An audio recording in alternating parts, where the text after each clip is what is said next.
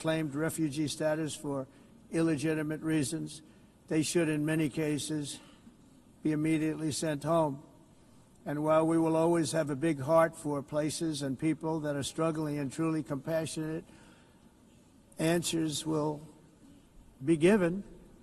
We have to solve the problem, and we have to solve it in their countries, not create new problems in our countries. And we are very helpful to a lot of countries that are just not able to send their people anymore. They used to send them to us in caravans of 25,000, 30,000 people each. These massive caravans of people pouring into our country, totally unchecked and unvetted. But not anymore. According to the Council of Europe in 2024, almost 50% of inmates in German prisons were foreign nationals or migrants. In Austria, the number was 53% of the people in prisons were from places that weren't from where they are now. In Greece, the number was 54%, and in Switzerland, beautiful Switzerland, 72% of the people in prisons are from outside of Switzerland. When your prisons are filled with so-called asylum seekers who repaid kindness, and that's what they did, they repaid kindness with crime, it's time to end the failed experiment of open borders. You have to end it now. See, I can tell you, I'm really good at this stuff. Your countries are going to hell. In America, we've taken bold action to swiftly shut down uncontrolled migration. Once we started detaining and deporting everyone who crossed the border and removing illegal aliens from the United States, they simply stopped coming. They're not coming anymore. We're getting a lot of credit, but they're not coming anymore. This was a humanitarian act for all involved, because on the trips up, thousands of people a week were dying. Women were being raped. Nobody's ever seen anything like it. Raped, horribly beaten, raped. On the trip up, the journey up, it was a long walk. It was a long, arduous journey, indeed. And it was also a historic victory against human trafficking throughout the region. What we did was a victory, and we saved so many lives of people that wouldn't make the journey. That journey was loaded up with death. Loaded up with death. Dead bodies all along the roads of jungles to get up. They go through jungles, they go through areas so hot you couldn't breathe. They were dying of suffocation, areas so hot that you couldn't breathe. Dead bodies all over. By them not coming, we're saving tremendous numbers of lives. My people have done a fantastic job in doing what they did, and the American public agrees with it. I mean, I was very proud to see this morning I have the highest poll numbers I've ever had. Part of it is because of what we've done on the border. I guess the other part is what we've done on the economy. Joe Biden's policies empowered murderous gangs, human smugglers, child traffickers, drug cartels, and prisoners from all over the world. The previous administration also lost nearly 300,000 children. Think of that. They lost more than 300,000 children, little children, who were trafficked into the United States on the Biden watch, many of whom have been raped, exploited, and abused, and sold.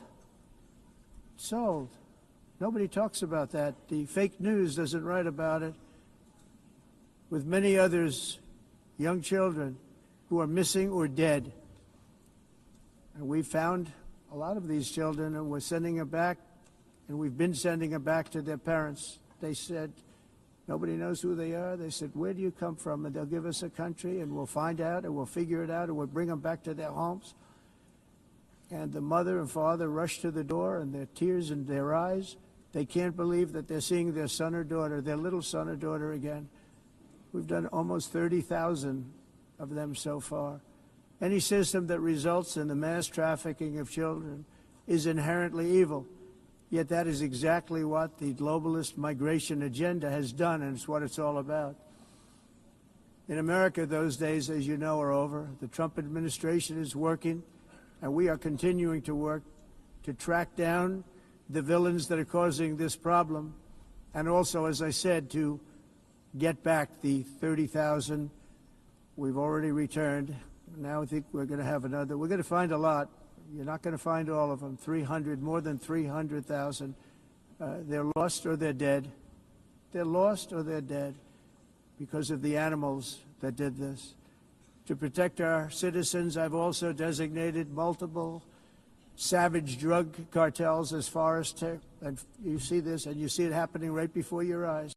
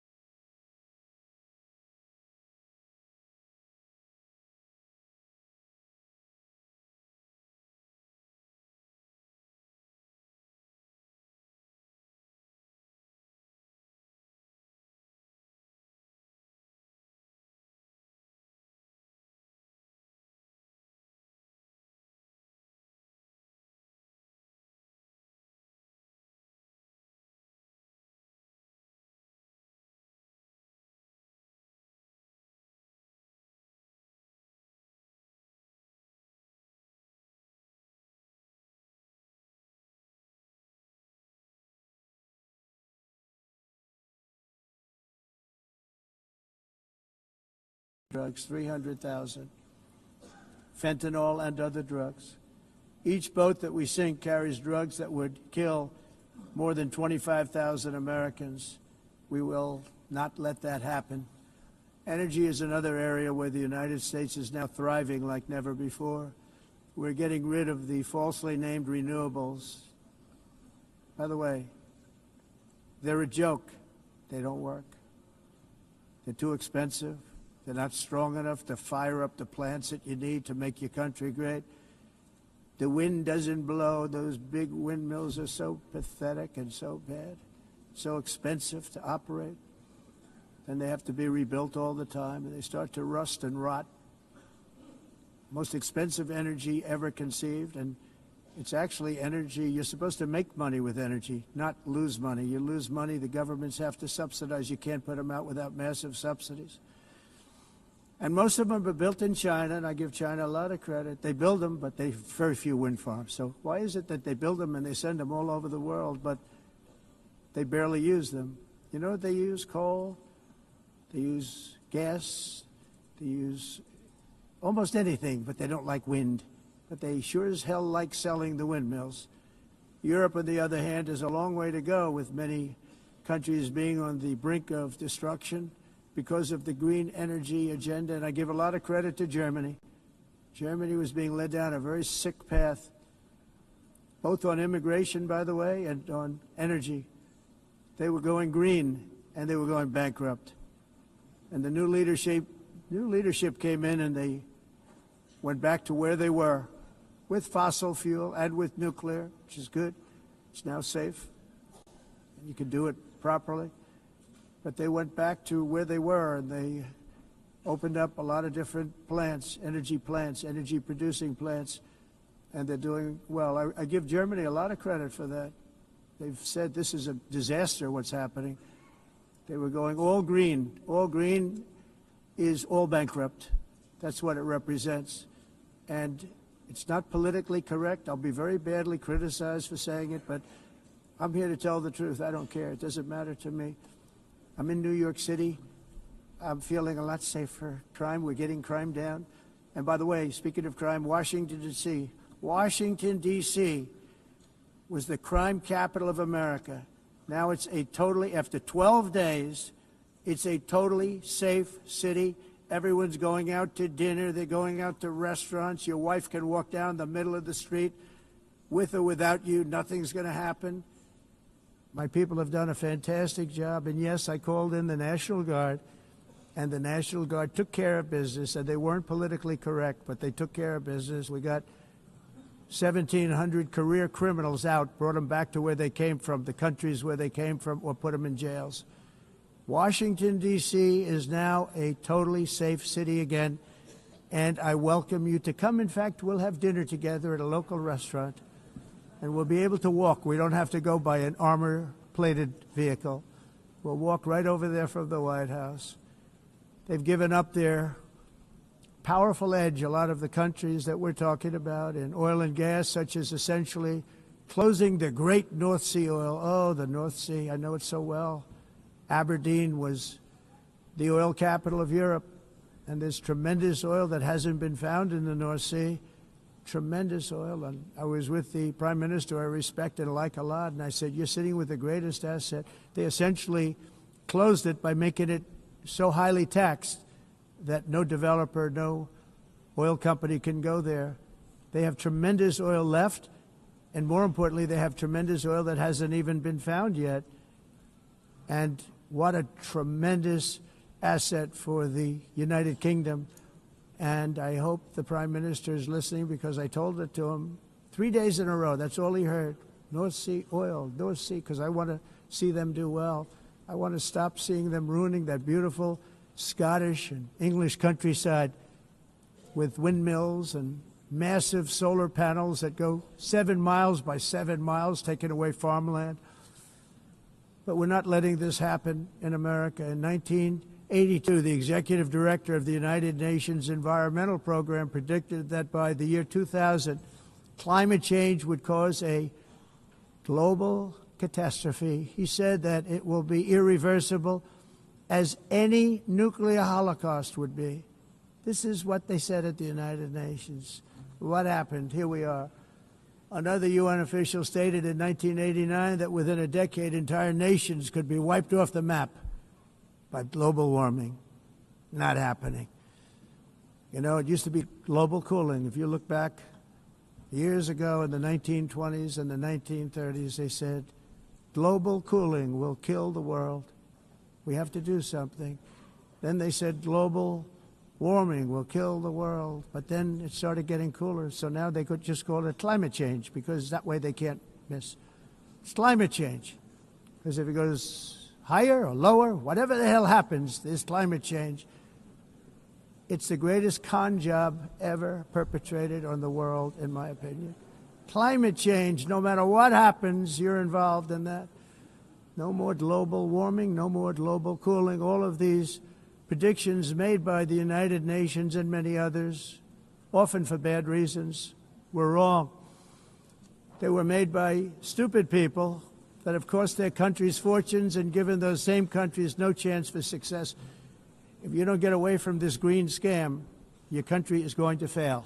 And I'm really good at predicting things, you know. They actually said during the campaign they had a hat, the best-selling hat. Trump was right about everything.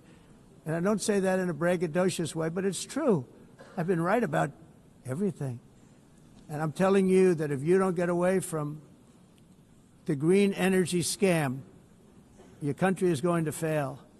And if you don't stop people that you've never seen before, that you have nothing in common with, your country is going to fail. I'm the President of the United States, but I worry about Europe. I love Europe. I love the people of Europe. And I hate to see it being devastated by energy and immigration. This double-tailed monster destroys everything in its wake, and they cannot let that happen any longer. You're doing it because you want to be nice. You want to be politically correct, and you're destroying your heritage. They must take control strongly and immediately of the unmitigated immigration disaster and the fake energy catastrophe before it's too late. The carbon footprint is a hoax made up by people with evil intentions, and they're heading down a path of total destruction. You know, the carbon footprint, it was a big, big thing a few years ago. I remember hearing about the carbon footprint, and then President Obama would get into Air Force One, a massive Boeing 747, and not a new one, an old one with old engines that spew everything into the atmosphere. He'd talk about the carbon footprint, we must do so. Then he'd get in and he'd fly from Washington to Hawaii to play a round of golf. And then he'd get back onto that big, beautiful plane and he'd fly back and to talk about, again, global warming and the carbon footprint. It's a con job. At extreme cost and expense, Europe reduced its own carbon footprint by 37%. Think of that. Congratulations, Europe. Great job. You cost yourself a lot of jobs, a lot of factories closed, but you reduced the carbon footprint by 37%. However, for all of that sacrifice and much more, it's been totally wiped out and then some by a global increase of 54%. Much of it coming from China and other countries that are thriving around China, which now produces more CO2 than all the other developed nations in the world. So all of these countries are working so hard on the carbon footprint, which is nonsense, by the way. It's nonsense. You know, it's interesting. In the United States, we have still radicalized environmentalists, and they want the factories to stop. Everything should stop. No more cows. We don't want cows anymore. I guess they want to kill all the cows. They want to do things that are just unbelievable, and you have it too. But, you know, we have a border, strong, and we have a shape, and that shape doesn't just go straight up. That shape is amorphous when it comes to the atmosphere. And if we had the most clean air, and I think we do, we have very clean air. We have the cleanest air we've had in many, many years. But the problem is that other countries, like China, which has air that's a little bit rough, it blows. And no matter what you're doing down here, the air up here tends to get very dirty because it comes in from other countries where their air isn't so clean. And the environmentalists refuse to acknowledge that. Same thing with garbage. In Asia, they dump much of their garbage right into the ocean. And over about a 1 week and 2 week journey, it flows right past Los Angeles. You've seen it. Massive amounts of garbage, almost too much to do anything about, flowing past Los Angeles, past San Francisco, and then somebody will get in trouble because he dropped a cigarette on the beach. The whole thing is crazy. The primary effect of these brutal green energy policies has not been to help the environment, but to redistribute manufacturing and industrial activity from developed countries that follow the insane rules that are put down to polluting countries that break the rules and are making a fortune. They're making a fortune. European electricity bills are now 4 to 5 times more expensive than those in China, and 2 to 3 times higher than the United States. And our bills are coming way down. You probably see that our gasoline prices are way down. You know, we have an expression, drill. Nós reduzimos os custos de energia porque nós faremos como a expressão, vamos fazer tudo isso, reduzir os custos de energia e os custos diminuíram nos Estados Unidos. Por exemplo, se você olhar nos países em faturas de energia, nós não climatizamos, mas nós nos Estados Unidos conseguimos usar eles e evitar aumento da temperatura, porque é muito caro também usar nada e ninguém usa tudo isso.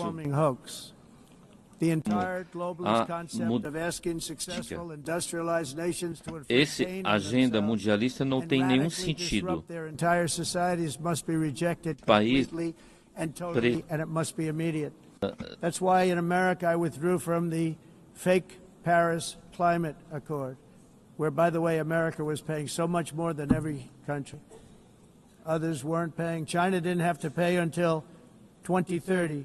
Russia was given an old standard that was easy to meet, a 1990 standard. But for the United States, we're supposed to pay like $1 trillion. And I said, this is another scam. The fact is, the United States has been taken advantage of by the world for many, many years, but not any longer, as you probably noticed.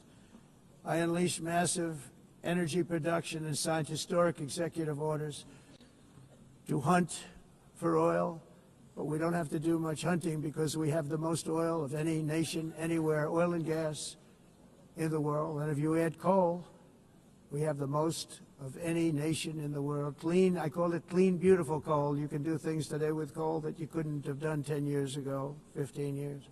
So I have a little standing order in the White House. Never use the word coal, only use the words clean, beautiful coal. Sounds much better, doesn't it? But we stand ready to provide any country with abundant, affordable energy supplies if you need them, when most of you do. We're proudly exporting energy all over the world. We're now the largest exporter. In the United States, we want trade and robust commerce with all nations, everybody. We want to help nations. We're going to help nations. But it must also be fair and reciprocal. The challenge with trade is much the same with climate. The countries that followed the rules, all their factories have been plundered. It's really sad to watch. They've been broken. They've been broken by countries that broke the rules. That's why the United States is now applying tariffs to other countries, and much as these tariffs were for many years applied to us, uncontrollably applied to us. We've used tariffs as a defense mechanism under the Trump administration, including my first term, where hundreds of billions of dollars in tariffs were taken in. And by the way, we had the lowest inflation, and now we have very low inflation. The only thing different is that we have hundreds of billions of dollars flowing into our country. But this is how we will ensure that the system works for everyone and is sustainable into the future. We're also using tariffs to defend our sovereignty and security throughout the world, including against nations that have taken advantage of former U.S. administrations for decades, including the most corrupt, incompetent administration in history, the sleepy Joe Biden administration. Brazil now faces major tariffs in response to its unprecedented efforts to interfere in the rights and freedoms of our American citizens and others, with censorship, repression, weaponization, judicial corruption, and targeting of political critics in the United States. I have a little problem saying this because I must tell you, I was walking in and the leader of Brazil was walking out. We saw him and I saw him, he saw me, and we embraced. And then I'm saying, can you believe I'm going to be saying this in just 2 minutes? But we actually agreed that we would meet next week.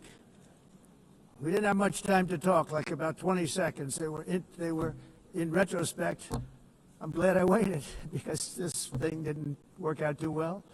But we did talk. We had a good talk, and we agreed to meet next week, if that's of interest. But he seemed like a very nice man, actually. He liked me, I liked him.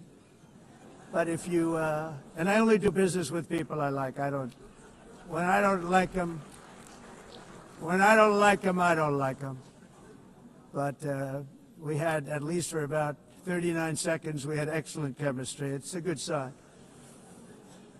But also in the past, Brazil, can you believe this, unfairly tariffed our nation, but now because of our tariffs, we are hitting them back, and we're hitting them back very hard. As president, I will always defend our national sovereignty and the rights of American citizens. So I'm very sorry to say this, that Brazil is doing poorly and will continue to do poorly. They can only do well when they're working with us. Without us, they will fail, just as others have failed. It's true. Next year, the United States will celebrate the 250th anniversary of our glorious independence, a testament to enduring power and American freedom and spirit. We will also be proudly hosting the 2026 FIFA World Cup, and shortly thereafter, the 2028 Olympics, which is going to be very exciting. I hope you all come. I hope that countless people from all over the globe will take part of these will be great celebrations of liberty and human achievement, and that together we all can rejoice in the miracles of history that began in July 4th, 1776, when we founded the light to all nations. And it's something really that an amazing thing came out of that date. It's called the United States of America.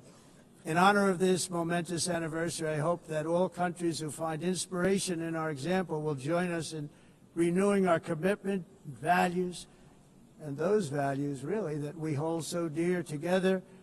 Let us defend free speech and free expression. Let us protect religious liberty, including for the most persecuted religion on the planet today. It's called Christianity. And let us safeguard our sovereignty and cherish qualities that have made each of our nations so special, incredible, and extraordinary.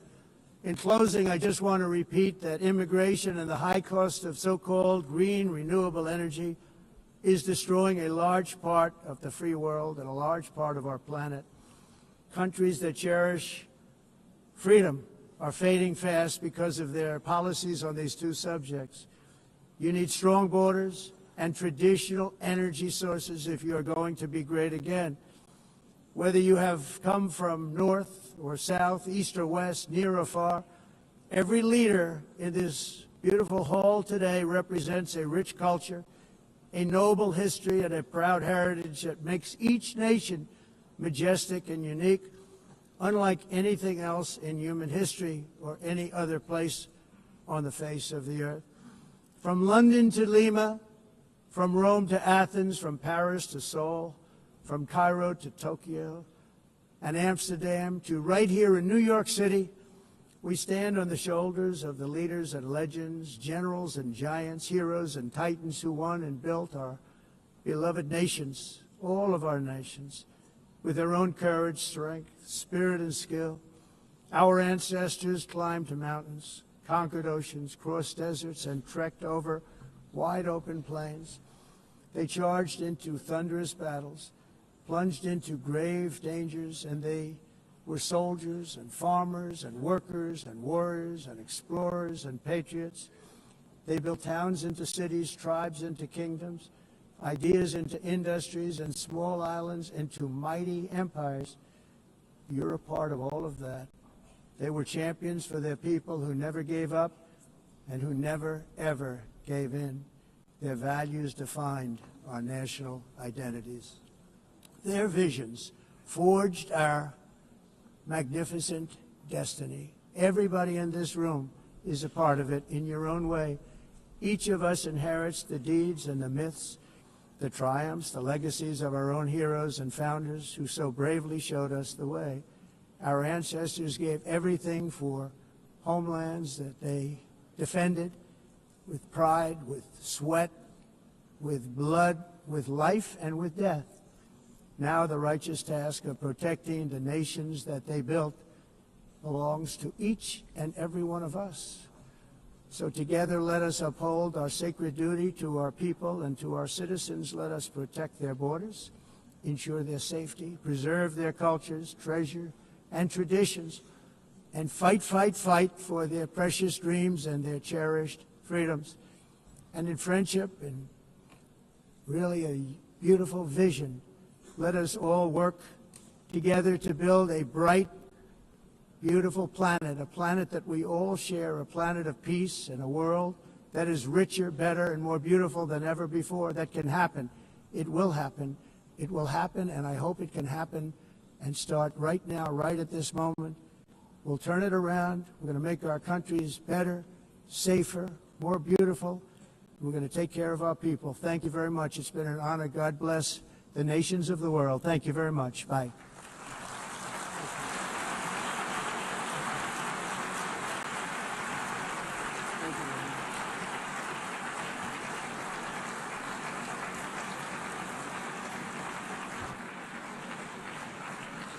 On behalf of the Assembly, I wish to thank the President of the United States,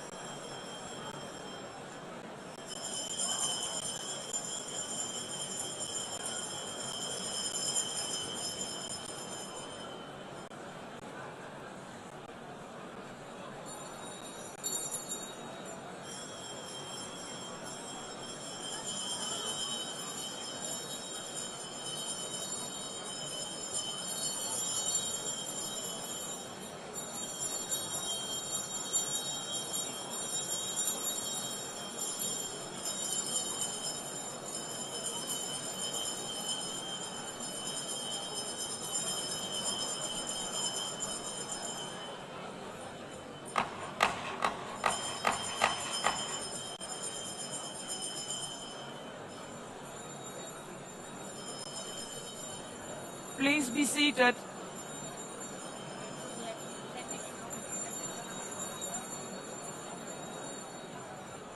Please be seated.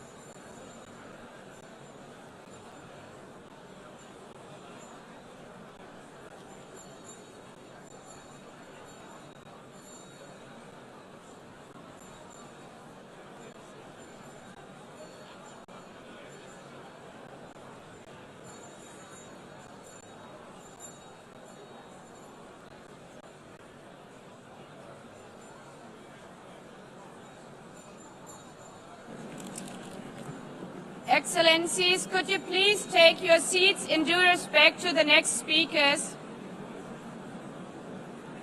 The second row, could you please take your seat right now?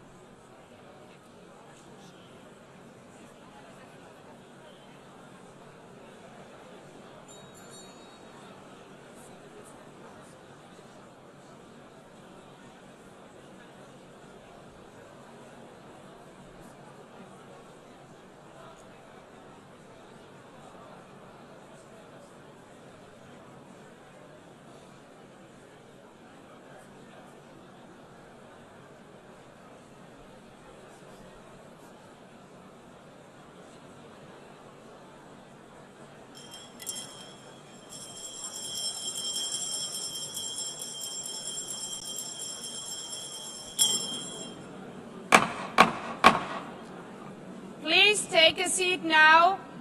With due respect to the next speakers, I would kindly ask you, gentlemen in the left row, please take your seats. We will continue.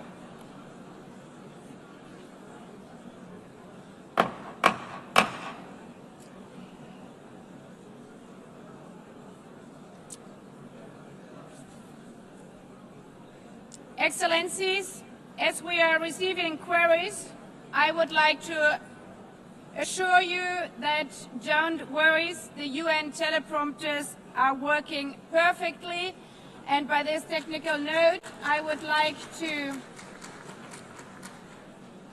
call on the next speaker. The Assembly will hear an address by His Excellency Prabowo Subianto, President of the Republic of Indonesia. I request protocol to escort His Excellency and invite him to address the Assembly.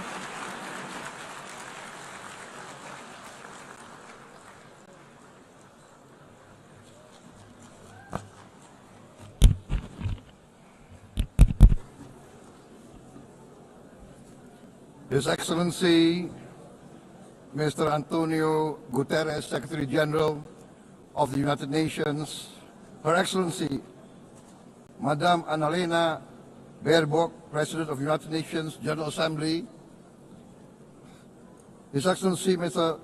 Moses Abelian, Under-Secretary General for General Assembly and Management, Excellencies, Heads of States, Heads of Governments, distinguished delegates, ladies and gentlemen. It is indeed a great honor for me to stand in this August General Assembly Hall among leaders and representatives who represent almost all of humanity.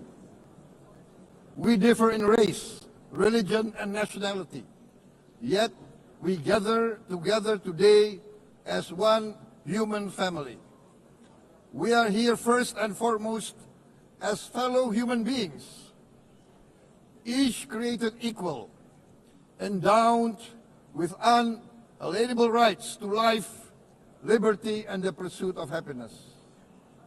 The words of the United Nations Declaration of Independence have inspired democratic movements across continents, including the French Revolution, the Russian Revolution, the Mexican Revolution, the Chinese Revolution, and Indonesia's own struggle and journey to freedom. It also gave birth to the Universal Declaration of Human Rights, adopted by the United Nations in 1948. All men are created equal was the creed that opened the way to unprecedented global prosperity and dignity. And yet, in our own era of scientific and technological triumphs, an era capable of ending hunger, poverty, and environmental ruin, we also continue to face today grave dangers, challenges, and uncertainties. Human folly, fueled by fear, racism, hatred, oppression, and apartheid, threatens our common future. My country knows this pain. For centuries, Indonesians lived under colonial domination, oppression, and slavery. We were treated less than dogs in our own homeland. We Indonesians know what it means to be denied justice and what it means to live in apartheid, to live in poverty, and to be denied equal opportunity. We also knew what solidarity can do in our struggle for independence, in our fight to overcome hunger, disease, and poverty. The United Nations stood with Indonesia and gave us vital assistance. Decisions made here based on human solidarity by the Security Council and this Assembly gave Indonesia independence, international legitimacy, opened doors, and supported our early development through the efforts of the United Nations Children Fund, the United Nations Food and Agriculture Organization, the FAO, the World Health Organization, and many, many other United Nations institutions. And because of that, Indonesia today stands on the cusp of shared prosperity and greater equality and dignity. Madam President, Excellencies, our world today is driven by conflict, injustice, and deepening uncertainty. Every day we witness suffering, genocide, and blatant disregard for international law and human decency. In the face of these challenges, we must not give up. As the United Nations Secretary General said, we cannot give up. We cannot surrender our hopes or our ideals. We must draw closer, not drift apart. Together we must strive to achieve our hopes, our dreams. The United Nations was born from the ashes of the Second World War that claimed scores of millions of lives. It was created to secure peace, security, justice, and freedom for all. We remain committed to internationalism, to multilateralism, and to every effort that strengthens this great institution. Today, Indonesia is nearer than ever before to meeting the Sustainable Development Goals of ending extreme poverty and hunger. Because years ago, this very chamber chose to listen and uphold social and economic justice. We will never forget. And today, we must never be silent while Palestinians are denied that same justice and legitimacy in this very hall. Excellencies, Thucydides warned, the strong do what they can, the weak suffer what they must. We must reject this doctrine. The United Nations exist to reject this doctrine. We must stand for all, the strong and the weak. Might cannot be right. Right must be right. Indonesia today is one of the largest contributors to United Peacekeeping Forces. We believe in the United Nations. We will continue to serve where peace needs guardians, not with just words, but with boots on the ground.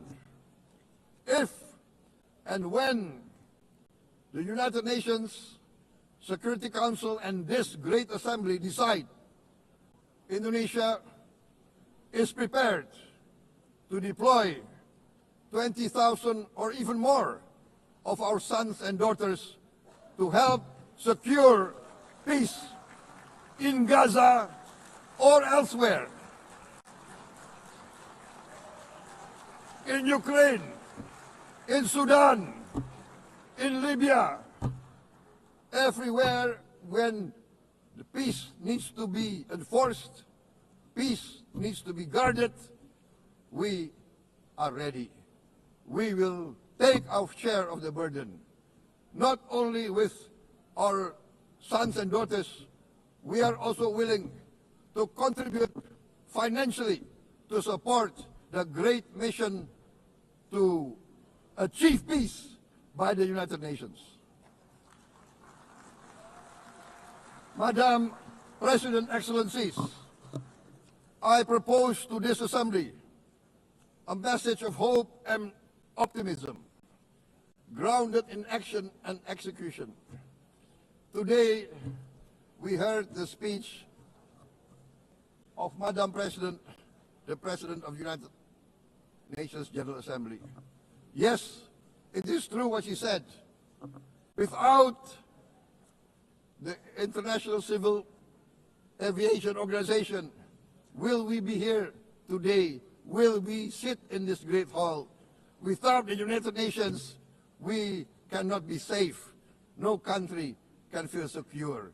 We need the United Nations, and Indonesia will continue to support the United Nations, even though we still struggle. But we know the world needs a strong United Nations. The world's population is growing. Our planet is under strain. Food, energy, and water insecurity haunt many nations. We choose to answer these challenges directly at home and to help abroad wherever we can. This year, Indonesia recorded the highest rice production and grain reserves in our history.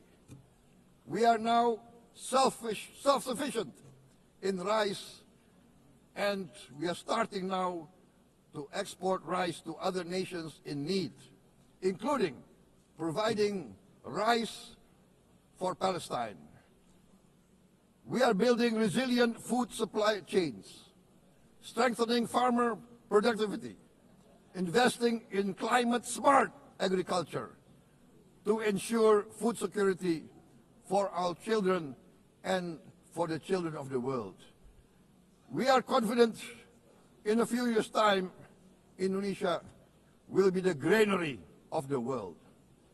As the world's largest island state, we testify before you that we are already experiencing the direct consequences of climate change, particularly the threat of rising sea levels.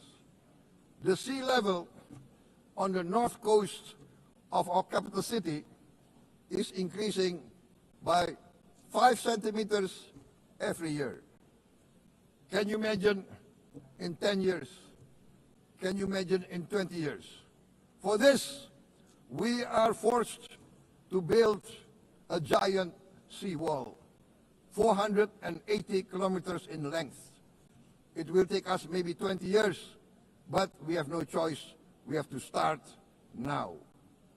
Therefore, we choose to confront climate change, not by slogans, but by immediate steps. We are committed to meeting our 2015 Paris Agreement obligations.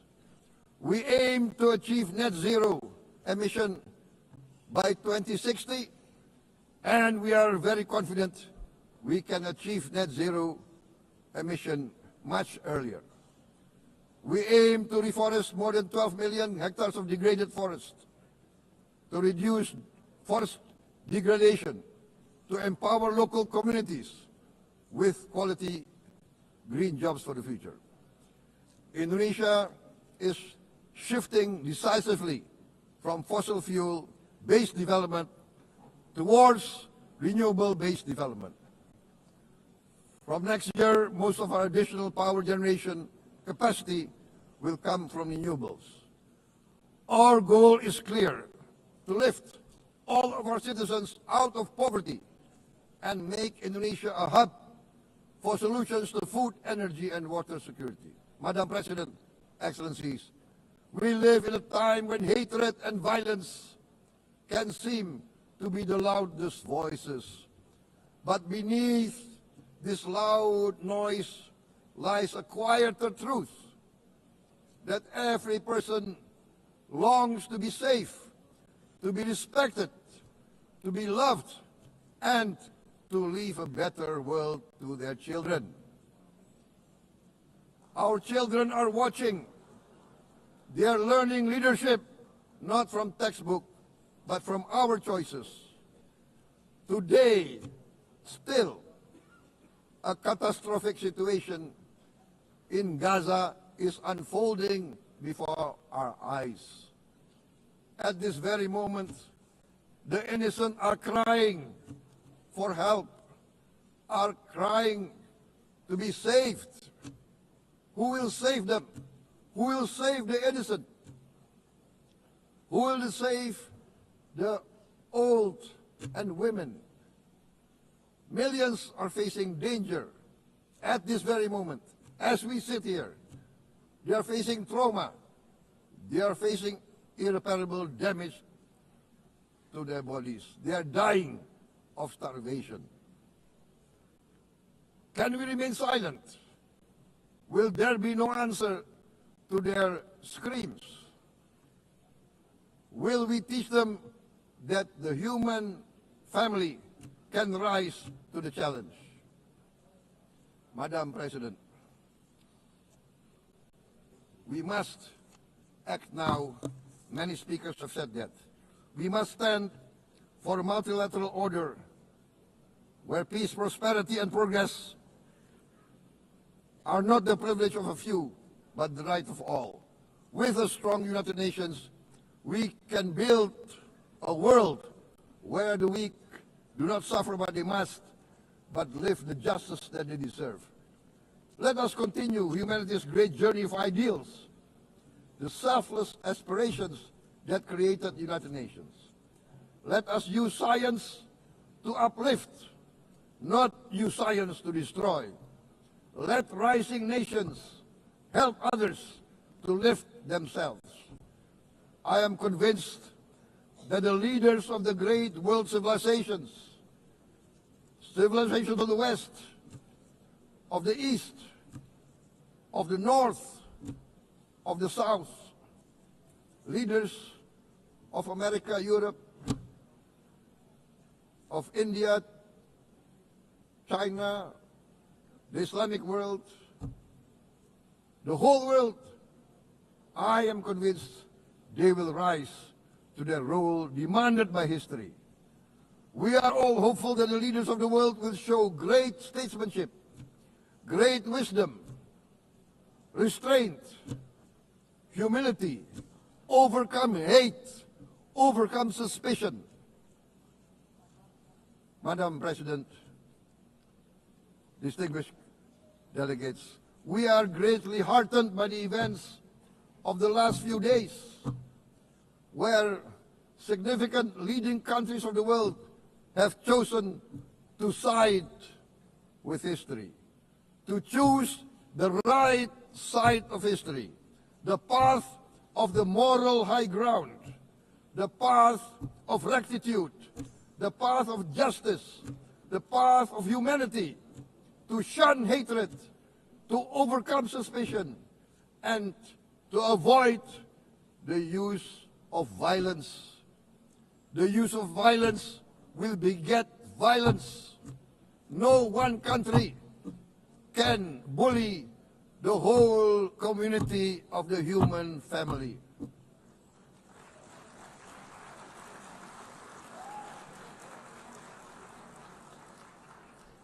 We may be weak individually, but the sense of oppression, the sense of injustice has proven in the history of mankind that this sense of injustice, this sense of oppression will unite into a strong force that will overcome this oppression, that will overcome this injustice. To close, I would like to reiterate again Indonesia's complete support for the two-state solution in Palestine. We must have an independent Palestine, but we must also recognize, we must also respect, and we must also guarantee the safety and security of Israel. Only then we can have real peace, and no longer hate and no longer suspicion. The only solution is this two-state solution. Two descendants of Abraham must live in reconciliation, peace, and harmony. Arabs, Jews, Muslims, Christians, Hindus, Buddhists, all religions, we must live as one human family. Indonesia is committed to being part of making this vision a reality. Is this a dream? Maybe, but this is the beautiful dream that we must work together towards. Let us work towards this noble goal. Let us continue humanity's journey of hope, a journey started by our forefathers, a journey that we must complete. Thank you. Wassalamualaikum warahmatullahi wabarakatuh.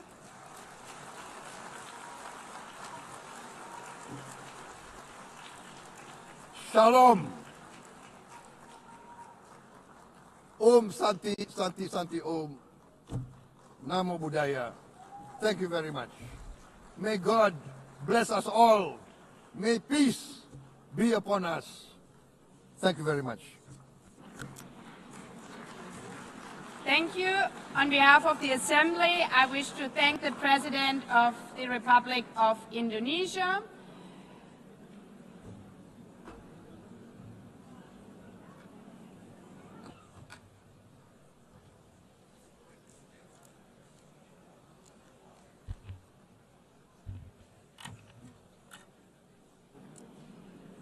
The Assembly will hear an address by His Excellency Recep Tayyip Erdogan, President of the Republic of Turkey. I request protocol to escort His Excellency and invite him to address the Assembly.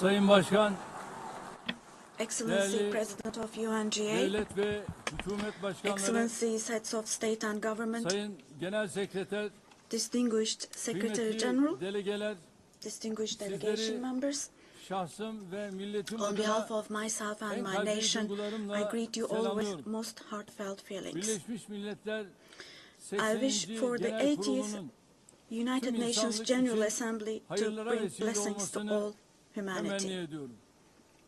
İnsanlığın ortak vicdanını temsil I'm eden deeply honored bu to address kürsüden you once again from this sizlere bir podium, kez daha hitap which etmekten represents the collective büyük conscience bir of bahtiyarlık duyuyorum. humanity.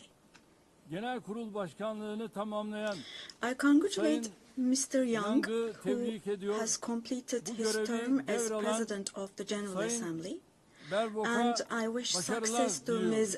Baerbock, who has Konuşmamın hemen taken over başında this position. Filistin'in giderek artan sayıda ülke At the outset tarafından of my tanındığı speech, bir I would like to dönemde first express my Filistin regret Devlet at the Başkanı absence today Sayın of the Mahmut President Abbas'ın of the State bugün of Palestine, bizzat Mahmoud aramızda Abbas, at a olamayışından time when duyduğum Palestine üzüntüyü is being ifade etmek recognized istiyorum. by an increasing number of Biz countries. bugün bu kürsüde Today, kendi we stand here vatandaşlarımızla on this birlikte podium. I sesi stand here kısılmak on this istenen podium Filistin alongside halkına my tercüman olmak 86 için million de citizens, bulunuyorum. also for our Filistin Palestinian devletini brothers and tanıyacağını sisters açıklayan whose voices are tüm being silenced. ülkelere teşekkür ediyor.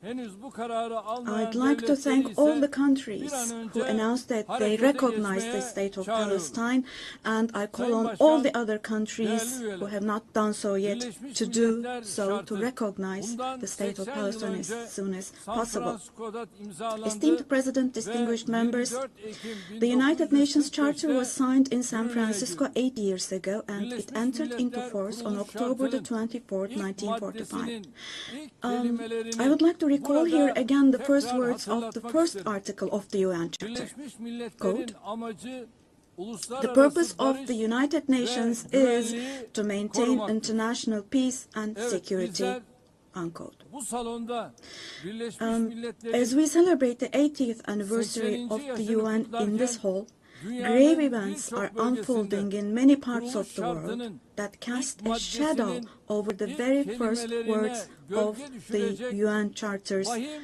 opening hadiseler yaşanıyor. article.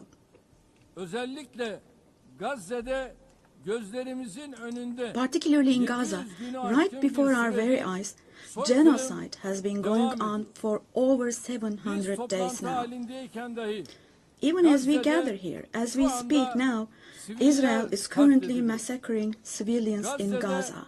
ölen sivillerin sayısı The number of civilian 65 casualties bini in geçti. Gaza has surpassed Enkaz altında 65,000. kaç cenazenin olduğu Unfortunately, henüz the number of bilinmiyor. people who are still trapped under the Ölenlerin rubble 20 is binden not yet fazlası known, çocuk. and more than 20,000 İsrail of those who tarafından died Gazze'de were children. son 23 aydır For the last her 23 saat, months, evet, a her child saat has been murdered bir by çocuk Israel in acımasızca Gaza every hayattan hour. Yes, kopartılıyor. every hour. Bunlar sayı değil dostlar. These are not just figures, Hepsi birer dear can, friends.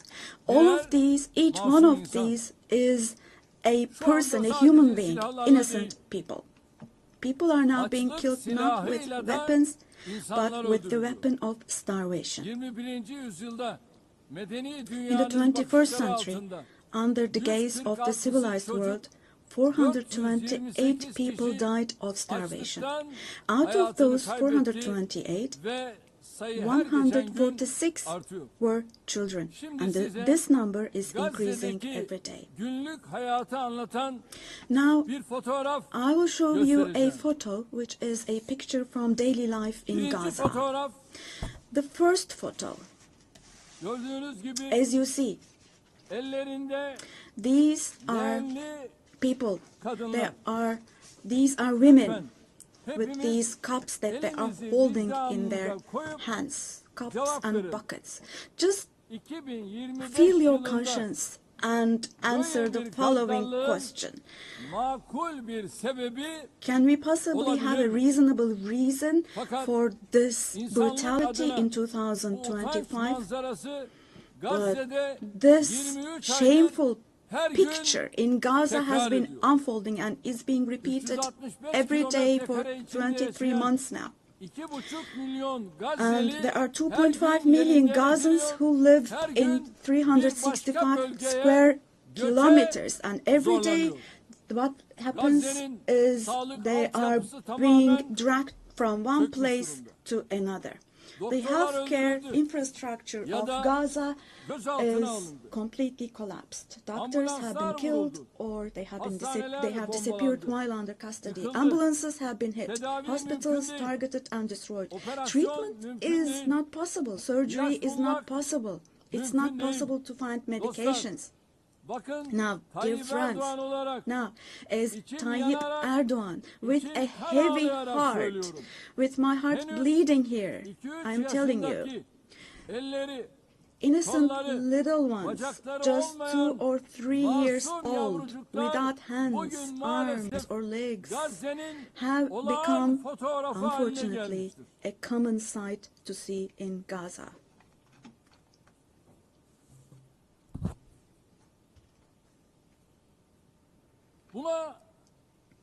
This one. What kind of a human conscience can possibly bear this? Possibly. How can one stay silent vis-à-vis this? In a world where children are dying of starvation and lack of medication, can we possibly have calm and peace? We all are parents. We have children or grandchildren who we dearly cherish.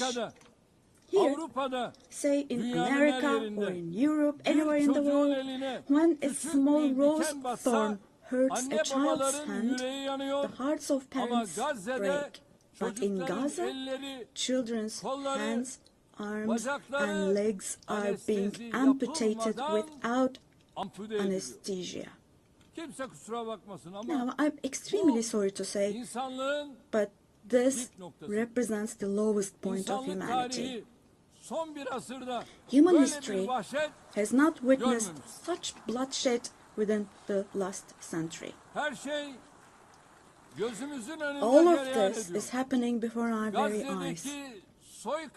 The genocide in Gaza is being broadcast live every moment through the media and social media. So far, Israel has deliberately killed 250 journalists working in national and international media in Gaza.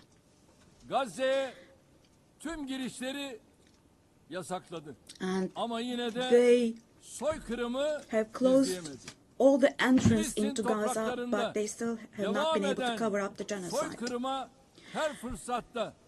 I wholeheartedly support Secretary General Guterres because he consistently draws attention to the ongoing genocide in Palestinian territories, and I would like to once again congratulate him for his courage.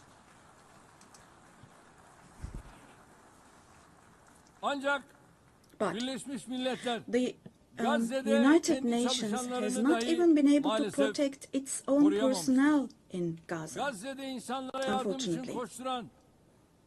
In Gaza, 500 people rushing to help others have been killed.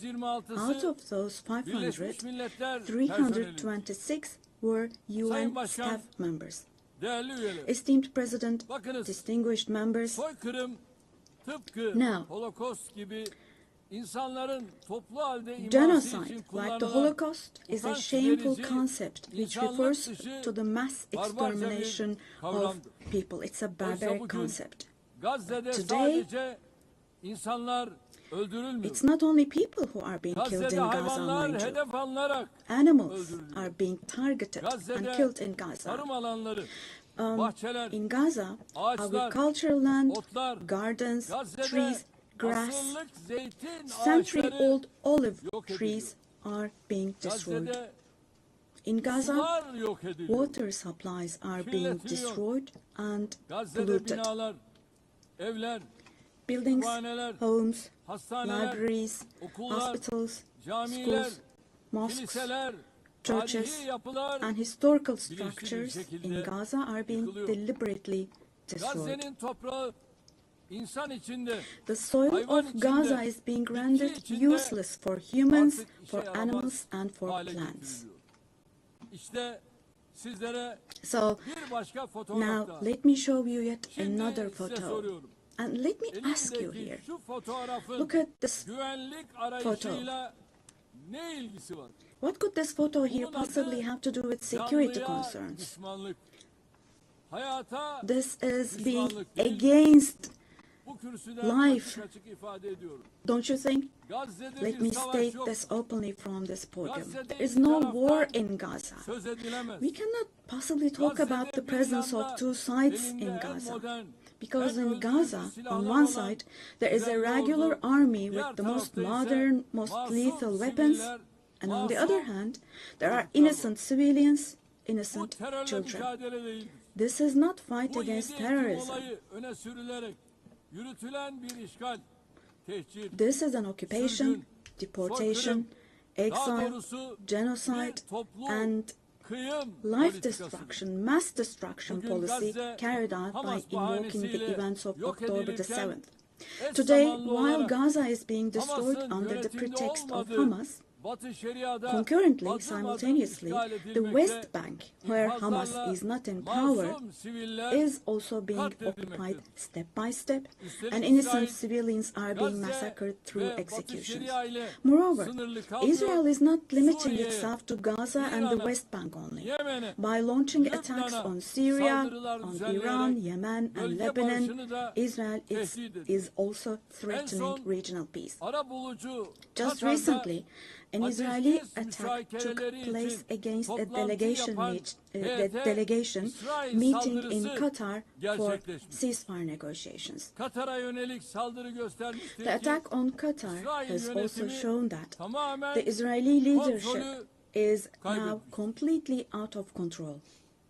Netanyahu'nun barış yapmaya da rehineleri kurtarmaya Netanyahu da niyetinin is olmadığı not obviously bir kez daha interested in forging anlaşılmıştır. peace or releasing Sadece the komşuları değil, hostages. Orta Doğu'daki Not only tüm ülkeler Israel's neighbors, İsrail but all hükümetinin countries in the pervasız Middle East are tehditlerine subject to the Israeli muhatap oluyor. government's reckless Şunun da threats. farkına varalım.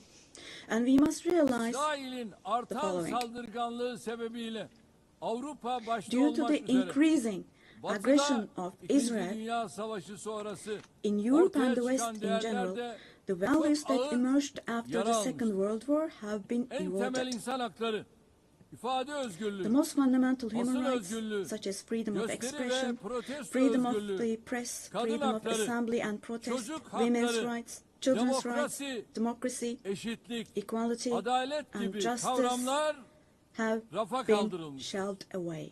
Gelinen noktada At this point, hepimiz we all şu have to gerçeği see görmek zorundayız. the following Değerli truth, dostlar, my dear friends. vaat edilmiş topraklar The Israeli saplantısıyla government, hareket driven by eden an obsession with İsrail the yönetimi promised lands, yayılmacı bir is openly politikayla threatening bölge regional peace barışına and ve the shared insanlığın values of müşterek humanity. kazanımlarına kastetmektedir. 3 semavi dinin kutsal Three beldesi, celestial insanlığın religions. ortak mirası olan Kudüs-ü Şerif Jerusalem bu hosts radikalizmin all doğrudan three celestial religions and vicdan sahibi a common Musevileri de inherited rahatsız eden, holy place. onların da tasvip etmediği Al-Quds is dahası holy for all tüm three dünyada religions. antisemitizmi körükleyen bu cinnet This hali madness disturbs artık conscientious Jews. daha It fazla fuels anti-Semitism devam around the edemez. world. We cannot continue with this madness anymore. Gazze'de ateşkes bir an önce sağlanmalı. We have to have ceasefire in Gaza as soon as possible. İnsani Attacks should yardımların stop. engelsiz girişine Humanitarian aid mutlaka should be able to izin enter with verilmeli. no obstacles. Soykırım kadrosunun The uluslararası genocide hukuka hesap vermesi team temin should be edilmeli. held accountable vis-à-vis İnşallah international law. bu mutlaka And God willing, this will definitely Gazze'de happen. yaşanan barbarlığa karşı Vis-à-vis the sesini barbarity yükseltmeyen, taking place in tavır Gaza, almayan herkes everyone bu who is vahşetin keeping silent sorumluluğuna ortak. is accomplice to this Buradan barbarity. bütün devlet ve hükümet From here, I would başkanlarına like to call samimiyetle on all the heads sesleniyorum. of state and Bugün government. Today is the Gün day. insanlık adına Filistinli Today mazlumların is the day yanında to stand firm alongside the oppressed Palestinians and alongside humanity.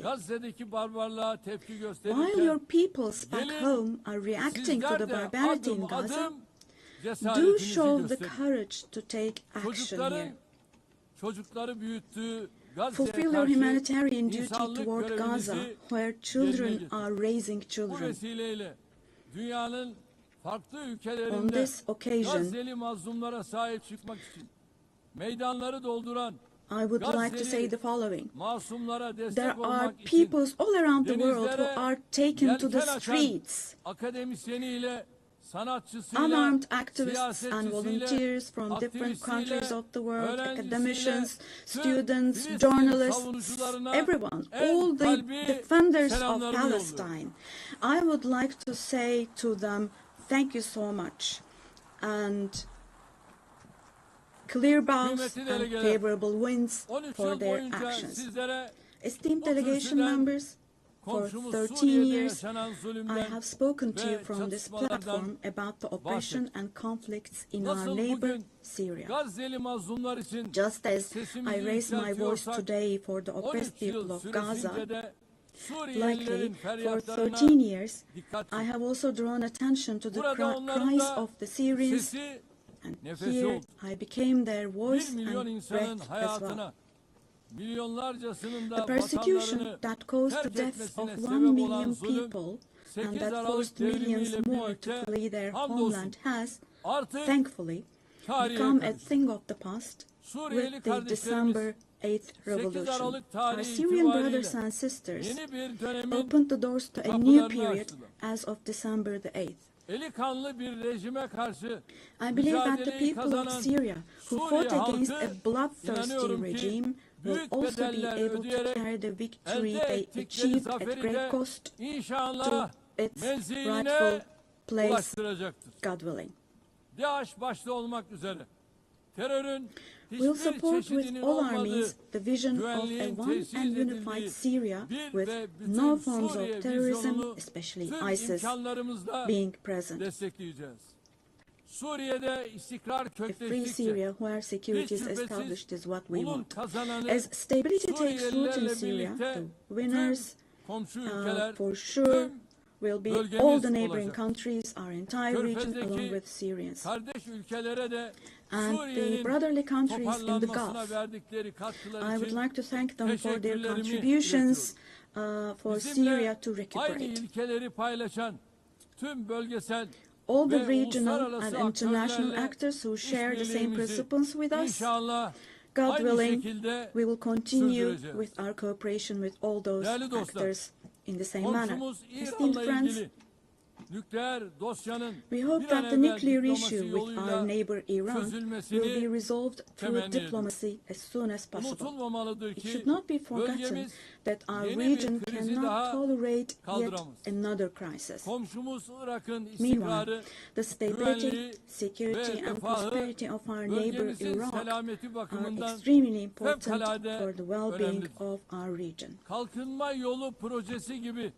In this regard, we attach great importance to strategic moves based on stability and prosperity, such as the Development Path Project. In the north, we are hosting with great enthusiasm the Istanbul process between Russia and Ukraine, both of which are our neighbors. Through direct talks, we facilitated the exchange of several prisoners and corpses, and we worked to identify the modalities of peace negotiations between the parties. Don't forget, there is no winner of war and no losers of a just peace. So with this motto in mind, in the coming days also, we will continue to work hard for a peaceful ceasefire. Meanwhile, we have encouraged the parties from the very beginning to establish peace between Azerbaijan and Armenia. We are pleased that steps were taken on August 8th, steps that will enable the establishment of lasting peace between the two countries. I would like to once again congratulate the President of Azerbaijan, Ilham Aliyev, the Prime Minister of Armenia, Nikol Pashinyan, and the American President Donald Trump, who contributed to this process, and I would like to congratulate them. On this occasion, I would also like to state that the normalization process between our country and Armenia is progressing as planned. Within the scope of the Ankara process, which is another of our mediation activities, we continue our efforts to resolve the conflict between Somalia and Ethiopia. I hope that the parties will successfully conclude this genuine initiative as soon as possible. Distinguished delegation members,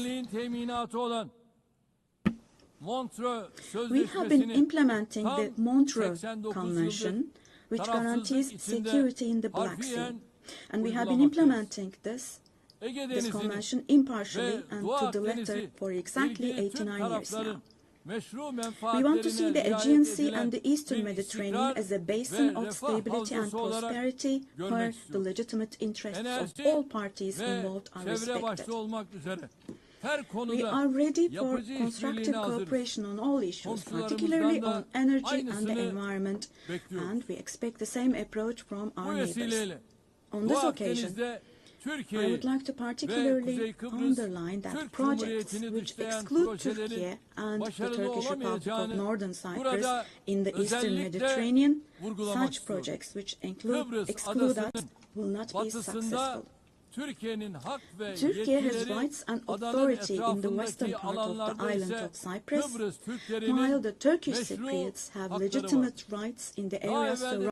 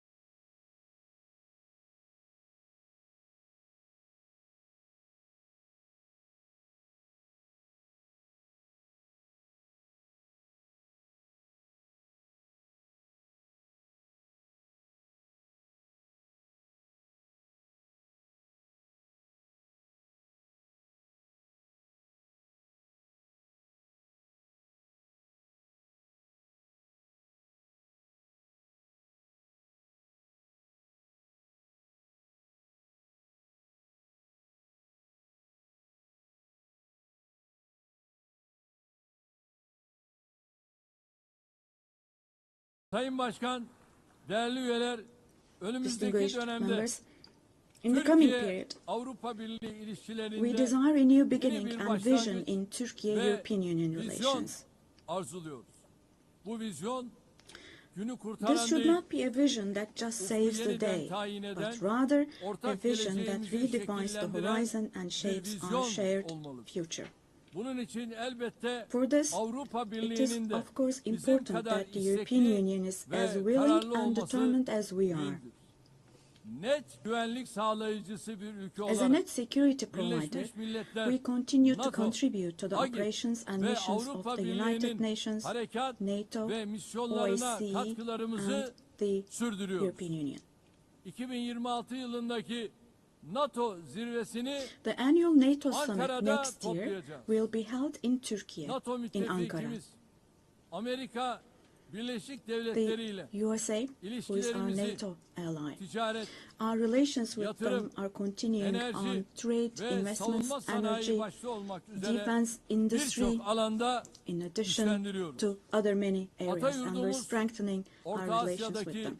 Meanwhile, we ülkelerimizin attach great barış, importance to the peace, istikrar stability, ve and refahı prosperity bizim of our için brotherly countries in vazgeçilmezdir. Central Asia, Türk which is Devletleri our Teşkilatımız ancestral homeland. bölgesel bir çatı olmanın ötesine Our geçerek Organization of Turkic küresel bir States aktör is olma moving yolunda forward with ilerliyor. confidence on the path to becoming a Köklü global beşeri actor, bağlarımızın going olduğu beyond being merely a regional Balkanlarda umbrella. barışın ve istikrarın sürmesi için We are making intensive yoğun efforts to ensure the gayret continuation içindeyiz. of peace and stability in Temmuz the ayında Balkans, ihdas where we have ettiğimiz strong historical, Balkan cultural, and people ties. Barış platformu The Balkan bu Peace yöndeki Platform, which we çabalarımızın established in en July, yeni örneği. is the newest and most KFOR concrete manifestation komutanlığı of our görevini efforts de in this direction. bu yıl And Ekim ayında bir kez daha this üstleneceğiz. October, we'll once again assume the command Afganistan'daki of yönetimin KFOR forces. Toplumu kuşatıcı, In Afghanistan, dikkate alan our bir fundamental anlayış desire is sergilemesi that the current temel administration demonstrates arzumuzdur. an approach that embraces Yeniden the society toparlanma and sürecinde that takes human uluslararası values into toplumun consideration. Afgan halkını In this process, it is yalnız essential that the international bırakmaması, community does not leave Türkiye Afghan people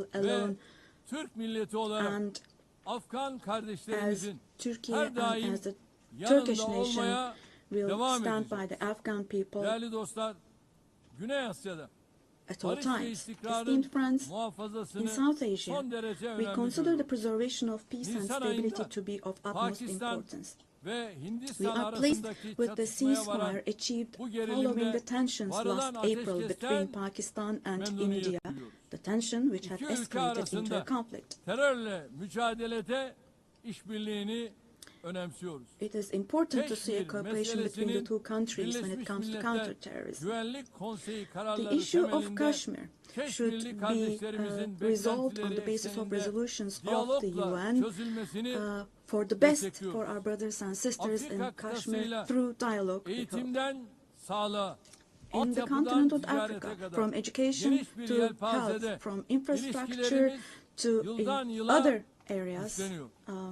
Somali'nin relations terörle are mücadelesine improving gereken her türlü annually. desteği verirken insani yardım faaliyetlerimizi de And while providing all sürdürüyor. possible support to Somalia, Sudan'da we are also 2 continuing yılı our aşkın humanitarian süredir devam aid eden activities. In çatışma Sudan, the ortamı conflict that has been bizleri going on for over ziyadesiyle 2 years üzmektedir. saddens us deeply. Sudan'da akan kanın durması ve Stopping the sürdürülebilir bloodshed barışın in Sudan and tesis establishing edilmesi sustainable peace is uluslararası the shared toplumun responsibility ortak of the sorumluluğu. international community. Bizim bu yöndeki And çabalarımız Turkey's efforts in devam this edecek. direction will continue. Büyük Göller Bölgesi The Great Lakes yıllardır region süren has suffered istikrarsızlık greatly ve from çatışmalardan years of ongoing ziyadesiyle instability müzdarip and olmuştur. conflict.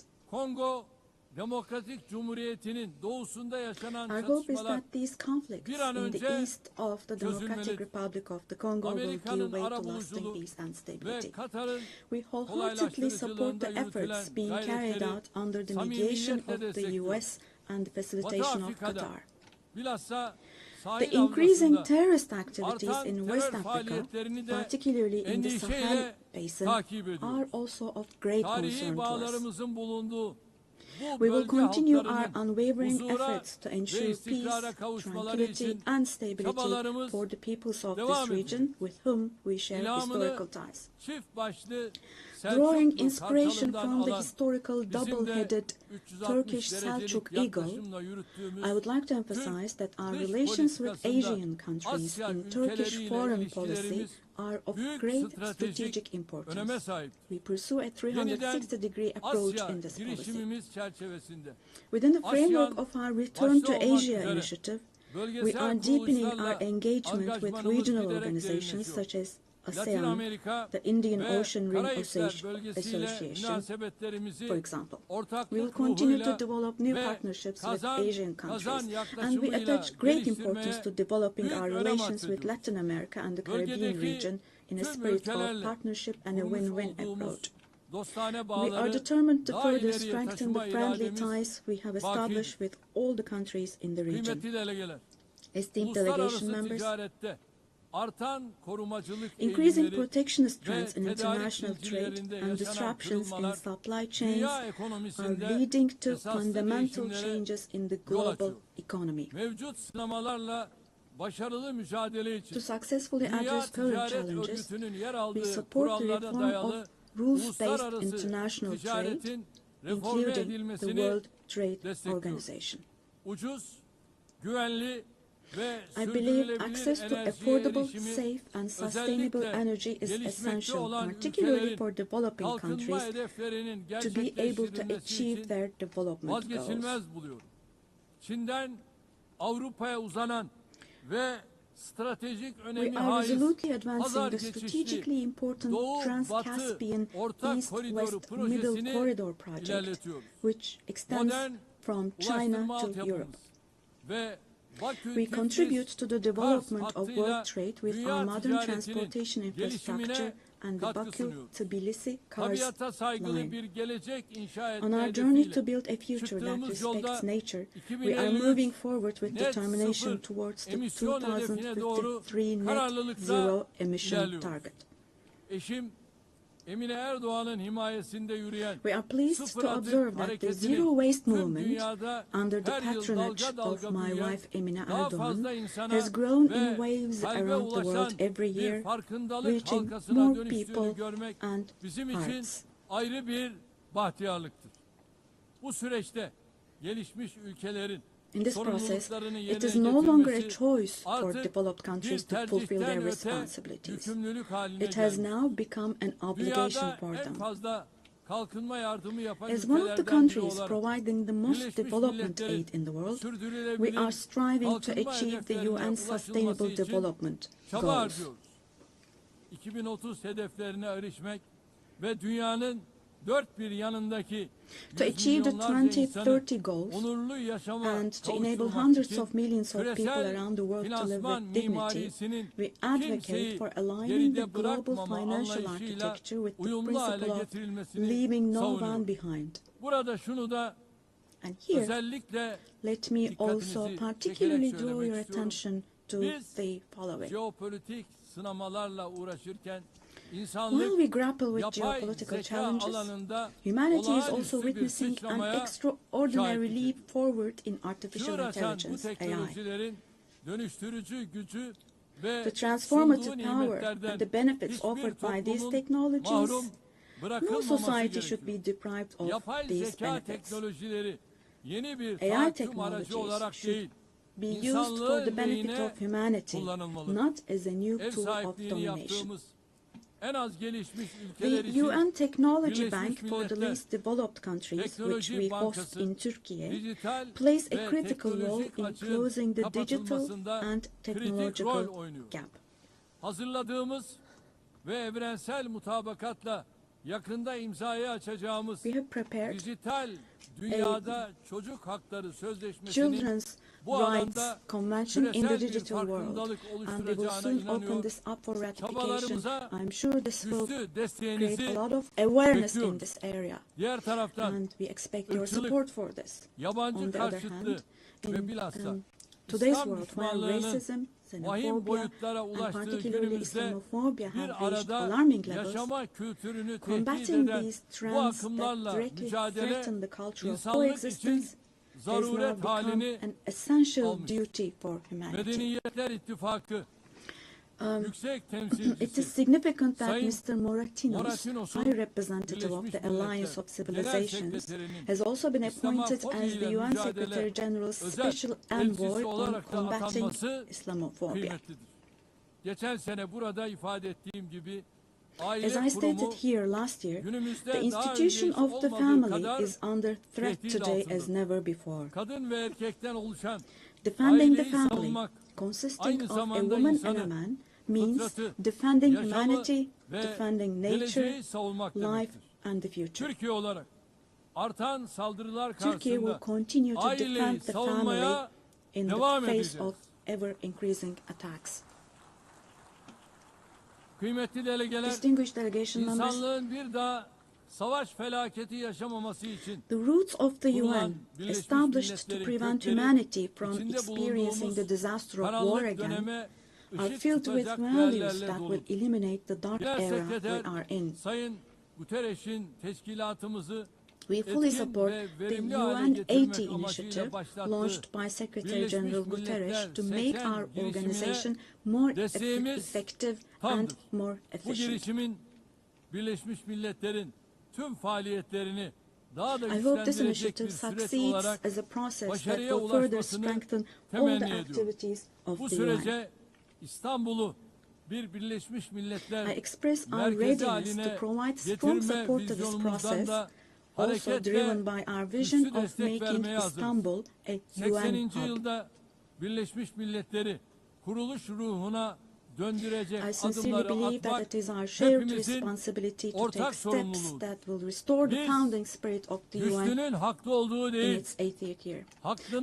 güçlü continue to olduğu say bir sistem kurulana kadar dünya 5'ten büyüktür the world is demeye bigger than devam five edeceğiz. until a system is established where the righteous are powerful, not the powerful are righteous.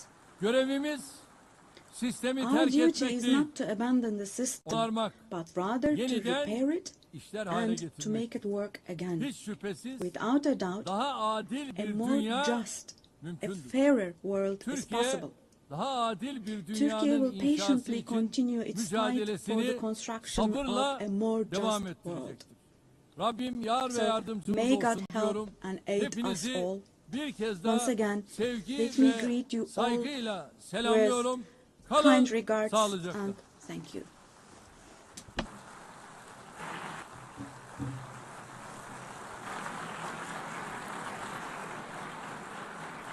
On behalf of the Assembly, I wish to thank the President of the Republic of Turkey,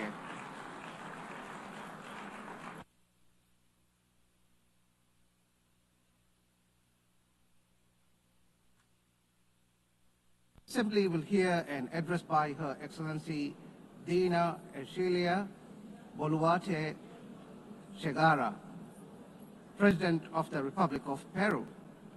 I request protocol to escort Her Excellency and invite her to address the Assembly.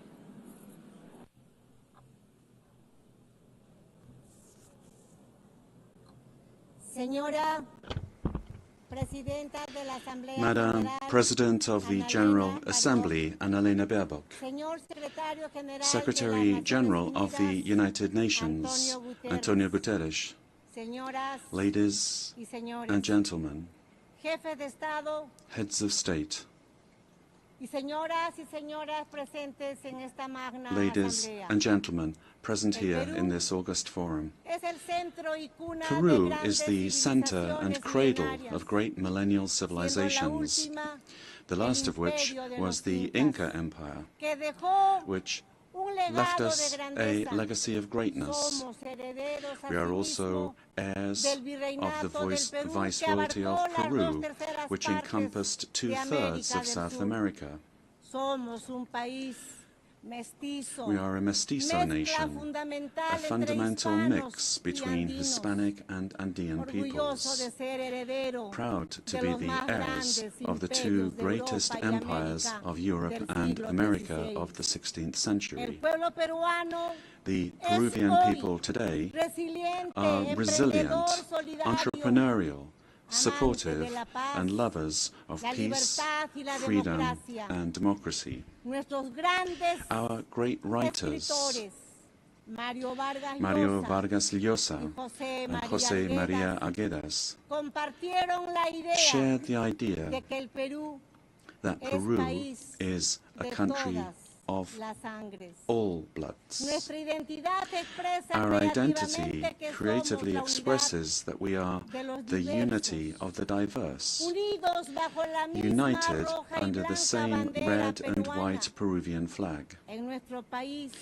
In our country, native peoples and peoples of the world live together in peace and unity as a great synthesis of Peru, the country in which Pope Leo XIV lived and worked in for 40 years, a naturalized Peruvian because of his deep love for our people, both for his supportive as well as his peaceful disposition and his Catholic and Christian faith. All studies indicate that we are the most entrepreneurial country in the world, which is why, after the COVID-19 pandemic, that due to poor government administration, claimed more than 2 million lives. But we have begun to recover. And today, we look back on more than 17 months of consecutive economic growth. We have overcome the recession and inflation caused by political violence and by corruption, a failed coup d'etat, and the flight of more than $20 billion. That was between 2021 and 2023. We have regained the trust of national but also of foreign investment, and we have embraced freedom. We are a solvent and a stable country. Because of the coup attempt of December 2022, which sought to establish a dictatorship by forcing all branches of the state into submission, I had to constitutionally assume the presidency of the Republic. Since that date, a narrative was established by which the coup plotter became a victim, and the president, who constitutionally and legally assumed the presidency, was accused by some quarters of being a coup plotter and usurper. Lies turned into truth, and truth turned into lies. This is one of the issues of our time.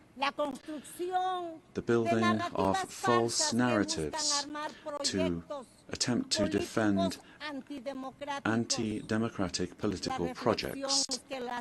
The thinking goes that ideologies of hatred, with their projects of failed states that grow into all-powerful states, require, in order to impose their will, a false narrative in order to achieve their objectives through violence, and who, once in power, crush freedoms, silence the press and democratic opposition, violate human rights, and begin to control, to confiscate, and to expropriate private companies, creating a corrupt bureaucracy that destroys the economy, society, and public morality.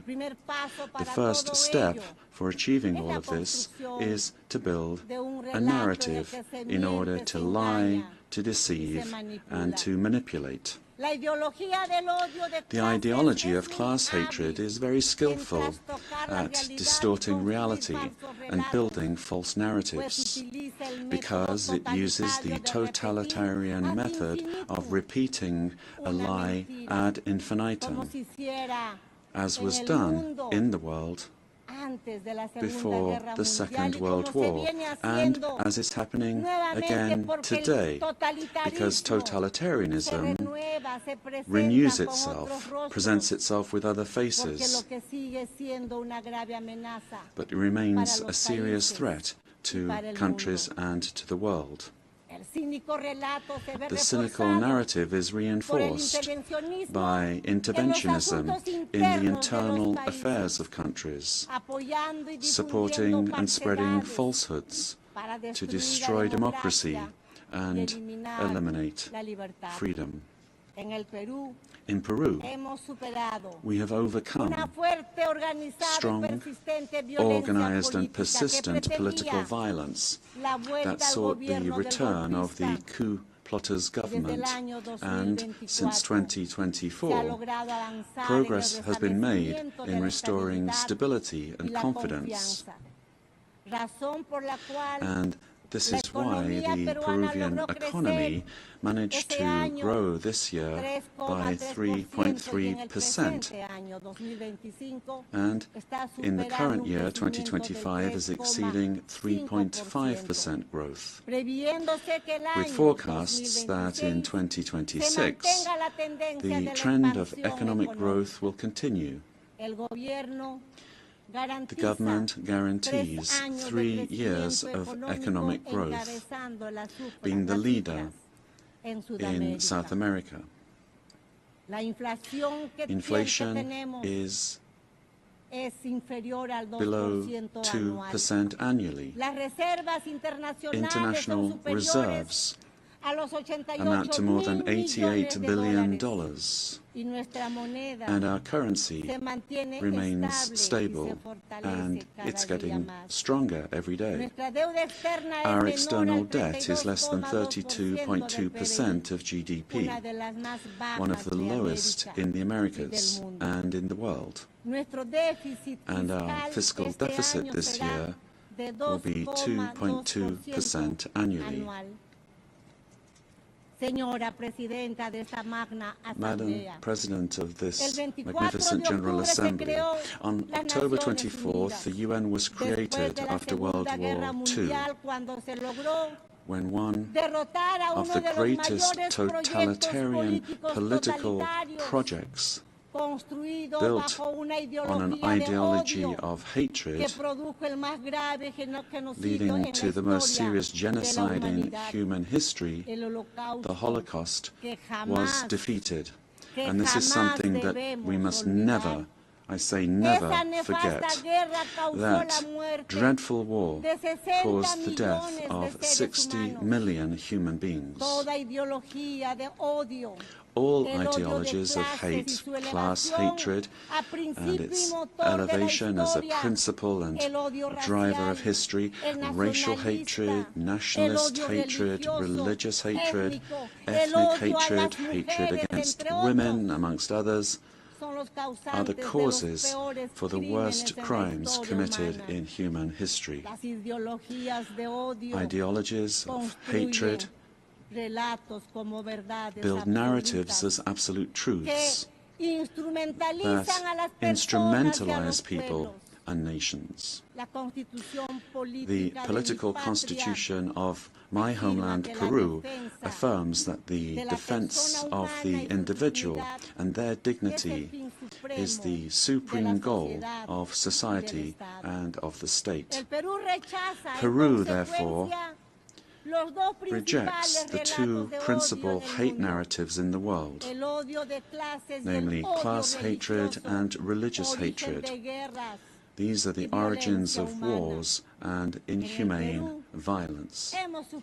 In Peru, we suffered for more than 20 years from a messianic, dogmatic, violent and genocidal terrorism that cost the lives of more than 70,000 Peruvians. The terrorist hates elections and the citizens' right to choose and to stand for election. When they participate, they do so to destroy democracy from within. However, the narrative that they wanted to impose is a flagrant lie. The armed forces and the police, who defended the life and the freedom of Peruvians, are now accused of violating human rights. Thus, the heroes who defended life, democracy, and freedom are turned into victimizers, and the terrorists are turned into victims. In this way, the heroes who defended democracy are being persecuted in trials that drag on for decades, while the terrorists are compensated and considered victims. This is the world in reverse. The UN was a fundamental milestone in the 20th century, but in the 21st century, we must be more vigilant. It is our duty to prevent the world from plunging into new genocides and new violence. It is not acceptable in a civilized world that one country invade another using a false narrative to justify a war that first and foremost attacks the civilian population. It is not acceptable to slaughter civilians, to capture hundreds of young people, women, and even children, and use them as hostages. We live under the threat of international organized crime. In Peru, international crime based on extortion uses terrorist methods such as bomb attacks to submit citizens to its will. These criminal organizations that use weapons of war have created financial mechanisms to launder blood-stained money, sending large sums back to their countries of origin. They seek to normalize this violence, which requires, in order to be defeated, recognition by the UN as terrorist organizations and new national and international legislation to stop them being a threat to the democratic system and to the development of peoples. It is also imperative that we act against drug trafficking and illegal mining that destroys the environment, pollutes rivers, and condemns peoples and individuals to slavery. International crime has subjected thousands of women taken from their home countries through violence and deception and being exploited and deprived of their freedom.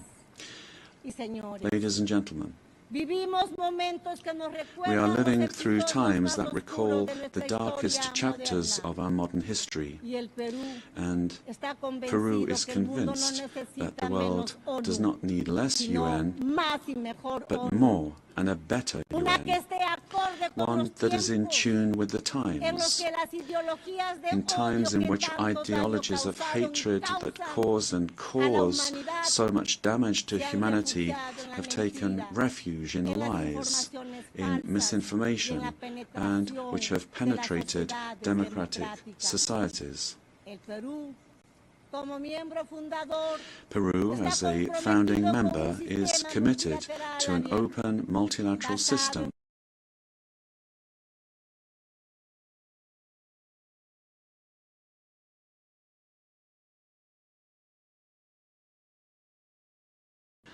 The pillar of the model that has brought peace and prosperity. But we have to look at what's happening around us in the world. At this time, as we're meeting here, in other parts of the world, they are killing children, girls, boys, innocent people.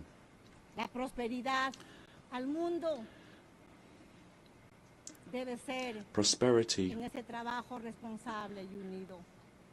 will only come if we are united and work together. And we have to adapt to new threats.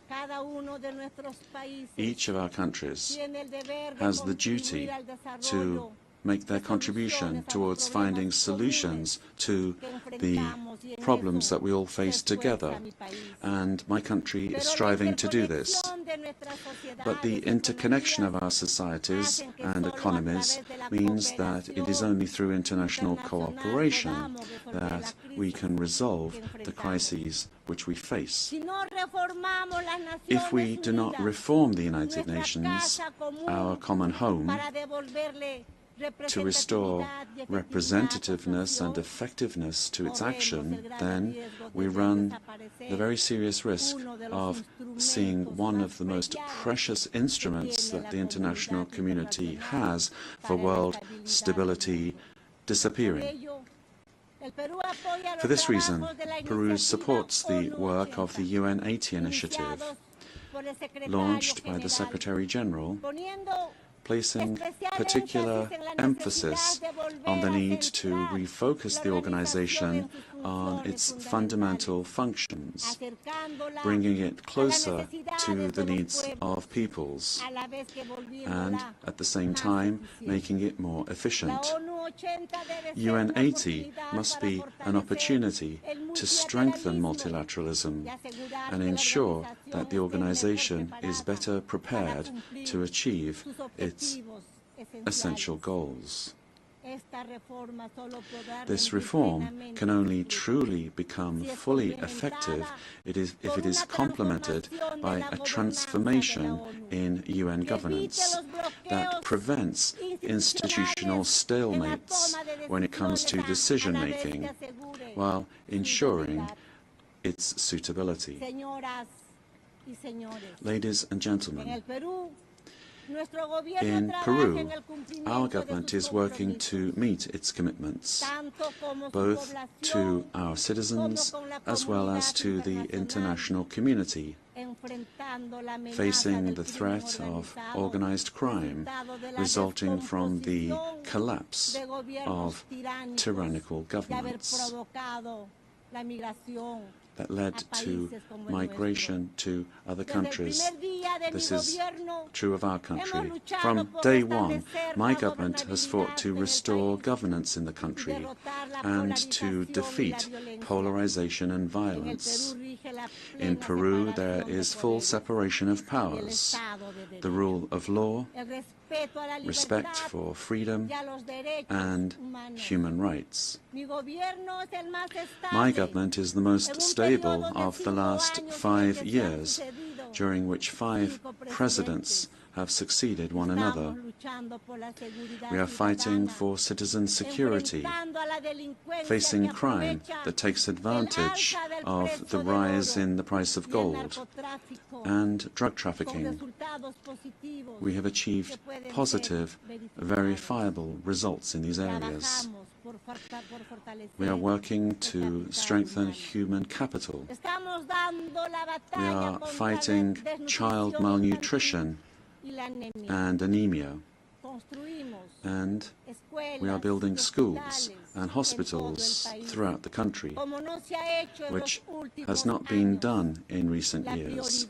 The priority is children, women, and the Peruvian family.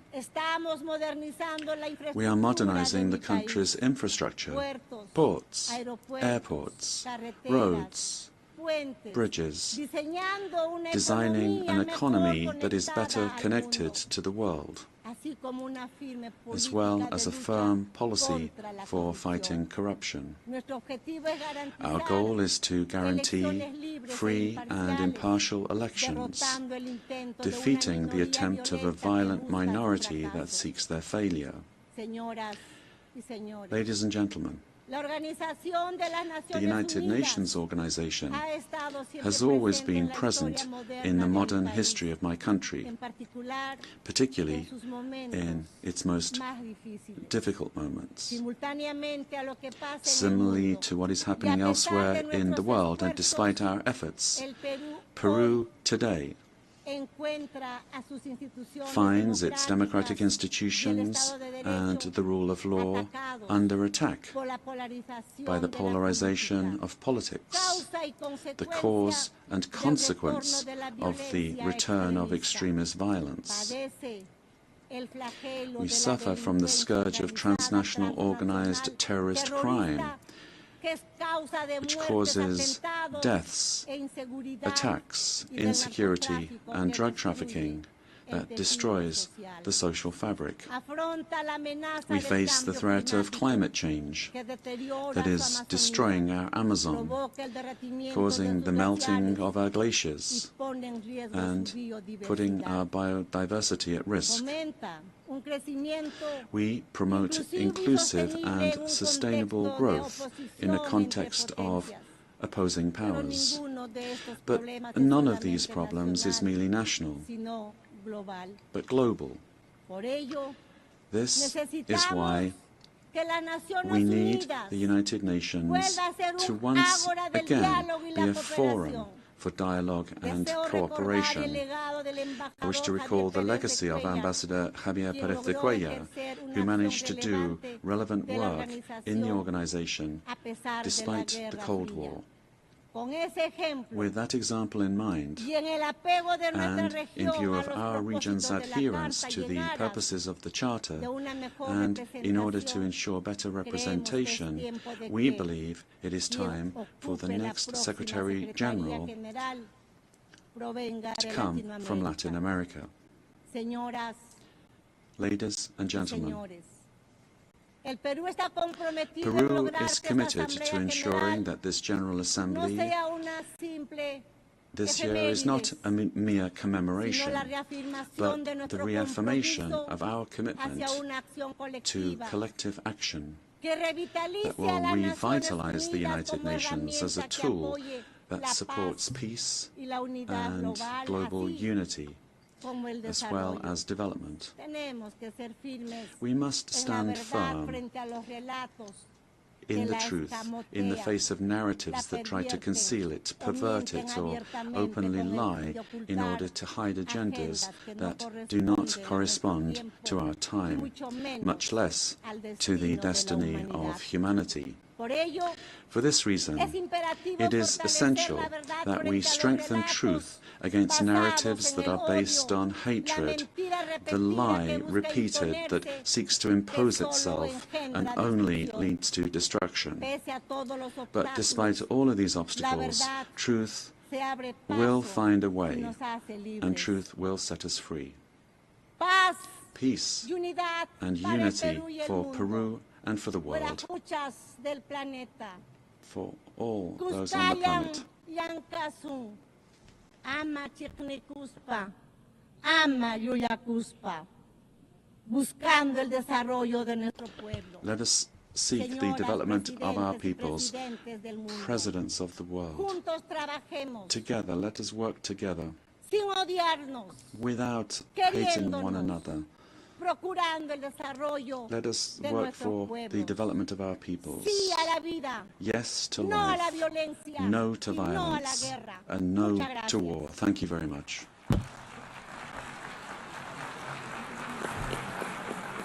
On behalf of the General Assembly, I wish to thank the President of the Republic of Peru.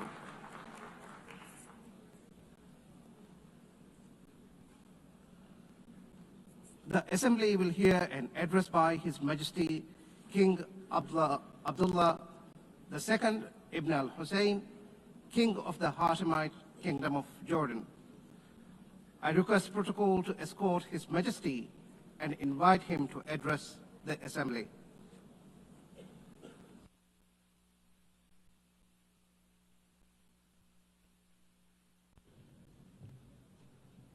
Bismillahir Rahmanir Rahim.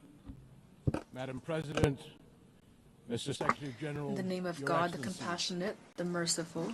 Another year, another UN General Assembly, and another occasion when I stand before you to address the same issue, the conflict in the Middle East.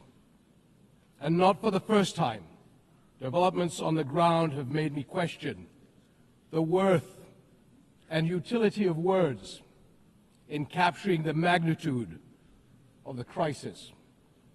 Yet not speaking about it would signal acceptance of the situation and abandonment of our humanity. And that I will not do. Our UN General Assembly was born 80 years ago, pledging to learn from, not repeat, history. The world vowed never again. However, for almost as long, Palestinians have been living through a cruel cycle of yet again, bombed indiscriminately, yet again, killed, injured, and maimed, yet again, displaced and dispossessed, yet again. Denied rights, dignity, their basic humanity, yet again, So I must ask, how long? How long will it be before we find a resolution to this conflict, one that safeguards the rights of all sides and allows a level of normalcy in the lives of the families at its core? How long will it be before I stand before you and speak not of suffering and devastation in my region, but of prospect, prosperity, and potential? Sadly, this is not the only conflict in our world, and some may say that other wars are also devastating. But the Palestinian-Israeli conflict remains unique.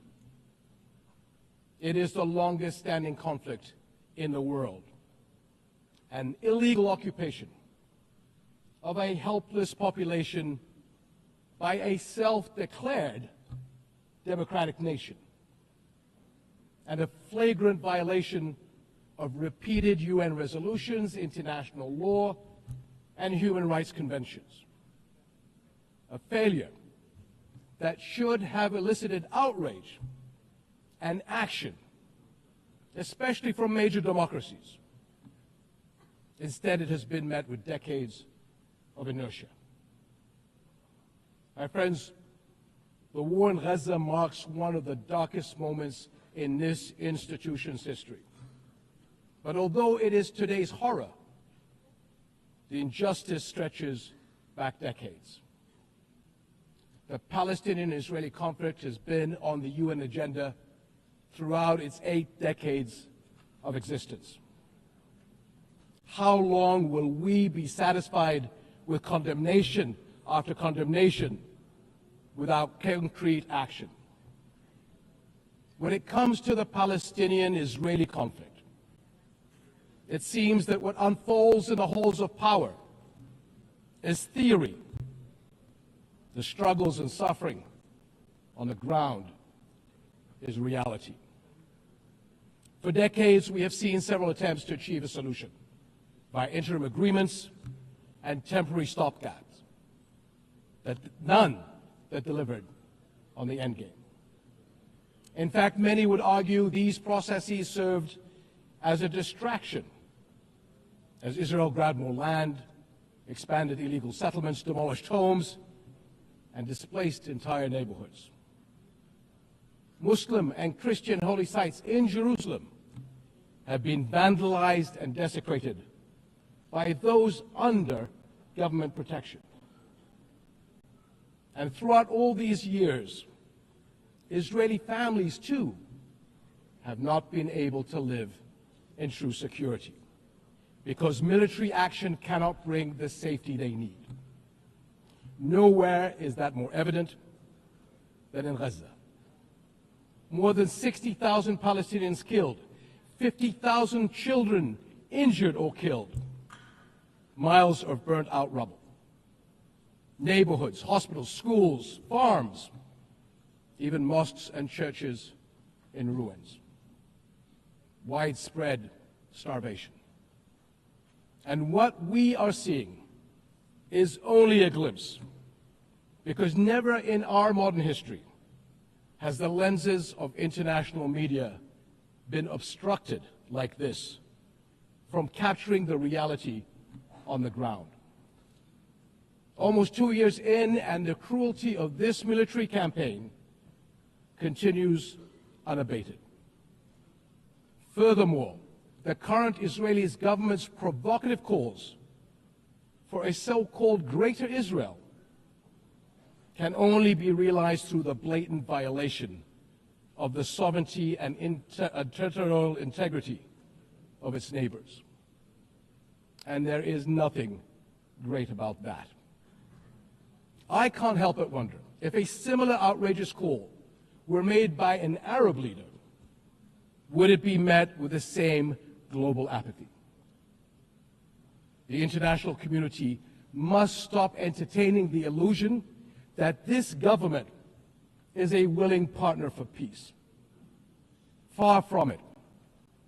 Its actions on the ground are dismantling the very foundations on which peace could stand, and intentionally burying the very idea of a Palestinian state. It has shown how little it respects the sovereignty of other countries, as we have seen in flagrant violations in Lebanon, Iran, Syria, Tunisia, and most recently, Qatar. And its hostile rhetoric calling for the targeting of Al-Aqsa Mosque will incite a religious war that would reach far beyond the region and lead to an all-out clash that no nation would be able to escape. How long before we hold all nations to the same standards? How long before we recognize the Palestinians as people who aspire to the same things you and I do, and we act on that recognition? How long before we recognize that statehood is not something Palestinians need to earn? It is not a reward. It is an indisputable right.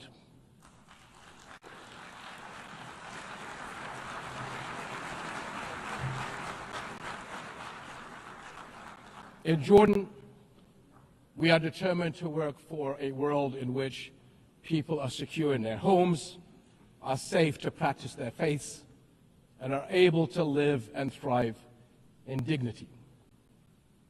As custodians of Muslim and Christian holy sites in Jerusalem, we safeguard these holy places against actions that violate the city's legal and historical status quo.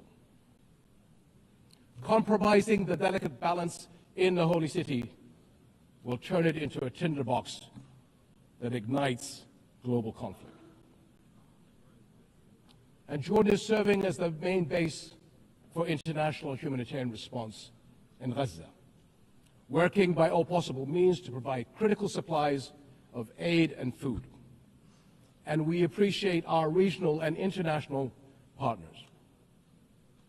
I'm also immensely proud of the many Jordanians, including men and women of Jordan Armed Forces, who are at the heart of this effort. Ground convoys, aircraft crews, doctors, nurses, and mobile medical staff who work even under fire to provide relief. These and countless others carry forward Jordan's deep heritage of compassion and generosity to people in grave need. My friends, amid such darkness, there is a glimmer on the horizon. We are seeing more nations stepping up on behalf of a permanent ceasefire in Gaza, one that ensures the release of all hostages, unhindered humanitarian aid, and support for the Palestinian people as they rebuild. We all know that force is no foundation for security. It is a prelude for greater violence. Repeated wars are teaching generations of Israelis and Palestinians that their only recourse is the gun. Security will only come when Palestine and Israel begin to coexist. Seems I have the same problem as President Trump. Begin to coexist side by side. This is the two-state solution, in line with international law and UN resolutions. An independent and viable Palestinian state with East Jerusalem as its capital, alongside a secure Israel living in peace with its neighbors. For almost a quarter of a century, this has been the promise of the Arab Peace Initiative, in which Arab and Muslim partners around the globe extended their hand.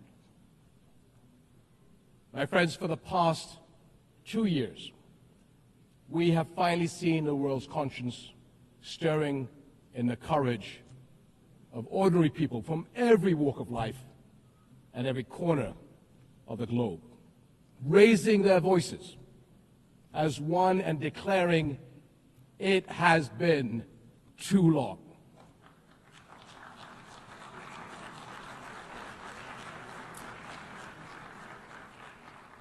This United Nations must echo that call. It has been too long, and it must act on that call until peace is a reality. Thank you.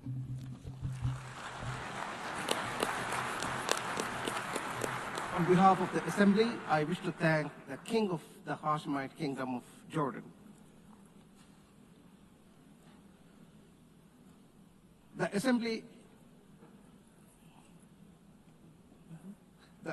will hear an address by His Excellency Lee Jae-myung, President of the Republic of Korea.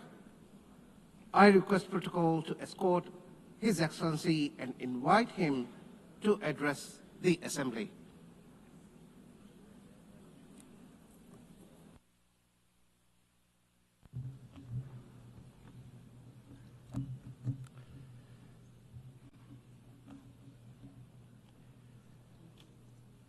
I would like to express my respect and gratitude to all members of the United Nations and staff of the UN Secretariat for their contribution to world peace and shared prosperity.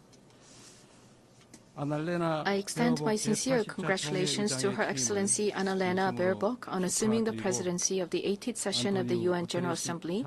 I also pay tribute to Secretary General Antonio Guterres for his unwavering dedication and hard work.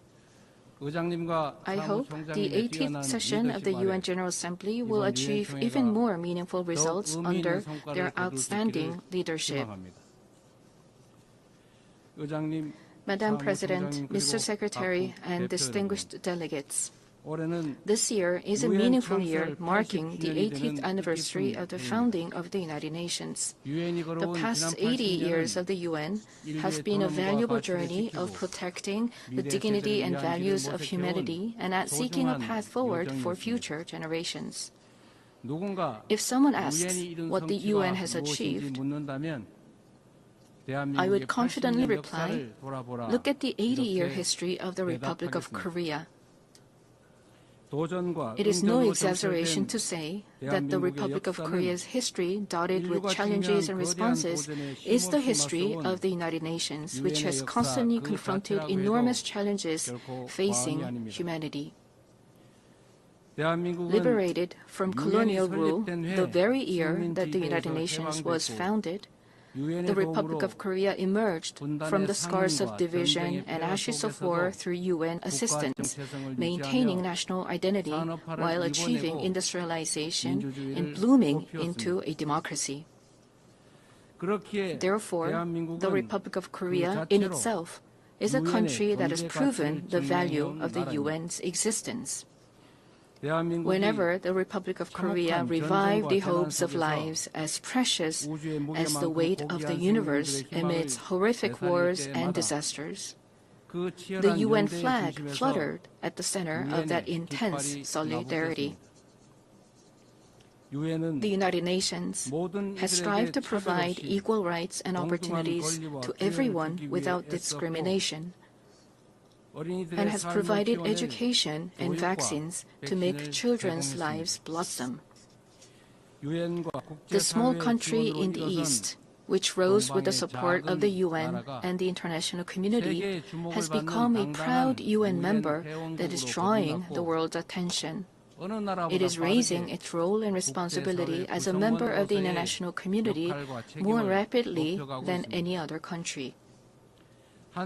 There were times when democracy and peace were in crisis, but each time, the Republic of Korea rose with indomitable strength. Even a safe coup could not break the people of the Republic of Korea's strong will, desiring democracy and peace. The revolution of light that the people of the Republic of Korea achieved against the darkness of the insurrection last winter was a historic moment that demonstrated the brilliant achievement of the UN spirit. The remarkable resilience and strength of democracy that the Republic of Korea has shown will be ours as well as that of the entire world. I need you to take my hand and guide me away from all this, away to where the light shines through, to where the flowers bloom. As the novelist Han Gang, laureate of the Nobel Prize in Literature, wrote, the Republic of Korea will be a milestone of light for all those who join the journey toward democracy. Today, at the UN General Assembly, where world peace and humanity's shared prosperity is discussed, I proudly announce that a new Republic of Korea, which will be a beacon of light for global citizens, has completely returned to the international community. Thank you. The Republic of Korea, which has grown thanks to the support and assistance of the UN, will not hesitate to take on the role of a leading nation, generously sharing its experience and history of restoring democracy. Despite ceaseless efforts from all corners of the world, the international community's determination and aspiration to maintain international peace and security 80 years ago still remains an unfinished task for everyone. 280 million people are still in a state of extreme hunger. Armed conflicts around the world, including in Ukraine and the Middle East, as well as the climate crisis, which has already become a real problem, threaten the survival of humanity. The answer lies in the wisdom of the pioneers who founded the United Nations, as well as the path that the people of the Republic of Korea demonstrated. There is only one way: more democracy. The people-centered government of the Republic of Korea, through the power of collective intelligence, is ceaselessly attempting innovations, seeking better alternatives in democracy. The way to solve common challenges facing the international community is no different.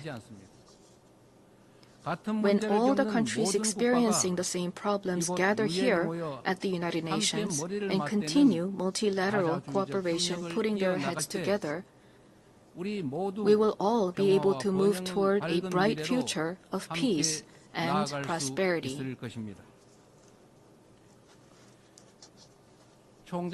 I look forward to the UN80 initiative presented by the Secretary General taking root as a vision that achieves UN's evolution and advancement in line with the demands of our time.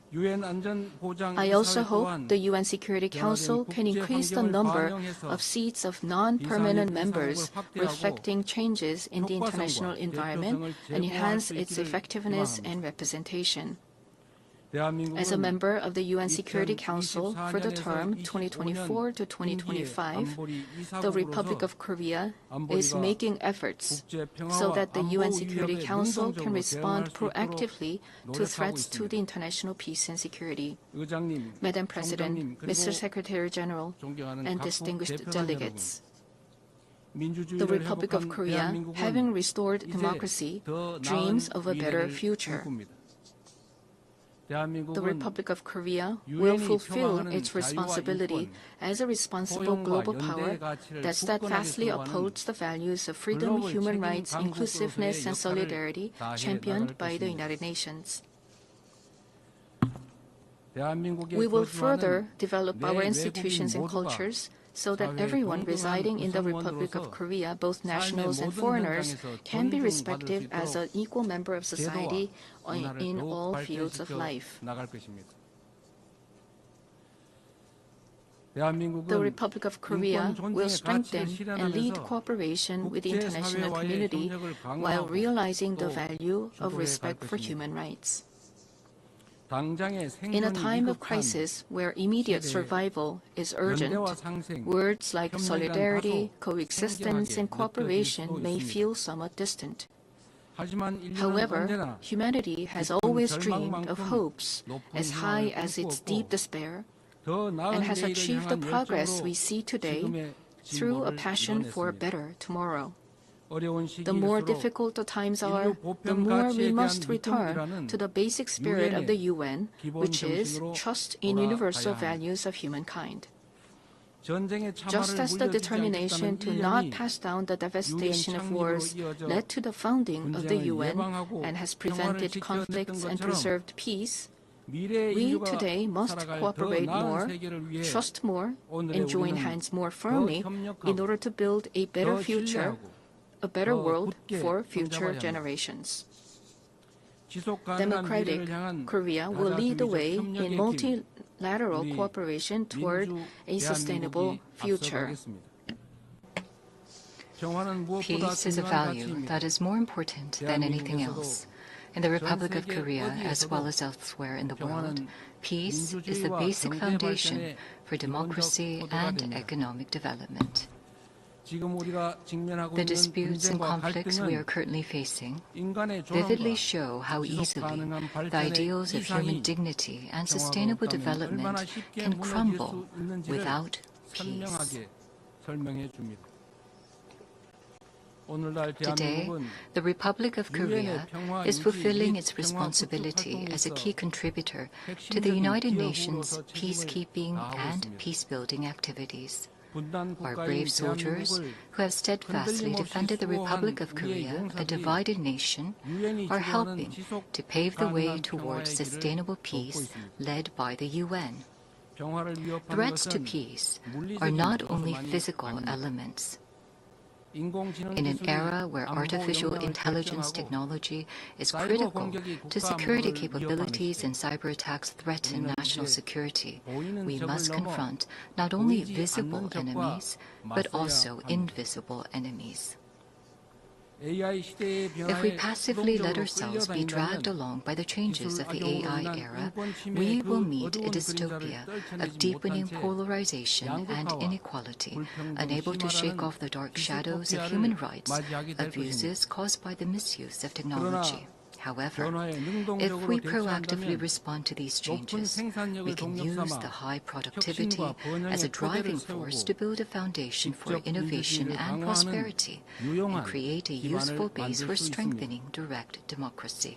I hope the open debate that I will preside over as UN Security Council President tomorrow will significantly contribute to the international community's efforts to promote the responsible use of AI. Furthermore, we intend to share our vision for the future of AI through the APEC AI initiative at the APEC Economic Leaders Meeting, which will be held in Gyeongju, Korea next month.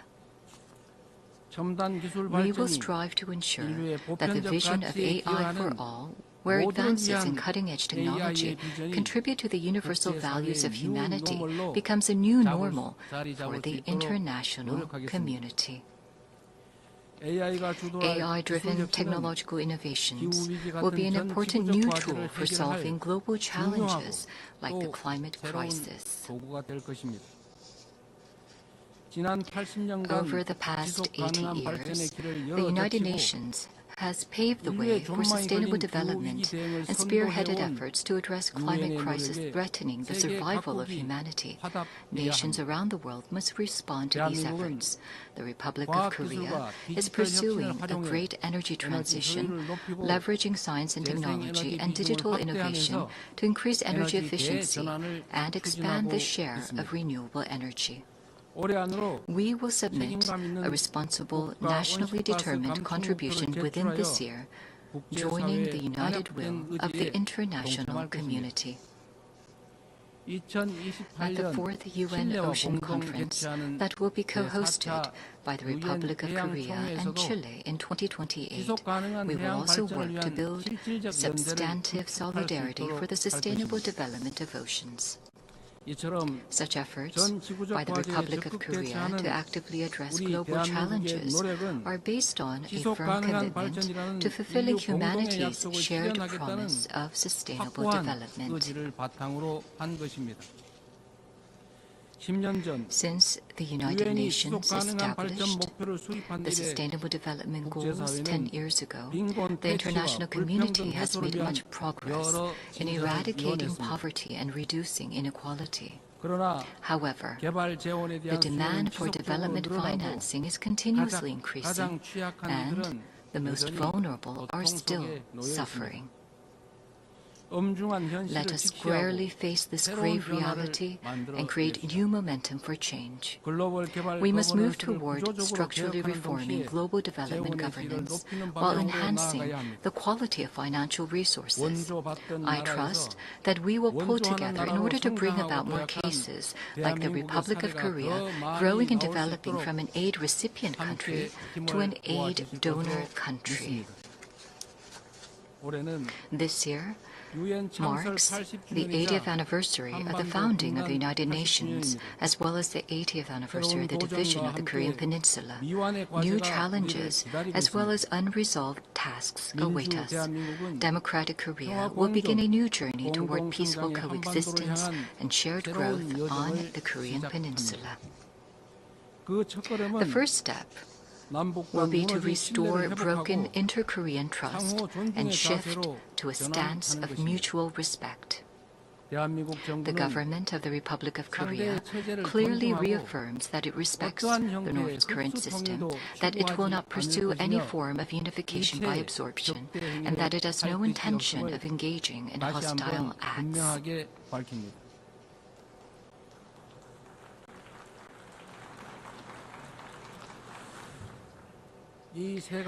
Based on these three principles, we intend to end the vicious cycle of unnecessary inter-Korean military tension and hostile acts.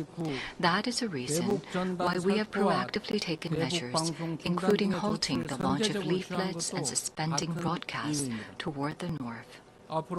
Going forward, the government of the Republic of Korea will consistently seek a path to reduce military tensions and restore inter-Korean trust. The most certain peace is a state where there is no need to fight.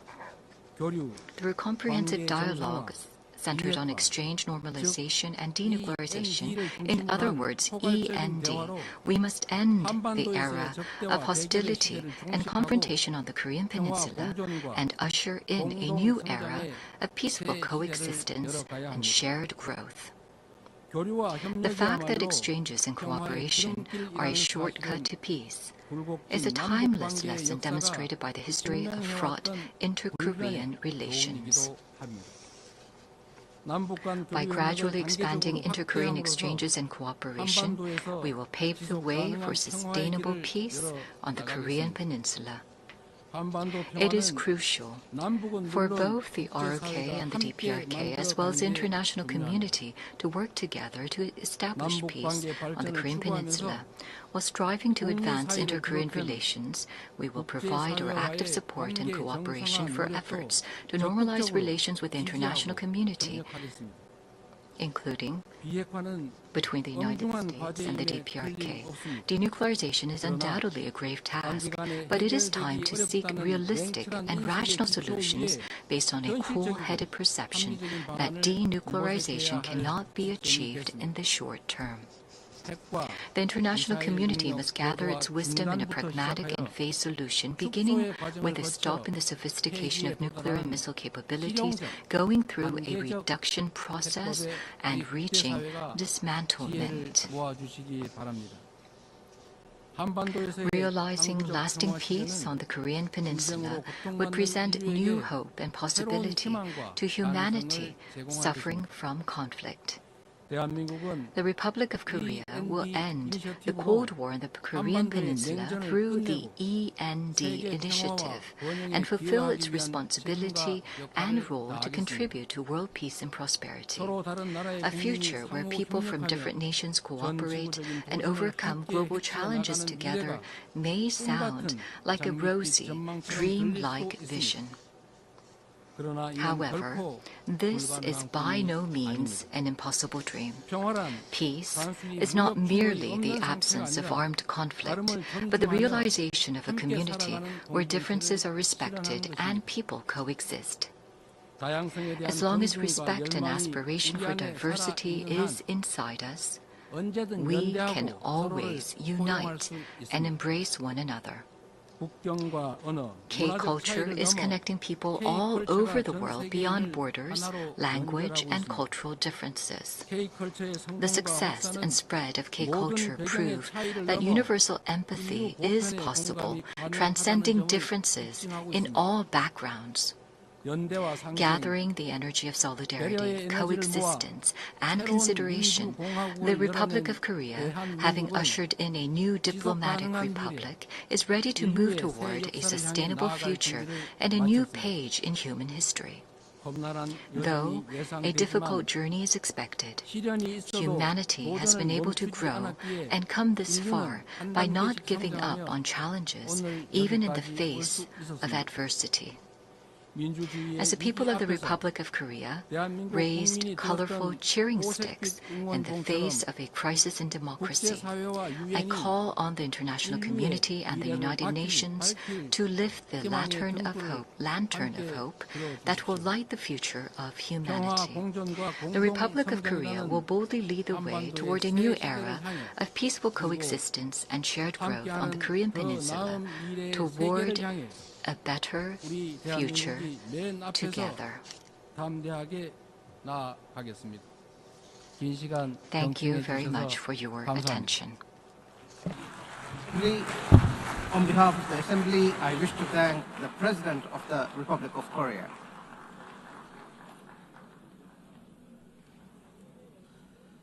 The Assembly will hear an address by His Highness Sheikh Tamim bin Hamad Al Thani, Amir of the State of Qatar. I request protocol to escort His Highness and invite him to address the Assembly.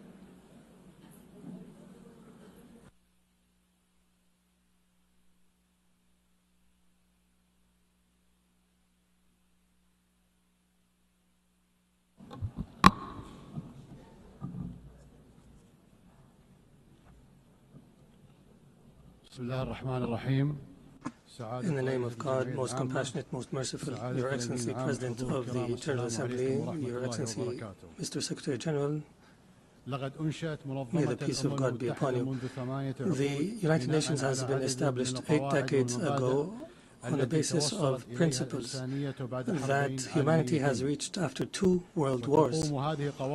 These rules are based on the maintenance of international peace and security and the respect for human dignity and state sovereignty and a non-interference in internal affairs, and to cooperate for the benefit of our peoples.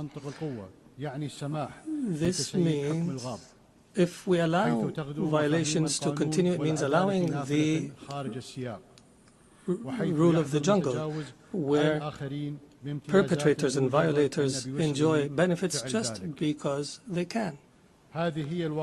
This is the political realism that we are facing, that has been reduced to the ability to impose a status quo. This is a crisis. Such conduct finds that violators consider that tolerating them is a weakness. What must prioritize the discussion in the international community now is how to restore collective security as per the UN Charter, and how to restore the legitimacy of the international system. Your Excellencies, as you know, Doha on the 9th of September has suffered a treacherous attack that targeted the negotiating delegation of Hamas in a residential neighborhood that includes schools and diplomatic missions. As a result of this attack, 6 martyrs have fallen, including a Qatari national who serves in the internal security forces, and 18 people have been injured. This aggression was a violation against our sovereignty and a blatant violation that is unjustified of international law. But the whole world was shocked because of the circumstances of this heinous act, which we have classified as state terrorism. Unlike the claim of the Prime Minister of Israel, this attack is not a legitimate right to follow perpetrators of terrorism. It is an act of a diplomacy that is dedicated to political assassinations, and it undermines any diplomatic efforts aimed at ending the genocide against the people in Gaza.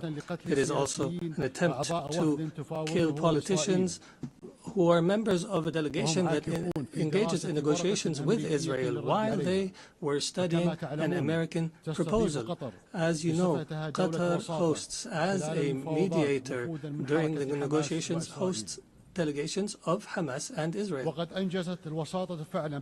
Qatari mediation has, in fact, achieved, in cooperation with Egypt and the USA, the release of hostages, and the last agreement was negated by Israel unilaterally, preventing an ability to reach a permanent ceasefire and the release of all hostages and the withdrawal of the occupying forces from the Gaza Strip and the humanitarian access and the release of Palestinian prisoners. They visit our country and plot to attack it. They negotiate with delegations and plot to assassinate the members of the negotiation teams.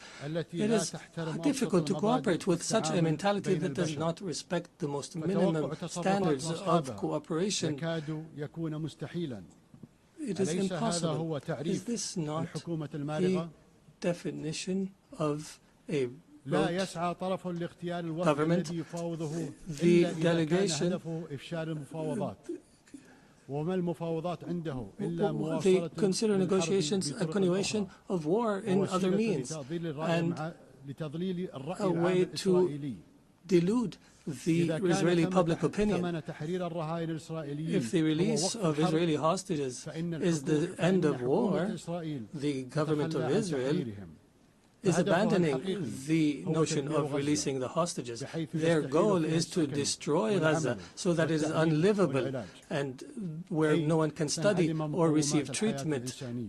In other words, end the viability of the Gaza Strip to displace its population. Therefore, the Israeli leader wants to continue war. He believes in what is called Greater Israel. He believes that war is an opportunity to expand settlements and to change the status quo in the holy sites, in Al-Quds al-Sharif. He also plots for attacks in the West Bank and expansion. This imposition is the goal of this war. This treacherous attack against the sovereignty of a Gulf state thousands of miles away has confirmed that the Israeli Prime Minister, who takes pride in changing the face of the Middle East, reveals a manifestation of Israel's ability to intervene wherever, however it desires. Arab countries and Muslim countries have warned, and that have held an emergency summit in Doha, have warned against the consequences of this delusion. Israel is not a democratic country surrounded by enemies, but in fact it is an enemy to its surrounding neighbors. And it's engaged in a genocide, and its leader is proud of preventing the establishment of a Palestinian state, and he promises that such a state will never be established, and he takes pride in preventing peace with the Palestinians, and that he will prevent such peace in the future. Israel is surrounded by states either who have signed a peace agreement who are committed to the Arab Peace Initiative, but Israel does not make do with truces and settlements. It desires to impose its will on its surrounding Arab neighbors, and everyone who believes so is, and everyone who opposes its will is either anti-Semitic or a terrorist. Even Israel's allies realize this fact and reject it. And here we are today where we witness an international solidarity movement that is similar to the international movement against apartheid last century. And I would be remiss not to express my appreciation with the solidarity we have received in Qatar after the attack, including the statement by the Security Council that has condemned the attack. Distinguished Excellencies, Qatar will remain true to its history and legacy, opposing the crimes that take place. We believe in the ability of reconciling interests with security. We will continue to speak truth, and we will engage in diplomacy when our enemies find it easier to use weapons. We have engaged to mediate an end to the war and allow for humanitarian access and release hostages, and we have faced disinformation campaigns. However, these campaigns will not deter us. We will continue our efforts in cooperation and partnership with Egypt and the United States of America. We are firmly convinced that peace can only be achieved in our region through a firm position from the Security Council, from accepting and tolerating the occupation's crimes,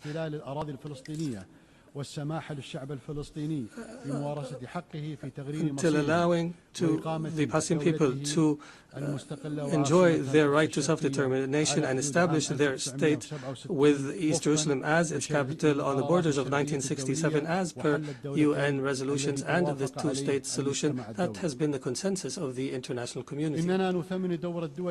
We appreciate the role of states that have recognized the state of Palestine. There is no doubt that such recognition is morally important because it sends a message that violence and more violence will not succeed in liquidating a just cause such as the cause of Palestine, and we urge more states to recognize the state of Palestine. We believe that instability knows no border and that humanity's destiny is intertwined. Therefore, Qatar has continued its diplomatic efforts to contribute to the settlement of other crises such as in Ukraine and wars in Africa, and our persistence have continued with partners in Africa in order to draft peace agreements. Most importantly was the signing of a declaration of principles in Doha between the DRC and the Congo River Alliance in March. Our efforts support the leadership of the U.S. to achieve a peace agreement in the east of the country, and Qatar will continue to engage as an international partner in order to achieve the peaceful settlement of conflicts and to seize opportunities to establish global peace. Your Excellencies, some states in our region still suffer the lack of security and stability. However, there is hope through some positive developments. In our dear Syria, since the end of last year, is going through a new phase that we hope will be a path towards achieving the aspirations of the Syrian people towards stability, development, and the rule of law after the end of a dark phase of the country's history. Egypt has stood by the Syrian people throughout the previous years. I recalled and urged to support Syria from this podium, even when it seemed to fall off the international agenda. The international community is called upon to assist Syria now in order to succeed through the transition phase after decades of suffering. Our experience in other Arab countries has taught us that building state institutions and establishing relations between a state and others is based on equality, and internal stability on the basis of respect for diversity are paramount issues at this stage. Qatar will not spare an effort to provide the necessary support to our brothers and sisters in Syria. And we have no doubt that the Syrians will be able to overcome this phase and to reject sectarianism in all its forms, and that they will reject external interference, especially the Israeli attempts to divide Syria. And the conduct of Israel, that is as though all areas south of Damascus are areas of Israeli influence. The Middle East has also witnessed positive developments through the election of President Ahmed Joseph Aoun in Lebanon and the appointment of Mr. Nawaf Salam as a prime minister, which is a step towards stability in the country. Qatar will continue to support the Lebanon government and people and institutions, and will continue to support the Lebanese army. We emphasize the need to implement Security Council Resolution 1701 and the withdrawal of Israeli forces from the areas it occupied during the last war, and to end Israeli interference in internal Lebanese affairs. For Sudan, the people in Sudan continue to suffer an unprecedented humanitarian crisis because of the continued violence. We call once again on all parties to prioritize the national interest and to engage in a comprehensive dialogue that leads to a permanent peace and that preserves the unity of Sudan and its territorial integrity and independence, and that achieves development and stability. We declare our support for all international efforts that aim to achieve this goal. Distinguished Excellencies, Doha has always been a global capital that hosts major events in all spheres, and an area where leaders convene and decision makers from around the world to engage in negotiations and the formulation of solutions. Doha will host the Second World Summit for Social Development from the 4th to 6th November this year, and we look forward to welcoming you all during this conference. There is no doubt that the trust of the international community in Qatar is based on our successes in the past throughout the years. And accordingly, based on this legacy, we have submitted our application to host the Olympics, believing that sports is not just competition, but a bridge between cultures and a means to promote peace and understanding. And as such, we have also organized and hosted the FIFA World Cup, proving that we are able of hosting sporting events of this magnitude. In conclusion, the state of Qatar, realizing the seriousness of the challenges facing the international community, commits to our partnership in seeking truth, peace, and justice in international relations. Thank you, and may the peace of God be upon you.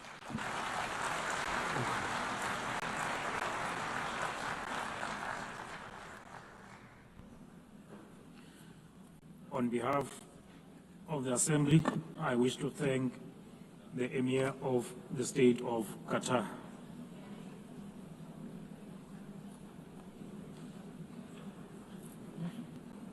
The Assembly will now hear an address by Her Excellency Jennifer Gillings-Simons, the President of the Republic of Suriname.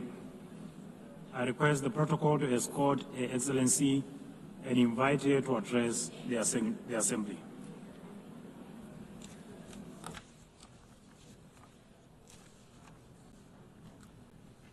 Good morning. Madam President, we are here to commemorate in this special moment in history, as we celebrate the United Nations 80th anniversary. And this 80th anniversary of the General Assembly coincides with the 50th anniversary of the independence of the Republic of Suriname and our membership of this organization. On behalf of the government and the people of the Republic of Suriname, I express sincere congratulations to the international community on this occasion. It is clear that a journey that spans over 80 years cannot be and has not been without challenges. The United Nations played, in some instances, an important role in ending colonial rule, worked on advancing human rights, and often provided hope and a future to the most vulnerable in our global community. This is also the organization that provided a voice to the global community and worked to establish a balanced world order aimed at adopting a framework for sustainable development agenda and contribute significantly to advancing human rights, more specifically the rights of women and children. The organization promoted education for all and universal access to health care. In some instances, the peaceful resolution of conflicts was achieved, preventing misery and saving human lives. Madam President, on the other hand, we must admit that the UN, at other times, regrettably has been unsuccessful in avoiding conflicts, wars, and violations of human rights. As we look at the world today, we see that in Europe, war has returned. Elsewhere, wars are displacing millions, killing many, and threatening global security and peace. In other countries and regions, for instance in the Middle East, we have witnessed unspeakable terror at the hands of terrorist organizations. The UN was not able to prevent that. At this moment, there are increased occurrences of grave violations of human rights and more specifically, the rights of children. For example, in Gaza. It is unbearable to even think about their suffering. Also, within our own region, which is the Caribbean, we have not been spared of rising tensions. It is with heightened concern that we noted the Secretary General's recent briefing on the Security Council meeting on the situation in Haiti, mentioning that the Haitians are enduring a perfect storm of suffering. Haiti is still paying a hefty price for being the first to throw away the shackles of slavery in the region of the Caribbean. Our hearts go out to the people of Haiti. Suriname strongly reiterates its position that conflicts should primarily be resolved through dialogue. And we remind the international community that Latin America and the Caribbean are proclaimed a zone of peace. We do not want military aggression in our region.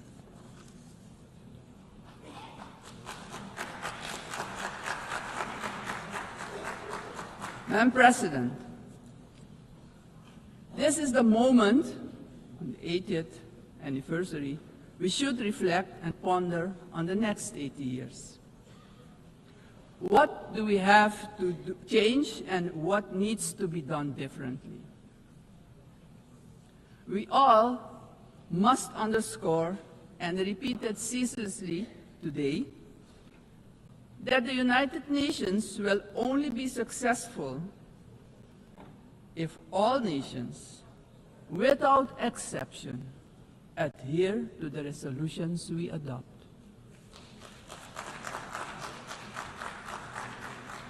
We can only keep the peace if we stop allowing that the votes of all the countries in the world can be nullified by one veto. Today, partially because of the work done by our organization, some poor countries have developed substantially, economically and otherwise. They have become powers who can't be ignored any longer.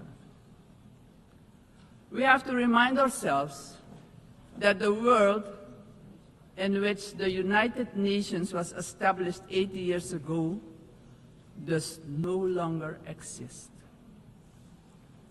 The task ahead, therefore, is that we, in the first place, renew our vows, recommit to the principles and objectives of the Charter of our organization, and recognize all the voices in the world, because people from all regions should have opportunities for a dignified life.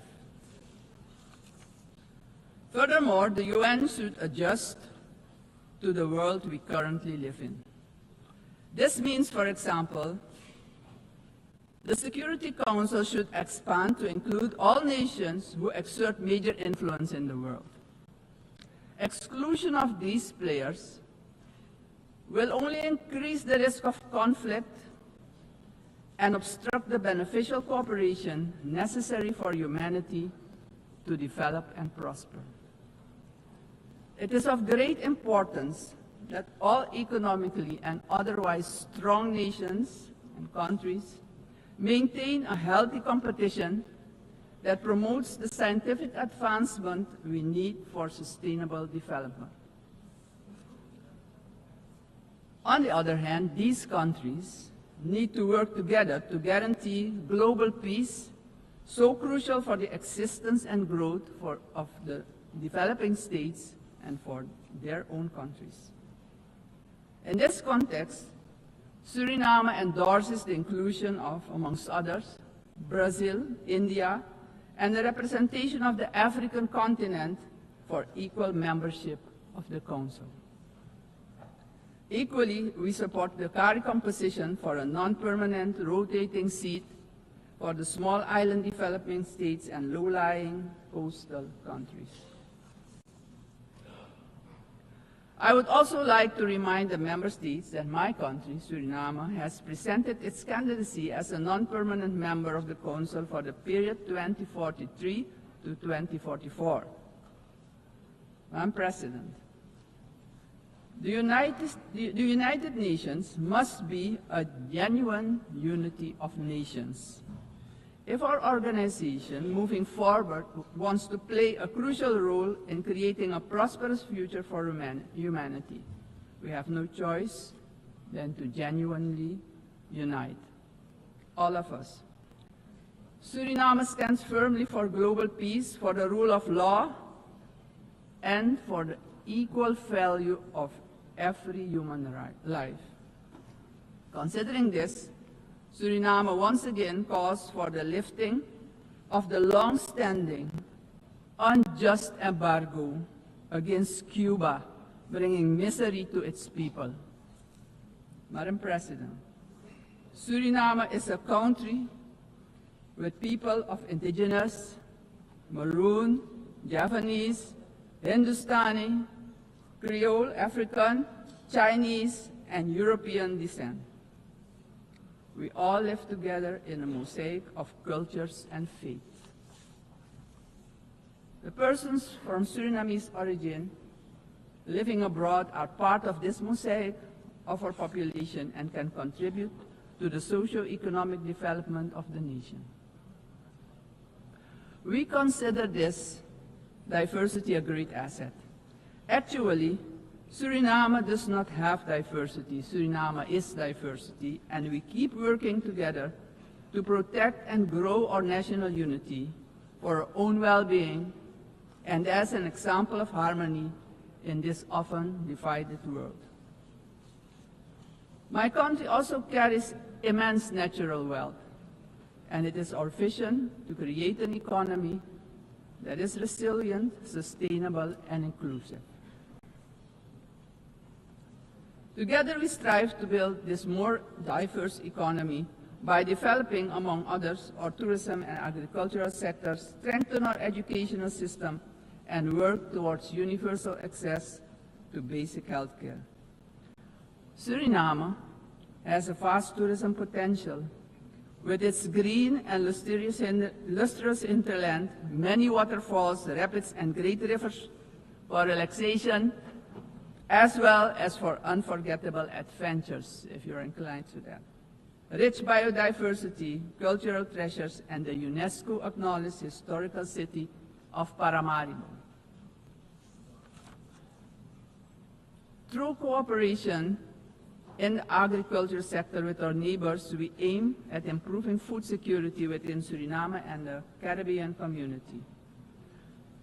My government views energy security as a strategic priority for national development, regional stability, and economic resilience. With an investment of more than $10 billion for the development of our offshore oil and gas, the country is getting a new beginning, a new start that will contribute significantly to our economic growth. However, we know oil and gas revenues should not be the sole fundament of our economic development. Hence, we need investments in relevant sectors in our country. We are steadily advancing our energy transition. While we already source about 50% of our energy needs through hydropower, we are moving toward natural gas and other forms of renewable energy as part of our long-term vision, because we know climate change is a fact. Madam President, I firmly believe that education is the foundation upon which every prosperous society is built. We are committed to invest in our education system, our teachers, our children and youth. The future of any country depends on the talents and skills of its people. My country reaffirms strongly its commitment to upholding the rights of indigenous and tribal communities, ensuring that their livelihoods, tradition, knowledge systems are respected and preserved, and the acknowledgement of their collective land rights. Strengthening our institutions is high on our agenda. Suriname has worked tirelessly on the prevention of diseases, and despite challenges, we have achieved results that we as a country can be proud of. As of June 30, 2025, Suriname has officially been declared malaria-free by the World Health Organization after 30 years of continuous fight against this disease, the first in the Amazon region to receive such a recognition. We're aware of the responsibility to remain vigilant as government as well as a community to ensure that these gains are sustained. Suriname's example showcases that we too can surely make a valuable contribution in combating infectious diseases. Madam President, the Caribbean community is expanding its outreach. And in this light, Suriname also welcomes the recently concluded Second Africa CARICOM Summit held in the Republic of Ethiopia. This, Madam President, honors the historic, cultural, and human bonds between the regions of the Caribbean and Africa.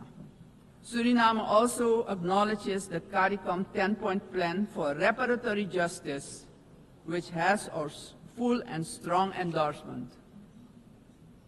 Slavery was a crime, is a crime against humanity, and we're talking about reparations, yes.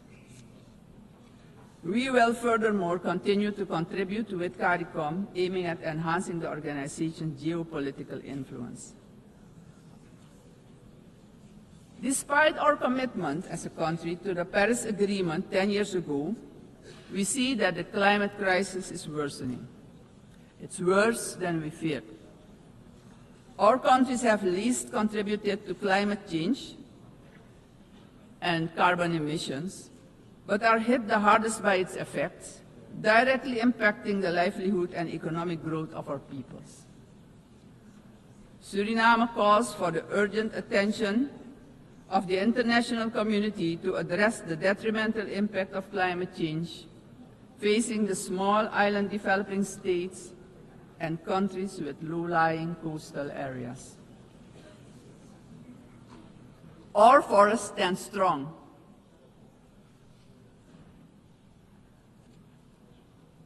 More than 90% of our land is covered by rainforest. And this makes us the most forested country in the world. Your eyes have never seen so much green. Suriname is one of the 3 carbon-negative countries on Earth. Since 1992, our forest has absorbed nearly 290 million tons of carbon, and each year we capture more than we emit, and we want to keep it that way. The protection and conservation of our forests has been a priority. It doesn't stand by default, but by design. We have been logging sustainably for decades, and did so with a sustainable tropical rainforest management system developed in Suriname, an ecological approach to forestry.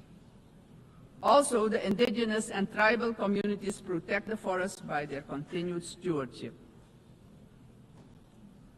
We are proud of the way we did it, but pride alone does not pay the bills and does not develop the indigenous and tribal communities. Madam President, we must not forget that these forests, our forests, are in competition with vast resources such as gold, diamond, bauxite, and more. We will need to make difficult choices. We want to keep our forest coverage at a minimum of 90%. But we cannot do it alone. The time has come for the world's largest emitters to share this responsibility, not only with words, but with action, justice, and finance.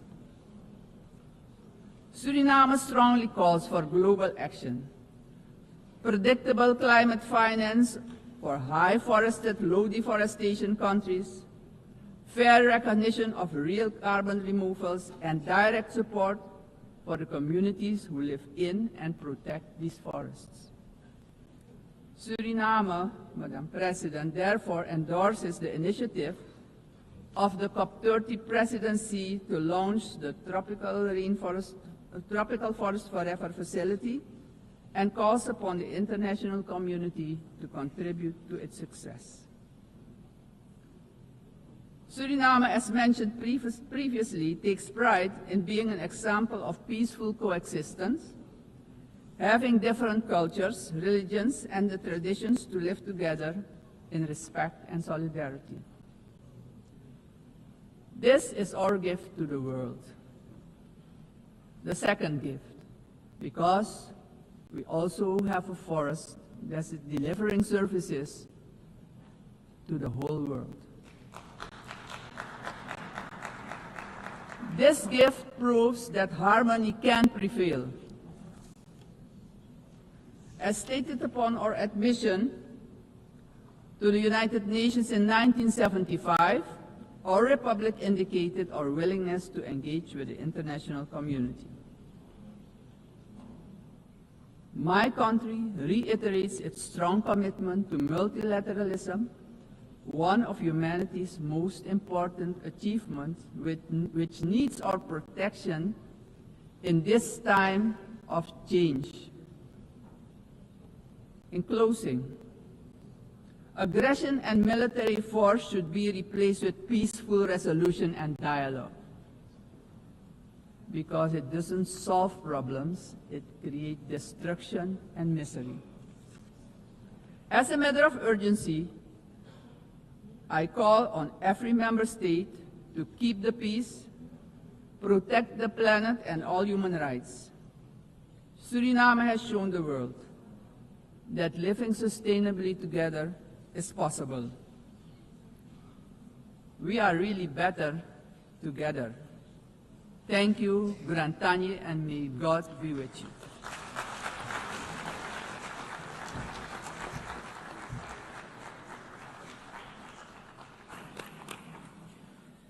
On behalf of the Assembly, I wish to thank the President of the Republic of Suriname. The Assembly will hear an address by His Excellency Katinas Nauseta, President of the Republic of Lithuania. I request protocol to escort His Excellency and invite him to address the Assembly.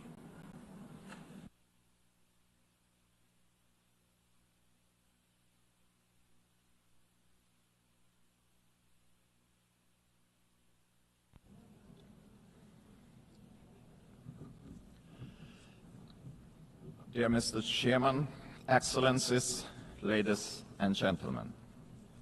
80 years ago, humanity, emerging from the Second World War, embarked on a long road towards peace. Building on the solid foundation of the rules-based international order, our forefathers created the United Nations and its institutional system. This system was never perfect. Many nations, Lithuania included, had to struggle for decades, seeking freedom, independence, and sovereignty. Many people suffered war, famine, and premature death. And yet, it was the best international order that we have ever. The United Nations system embodied the great hope that nourishes the human soul and guides our actions for the universal good. Together we succeeded in condemning war and conquest, at least in theory, if not always in practice. To this day, even the worst aggressors feel ashamed to openly conquer, destroy, and enslave. Instead, they talk about special military operations and the need to protect those who frankly do not want to be protected. This shame is a significant achievement of our time. To the extent that current international norms limit the behavior of offenders, they help countless people to survive, escape torture, or even prosper. Thus, it is an ever-growing concern to witness these same norms being subjected to increasingly open and brutal attacks. Our international order is being slowly eroded by the irresponsible actions of those who should know better. The world is turning into a much more dangerous place. We have seen this before.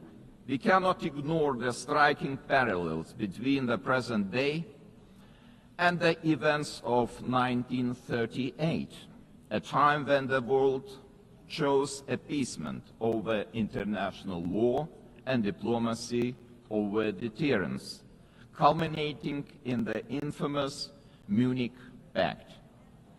That was a short-sighted attempt to satisfy a dangerous revisionist aggressor by giving away the territory of a sovereign nation. It proved to be a complete failure. The Munich Pact not only emboldened the Nazi regime, but also opened the door for Soviet expansion.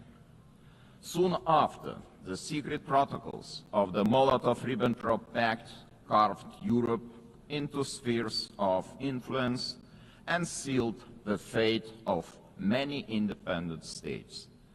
As Europe descended into another great war, Lithuania and the other Baltic states were illegally occupied, annexed, and brutalized. After regaining the independence 35 years ago, Lithuania feels a duty to guard the bitter memory of past mistakes. Never again will we place our hopes in appeasement.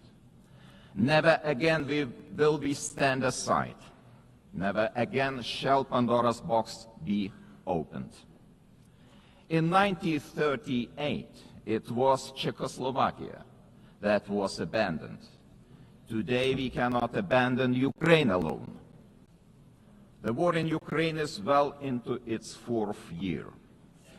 The international community has not done enough to stop aggressor. This is a quest that goes far beyond the usual lines that keep different nations apart. What matters is not the distinction between large and small, or between global north and global south nations, but the basic principles of the UN Charter, which guarantee peace and security across the globe. If one UN member is attacked with impunity year after year by a permanent member of the Security Council, what does that mean for the rest of us? When power replaces law and fear silences the truth, the foundations of the global order begin to crack. And then nobody can feel safe anymore. Ladies and gentlemen, the effects of Russia's war against Ukraine are being felt across the world. This war has sparked crises in energy, migration, and food security, while also deepening global poverty, hunger, environmental damage, and climate change. It all began with the illegal occupation of Crimea in 2014 and escalated into a full-scale invasion marked by systematic war crimes. The targeted destruction of civilian infrastructure, indiscriminate missile attacks, and the forced deportation of thousands of Ukrainian children are not isolated abuses. These are calculated efforts to erase Ukraine's identity and undermine its sovereignty and territorial integrity, all in open defiance of the United Nations Charter. Let me be clear, Lithuania will never recognize Russia's illegal occupation and annexation of Ukrainian lands. Ukraine's borders are not up for negotiation. Attempts to redraw them by force are unacceptable. The United Nations Charter is not a menu to pick from. It is a binding foundation of international order. Ukraine is also not the only target. Russia continues to occupy 2 Georgian regions, destabilizes Moldova, and uses proxies and mercenaries to spread instability across the Sahel, the Middle East, and beyond. These are not isolated episodes. They are part of a calculated policy to undermine international norms and export chaos for strategic gain. Russia is not acting alone. The countries enabling Russia's war against Ukraine also violate international law. They prolong the war and deepen unnecessary suffering. Their actions damage us all, every sovereign nation. Lithuania therefore calls on the international community to maintain strong political, military, humanitarian, and economic support for Ukraine. Having already provided more than 1 billion euros in assistance, half of which for reconstruction and long-term recovery, we are setting an example to follow. It is equally vital that the international community stop buying Russia's energy resources. Without all that oil and gas money, Moscow's war machine would finally stop. If history is any indicator, Russia will never stop using energy for its geopolitical goals. Wherever Russian energy resources flow, corruption, blackmail, and sabotage will follow. Let me remind you, This is a country that understands only the language of force.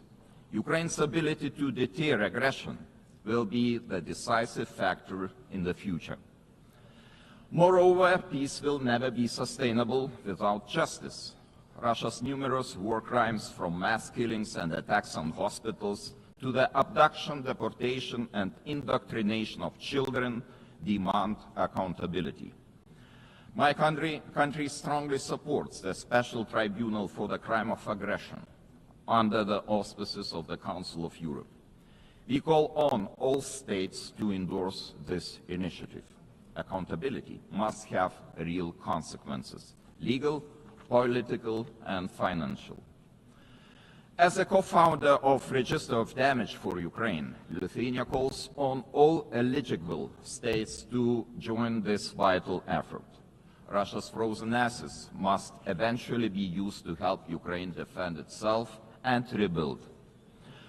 I also cannot stress strongly enough that the return of all deported Ukrainian children and illegally detained civilians must be a global priority. We urge all states and institutions to strengthen international efforts and to ensure their safe homecoming. Ladies and gentlemen, as crucial as Russia's war of aggression against Ukraine is, it is only part of the broader global upheaval. Lithuania watches the current situation in the Middle East with deep concern. We join the international community in calling for the full and immediate implementation of the ceasefire in the Gaza Strip.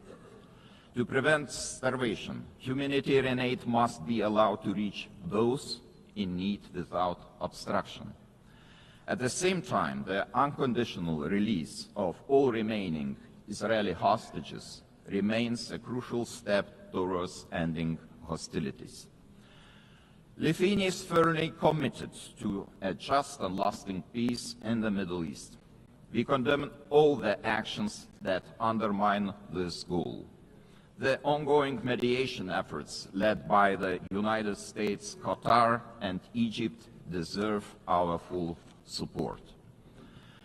There is no alternative but to revitalize a credible political process towards a two-state solution, ensuring that the State of Israel and an independent, democratic, contiguous, sovereign and viable State of Palestine can live side by side in peace, security and mutual recognition, with Jerusalem as a future capital of both states. Sadly, many states remain trapped in cycles of conflict, crisis and long-term fragility. It is our shared responsibility to support those in need as destabilization spreads far and wide across international borders, regions, and continents. Our attention must also focus on the growing challenge of disinformation, which is increasingly being used to undermine democratic institutions and destabilize entire nations and societies.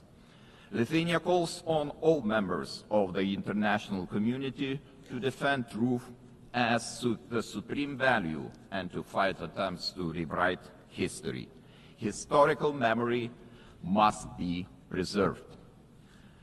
Ladies and gentlemen, as we face high global uncertainty, one choice remains entirely clear. Either we will repeat the mistakes of history, or we will find the resolve to defend the core principles of the United Nations. Today, Lithuania chooses to act. We call on the international community to respond to today's challenges with unity and determination. We call on the United Nations to return to its founding purpose, to prevent the scourge of war, to protect human dignity, and to uphold the rights of nations large and small. Together, we must ensure that no permanent seat on the Security Council grants any state permanent impunity. We must support those who defend the very principles of the UN Charter. In this spirit, I welcome the Secretary General's UNAT reform agenda, a timely blueprint for adapting this institution to the realities of today's world. His call for a more inclusive, effective, and accountable United Nations deserves our broad support. Lithuania stands firmly behind these efforts to reimagine multilateralism. We call on all states to strengthen our collective ability to act across all three pillars: peace and security, human rights, and development. Our message must be simple and straightforward. Aggression cannot win, and the principles of the UN Charter must prevail. Let us rise to the demands of this moment. Thank you very much.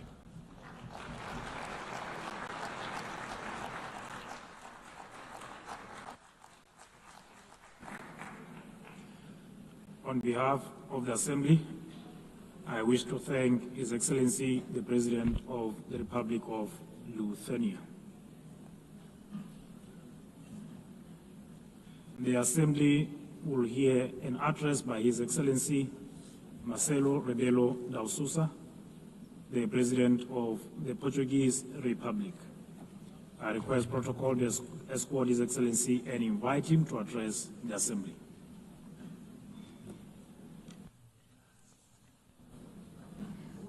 Mr. Chairman,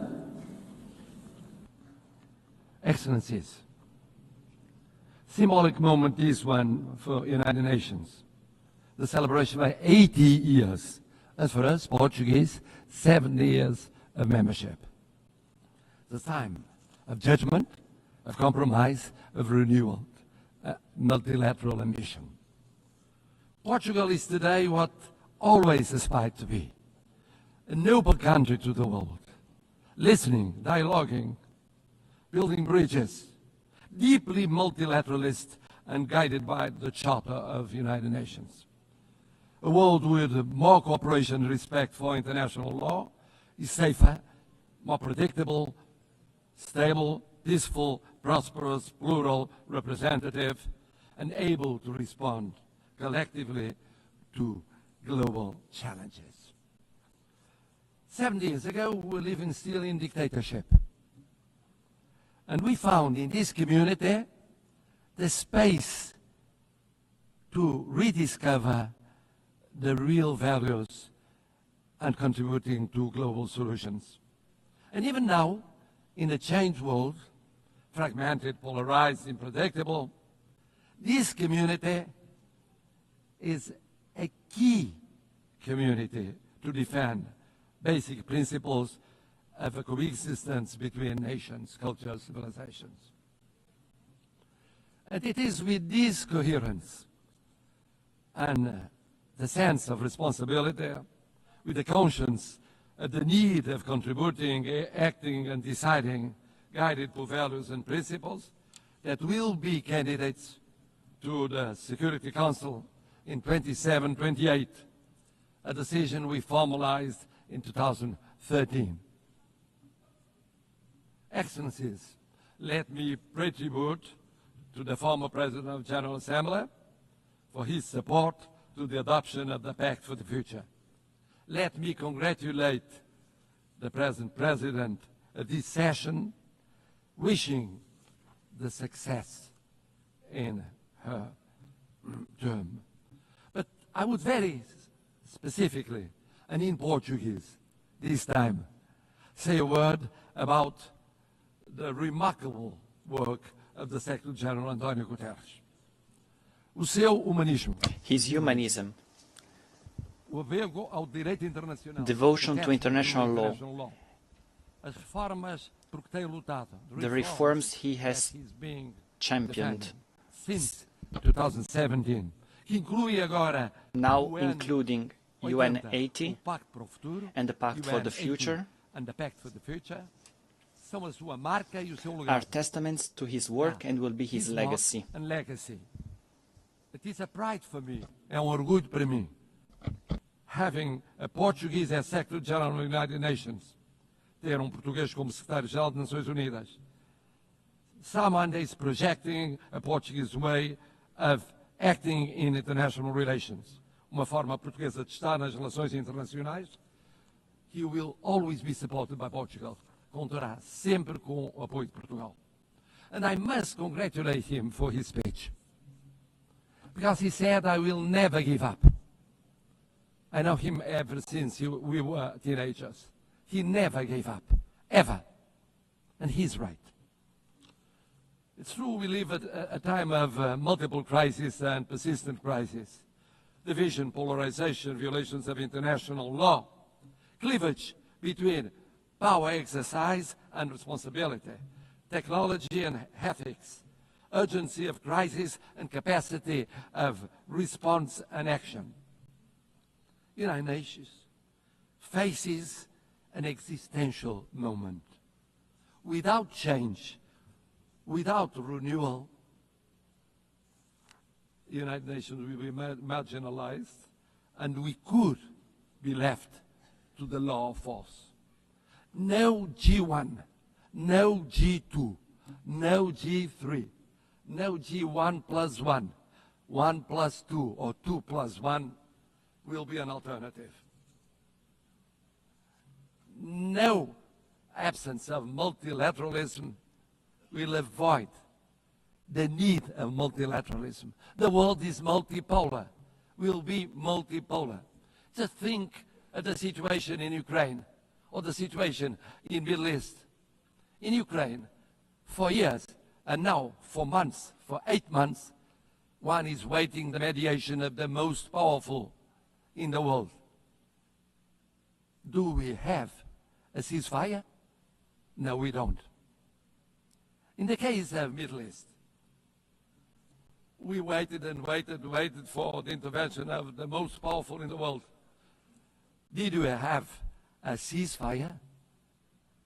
Without the multipolar, multilateral intervention of so many countries, here in New York, with the recognition of the existence of the state of Palestine, some Europeans, others non-Europeans, we won't change soon.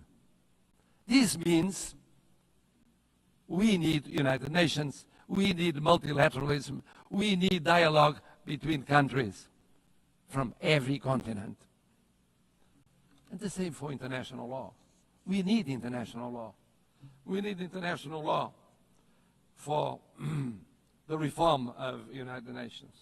We need international law as a foundation of peace and justice. A world governed by rules is a safer and more predictable and equitable world. We need a Charter of United Nations as a common compass. Of course, we must adjust United Nations, but we must never forget the lesson of the League of Nations. When one forgets the principles, when one abandons the principles on account of pure realpolitik, I mean the power or the powers of the moment, one forgets that no power is eternal. No personality is eternal. Empires went up and went down. We know by experience it. Colonial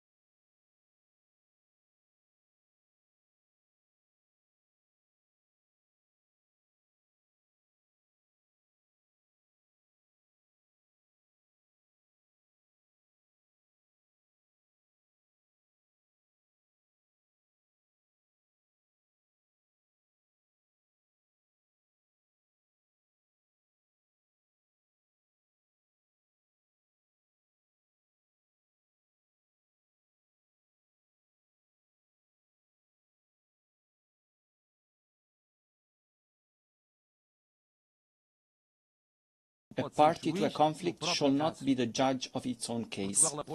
Portugal supports the ACT Group's code of conduct, measures to restrict the use of veto, and all initiatives that strengthen transparency and accountability within the Council. A last word.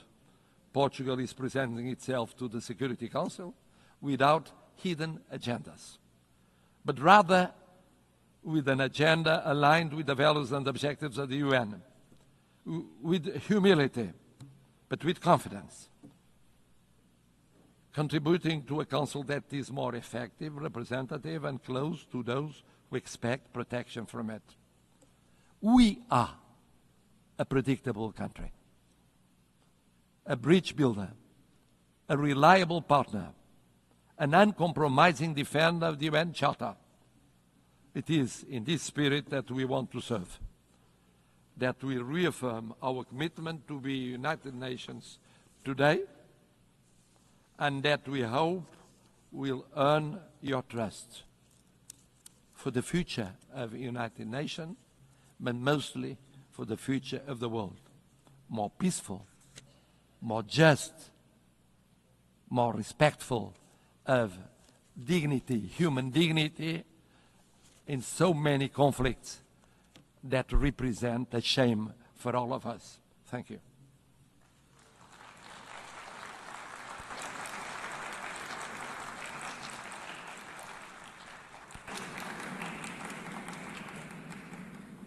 On behalf of the Assembly, I wish to thank His Excellency, the President of the Portuguese Republic.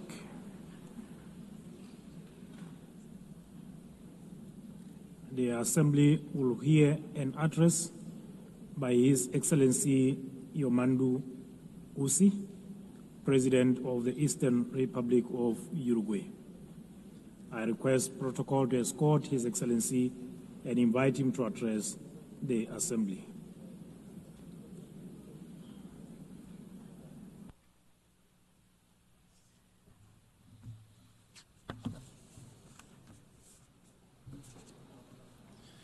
Señora Presidenta de la Asamblea President General, of the General Assembly, señor Secretario General, Secretary General, señores y señoras jefas y jefes de Estado y de heads of Gobierno, state and government, señores representantes representatives of internacionales, international organizations, delegaciones oficiales, official señores delegations, y señoras. ladies and gentlemen.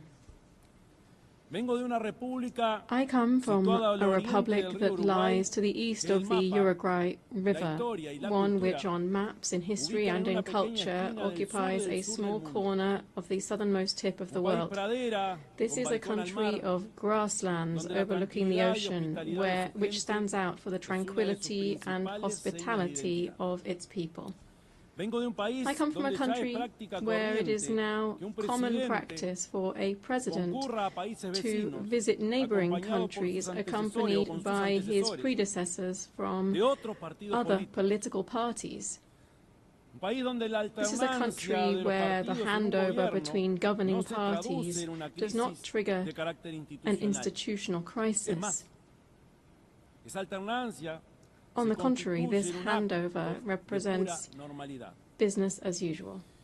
Vengo de un país I come from a cuyo country presidente puede caminar whose sin custodia president entre can la walk gente, among the people puede without disfrutar de un security, partido de fútbol en una tribuna, can enjoy a football en un match hincha más. standing in the stands like any other supporter. Vengo de un país I come from a country cuyos partidos whose políticos, political parties, casi todos ellos, almost con all más of de them, medio siglo de historia, more than half a century siempre están old, dispuestos a are acordar always soluciones willing nacionales to a agree urgencias on también national nacionales. solutions to national emergencies. Soluciones, como decimos nosotros, a la uruguaya. Uruguayan solutions, as we call Con them. estos gestos, quiero expresar que In Uruguay saying lleva en this, su vida I'm trying to cotidiana express how una Uruguay vocación lives profunda de its paz profound y de respeto. vocation for peace and respect every day. Vivo en un país, por I supuesto, que live no in está a a las country, puertas of del course, paraíso, that does not stand on the porque threshold of enfrenta nuevos paradise, desafíos since en we términos de are pobreza also infantil, facing fresh challenges seguridad in child pública poverty, o public desigualdad social, security, and social inequality. And on these issues also,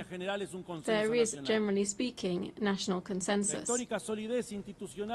Our historically robust institutions and political system have allowed Uruguay to continue to stand out in the region for its high level of human development and its income distribution policies. It has allowed us to be a country with stable rules, where contracts are honored, where international commitments are respected, and where macroeconomic stability is a state policy. But this impressive record can also be seen beyond our borders, because Uruguay is recognized worldwide for its commitment to peace, its tireless pursuit of the peaceful resolution of conflicts, its unfettered respect for international law as the greatest guarantee of the sovereignty of peoples, and for being a fraternal and hospitable land for migrants from all latitudes. From that small country which breeds tolerance, dialogue and agreement as the historical key to coexistence, and which lies on a continent free of conflict and interstate wars, we come to this assembly to join efforts to contribute to stability and peace in an increasingly tumultuous and challenging world. The growing geopolitical tension and increasing conflicts, together with the underfunding of efforts for a peaceful and rules-based global order, are posing enormous challenges on a planetary scale. A few facts suffice to illustrate this. According to the 2025 Global Peace Index, in 2023 there were 59 interstate conflicts. This is the highest number since the end of the Second World War. In 2024, global military expenditure rose by almost 10% in real terms when compared to 2023. This represents the largest annual increase since the end of the Cold War. We're talking about military expenditure of $2.7 trillion. We're not only talking about increased conflict between nations, nor of rapidly growing military expenditures to sustain this, but we're also talking about new forms of cruelty and death that wars now bear. We are well aware that since the very birth of civilization, the absence of violence or war has perhaps been nothing more than a pipe dream. But in our time, technological progress has unleashed other, much more perverse means of waging war, such as the use of military practices aimed at sowing fear, terror, and death among the civilian population. Let it be very clear. We condemn all forms of terrorism, since it constitutes, among other things, a despicable act of cowardice. There is another perspective, a current perspective, one that leads us to believe that the main objective of current wars seems to be the systematic practice of extermination. The end has never justified the means. We must banish that old precept that war is the continuation of politics by other means.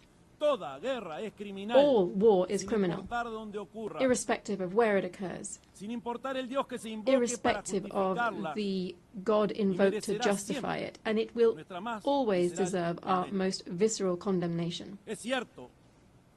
It is true that every nation has the right to its own territory and government. It's true that they have the right to establish a level of self-determination that allows a nation to coexist with other peoples. And the value of the United Nations is precisely to ensure that these principles are realized in a peaceful and civilized manner. No state that claims to be democratic and to live under the rule of international law can, even under the legitimate right to defend itself against terrorism, exercise barbarity against any civilian population, least of all against especially vulnerable and defenseless persons. Since 1948, Uruguay has maintained a consistent and steadfast position in line with the principles of self-determination and peaceful coexistence. Our historic stances on the main global conflicts, especially that currently underway in the Middle East, are well known. In this regard, Uruguay has always maintained the position of two states, two peoples. The Uruguayan government hence takes very seriously the reports produced by the international community concerning the Palestinian territories and urges the implementation of the recommendations made by the United Nations. At the same time, we urge the immediate suspension of military operations of death. We urge the suspension of death of innocent civilians. And we request the release of the hostages. In our world, at the same time, there are other persistent and worsening, more widespread and permanent tragedies. To such an extent that the Universal Declaration of Human Rights, adopted in this very assembly 77 years ago, stands as a revolutionary manifesto in the times that we are living through. Beginning with its first article, which proclaims all human beings are born free and equal in dignity and rights, and, endowed as they are with reason and conscience, should act towards one another in a spirit of brotherhood. How far we are from our own principles and commitments when we see that the gap between those who have the most and those who suffer the most is ever greater. How far we are when we see that the principles of freedom and equality are increasingly estranged, and we hear much more talk of a supposedly free individual than of egalitarian societies in terms of income or the enjoyment of rights. How far we are from human sensibility when we forget that our main calling must be to stand with the majority, listening to every problem or anguish of our people and understanding, even and fundamentally, those who think differently. Madam President, I come from a country with a long, faithfully documented tradition in international politics. This tradition includes staunch support for multilateralism in all of its facets, political, economic, cultural, as the best and only way to face the challenges to which I have referred. It also, of course, includes a permanent commitment to international law, a commitment to dialogue and to the building of peace as one of our greatest contributions in the context of a fragmented and polarized world. My country's entire political system is proud to contribute decisively to global tasks such as the maintenance of international peace and security, the consolidation and development of international law through participation in normative bodies and in international courts, through our support for disarmament, food security, global health, and commitment to addressing climate change. In this context, I wish to highlight my country's historic commitment to the multilateral peacekeeping system. In the last 35 years, and without interruption, Uruguay has deployed battalions to various United Nations peace operations. We've taken on this role to such an extent that we've become the leading country in Latin America and the second per capita worldwide in contributing to this type of missions. Moreover, we have done this with particular distinction because our troops have been specialized in the most emblematic role of these peace operations, that is, the protection of civilians in armed conflicts. The nations represented in this assembly are well aware that my small country is very far from standing out for its military might or its economic dominance. And it is there, paradoxically, that our strength lies. Because we are incapable of standing in anyone's way. On the contrary, our strength lies in intangible capacities that this world greatly needs, because we are a country that can be relied upon to promote dialogue and peace. Firstly, because those principles define us as a republic and are evident in our respect for the separation of powers and the rule of law, the strengthening of our democratic system, and our respect and promotion of human rights and social equity, among other things. Secondly, because this is how we have historically conducted ourselves on the international stage. As early as in 1907, for instance, my country took a firm stance at the Hague Conference on Arbitration, seeing it as an essential and obligatory mechanism for resolving conflicts between states. Just a few years later, in 1921, Uruguay was the first state in the world to accept the jurisdiction of the Permanent Court of International Justice, the predecessor of the International Court of Justice. On the basis of these and other historical precedents, I hereby reaffirm that Uruguay is in an excellent position to be able to offer itself to the world as a host for negotiations, as a promoter of networks of dialogue and mediation, leading to the construction of peace and the prevention of conflicts. Believe me, we are prepared for this ever more urgent and necessary challenge. Among other reasons, because we have learned, as my country's former president José Pepe Mujica said, that tolerance is the foundation for peaceful coexistence. Thank you.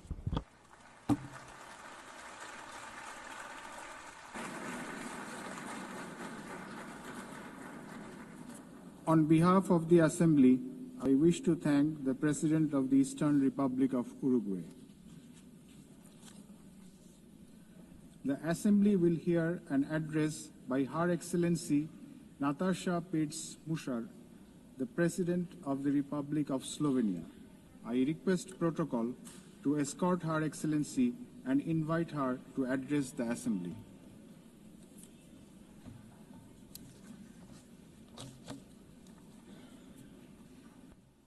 Madam President, please accept my warmest congratulations on your election at this historic 80th anniversary of the United Nations. Your election underscores the vital importance of including women in the decision-making process. Ladies and gentlemen, Excellencies, in 1945, the end of the Second World War was greeted with celebrations, and hopes were placed in a new era of peace and cooperation, embodied by the creation of the United Nations. However, those hopes were soon overshadowed by the onset of the Cold War. When it ended in 1991, we once again dared to believe that this would pave the way to the vision of lasting peace, security and cooperation as enshrined in the UN Charter. Sadly, that vision has not materialized. In fact, the situation has worsened, and here is why. Firstly, the Security Council, envisioned as the very pillar of collective security, is failing to meet the expectations of the world, if it ever has. The Permanent Five were supposed to be role models for the rest of the world working for peace. Some work in their own interests instead. Secondly, the promise of the Sustainable Development Goals is faltering. Progress is lagging, and with cuts in development assistance, millions of the world's poorest are pushed further away from the access to even the most basic services. Thirdly, international law appears to stand at the precipice of irrelevance. The independence of elected international judges, the integrity of human rights institutions, personal security of human rights defenders, and the authority of this organization are under siege. Fourthly, the Genocide Convention risks becoming a relic of the past. Some states have put the International Criminal Court to its greatest challenge ever. Its prosecutors, whose only duty is the pursuit of justice, and its judges, whose responsibility is to uphold the law, our international law, now face sanctions and intimidation. As if the states that sanction them would prefer to shield the alleged perpetrators of atrocities rather than confront the truth and help deliver justice. Fifthly, the landmark opinion of the International Court of Justice affirming that international law obliges states to prevent harming the climate already feels obsolete. And finally, states are withdrawing from the Paris Climate Agreement, from the Ottawa Treaty, and from the UN agencies, or simply cutting their finances. Each such act chips away at the support for multilateralism, a system designed not for the powerful few, but for the benefit of all of us. Madam President, how are we to explain these trends to our electorates, to our people, and above all, to our children? Shall we tell them that this is the new normal, that might makes right, that the strong may seize what they want because they can, that they can kill with impunity because they can, that they may pollute, wage wars, and trample on international law just because they can? Are we prepared to look our children in the eyes and say, "This is the world you will inherit and there is nothing we can do about it"? With the adoption of the Pact for the Future last year, we have charted a path toward a stronger, more forward-looking United Nations. But we must now create the conditions to fulfill our commitments. One way forward is to establish a permanent advocacy network to give the Pact unconditional, sustained political support. To this end, I propose the creation of a global forum for the future, an inclusive movement of states committed to multilateralism, mutual respect, and the defense of our shared vision. A movement determined to stand up for the Pact and drive its implementation at every level. As states consider how to implement the Pact for the Future, some solutions may be seen as inconvenient today, but in the long run, ladies and gentlemen, they are not optional. They are systemically necessary. The first example is the reform of the Security Council. We all recognize that it is the principal organ entrusted with the maintenance of international peace and security. But what it is not, and must never be, is a body that stands above international law to defend the interests of some at the expense of others. Jus cogens norms must be safeguarded as a matter of principle. If the prohibitions against genocide and crimes against humanity are accepted as jus cogens norms, can any permanent member claim a legitimate veto right in such circumstances? Member states have attempted to address this question through many reform proposals, but with minimal progress. This is why we must dare to go further now. We, the General Assembly, must take a bold step and request an advisory opinion from the International Court of Justice on this very question.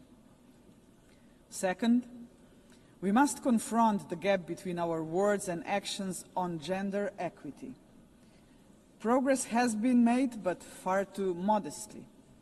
Over the past 80 years, 13% of leaders in multilateral organizations have been women. and no woman has ever served as Secretary General of the United Nations. And this, ladies and gentlemen, must change. So, Excellencies, ladies and gentlemen, let us make history. Today, the 80th session of the General Assembly is led by only the 5th woman to hold the presidency. By the end of this session, she would be joined by a Madam Secretary General-elect, a living proof to 4 billion women that even the most impossible job is not beyond their reach. But gender representation is not enough. What we must achieve is actual gender equity because it benefits not only women and girls, but entire societies. True equity requires systemic change, and so women's empowerment must remain at the heart of our global agenda. International organizations must weave a gender perspective into every strand of policy making. And that should be a result of effective participation of women and girls themselves. Electing a Madam Secretary General would be historic, but it must only be the beginning of a much deeper transformation. Madam President, the Pact for the Future sets out clearly what must be done to change our world for the better. I have mentioned only 2 of the many challenges we must confront decisively. But we can only succeed as a community if we accept that there is no future for humanity without a fundamental change.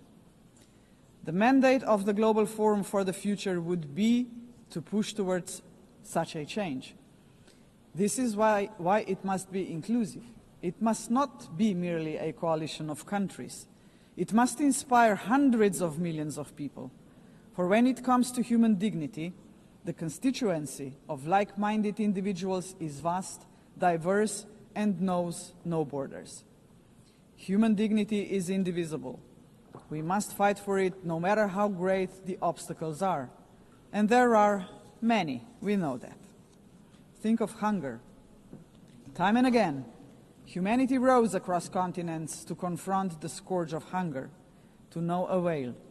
Worse still, hunger is now being weaponized, turned into a tool of war. We receive reports on a daily basis of how women and children are starved because they are marked as legitimate targets, as enemies. How cruel, how inhumane is that, ladies and gentlemen? We cannot allow this to happen any longer. 40 years ago, musicians stood against hunger. Instead of guns, they, the Band 8, used music. The world heard them, but they were not loud enough, as hunger has not been eradicated. Today, we have science. We can address on a scale beyond imagination not only hunger, but every act of violence against human beings and all human fears. Granted, science, technology, and global connectivity are too often twisted by cynical leaders and warmongering regimes. But they can also be harnessed for the common good. Artists, influencers, and visionaries with audiences of millions can join forces with the governments of like-minded nations. Together, their voice in defense of humanity could become irresistible. Together, we can demand real action by all governments, all world and community leaders on the Pact for the Future, and hold to account those who betray human dignity to its very core, through wars of aggression, genocidal policies, and crimes against humanity. If we join forces and make ourselves heard, nobody can ignore us, not even the most arrogant governments and individual politicians. Of course, such initiatives cannot emerge out of thin air. They require leadership, strong, inclusive, and fearless leadership. We, the leaders of today, are only transient custodians of power. Some of us may not be here after the next election, but that is precisely why we must act now. Our responsibility and destiny will be judged by how we treat our planet and its people today. We simply cannot afford silence, ignorance, or passivity, not while we hold power and possess the power of the world. Hesitation is not an option, Madam President. For most of us, members of the UN, is not might that makes right. It is the opposite. We must not allow the powerful few to ignore us. We must not surrender to a world where power alone prevails. We, the majority of United Nations members, must be role models. We must work for a different world. The Global Forum for the Future can be a platform for the much-needed transformation in which partnerships with non-state actors and companies are indispensable. Profits must finally serve development for all. Innovation and sustainability must drive tolerance, mutual respect, and inclusive dialogue. Is that too much to ask? If we, the leaders of this planet, can offer nothing but terror, conflict, pollution, fear, inequalities, and war to 8 billion people, then we must confront the truth. We are complicit in crimes against our civilization and our planet. And not just us, heads of states, but leaders of international institutions, CEOs, and every individual with the power to make a difference share this responsibility. None of us can claim ignorance of what is at stake. If we believe in human dignity for all, we must deliver more. A world that fulfills lives, not threatens them. We must say yes to inclusive multilateralism and a resounding no to multipolarism. Let us show that this General Assembly can and will make a difference, as it has often done before. Let us demonstrate that we reject arrogance, hatred, and willful blindness to a lack of equality and justice, to wars of aggression, crimes against humanity, and genocide, because they tear us apart for generations.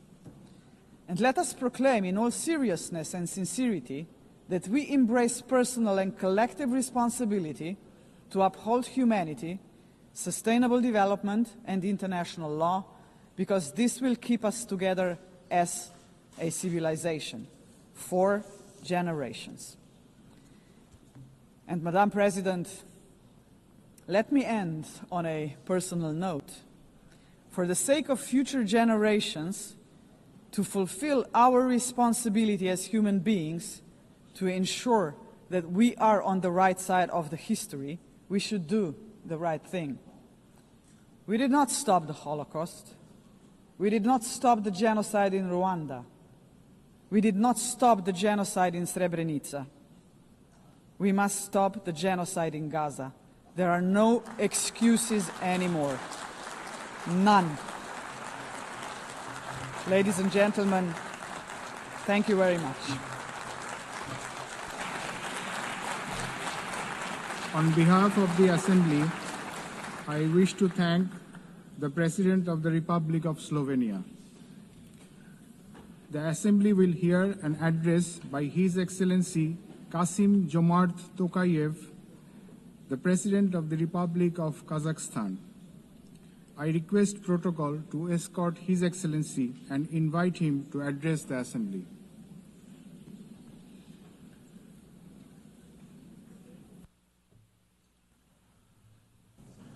Madam President, Mr. Secretary General, distinguished delegates, for 8 decades, the United Nations has played a pivotal role in combating humanity's global challenges.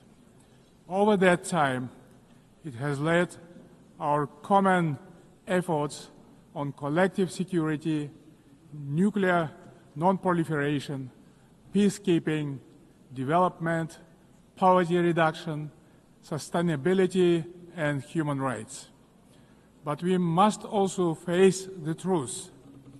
The world around us has changed profoundly and, unfortunately, not for the better. That's why the United Nations remains today a symbol of hope for millions around the globe. This historic meeting is a unique opportunity to recommit ourselves to the founding principles and goals of our universal and truly indispensable organization.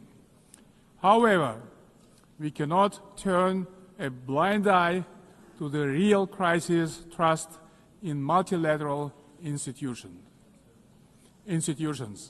Serious violations of international law have become new normality, which undermines global stability and erodes confidence between peoples, between political leaders, and between states.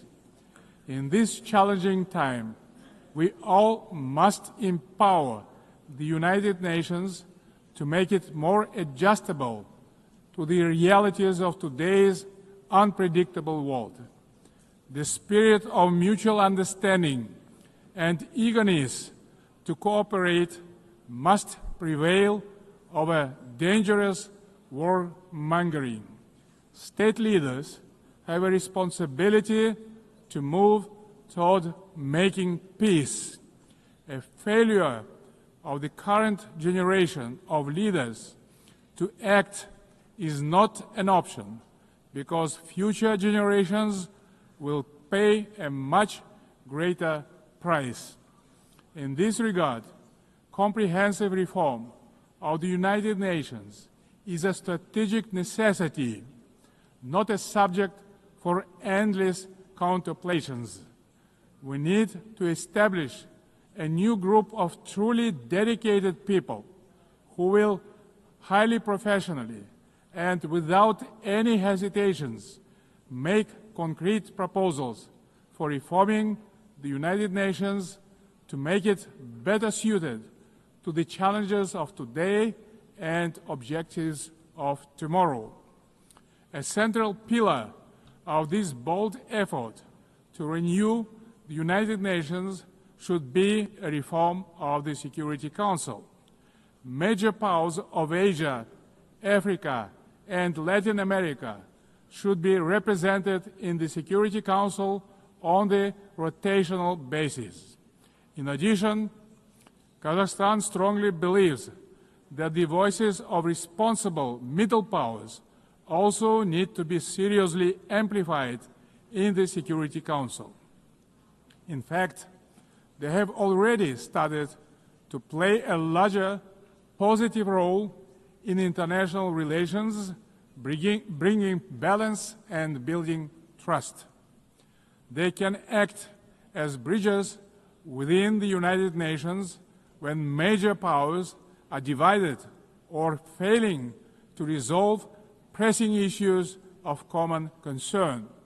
Above all, a credible United Nations for the 21st century requires member states to take concrete steps toward durable peace and security. Otherwise, the United Nations is doomed to forever mitigate consequences while root causes forever proliferate. We can begin this process already today by reaffirming our steadfast commitment to the Charter of the United Nations. The founding principles of sovereignty, territorial integrity, and peaceful resolution of disputes must be upheld without exception. Selective application of the Charter undermines its credibility. The world needs a new consensus based on trust, inclusiveness, and shared responsibility.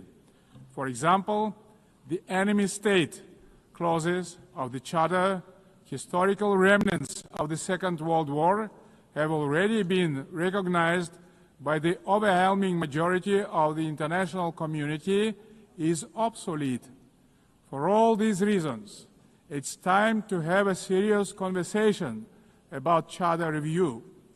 Today we face an alarming reality. Arms control treaties are collapsing, and with them, so are the foundations of strategic stability. Global military spending in 2024 hit a record $2.7 trillion. The global cost of violence reached nearly $20 trillion.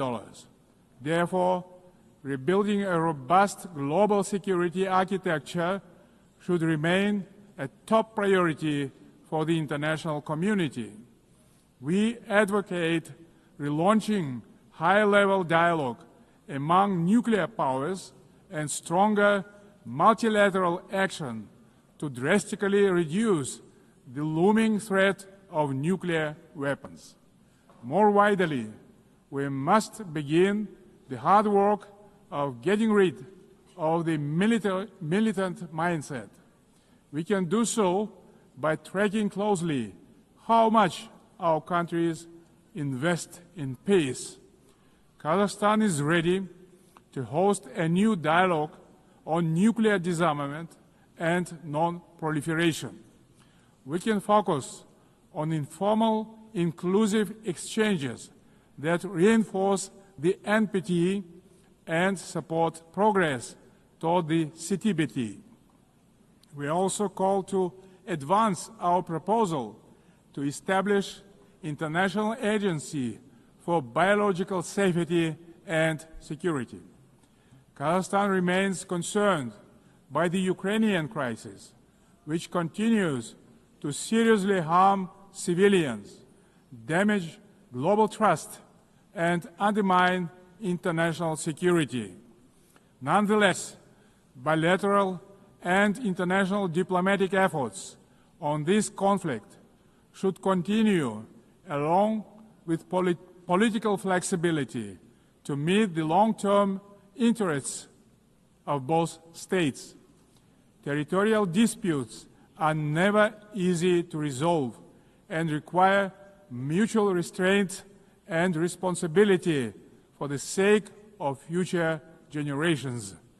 The psychology of animosity drags all involved in conflicts to the abyss, leaving no chance to reach peace. The humanitarian crisis in Gaza has reached a disastrous scale that cannot be ignored. This conflict stems from a complex historical background. We cannot ignore the root cause of this belligerence. Kazakhstan calls for full protection of all civilians and unhindered humanitarian access in strict compliance with international humanitarian law. We reaffirm our support of the two-state solution, with the United Nations playing a central role. Kazakhstan acknowledges diplomatic initiatives aimed at regional reconciliation in the Middle East, including the Arab Peace Initiative, the New York Declaration, and the Abraham Accords, and others. They demonstrate that leadership and political will can turn division into cooperation and shared benefit. We also welcome the normalization of relations between Azerbaijan and Armenia under the mediation of the United States President. It shows that even entrenched conflicts can be settled through diplomacy and common sense. Guided by this principle, Kazakhstan consistently favors diplomacy over escalation and dialogue over force. Current geopolitical tensions sometimes tempt some leaders to claim that a clash of civilizations is inevitable. Yet, these divisions are not fact or fate. They are political choices. Global public goods, such as science, medicine, sports, religion, and culture, should not become subjects of geopolitical divisions and sanctions. These spheres of human activity bind us together under a humanitarian umbrella. When political leaders make irresponsible statements or take reckless decisions, manipulating religion and identity for political gain, they in fact seriously damage the trust and goodwill in striving for peace. Political leadership must be rooted in mutual understanding and respect, not mutual suspicion and arrogance. Tolerance and wisdom are the foundation of lasting peace and must be upheld through the rule of law. Dear friends and colleagues, we observe a growing fragmentation and political bias of investment flows. As a result, global FDI fell to $1.5 trillion last year. Kazakhstan strongly advocates for greater international investment cooperation. More than $400 billion have been attracted to our economy within 30 years of independence. Our commitment to open market principles is absolutely firm and will remain a cornerstone of our state policy. Located in the very center of Eurasia, Kazakhstan is poised to play a crucial role as a logistic hub, handling 80% of all overland transit between Asia and Europe.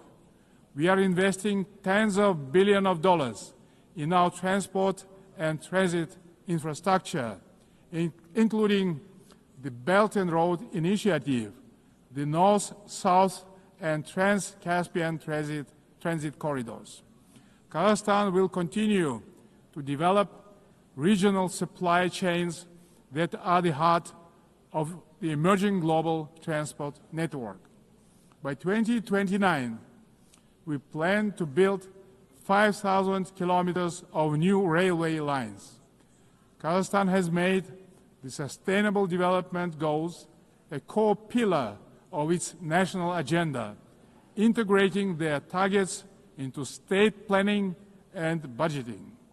With the support of the United Nations Secretary General and partner states, Kazakhstan now hosts the new United Nations Regional Center for SDGs for Central Asia and Afghanistan in Almaty.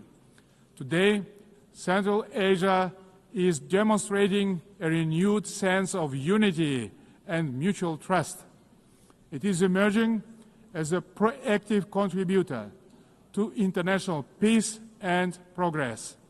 The Central Asian Five are strengthening cooperation, proving that regional solidarity can be a powerful force for development and security.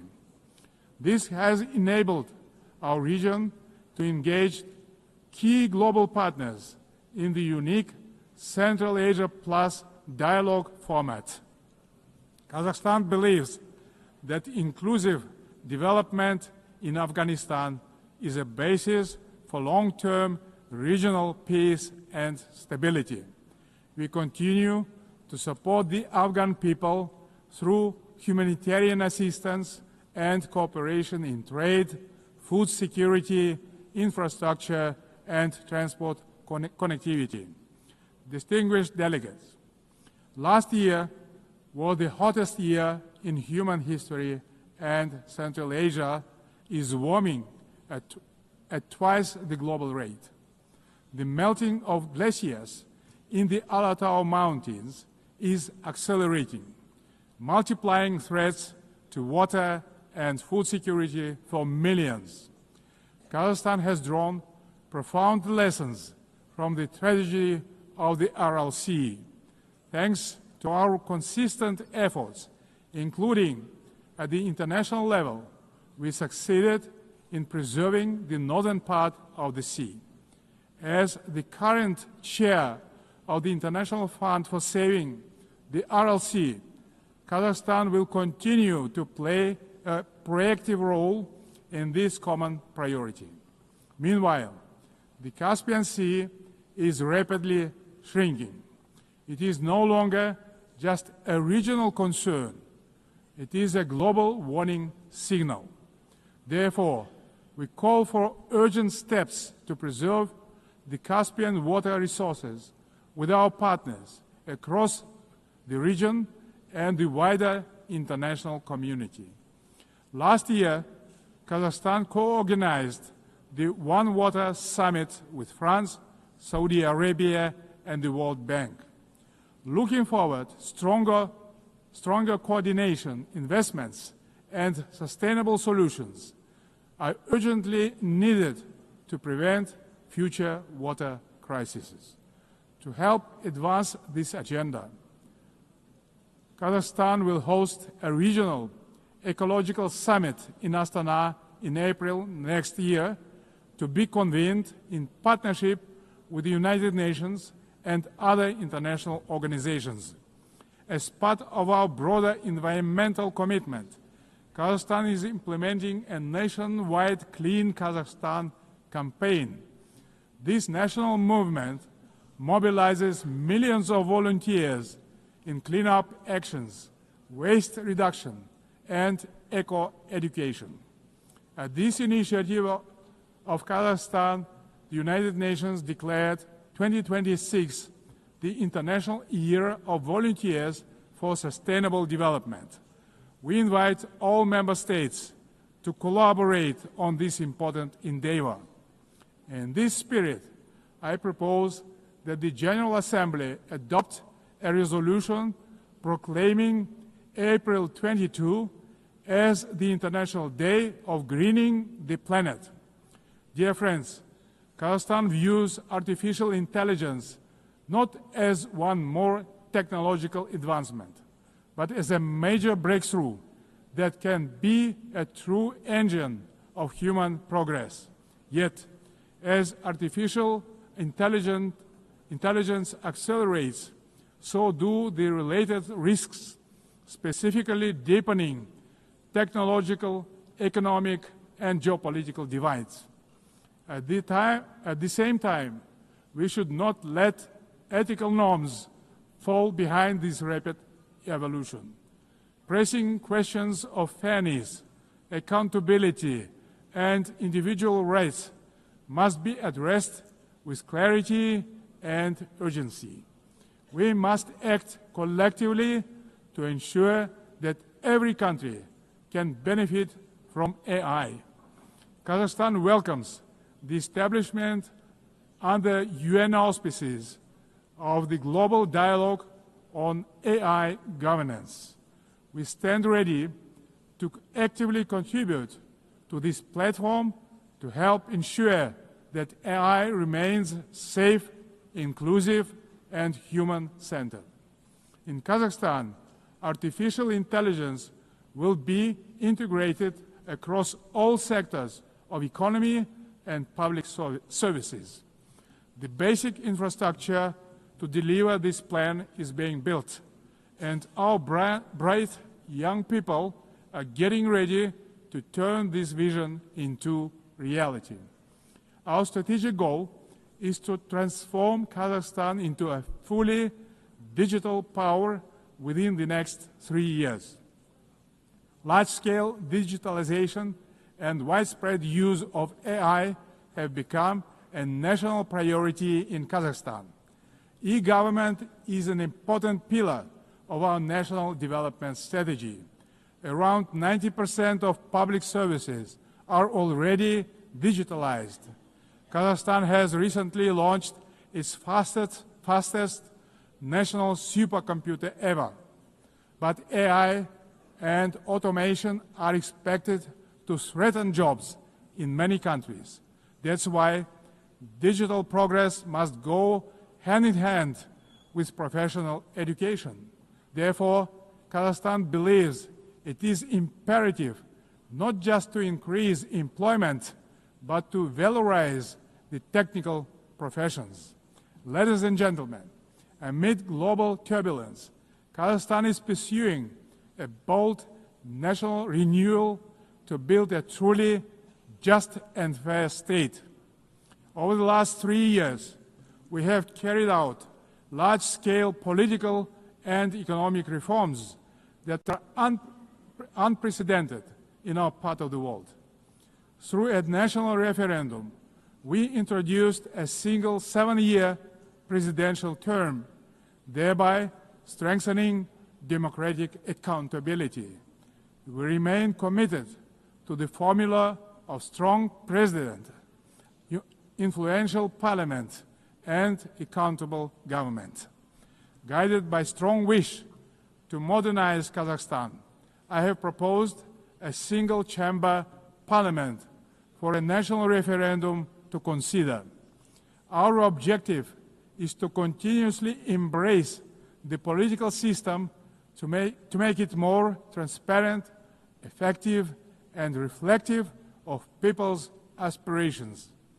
At the heart of these reforms lies a clear principle: law and order must prevail. We believe that only governance rooted in common sense and the rule of law can ensure public order and protect the rights of all citizens.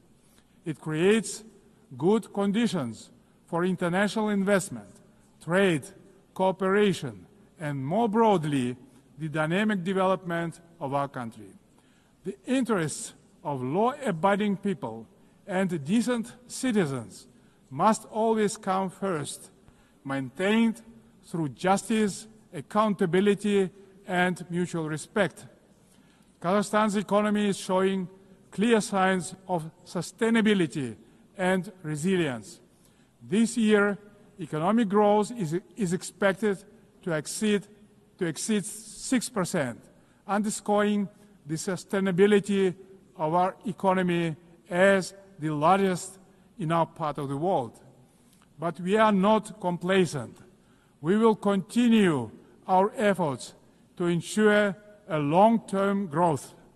Kazakhstan's energy strategy is based on 4 pillars: oil and gas, coal, uranium, and critical minerals. These precious assets are the basis of reliable energy partnerships. Climate change and the green agenda cannot be accepted by all countries that have huge deposits like coal, which nowadays can be cleaned up by advanced technologies. That's why we have committed to decarbonize our country in 35 years. Renewable energy is not the single solution to all energy problems. Agriculture is another driver of our development with huge potential for global markets. Kazakhstan's grain export capacity has amounted to 12 million tons, reaching a great number of international markets, creating new opportunities for trade expansion using enhanced transport connectivity.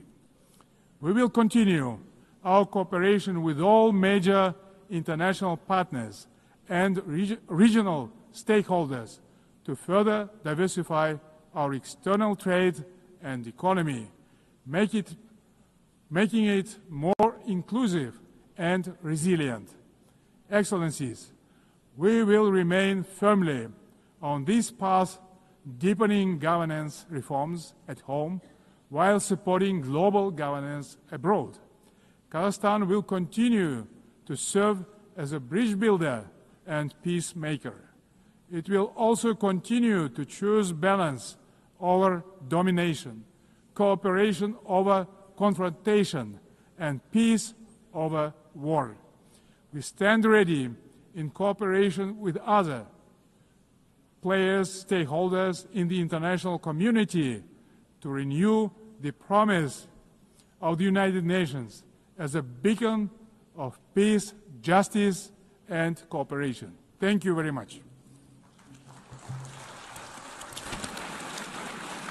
On behalf of the Assembly, I wish to thank the President of the Republic of Kazakhstan. The Assembly will hear an address by His Excellency Matamela Cyril Ramaphosa, President of the Republic of South Africa. I request protocol to escort His Excellency and invite him to address the Assembly.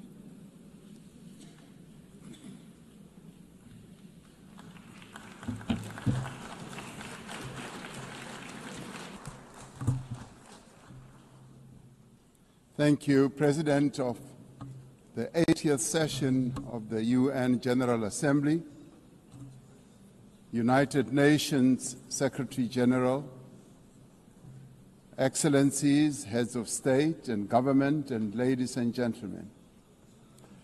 80 years ago, the United Nations was established to save succeeding generations of humanity from the scourge of war and to build a peaceful, prosperous, and just world arising from the devastation brought about by global conflict. Through the UN Charter, the nations of the world pledged to uphold peace, development, and human rights, which would be underpinned by international law. Now more than ever, we are called upon to uphold the values and advance the purpose of the United Nations. We are also called upon to advance cooperation and solidarity between nations. We are called upon to promote multilateralism and safeguard the institutions that enable it. South Africa's engagement in the international sphere echoes our domestic imperatives of eradicating poverty, reducing unemployment, and addressing the root causes of inequality. Our foreign policy is guided not only by the needs of our people, but also those of the continent of Africa and the global South. Inspired by our own history, South Africa strives to maintain world peace and also the settlement of all international disputes through negotiation and dialogue and not through war. We therefore welcome the strong partnership between the African Union and the United Nations in promoting peace, security, and stability on the African continent. This year, South Africa is honored to preside over the G20. This is the first time that G20 Leaders Summit will be held on the African continent, the cradle of humanity. South Africa's G20 presidency is guided by the theme equality, solidarity, and sustainability. To give full meaning to our theme of equality, solidarity, and sustainability, we have invited the G20 countries to join us in prioritizing the following areas. Firstly, in discussion to strengthen disaster resilience and response by addressing the increasing frequency and impact of climate-induced natural disasters. Secondly, to ensure that we have debt sustainability for low-income countries by crafting innovative ways to support countries to have low levels of debt to maintain economic stability. Thirdly, to discuss how to mobilize finance for a just energy transition by encouraging investments in renewable energy and sustainable technologies, without foregoing what we would call base load energy sources. Fourthly, by harnessing critical minerals for inclusive growth and sustainable development through the value addition processes, that is, beneficiation of these minerals at the source where the minerals are extracted, to foster the development of communities where these minerals are found. These priorities reflect South Africa's commitment to addressing global challenges and promoting inclusive growth and sustainable development. Our country's G20 presidency is a significant opportunity for South Africa to advocate for Africa's development agenda and to amplify African voices in global economic governance for a continent that is irreversibly on the rise. As member states of the United Nations, we have all adopted the Sustainable Development Goals. However, many of these goals remain elusive. There are many reasons that hold many countries back from fulfilling and implementing these development goals. Some of these reasons are lack of sufficient financial resources that can finance the advance that these countries need to make to fulfill those goals. Many countries with developing economies, especially in Africa and the Global South, do not have adequate capital to finance their development goals. They are indebted and are paying much more on debt servicing than they do on health and education. In fact, these countries pay much more than countries in the North for their debt. Yet through global solidarity, by having fairer lending rules, especially for several of the Global South countries, we can achieve our shared commitment. Through the G20 process, we are working towards building consensus on how this problem can be tackled, including the reform of international financial institutions, particularly multilateral development banks, to better tackle global challenges that many countries face. The multilateral trading system needs to be reformed as we reconfirm that the World Trade Organization remains the only multilateral body that is capable of managing differences and coordinating positions in global trade. Trade is one of the most important instruments to mobilize domestic resources for development. It is concerning that geopolitical shocks and unprecedented trade policy volatility are destabilizing the global economy and jeopardizing a critical source of development finance. In fact, trade is now being used as a weapon against a number of countries in the world.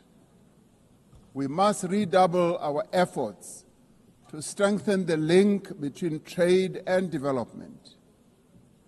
Unilateral trade practices and economic cohesion have a detrimental impact on many nations. This includes the economic embargo against Cuba, which has caused untold damage to the country's economy over the years. This unfair embargo must be lifted, and we want it lifted sooner rather than later.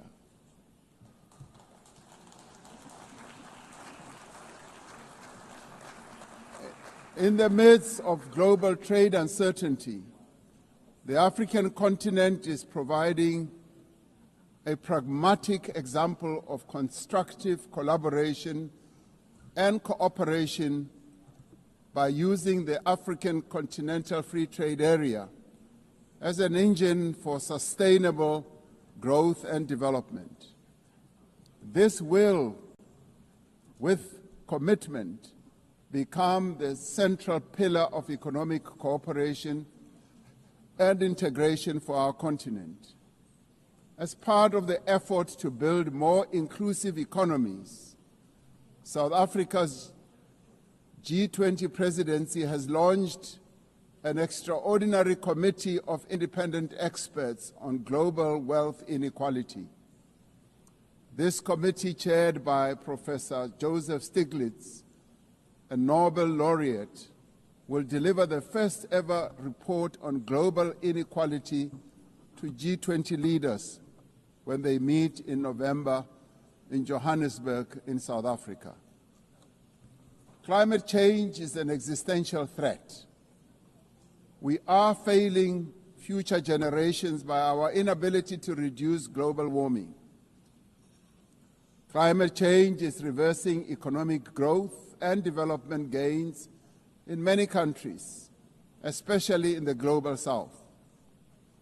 Although Africa carries the least responsibility for climate change, many countries on the continent of Africa experience much of its harshest effects.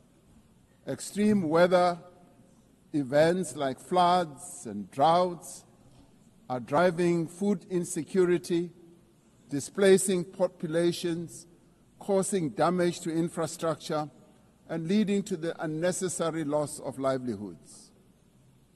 Member states must honor their undertakings and commitments in line with the guiding principle of common but differentiated responsibilities and respective capabilities.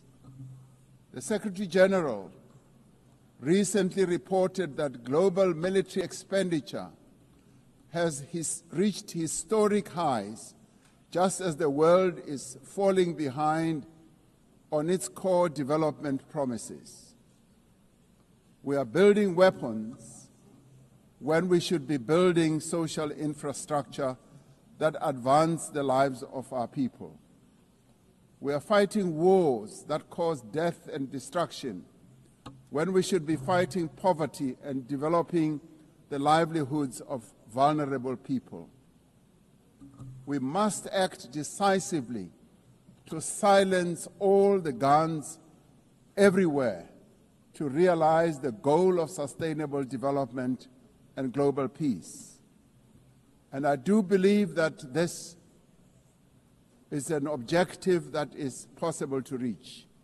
As we commemorate the 80th anniversary of the UN, the relevance of this institution and various multilateral processes for the maintenance of international peace and security is being willfully undermined. There is an increasing reliance on unilateral military action in contravention of international law. The United Nations Security Council has proven to be ineffective in its current form and composition in carrying out its charter mandate to maintain international peace and security. South Africa remains deeply concerned by the erosion of the credibility of the Security Council and its failures to ensure accountability and uphold international law. As the security and humanitarian situations in the Democratic Republic of the Congo, Sudan, Gaza, and elsewhere deteriorate, it is a matter of great concern that there are countries that continue to violate international law and also defy the United Nations resolutions and rulings, also from bodies like the International Court of Justice. The establishment of the Hague Group and the Madrid Group aim to reaffirm the primacy of international law, promoting accountability and ensuring support for a just peace. We cannot and should not accept that members of this organization continue willfully to violate without consequence the charter that we have all agreed to uphold. Therefore, as nations that have pledged to uphold the UN Charter, we have the ultimate responsibility to ensure and protect the rights of the Palestinian people to self-determination, consistent with the case that South Africa brought before the International Court of Justice, there is growing global consensus. There is growing global consensus that Israel is committing genocide in Gaza. Just last week, the United Nations Independent International Commission of Inquiry found that Israel is responsible for the commission of genocide in Gaza. As Palestinians continue to face genocide and famine, we have a duty to act. South Africa has acted in the interest of saving lives by insisting that the International Court of Justice should make a ruling that indeed genocide is being committed in Gaza and that it should stop. And we stand here to say it must stop.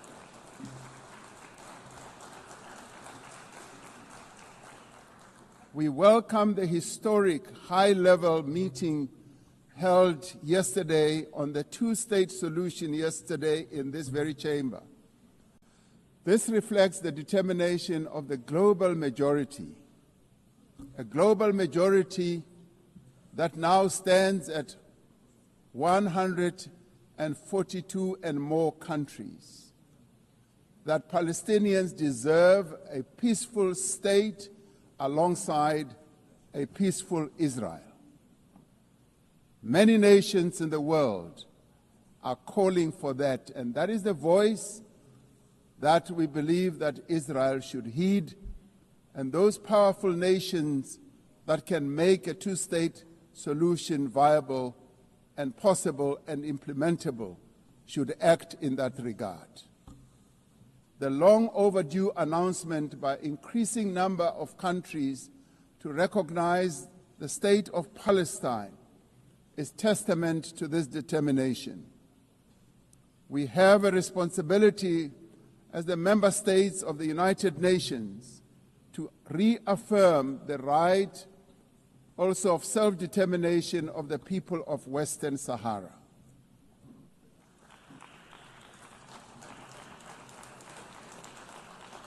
The very first resolution of the United Nations General Assembly in January of 1946 called for the elimination of atomic weapons. The resolution was passed shortly after the catastrophic use of atomic bombs on Hiroshima and Nagasaki that killed thousands of people. Decades later, we have not made significant progress in the fulfillment of the commitment to nuclear disarmament.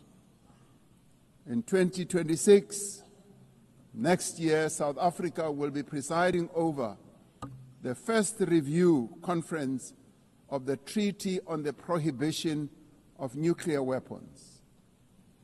This treaty reaffirms that there is no greater assurance of non-proliferation than the complete prohibition of nuclear weapons. I was glad to hear that a number of leaders stood here to speak against nuclear weapons and the use thereof. This year we celebrate the 30th anniversary of the Beijing Declaration and Platform for Action as a roadmap for the achievement of gender equality, the empowerment of the women and girls of the world.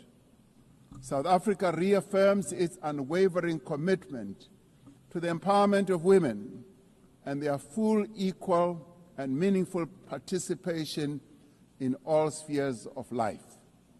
Yes, we would support also the election of a female Secretary General of the United Nations.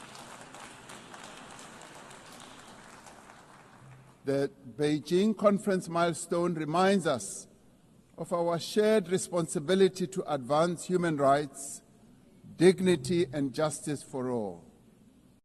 We are all equal, men and women, and there is no reason that we continue to hold the women of the world backwards. The right to development must be central to the policies and operational activities of the United Nations and its specialized agencies, programs, as well as funds. It must be at the core of the policies and strategies of the international financial and multilateral trading systems. As we celebrate 80 years of the United Nations, we must seize the opportunity to build a better United Nations for the next 80 years. What is needed now is a stronger and more capable United Nations.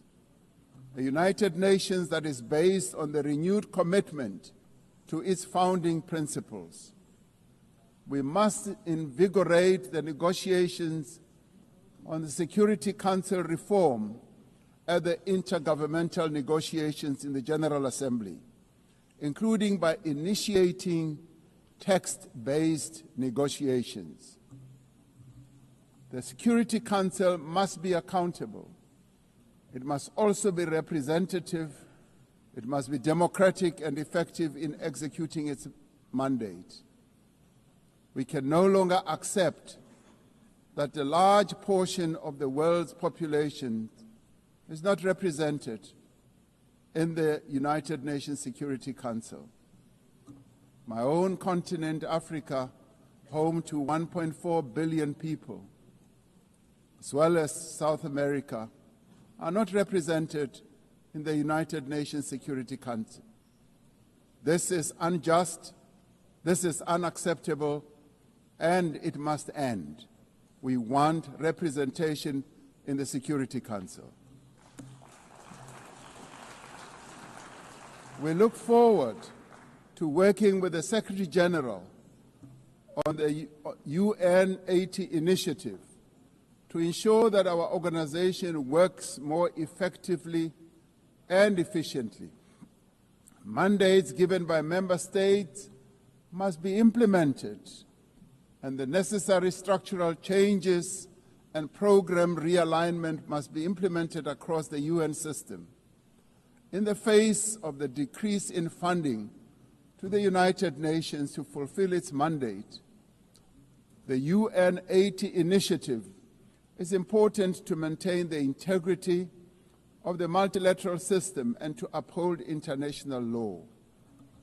Lastly, I am reminded that our collective membership of the United Nations is our shared humanity in action. The United Nations at 80 compels us to reflect on our collective achievements and to chart a way forward, building an organization that is able to address our common challenges. We must rise to the occasion and do our utmost together to ensure the political, economic, and social freedom of all humanity. We must reaffirm that freedom is indivisible and that the denial of the rights of one person diminishes the freedom of all of us. We must reaffirm the equal dignity and worth of every person and must therefore leave no one behind and no country behind. I thank you. On behalf of the Assembly, I wish to thank the President of the Republic of South Africa.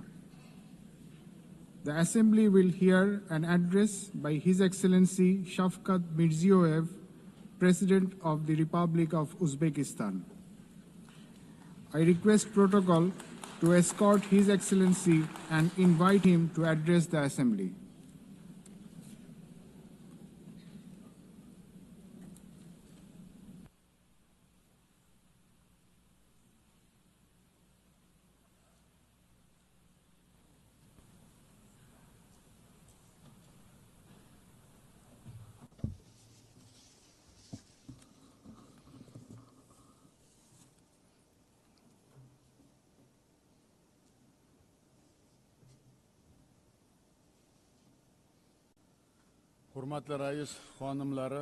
Distinguished Madam President, distinguished Secretary General, heads of delegations, ladies and gentlemen.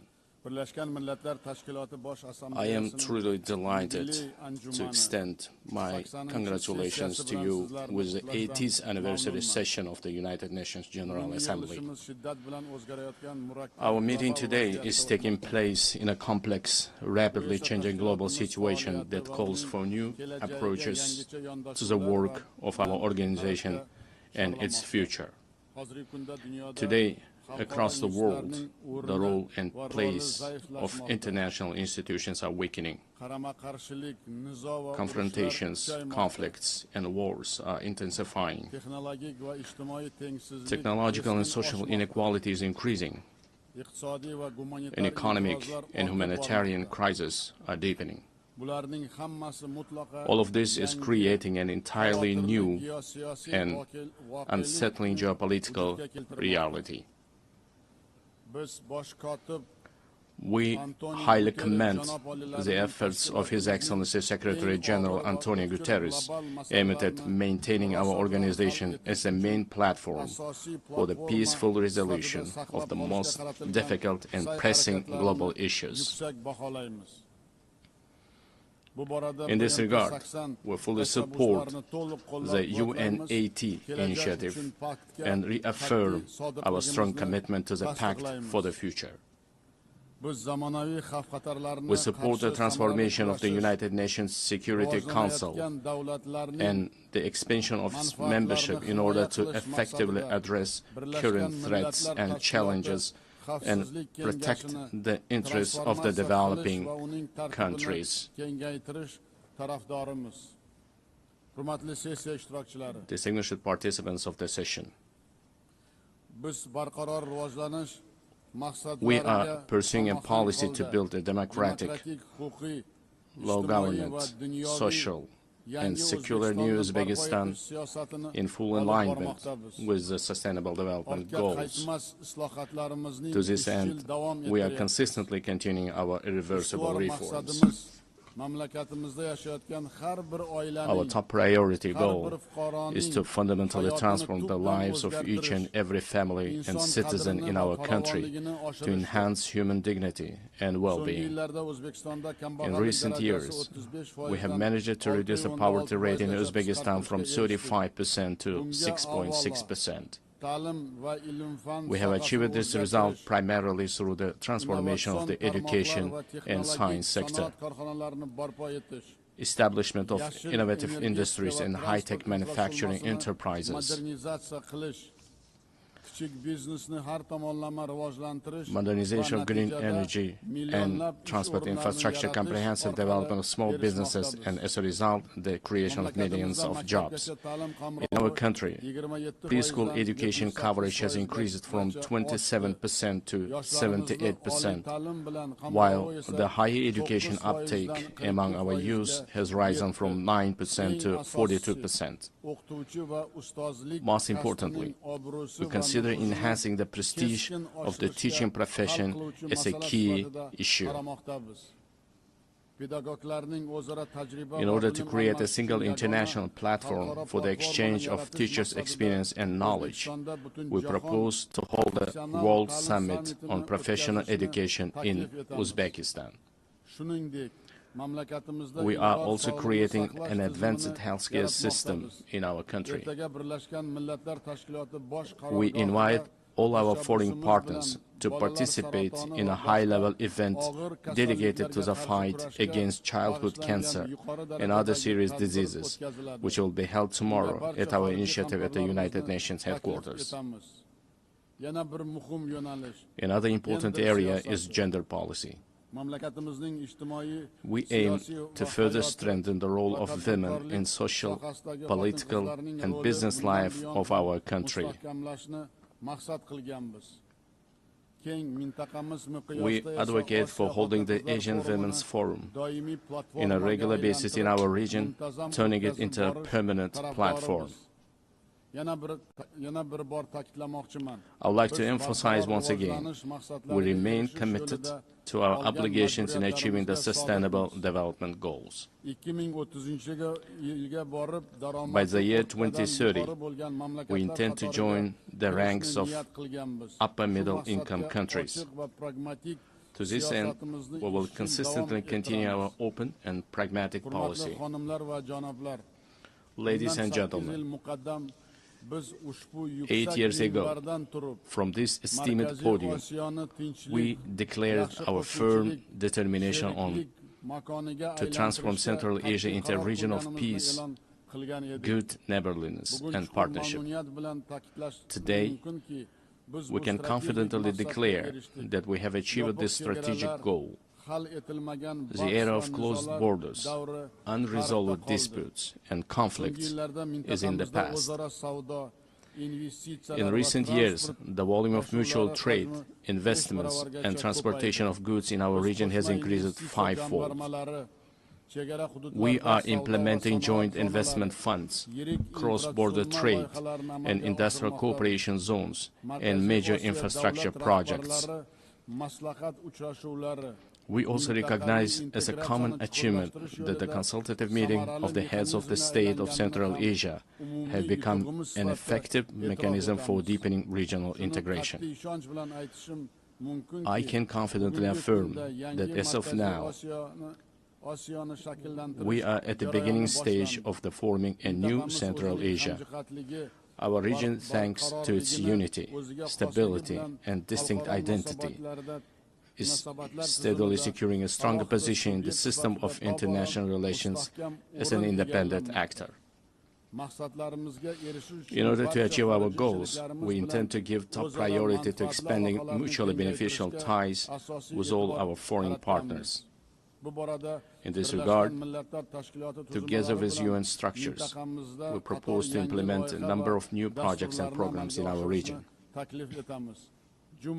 In particular, we propose holding an international forum under the auspices of ECOSOC and UNCTAD, dedicated to the economic development of the Central Asian states, establishing a regional hub for green technologies in industry jointly with UNIDO, adopting a program on the rational use of water resources, the creation of green spaces, and the achievement of demographic resilience in our region.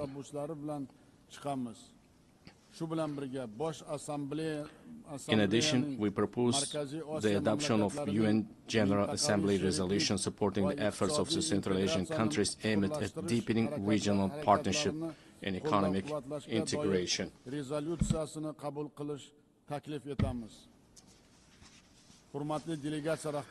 Distinguished heads of delegations, speaking about global and regional security and sustainable development, it is impossible to overlook the issue of Afghanistan.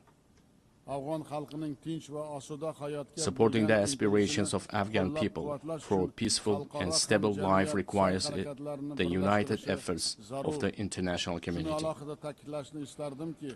I would like to emphasize that it is of utmost importance to prevent this country's isolation. We intend to implement large-scale economic and infrastructure projects in that country. We propose to adopt a dedicated UN resolution on the development of transport and energy corridors of international significance through the territory of Afghanistan. At the same time, we cannot turn a blind eye to the deeply worsening humanitarian crisis in the Gaza Strip. We call for an immediate cessation of hostility and the continuation of political negotiations. In line with the UN resolutions, we remain steadfast supporters of the two-state solution principle. We are also deeply concerned by the situation around Ukraine. We welcome the start of the high-level dialogue aimed at resolving the crisis through diplomatic means. Distinguished participants of the event, effective measures are being undertaken to implement the global counterterrorism strategy in Central Asia. In cooperation with the UN Office of Counterterrorism, a regional council on rehabilitation and reintegration was established. We propose to transform this council into an international competence center. This very body will serve as an important platform for exchanging experiences on adapting to peaceful life for those repatriated from conflict zones. Furthermore, we stand ready to provide all the necessary conditions for the establishment of the Regional Office of Counterterrorism in Uzbekistan. Dear ladies and gentlemen, in today's world full of threats, we are witnessing how vulnerable the global transport system is. These challenges primarily have a negative impact on the stability of landlocked developing countries. It is of utmost importance to ensure the security of international transit corridors and to establish efficient logistics networks. In this regard, we believe the time has come to introduce a global mechanism on strengthening transport connectivity to achieve sustainable development goals. I would also like to draw special attention to the increasingly acute challenges of climate change. For instance, the consequences of the RLC desiccation must remain at the constant focus of the international community. We are consistently continuing our work to restore the RLC ecosystem. In recent years, salt-tolerant desert plants have been planted on 2 million hectares of the dried seabed of RLC. By the year 2030, green cover will be created on 80% of this area. Another serious issue is the water scarcity. As of now, more than 2 billion people in the world do not have access to clean drinking water. We are planning to hold a World Forum on Water Saving in our country. The outcomes of this conference are expected to recognize the water crisis as a serious threat to sustainable development. We intend to adopt a special roadmap for the wide introduction of innovation technologies in a global level. Another adverse consequence of climate change is the intensifying trend of climate migration. Unfortunately, clear international mechanisms and the legal framework in this direction have not yet been created. We advocate for the adoption of the Global Pact for a broad international partnership and coordinated policy on this serious issue.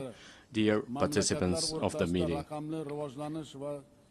it is of great importance to prevent inequalities in digital development and the use of artificial intelligence between countries. We propose to create an international cooperation mechanism aimed at the gratis exchange of practical solutions and models of artificial intelligence in healthcare, education, and culture. I would like to emphasize another priority issue. Our future, the destiny, and the prosperity of the world are in the hands of the younger generation. It is our urgent task to instill in the hearts and minds of our sons and daughters the most noble ideas, such as peace, humanism, and friendship, mutual trust, and respect. In this regard, we put forward the proposal to establish the World Youth Movement for Peace and to locate its headquarters in Uzbekistan. We are consistently implementing a policy of tolerance in our society. At the same time, we will actively continue our efforts to deeply study the ideas of Islamic enlightenment and promote them to the world. In the coming months, we will open the Center of Islamic Civilization, which is unique for our wider region. We intend to hold a special presentation at the United Nations of the rich spiritual and scientific heritage of our great ancestors, thinkers and scholars such as Imam Bukhari, Imam Tirmizi, and Imam Maturidi. Dear ladies and gentlemen, the new Uzbekistan is a supporter of mutual solidarity, open dialogue, and close partnership with all countries.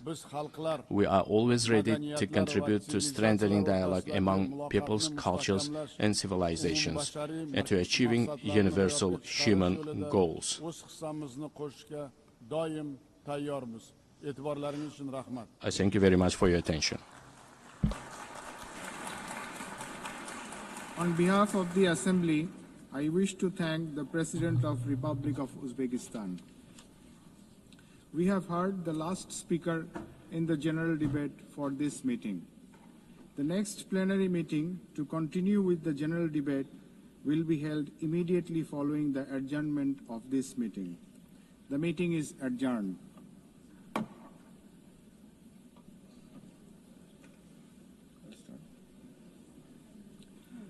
The fifth plenary meeting of the General Assembly is called to order. The Assembly will hear an address by His Excellency Hurel Suk Ukna, President of Mongolia. I request protocol to escort His Excellency and invite him to address the Assembly.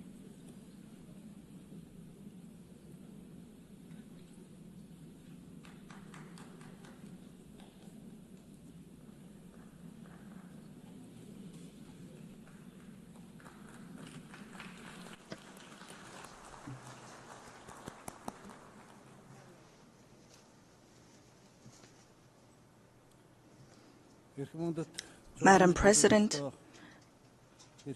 Mr. Secretary General, distinguished delegates, ladies and gentlemen, at the outset, I wish to extend my sincere congratulations to Ms. Annalena Baerbock on assuming the important role of the President of the General Assembly at this historic moment marking the 80th anniversary of the United Nations, and my best wishes for a successful session.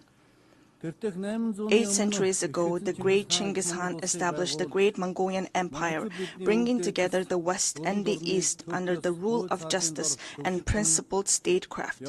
Spanning the vast expanse of Eurasia, the Pax Mongolica era heralded a period of remarkable progress and flourishing for humankind.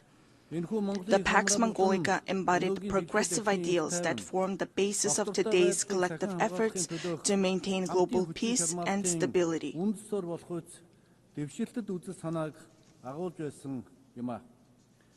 Then, 8 decades ago, when the dust and ashes of the World War had not cleared yet and humanity had not healed yet from fear and anxiety, the United Nations, a great family of nations, rose to prominence as a guarantor of world peace and security and a sanctuary of hope and trust.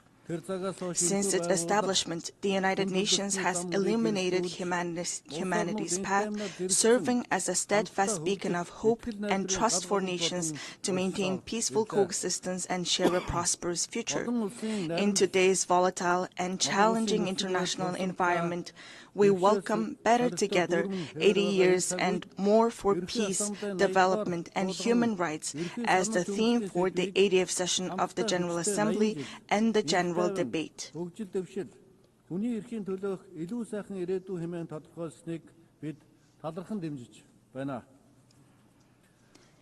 Indeed, this theme calls upon us to assess and reflect upon the United Nations' achievements and challenges over the past 80 years, further strengthen its work in accordance with the United Nations Charter and the principles of international law, and combine our collective voices and efforts in pursuit of concrete and tangible outcomes.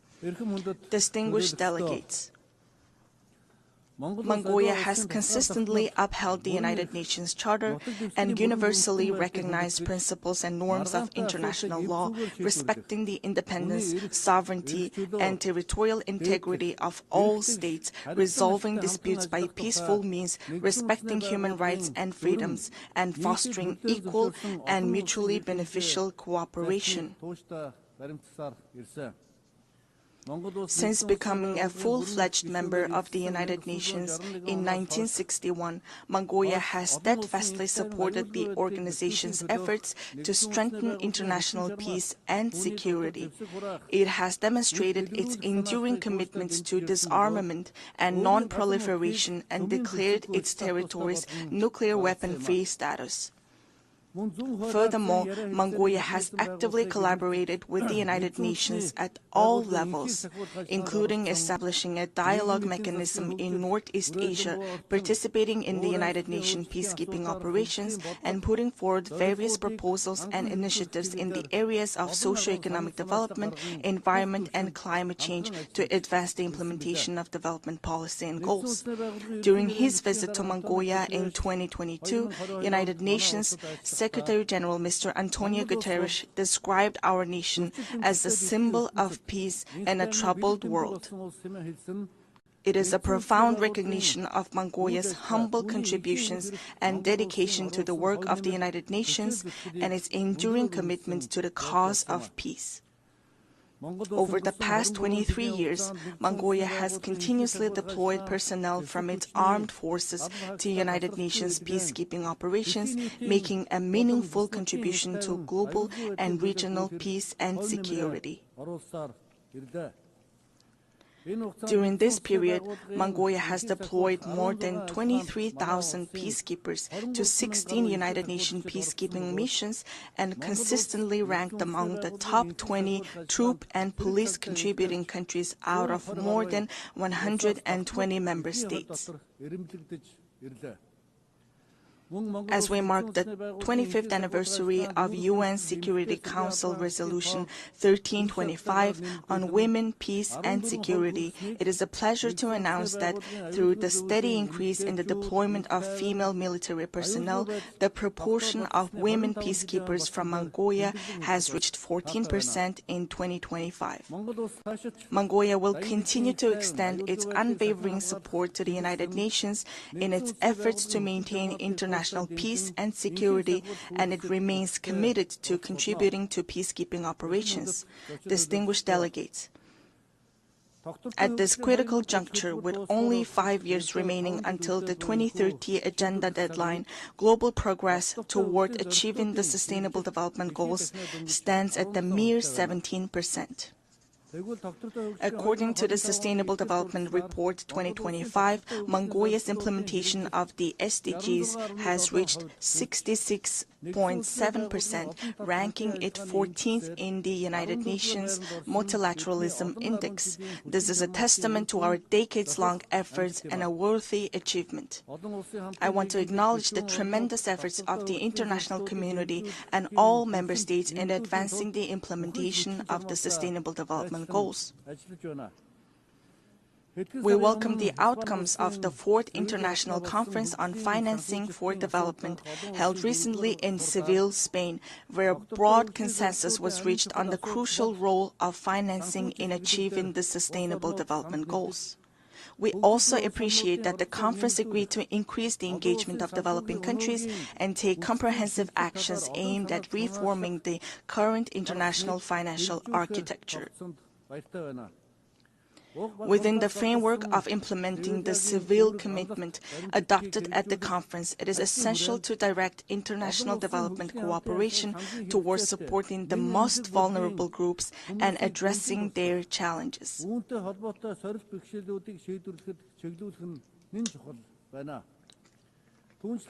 It is my pleasure to note that Mongolia has been playing an active role within the United Nations in advocating the interests of landlocked developing countries, in raising awareness of their special needs and unique circumstances, and closely collaborating with them to ensure their voices are heard on the global stage.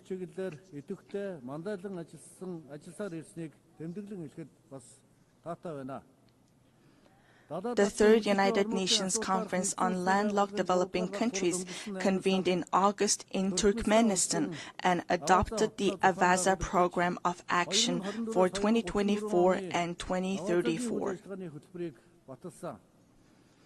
Landlocked developing countries have long faced trade and economic development challenges due to their geographic location. Member states have committed to implementing the program to advance the development of landlocked developing countries over the next decade and bring positive improvements to the livelihoods of more than 600 million people living in these countries. To ensure the effective implementation of the AVASA Program of Action, it is crucial for landlocked developing countries to align their national development plans with the program while mobilizing all available resources to strengthen regional integration and cooperation. Furthermore, we call upon the international community, financial institutions, and development partners to provide concrete support and cooperation with landlocked developing countries. Distinguished delegates, Mother Earth is our one and only home. However, as a result of humanity's careless behavior towards the environment, Mother Earth, with her very existence under threat, is sending a distress call like a patient in critical condition. If we do not take resolute action to preserve our Mother Earth now, she will inevitably find her own way to survive, with or without us. Since ancient times, we Mongols have believed that all beneath the sky is alive. We have revered mountains, rivers, plants, and animals, understanding that the harmony of the earth and the living world is inseparably intertwined with humanity's inner life and conscious actions. 2 millennia ago, the great Han Modon of the Huns, the Mongols' ancestors, proclaimed that the very foundation of the state is the land. Thus, UNESCO recognized this time-honored tradition of revering nature by inscribing the Mongolian traditional ritual of worshipping sacred sites on the last of the intangible cultural heritage in need of urgent safeguarding. We Mongols are a people blessed with the beautiful tradition of living in harmony with Mother Nature, preserving her pristine purity and nurturing our children from an early age with the mindset and spirit to cherish her. Accordingly, the United Nations General Assembly resolution entitled 800 Years of Mongolian Statehood, adopted in 2005, highly appreciated the contribution of Mongols to humankind's history and recognized the ever-increasing significance and relevance of a culture of living in harmony with nature, which is inherent in nomadic civilization in today's world.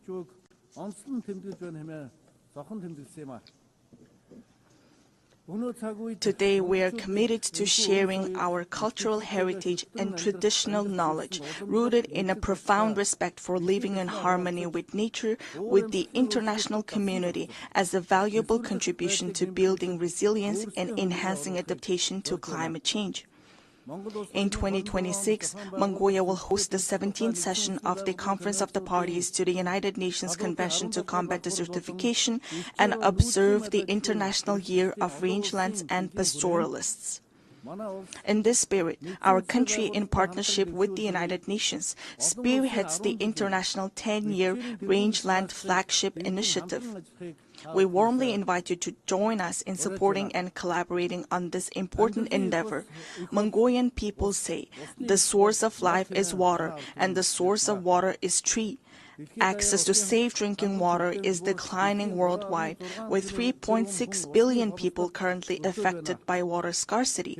Therefore, it is imperative for countries to implement integrated management of land and water resources in a coordinated manner and to place special emphasis on preventing water scarcity. I cordially invite you all to participate at the highest level with broad participation in the 17th session of the Conference of the Party to the United Nations Convention to Combat Desertification, scheduled from August 17 to 28, 2026 in Ulaanbaatar. This conference seeks comprehensive solutions to adapt to climate change, protect and enhance water resources, and combat desertification and land degradation. Distinguished delegates, from the moment of birth, we Mongols have grown up on horseback, carrying our glory across the world on noble steeds and contributing to the writing of humanity's proud and enduring history. We Mongols are a nation steeped in a unique cultural heritage. We honor our noble horse in our state emblem, craft our state flag with the mane and tail hair of our swift steeds, and the souls of people around the world are spellbound by the haunting melody of horse fiddle known as the morning horn. Since ancient times, horses have been integral to human livelihoods, culture, and civilization. With the goal of preserving and safeguarding cultural heritage and traditions associated with horses and highlighting their enduring role in humankind's livelihoods, Mongolia proposed a resolution to designate July 11th as World Horse Day. This resolution was adopted during the plenary meeting of the 79th session of the United Nations General Assembly on June 3, 2025. On this occasion, I would like to extend my deepest gratitude on behalf of the horse-loving people of Mongolia to all UN member states for their support in adopting this resolution to designate and observe World Horse Day on the day of Mongolia's National Nadam Festival, which is also inscribed on UNESCO's representative list of the intangible cultural heritage of humanity. Distinguished delegates, this year, countries around the world are assessing the progress made over the past 30 years since the adoption of the Copenhagen Declaration on Social Development and the Beijing Declaration and Platform for Action. Mongolia has undertaken a broad range of policies and activities to advance the social development goals outlined in these milestone documents, related legal frameworks, and the 2030 Agenda for Sustainable Development. These efforts have focused on poverty reduction, promoting social equality and inclusion, supporting families, children, and youth, and protecting the rights of the elderly and persons with disabilities. Among these efforts, the state policy on gender equality aims to ensure equal rights, opportunities, and treatment for both men and women, while actively preventing and eliminating gender-based discrimination. Notably, Mongolia has greatly prioritized advancing gender equality and increasing women's participation in decision-making, with women now making up 25% of our parliament. We are pleased to underscore that, according to the Global Gender Gap Report 2025 by the World Economic Forum, Mongolia ranked 65th globally, improving by 20 places from the previous year and securing 5th place in the Asia-Pacific region. In recent years, Mongolia has regularly hosted international events dedicated to women and gender equality, including the International Conference on Strengthening the Role of Women in Peacekeeping in 2022, the Female Foreign Ministers Meeting in 2023, and the World Women's Forum in 2024 in cooperation with the United Nations. Last month, we successfully hosted the World Women Entrepreneurs Forum under the theme Inspire, Impact, Invest in Ulaanbaatar. I wish to extend my heartfelt gratitude to all countries that supported and participated in the forum. Mongolia will continue to serve as a strong bridge of partnership, cooperation, and solidarity in advancing women's leadership and participation at all levels of social and political life. Distinguished delegates, the ancient Greek philosopher Heraclitus once said, "The only constant in life is change." Supported by its member states, successive UN leadership have consistently pursued reforms to refine the organization's structure and operations across all aspects. In this context, Mongolia welcomes and supports the UN80 initiative that the United Nations Secretary-General Antonio Guterres presented. We are confident that ensuring gender equality in senior leadership positions within the United Nations will undoubtedly have a positive impact on fostering more transparent, balanced, and inclusive decision-making processes. Therefore, we support initiatives to nominate women candidates for the UN Secretary-General and the Rotation for Equality initiative, which calls for gender rotation in the UN General Assembly President's position. Furthermore, Mongolia upholds and implements the principles of the UN Charter and universally recognized norms of international law, actively contributing to strengthening the UN-centered multilateral system. Mongolia reaffirms its commitment to the UN reform, particularly of the Security Council, to ensure it reflects current realities and embodies equitable and fair representation, inclusivity, transparency, effectiveness, democracy, and accountability. In an era defined by escalating conflicts, rising walls of distrust, and deepening divisions, it is more vital than ever to foster international relations grounded not merely in multipolarity, but on multi-pillar principles that honor each nation's history, culture, civilization, national interests, and unique development paths.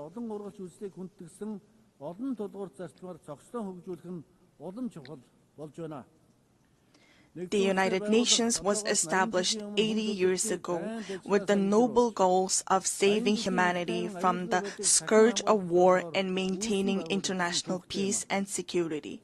The United Nations, the cornerstone for the peaceful and harmonious coexistence among nations, must be reinforced and empowered through strong multipolar principles that ensure equal rights and balanced influence. Therefore, let us reflect solemnly on whether the mission entrusted to the United Nations 8 decades ago has been fully realized, and let all member states join hands in a shared commitment to revitalize the organization into a powerful institution strong enough to usher in Pax Globalica, a lasting world peace, by embodying the ideals of the Pax Mongolica, which laid the foundation for peaceful coexistence among nations and human progress 8 centuries ago. At this pivotal moment, as we commemorate the historic 80th anniversary of the United Nations, I would like to emphasize the growing importance of its role in fostering mutual understanding, trust, and respect among nations, as well as in advancing peace, stability, development, and the vision of a world free from war.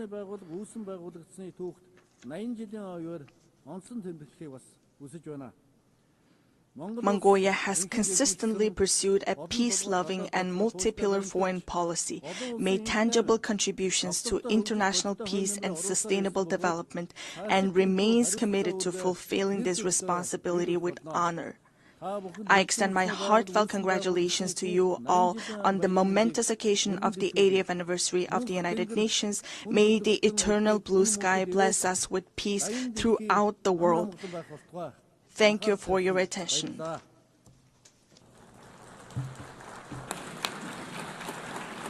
On behalf of the Assembly, I wish to thank the President of Mongolia. The Assembly will hear an address by His Excellency Sardar Bardi Muhammadov, President of Turkmenistan. I request protocol to escort His Excellency and invite him to address the Assembly.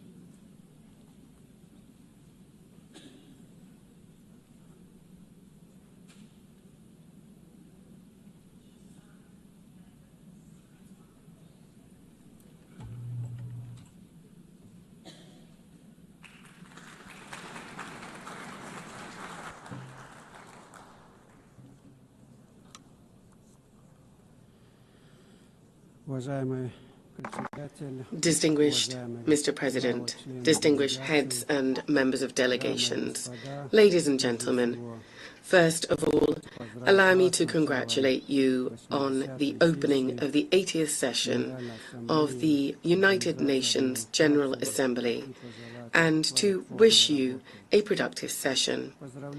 I would like to congratulate Ms. Annalena Baerbock on her election as President of the General Assembly and wish her every success. I would also like to express my sincere appreciation to Ambassador Philemon Yang for his skillful and effective leadership of the General Assembly during the previous session.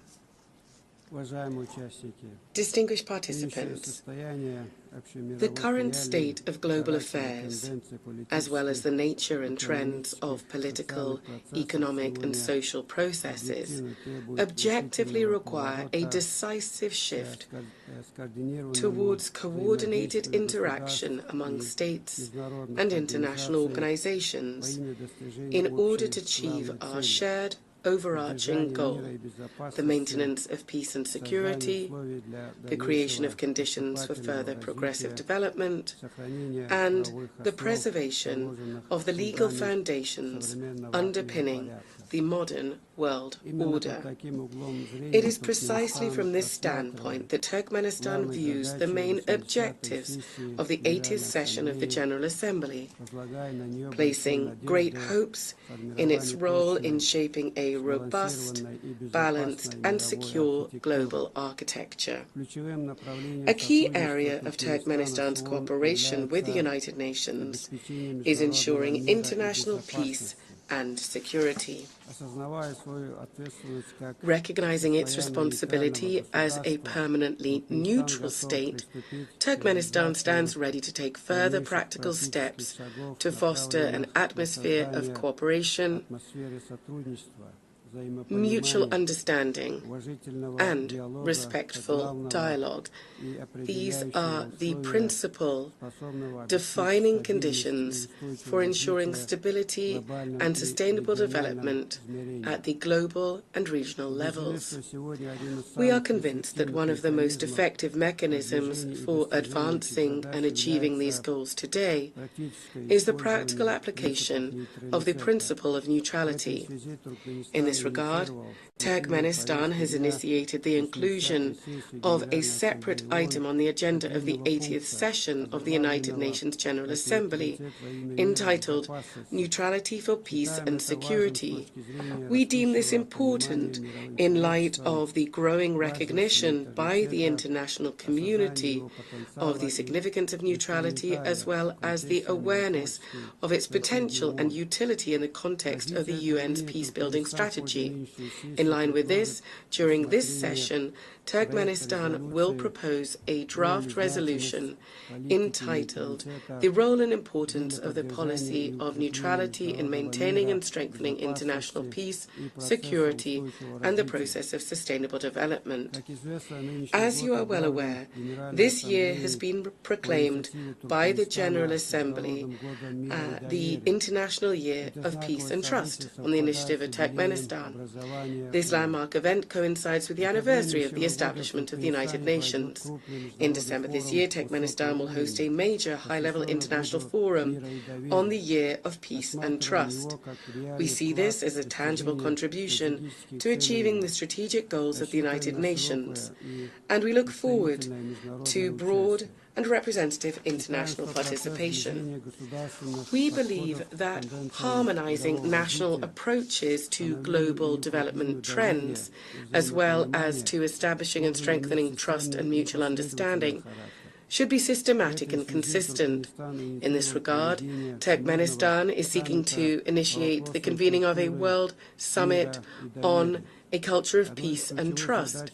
One of the key objectives of this summit would be to develop a global code of international trust.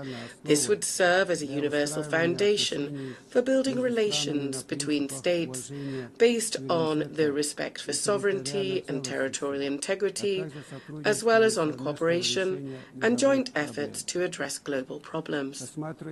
We believe that ensuring universal peace and mutual understanding is inseparable from the civilizational aspects of modern development and from the need to preserve and foster cultural and spiritual ties.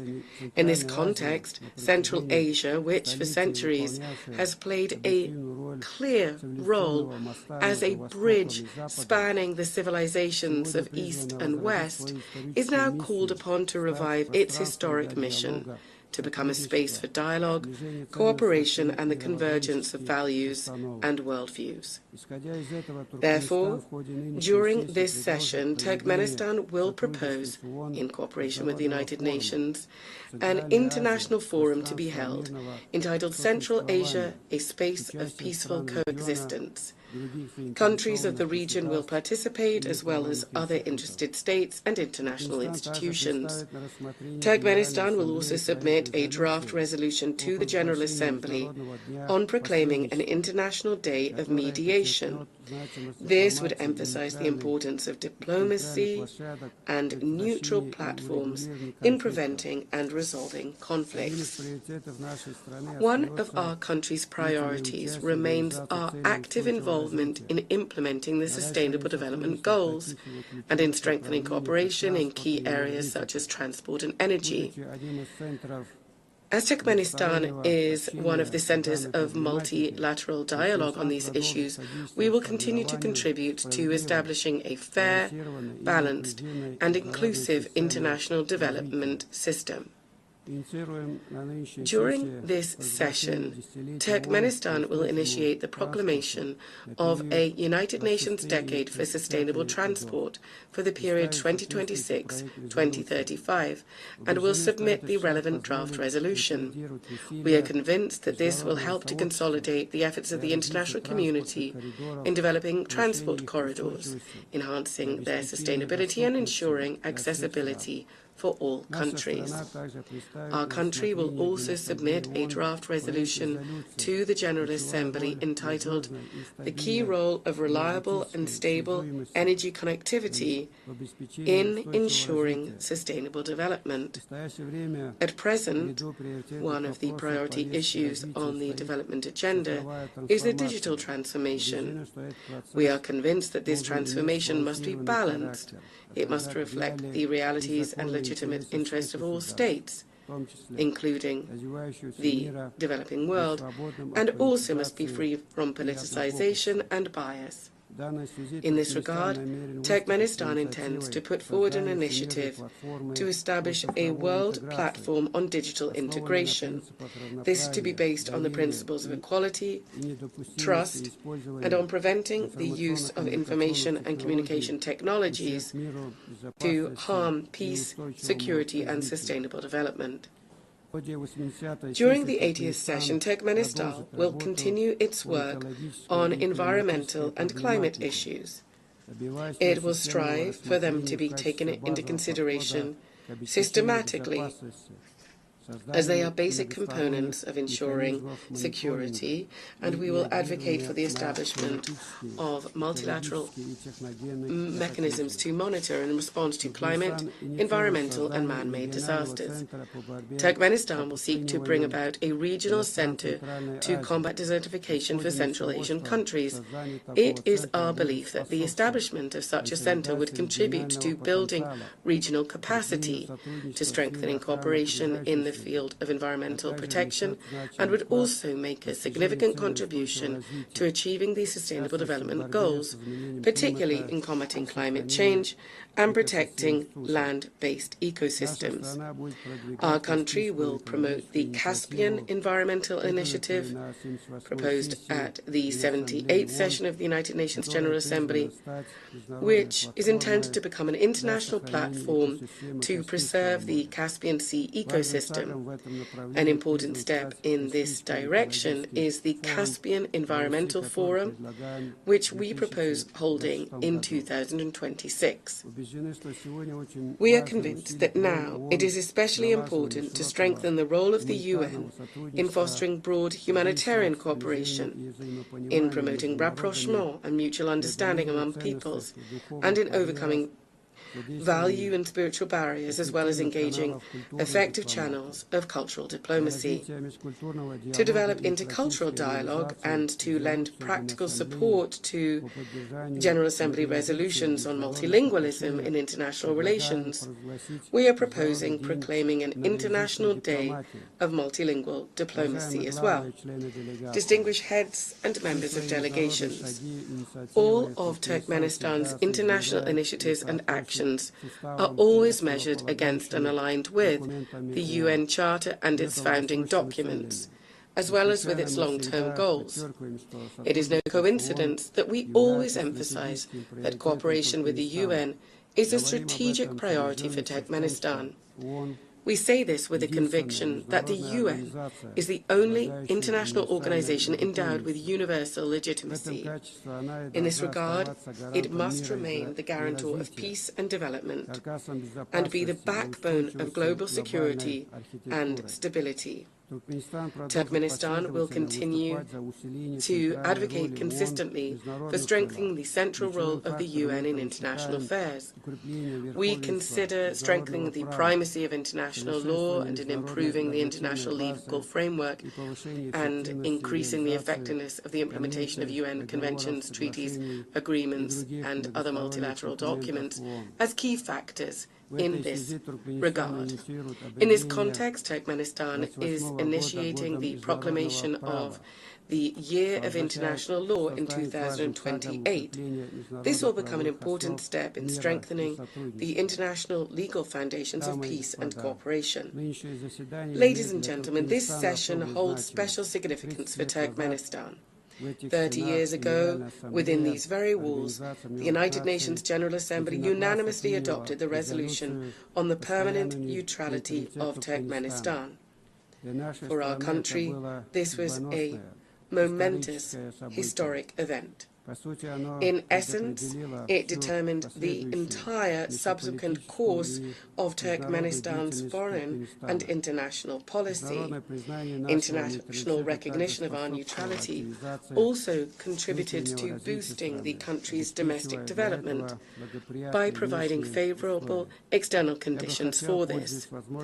I would like to take this opportunity on behalf of the people of Turkmenistan to express my gratitude to the United Nations Member States and the entire international community for the decision adopted in December 1995 to recognize the permanent neutrality of Turkmenistan, a decision reaffirmed by 2 subsequent UN General Assembly resolutions. Turkmenistan will always remember the trust placed in it and will steadfastly and unswervingly uphold its international commitments. Once again, I would like to congratulate all delegations on the opening of the 80th anniversary session of the United Nations General Assembly and wish you every success in strengthening our cooperation and mutual understanding. Thank you very much indeed.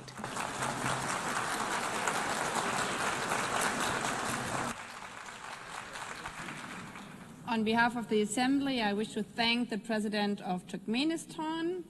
The Assembly will hear an address by His Excellency Gabriel Boric Font, President of the Republic of Chile. I request protocol to escort His Excellency and invite him to address the Assembly.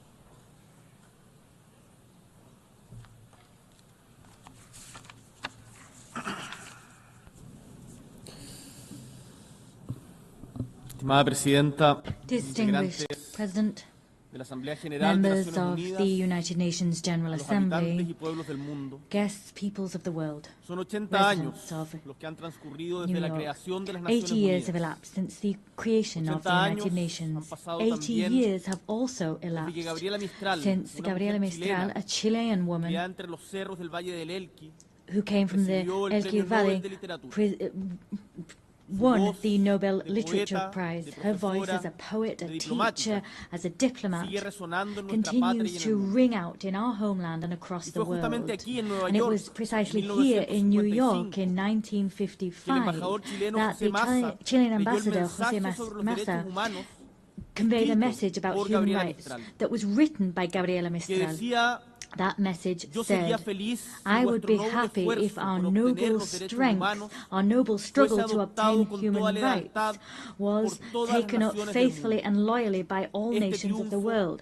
This triumph would be the greatest we could achieve in our time." We have we notched up that victory? Have we triumphed in that way? The answer is categorical, no. And the fact is, at this stage, I don't really know what to say about Gaza, because many people have said everything already at this podium and at others, but there are our words and those that may be spoken by anyone, but regardless, we still have the fact that innocent people have lost their lives. We still have the empty stares of those suffering. In 2025, thousands of innocent people have lost their lives simply on the grounds of being Palestinian. 80 years ago, the same thing happens. Millions lost their lives simply for being Jewish. Instead of talking about figures, issuing condemnations or demands, as we tend to within these walls, instead of that, I want to talk about humankind. Humanity. Gaza is a global crisis because it is a crisis of humanity. And in this chamber, and for those who are listening to us in their homes, within their delegations, in their various countries, all of us are human beings. That's what I'd like to say. So when under the rubble, we have children, boys and girls lying under that rubble, there is genuine pain and grief in our homeland in Chile. And I know that that pain is shared by the vast majority of the world's nations. And one of the problems we face as humankind is that often pain engenders hatred. But we must face up to pain and that fact and combat hatred with all of our strength. We must transform our desires to hate into a desire for justice. We can't make any concessions to violence. I want to see I don't want to see, rather, Netanyahu destroyed by a missile side by side with his family. I want to see Netanyahu and those responsible for the genocide against the Palestinian people brought to the ICJ and other international courts. In another context, looking elsewhere, the war in Ukraine is also an affront to us. It causes us pain.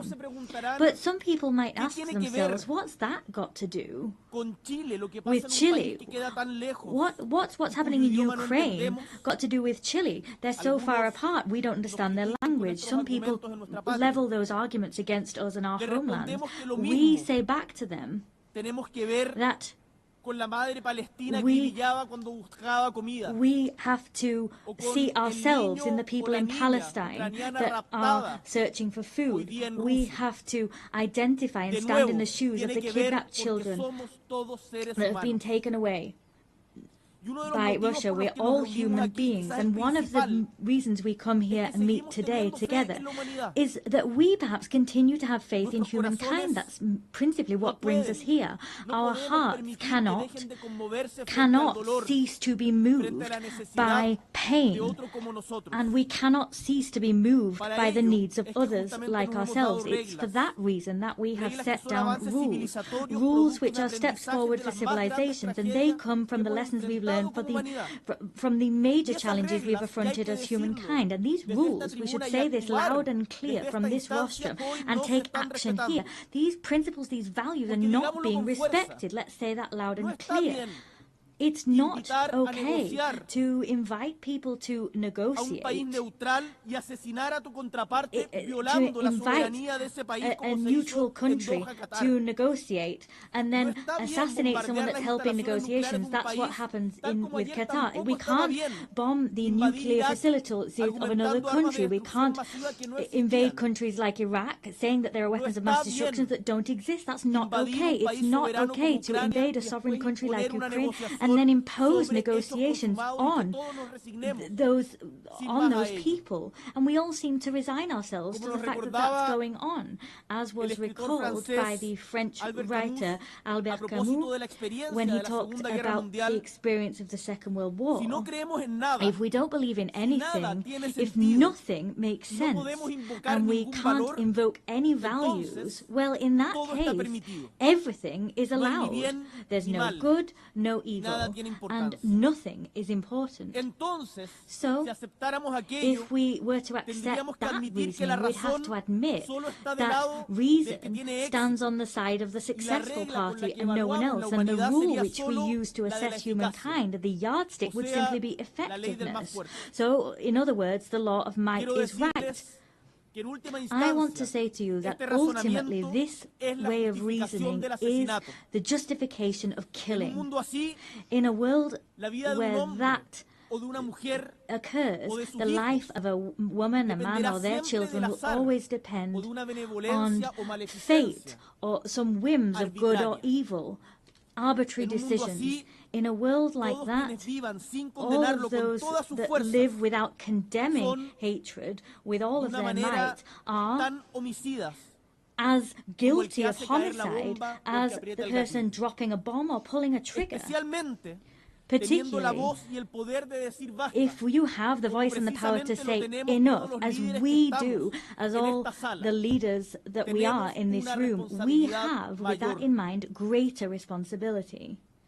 We refuse to rule in favor of those who have might or money, and we say that we're labeled as utopian, nursing pipe dreams. But what is history if not a continued utopian voyage?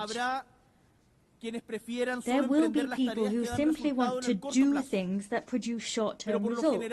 But in general terms, shortcuts lead us to the edge of precipices, to the abyss.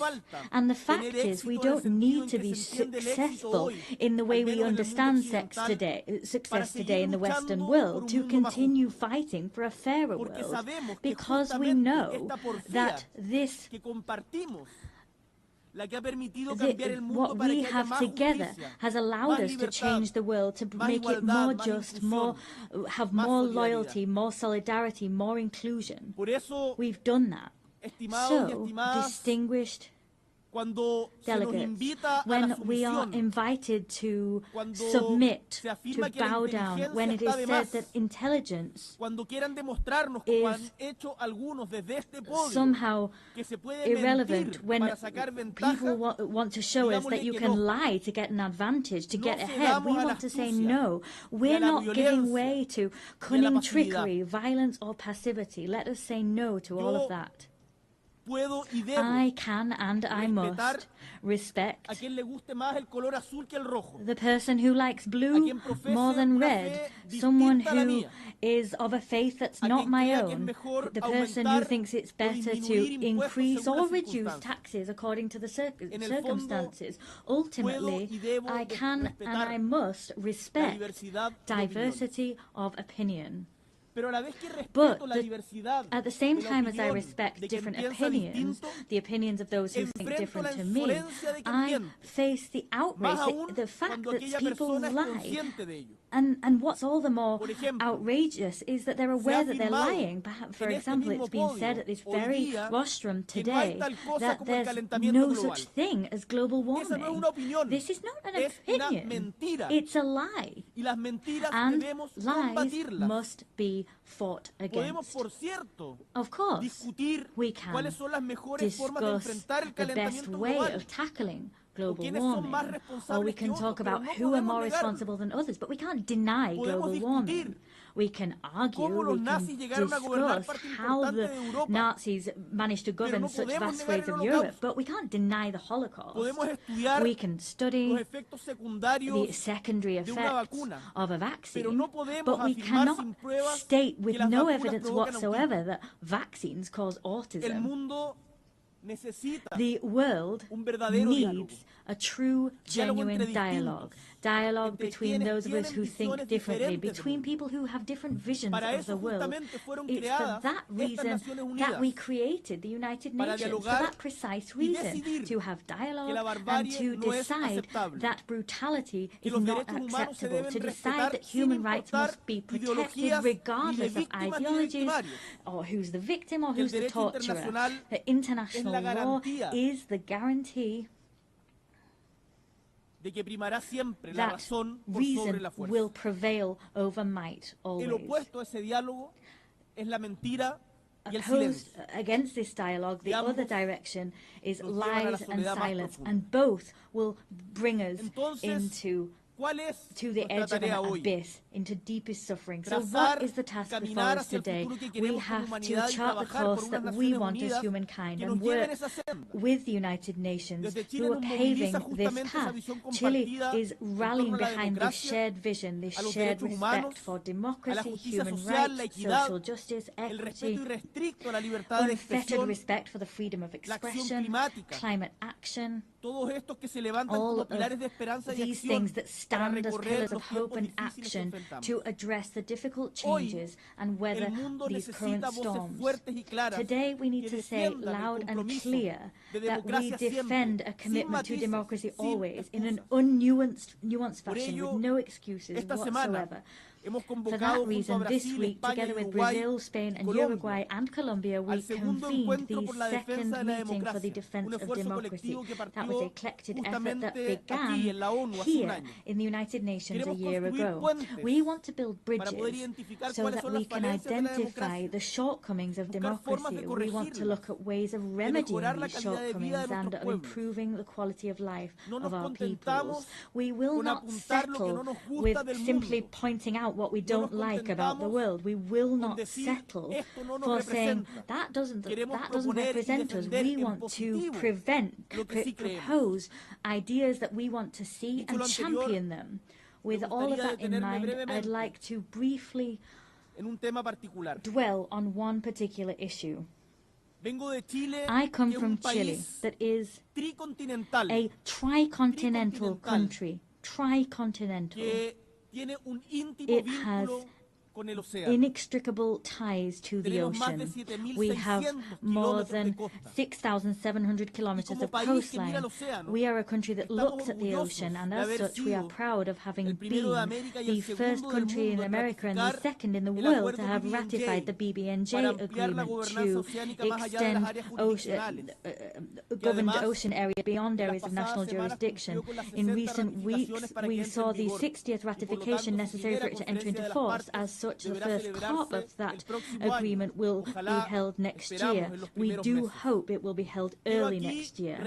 Here, I wish to reiterate the fact that we are ready and willing to have its secretariat established in our Pearl of the Pacific in the city of Valparaiso, because we believe that this agreement is an opportunity to make ocean governance closer to the global south. Chile is always also a country that looks towards and has an Antarctic vocation. Our leadership in scientific research is clear. We provide logistical support for research, and we have campaigns for the protection of this area. When you've gone to Antarctic, you will have done so through Chile. In 2 weeks, we'll have another meeting of the Commission for the Preservation of Marine Antarctic Resources. So I call upon states parties now to approve the proposal of the Marine Protected Area for Dominion 1. That was the proposal established by Chile and Argentina. We cannot simply exploit resources if we don't adopt appropriate preservation measures, because ultimately we'll see the destruction destruction of marine life, which we also depend on. Let us not forget that we are part of one single ecosystem. Maintaining biodiversity and sustaining life on Earth is something we must urgently grapple with, and we need to do so with a sense of responsibility towards our ancestors, towards those we share the planet with today, and with a sense of responsibility to future generations. Distinguished delegates, as we have a situation of climate crisis, protracted conflicts and humanitarian crises, against that backdrop, the selection and appointment process for the next Secretary General of the United Nations takes on particular significance. I come to this assembly convinced of the fact that always, even in the most difficult circumstances, there is room to take clear-sighted action as a collective body, action which is transformative and imbued with humanity. Human tragedy is never a foregone conclusion. We will not give up on the hope that there will be good in the world and that the United Nations we need can be built, because that conclusion depends on what we do. I want to say to you that regional balance must be respected in the Secretary General appointment process. It's time for Latin America and the Caribbean to have their moment. We are a war-free region with a rich diplomatic tradition. We forge consensus. We are unwaveringly committed to the UN Charter and have been since its very inception. Tackling the historic gender imbalance within the United Nations is important. We've never had a woman Secretary General, and that is something we must remedy. 80 years of history without a woman having been appointed Secretary General. The UN must reflect the progress made by the world and recognise that a woman at the helm is not just a symbol of equity, but also represents and makes it reflects the fact that women are half of the population, and appointing a woman as Secretary General will send out the clear signal that women can occupy all parts of the world and nothing's closed off to them. Chile wants to actively contribute to that collective effort, and for that reason it is for me a great honour to announce from this rostrum that Chile will nominate our former President, Michelle Bachelet as candidate to the post of Secretary General of the United Nations. She is here with us at this session. Michelle Bachelet is not only someone known to all of you on the global stage. She is a woman whose own trajectory is fully in line with the values that inspired this organization. She was head of state of Chile twice. Incidentally, she was also the first female head of state. She was also the Minister for Health and Defense. She was the Executive Director of UN Women and also High Commissioner for Human Rights at the United Nations. Michelle Bachelet has governed, has negotiated, has solved problems and has listened. Her trajectory, what she's done throughout her life, combines empathy with strength and resolve, experience with openness, and she combines all of these with a proven ability to make decisions and to take action. In times of mistrust and fragmentation, I firmly believe, and I know that this conviction is shared by my nation, that Michelle Bachelet is someone able to build bridges between the North and the South, between the East and the West, between urgent needs to find solutions and the urgent need to defend principles. With her leadership, the United Nations will be able to restore credibility, effectiveness and a sense of purpose in the face of current challenges. She will build on the legacy of Antonio Guterres that I can say has given the best of himself from the good of humankind within this institution, with humility and a sense of conviction. Chile presents this candidacy with the conviction, the certainty that Michelle Bachelet will be able to make a decisive contribution to making the United Nations once more a place for meetings, place for solutions and active hope for the world as a whole. Distinguished delegates, 80 years. Let us look back at those decades and let us take stock of these strides forward seen in international governance. In spite of the challenges we're facing, we can also say that we have made progress. But we are eaten away at by the feeling that that progress is under threat. Who will draw the maps of the future? We want to believe that those cartographers will not be those waging assaults on multilateral institutions and eroding their credibility. We don't want them to be those who humiliate the weak. We want all peoples together to draw the maps of the future. Together we represent all of those people, and together we will trace out clear maps so that we have not only a possible and viable future, but one that is full of dignity for everyone and respects them. And to achieve that goal, this organization, let us remember the organization that was built on the ashes of the Second World War after the failure of the League of Nations, this organization is crucial. And renewing it, changing it, reforming it is an urgent need. So, as a renewed organization, but one with the same purpose, it will be an organization that everyone works together in. The words of Victor Jara, that great Chilean singer, great Chilean artist, he talked about this great love of earth which has helped us to live. He loved peace, to enjoy life, love and freedom for everybody. He talked about those things so that his children could exist, his city could exist, and his people could exist. Let us, distinguished colleagues, move together, free and equal, similar and different. Let us walk along this shared path of seeking truth, justice, happiness, and justice. I thank you.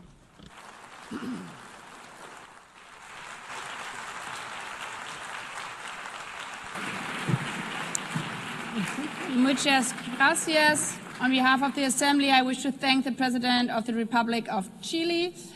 The Assembly will hear an address by His Excellency Emomali Rahmon, President of the Republic of Tajikistan. I request the protocol to escort His Excellency and invite him to address the Assembly.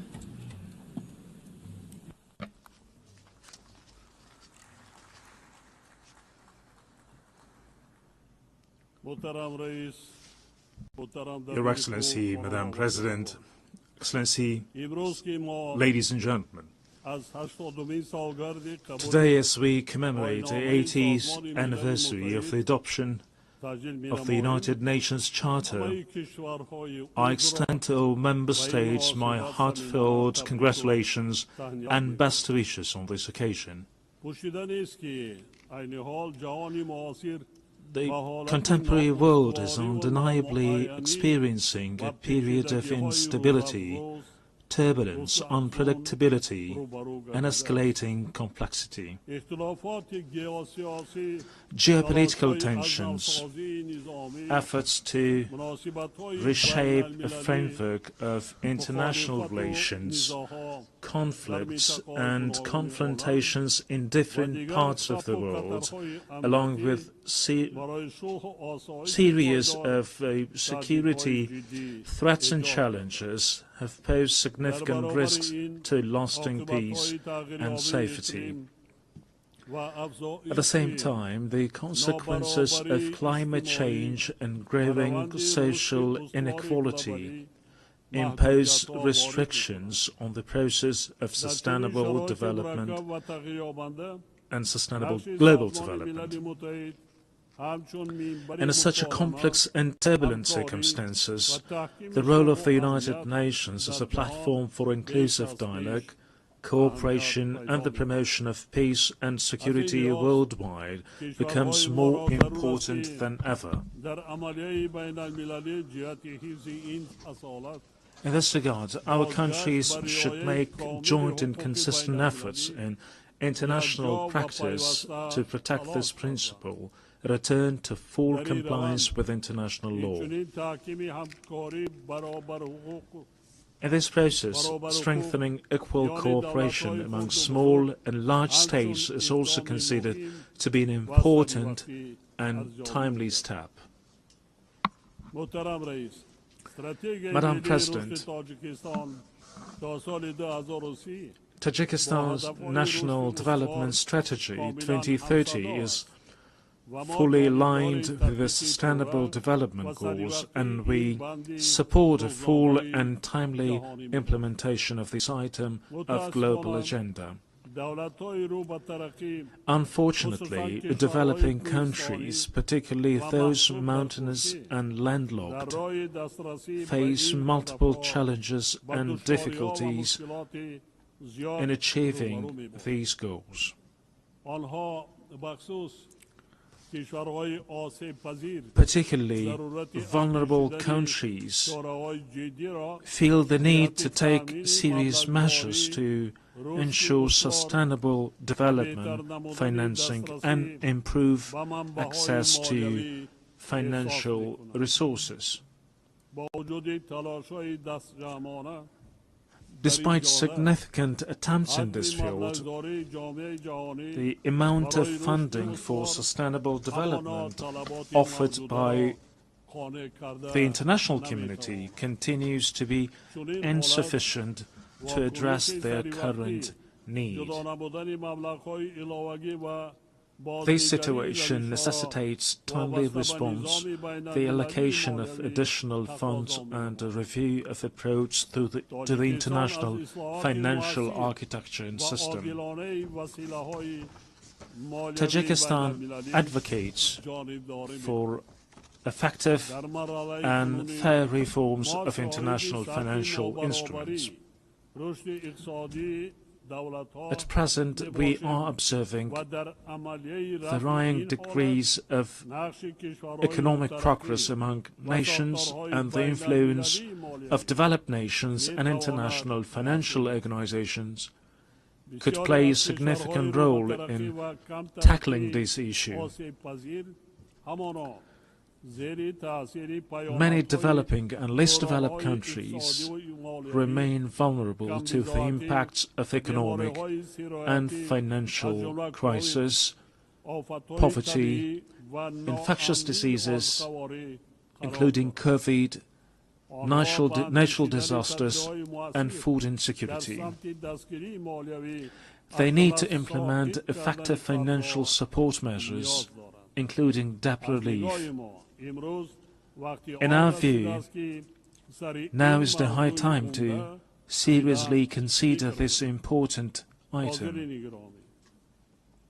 Ladies and gentlemen, today climate change-related issues in various countries around the world, including Tajikistan, pose serious obstacles towards achieving the Sustainable Development Goals. Our country, with 93% of its land covered by mountains, is deeply concerned of an adverse effect of this situation.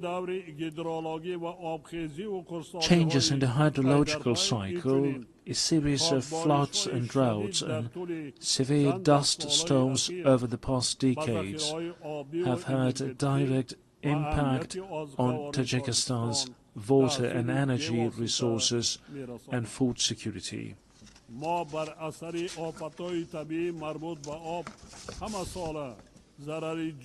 Every year we suffer tremendous material and financial losses due to water-related natural disasters. Regrettably, these phenomena often result in loss of life and the destruction of vital infrastructure. The impacts of climate change and rising temperatures have led to accelerated melting of glaciers and the deterioration of marine and ocean ecosystems.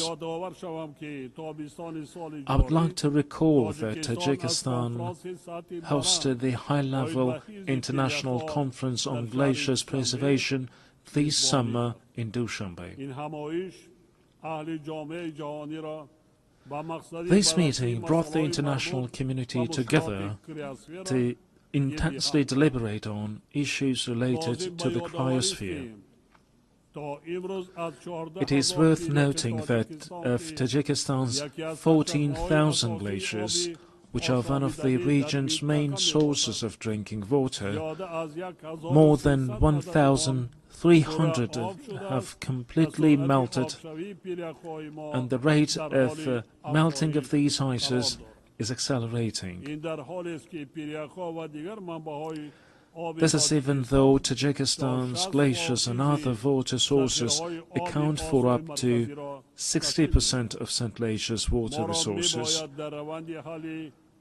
We must not remain indifferent to the matter of addressing issues related to the source of human life, water. Distinguished delegates, ladies and gentlemen, Tajikistan plays a proactive role in water diplomacy. Our country is taking practical steps in cooperation with its international partners as a part of its latest initiative, the International Decade for Action, Water for Sustainable Development 2018-2028.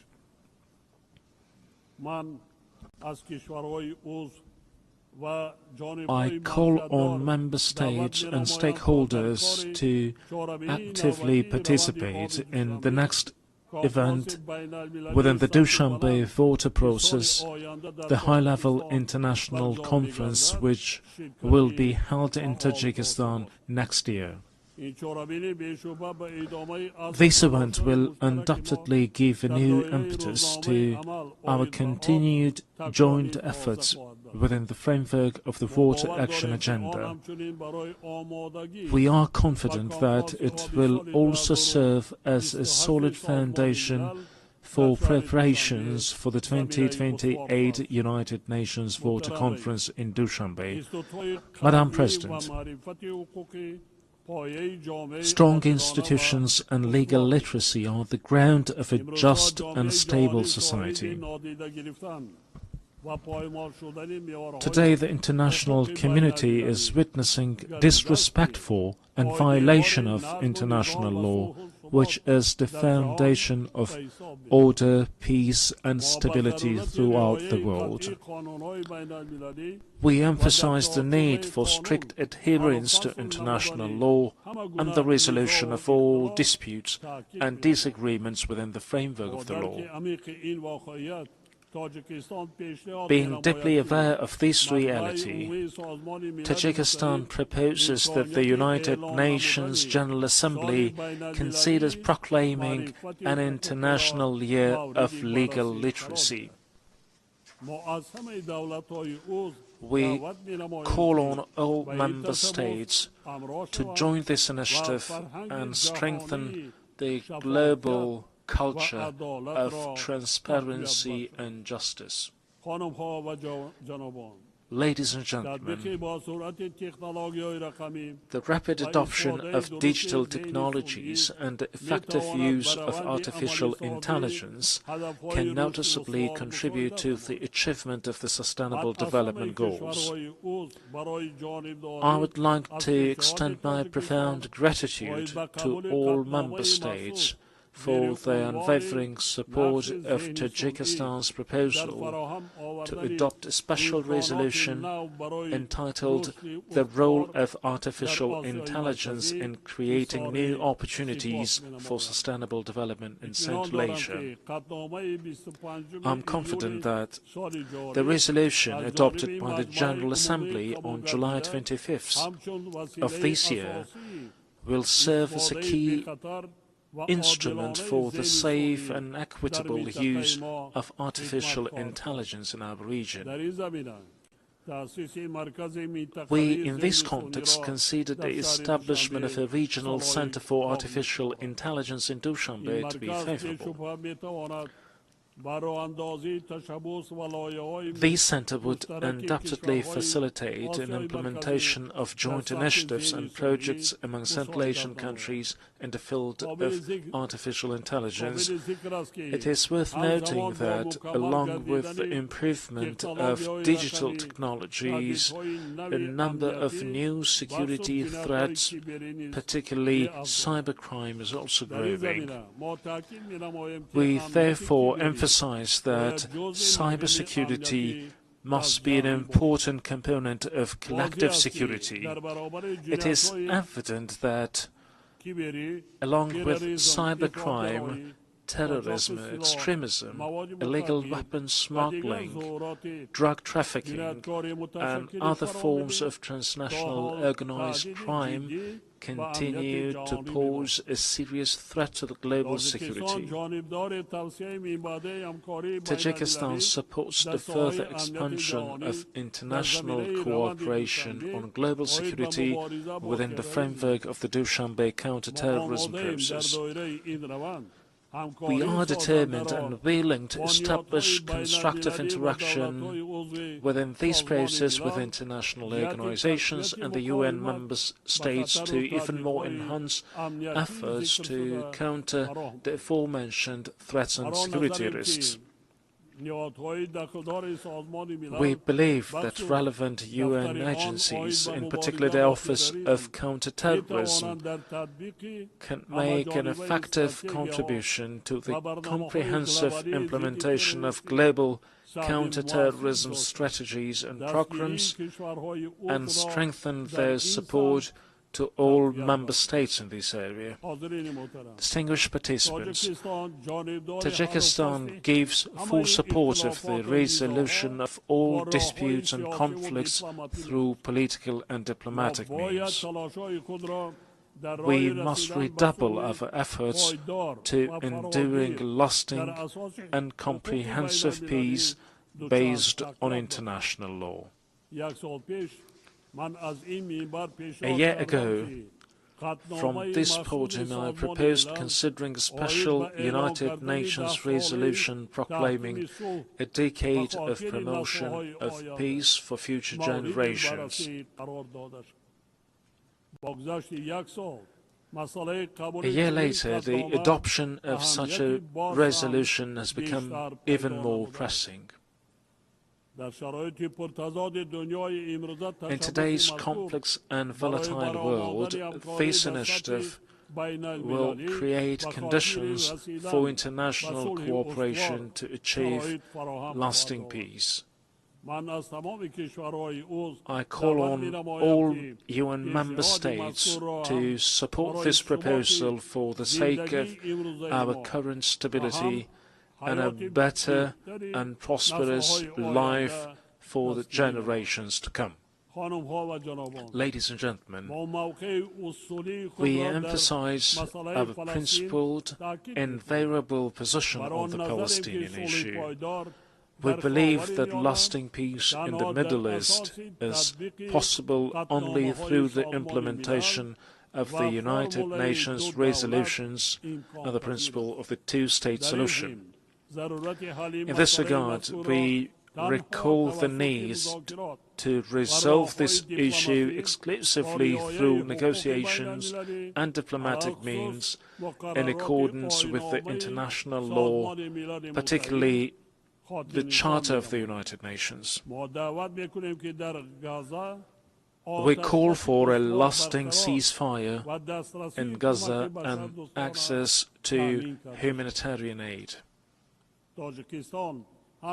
Tajikistan also supports peace and stability, overall security and socio-economic development in neighboring Afghanistan. We are ready to render our full assistance in this process and in this regard call on the international community to provide humanitarian assistance, especially to regions affected by drought and recent severe earthquakes. Distinguished participants, Tajikistan supports the comprehensive reform of the United Nations system within the framework of the UNAT initiative, UN 2.0, and the UN Secretary General's vision for a modernized United Nations. At the same time, we welcome the Pact for the Future as an important collective initiative to promote peace and sustainable development. These initiatives embody the shared aspirations and will of the international community to respond to modern threats and challenges and build a solid foundation for future generations. We reiterate the need to strengthen the key and coordinating role of the United Nations in ensuring inclusive peace and security. Only with trust, cooperation and unwavering determination we can build a just, peaceful and sustainable future for all humanity. Tajikistan stands ready to cooperate with partner countries and all United Nations member states in achieving these noble goals and addressing other pressing issues on the global agenda. I thank you for your attention.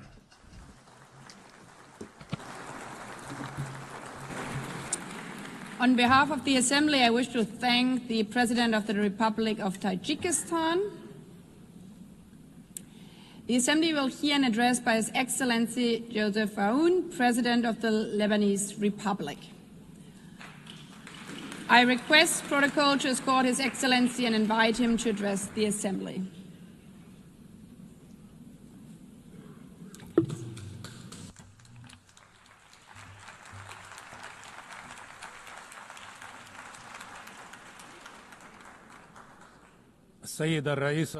Madam President, Mr. Secretary General, fellow colleagues, heads of state and delegation, I stand before you today to talk about peace, development and human rights. At a time when some of my fellow citizens are facing death, parts of my country are under occupation, and while my homeland and my people live in uncertainty.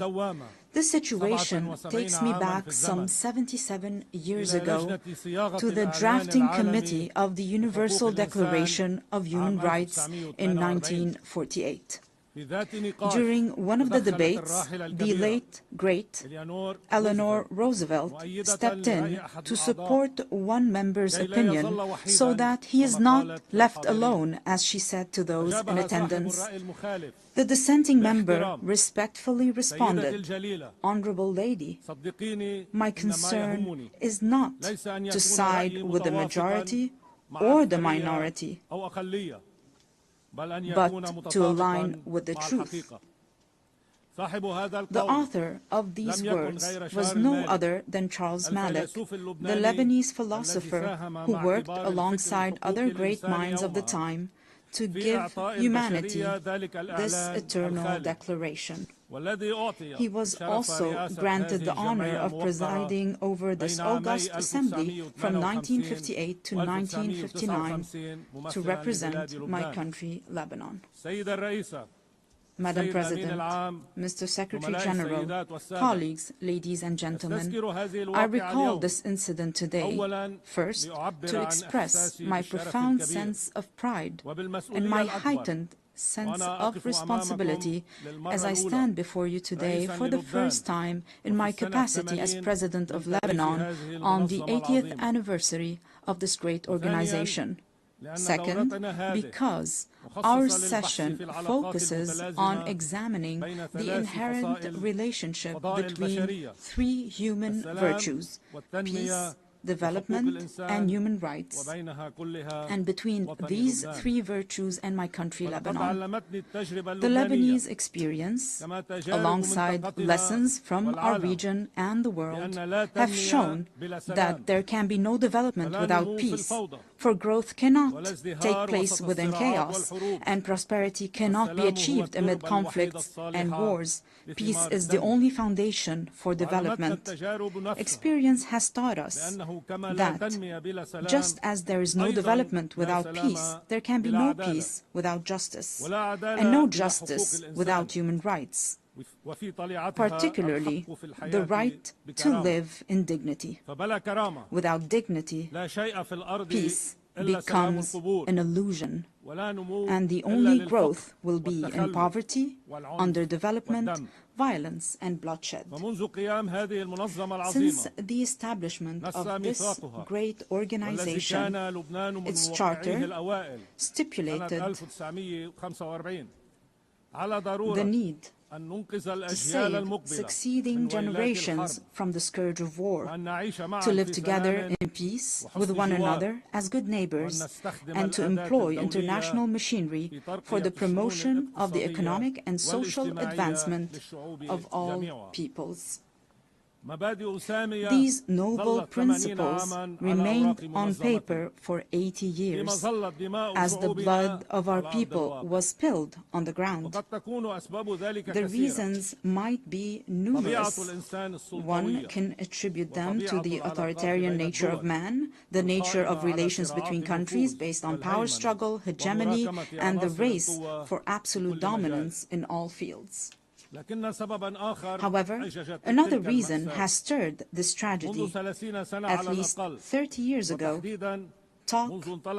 since talk began in this very chamber about a new world order. The reason is related to the issue of identity and plurality within any society or within societies and countries, especially in the era of globalization. On the one hand, people need one another.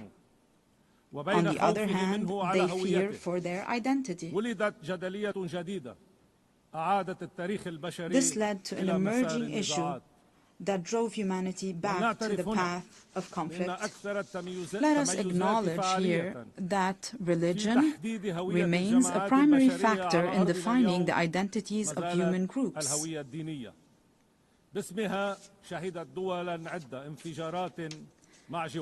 In the name of religion, countries are at war with one another. In the name of religion, many countries have imploded from within. Furthermore, religion continues to shape the world in profound ways.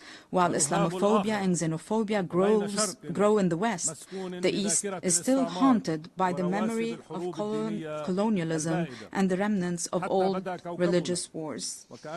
Despite remarkable scientific progress, the world finds itself trapped in a bygone era. Madam President, Mr. Secretary General, colleagues, at the heart of this dilemma, Lebanon plays a unique role. This is its raison d'etre. This is the significance of Lebanon and its message to the world. Amid the global clash over religious identities, Lebanon stands out as a nation where Christians and Muslims coexist as equals, under a constitution that guarantees equitable representation to both communities in the Parliament and the Council of Ministers, with full citizenship for all individuals. This model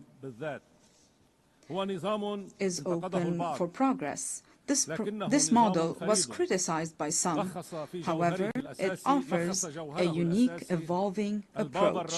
As the late Pope John Paul II observed, Lebanon is more than a country. It is a message of freedom and plurality for the East and the West. End of the quote. I reiterate and emphasize a message of freedom and plurality. In a region where people are killed over their religious belief, or even for displaying a symbol of faith, In a wary world torn between those who want to impose religious attire and others intent on banning it, Lebanon offers a unique, unmatched, and irreplaceable model. A model that deserves to live, that must exist for the region and for the world. A model that allowed me, as an Arab Lebanese, to serve as the only Christian head of state from East Asia to the coast of Europe. My country, Lebanon, the land of human secularism with profound faith, without any imposition or prohibition of any kind. A model that requires all those who are committed to a better future for humanity to ask the following two questions. First, why would there be an international and UN obligation to preserve Lebanon? And second, how can we achieve this goal? First, indeed, there is a human obligation to preserve Lebanon. If this model falls, this model of coexistence between two different religious communities that are completely equal, where else around the world can we replicate this experience? If Christians were to disappear from Lebanon, this equation, this delicate balance will fall, and with it, justice. If the Muslim community in Lebanon no longer exists, this balance will also fall,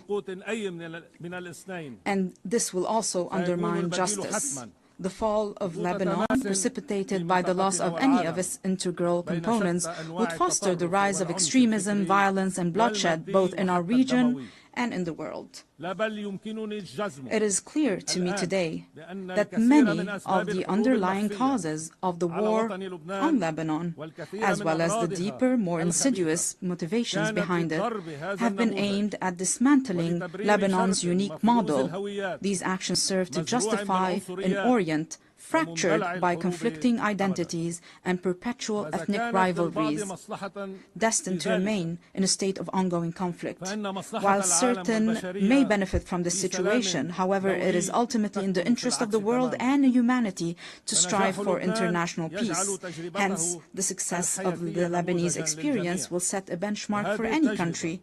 This model today is a vibrant, steadfast, and energetic country determined to live, resolutely refusing to succumb to adversity. What it takes to save it?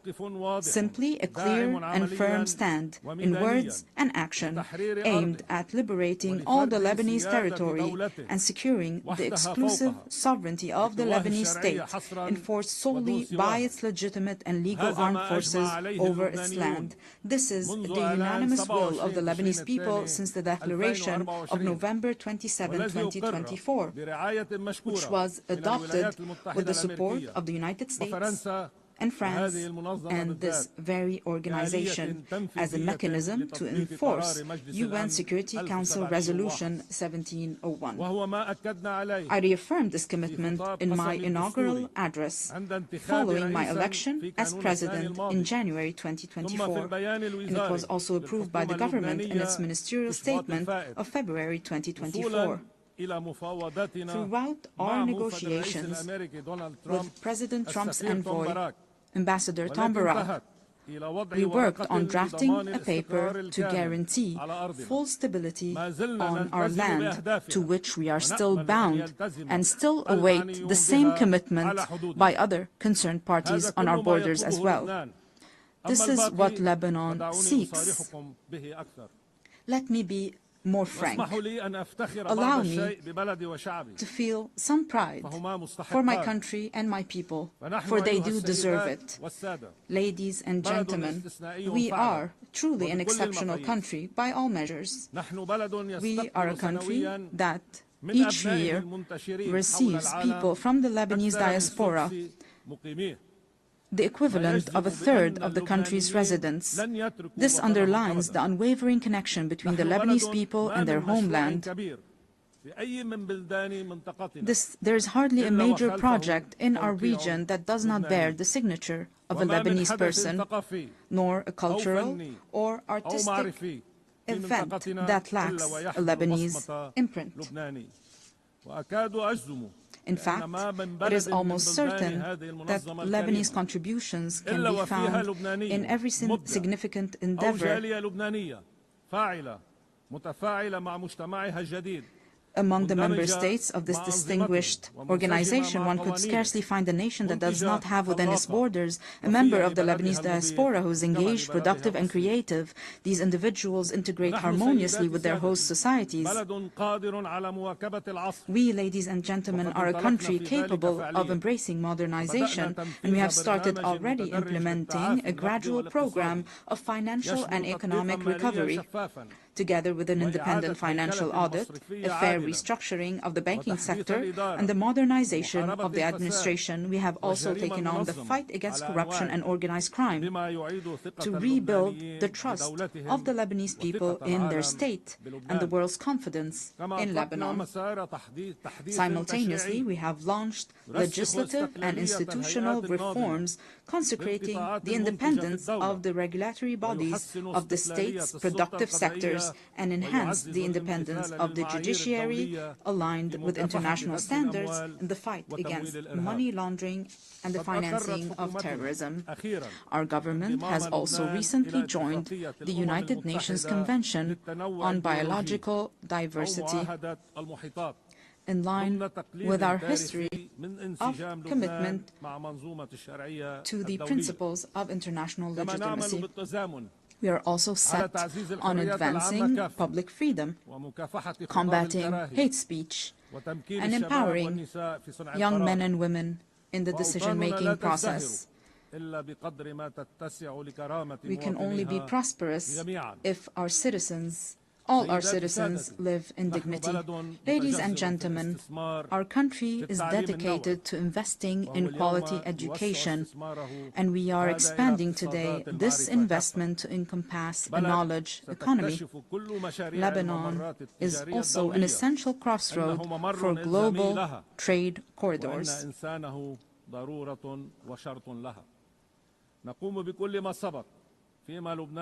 While advancing on all these fronts, our country simultaneously shoulders numerous burdens. And we shoulder these burdens with responsibility and seriousness. Most pressing among them are the persistent instabilities along our southern border. We call for the immediate cessation of Israeli aggression, the full withdrawal of its occupying forces from all Lebanese territory, and the release of our hostages that we shall not forget nor leave behind. And we insist on the complete implementation of UN Security Council Resolution 1701. This will be achieved with the help of the mandate given to UNIFIL, working in coordination with the Lebanese army over a transitional period to achieve peace and stability. In this context, allow me to extend my gratitude to the members of the Security Council who adopted the resolution to renew UNIFIL's mandate to help us achieve lasting peace and stability. However, the deep underlying causes of our crises extend beyond our immediate borders. This is why it is our moral, human, and political obligation to call for an immediate end to the devastation taking place in Gaza. We urge the revival of a new political track aimed at finding a just and permanent solution to the Palestinian question based on the resolutions of international legitimacy, the principle of the two-state solution, ensuring the right of both states to a secure and dignified existence, as ratified by your General Assembly with a majority of 142 states out of 164 states in the New York Declaration. The second major burden Lebanon is carrying now is the unprecedented displacement situation taking place on its soil, which, measured by capita, stands as the largest in history. Lebanon looks to the United Nations and its specialized agencies, as well as to the Syrian authorities, to address this critical issue. Through direct negotiations and with the support of the Kingdom of Saudi Arabia, we aim to reach comprehensive understandings and agreements across different aspects of our bilateral relations, the goal being the dignified and safe return of the displaced Syrian citizens, as well as the restoration of the special relations between Lebanon and Syria in good neighborliness and close cooperation in various fields, overcoming the misunderstandings of the past.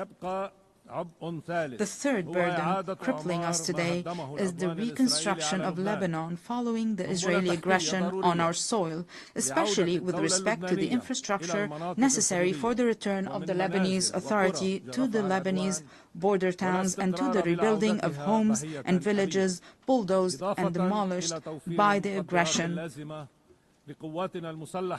For there will be no stability if it is not rebuilt and its beauty restored. Furthermore, there's the issue of providing the necessary means to our legal armed forces so that they may take on the task of defending and safekeeping our national integrity. We remain hopeful about the public initiatives to organize international conferences dedicated to that purpose. Ladies and gentlemen, Lebanon does not seek special privileges or favors. Indeed, it calls upon the international community to act with responsibility, fairness and equality, thereby enabling Lebanon to reclaim its role as a land of freedom and plurality. This very spirit underpinned the Distinguished Assembly's resolution on August 16, 2019 to grant Lebanon's request to establish the Human Academy for Dialogue and Conversions within its borders, a resolution that was for a time overshadowed by the many crises Lebanon has faced in recent years. Today, Lebanon is intent on reviving this vital initiative. Our intention is both to reassure ourselves and to send a message to the world. Lebanon is returning to its rightful place, both within the international community and among the nations gathered at the United Nations, a true platform for human values and the advancement of humanity. In closing, I reiterate the opening theme of my message. While I stand here today advocating for peace, my countrymen are being killed. The conflict is still very fierce between Lebanon being a land of life and joy and a platform that spreads both values to the region and the world, and Lebanon being a place of sorrow and wars, spreading both woes to the region and the world. We in Lebanon have made our choice. We choose to be a land of life and joy, and we shall abide by it. I call upon you all, for the sake of peace in our region, for the good of humanity, stand with us. Do not abandon Lebanon. I thank you.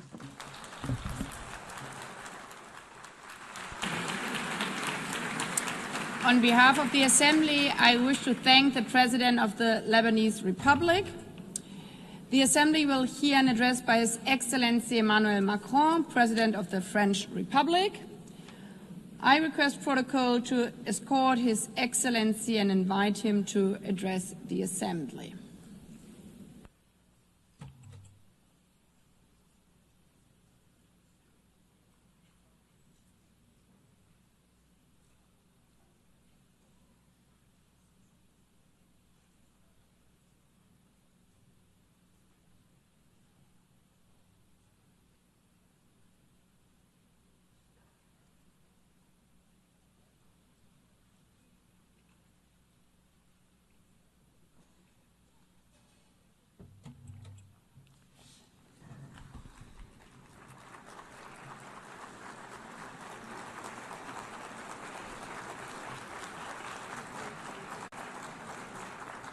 Madame la Présidente de l'Assemblée Générale, President of the General Assembly, Secretary General, Deputy Secretary General, Mesdames et Messieurs les chefs d'État ladies et and de gentlemen, gouvernement, heads of state and government, ministers, Mesdames, Messieurs les ambassadrices, ambassadeurs et ambassadors délégués. and delegates. Je suis heureux de I m'exprimer am une nouvelle fois delighted devant to vous once again stand lors de before cette you to 80e issue an session address de at the l'Assemblée générale 80th des session Nations of the Unies. United Nations General 8 Assembly. décennies 8 decades que nous avons voulu consacrer au service ago, we wanted la paix, to du serve développement, des peace, droits humains. development, human rights. 80 ans qui nous obligent à And we've been mesurer doing le that chemin for 80 parcouru years. After that et 80 à years, we adapter now have to notre take pas à la stock marche of du our monde. progress and ensure that we keep pace with today's world. In 1945, March, we adopted the Charter of the United Nations following 2 world wars.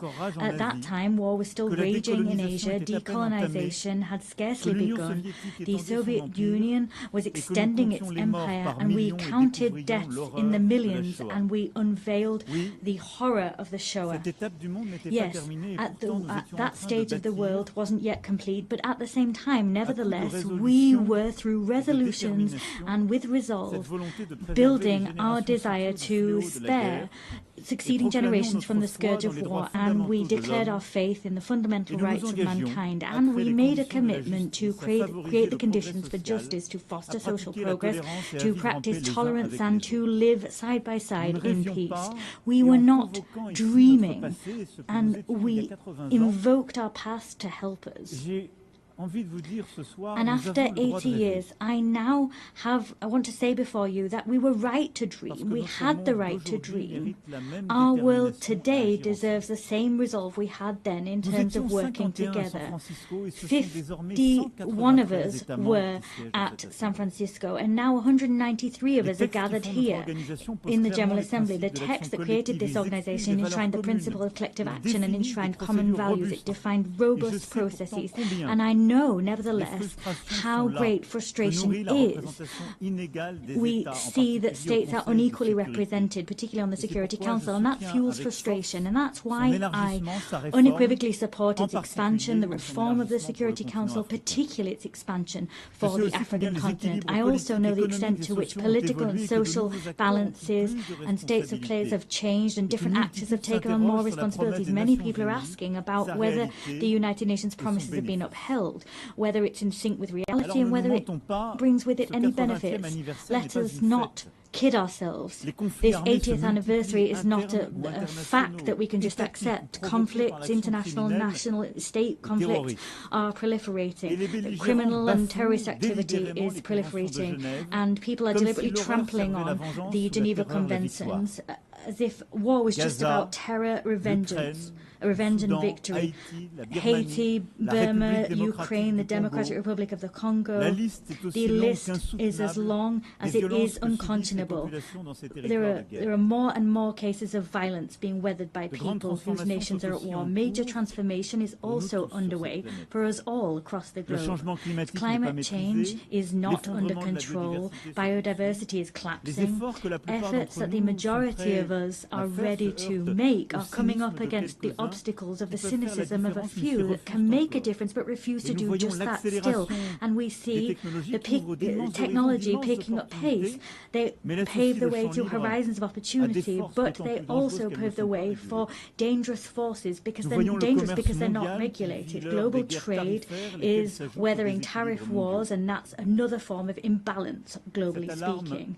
Alarm bells are ringing out loud, but that doesn't extinguish hope. Our divisions do not mean a lack of hope did not mean Syria wasn't able to free itself from war. Ukraine is staying the course, and peace is possible in the Great Lakes regions. We've also adopted treaties, ambitious agreements that some people thought were impossible. A treaty on pandemics, a treaty to protect the high seas, another to finance development. The world's complexity is not a reason to throw in the towel on our principles and our ambitions. To a certain extent, ours is a moment of paradox. We need, more than ever before, to restore the spirit of cooperation that prevailed 80 years ago. And, however, in spite of that, we're isolating ourselves. There's more and more divisions, and that's plagued the global order. The world is breaking down, and that's halting our collective capacity to resolve the major conflicts of our time and stopping us from addressing global challenges. France is proud to be among the people of the United Nations and pay tribute to all the people that serve them, soldiers wearing blue helmets that maintain peace where no one else wants to go, humanitarian personnel and healthcare workers that come to the aid of the most vulnerable, legal specialists, observers, rapporteurs that bear witness to the reality, ensure that the rule of law can prevail, that arbitrary whims do not rule the day. I'm talking, of course, about our NGOs, our nurses, our journalists, and many other people who bear witness to the fact that this organization cannot be replaced. It is for this reason that those that are its harshest critics are also those that want to change the rule of the game, because they want to exert domination. And these are people that do not want the common good to prevail. They want to serve their interests, and that is the major risk of our time. The risk of seeing the facts as they are just become the ongoing state of play. We don't want to see might is right prevail, but that's the risk. We don't want to see the selfishness of some people win the day. That's the risk. The risk is that some people, an elite, will decide the course that the world will run, and that they will forget that there's an international community. There needs to be respectful relations between peers. There needs to be cooperation between peers. That alone makes peace possible. That alone makes it possible to address climate change, to have a successful digital transformation, or to fight against military proliferation. It is for this reason that 80 years later, our priority is to really find the crux of effective multilateralism, to get back to that gem, collective effectiveness. We need to be clear here. The anti-game of some people makes it almost impossible for our organization to be collectively effective. They're playing against us. We need to work together to get back to that collective multilateralism. There's no point here in dividing the North from the South to think that there can be a united West in the face of a global South. That's a pipe dream. That's a vestige of an era where we wanted to isolate ourselves in blocks, pitting ourselves against each other. Here at this forum, there are only men and women that don't share the same religion. They have different visions. Their civilizations sometimes differ, but they have decided one fine day that building peace, rising up to challenges, particularly the challenge of inequality or the major transitions of the world, they forgot their differences to cooperate together. It is for that reason we need to consolidate existing rules and the institutions that guarantee our collective authority and our collective effectiveness. Human rights remain the very fundamental pillar of the United Nations House, and they give coherence to all of the action we undertake. And at that time, at a time when conflicts spread and increase in number, we also have mass human rights crises that we're facing at the same time. Our duty is to ensure that there is a respect for international humanitarian law. We proposed ensuring that as part of the global initiative that we champion alongside a number of counterparts: South Africa, Brazil, China, Jordan, Kazakhstan, and the ICRC.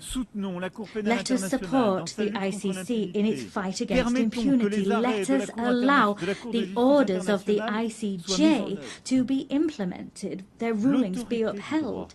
The authority, the force of law is our best chance in stopping the rule of might is right from prevailing. Upholding our values is the only way of throwing out a double standards principle. We've always called out that principle since we came together as a global parliament. Peace and security are everything. For that reason, it's so important for the Ukraine to resist Russia and have peace. They need to get their territory, their children, their wealth, and their future back. The Russian aggression is not a problem of Europe, but rather a problem which plagues us all. It's our problem. It poses the eternal question of the force of law against might is right, freedom against imperialism. Ukraine didn't want war. Ukraine wants peace. France too wants peace. The Europeans want peace. The United States of America want peace.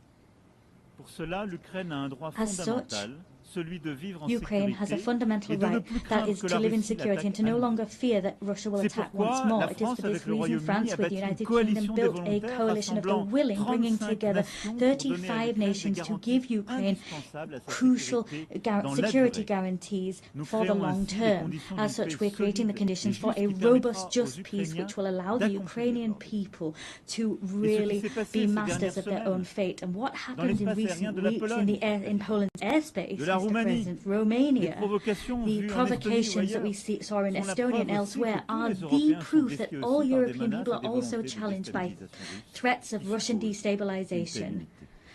and unity can thwart those. Ukraine has often said it's ready for a ceasefire and can agree to negotiations and accepts them. It's now up to Russia to prove that it can choose peace, even at a time it's stepping up attacks against Ukrainian civilians and the provocations to which I've just referred. France is ready as we wait to stand shoulder to shoulder with Ukraine alongside our European partners and all those that understand that we need to hold Russia back to preserve the global order. And I welcome the proposal we saw a few hours ago from the President of the United States, recalling the gradual weakening of the Russian economy. I welcome what he said, the on-the-ground failures of Russia. In more than 1,000 days, Russia's hardly gained 1% of Ukrainian territory. There have been so much loss, so many civilian victims, and few territorial gains. I welcome the fact that the President of the USA believes in Ukraine's ability not only to hold the course, but to uphold and ensure its rights prevail with us. It's because there is this refusal of double standards that France will stand side by side with Ukraine as we do for peace in the Middle East. Yesterday, we adopted a credible plan to put an end to the war in Gaza, to preserve a two-state solution, Israel-Palestine, to allow the release of all hostages and to save so many lives. We've charted a course towards peace, which requires first and foremost that hostages still in Hamas's hands are released, that strikes on Gaza cease. And I am delighted that Saudi Arabia and France have convinced a large number of the members of this assembly to sign the New York Declaration. 142 members of this assembly have signed that declaration.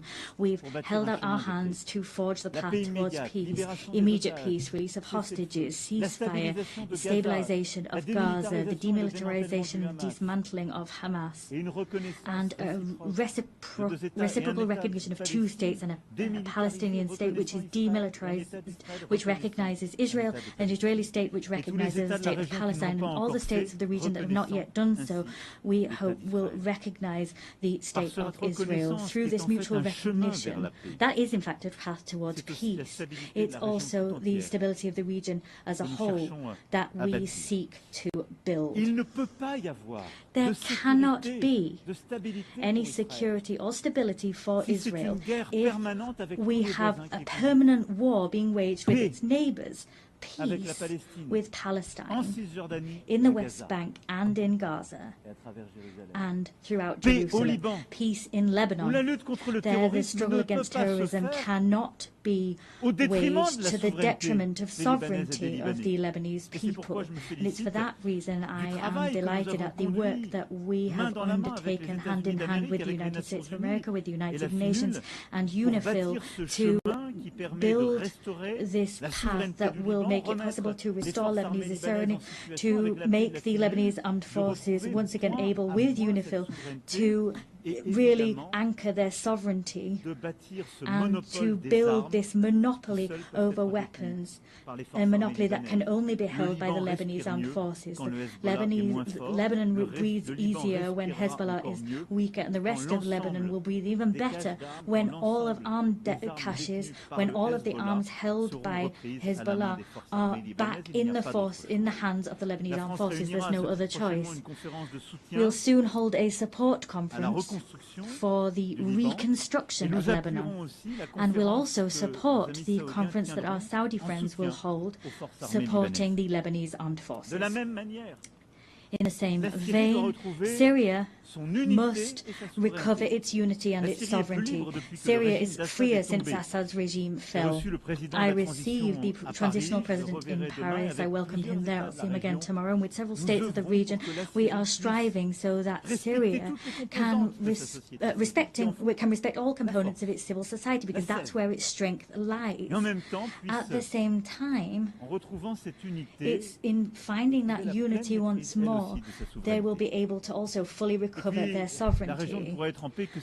The region can only be in peace if the Iranian nuclear program that has been partially destroyed is once again fully under control. It is for this reason France, Germany, the United Kingdom triggered by way of a collective agreement a process leading to the restoration of all international sanctions previously imposed upon Iran. That alone, Iran alone is responsible for being in breach of its obligations, but they have decided to open the doors to the IAEA and allow them to inspect HEU stocks and to conduct inspections. The next steps to come will be decisive. Either Iran makes a gesture and goes back to the path of peace and accountability that make it possible to get back on course and for the IAEA to do its work and for stockpiles to be transferred, or sanctions will have to be imposed. I'll have an occasion to meet with the President, if needs be, tomorrow. On each of these crucial issues, France puts forward concrete proposals, solutions. The plan for the war to stop in Ukraine exists. The plan to make peace in the Middle East is on the table. A plan to put the Iranian nuclear program back under proper control exists. The plan to restore the full sovereignty of Lebanon in the south exists. We always want to be the partner of all of those who share this demand that everyone take effective action. However, there is a risk that we will stop taking action and look away from too much suffering. The humanitarian tragedy currently in Sudan is undoubtedly the biggest of those facing us today. It's up to us collectively to rally, to mobilize, as we did in Paris in 2024. Let us coordinate our efforts to act together so that the warmongers accept negotiations and put power back in civilian hands. In the same way, in the Great Lakes region, the sovereignty and territorial integrity of the Democratic Republic of the Congo must be upheld. We need to return hope to the people of Kivu and to the hundreds of thousands of people that have been displaced. And it is also for that reason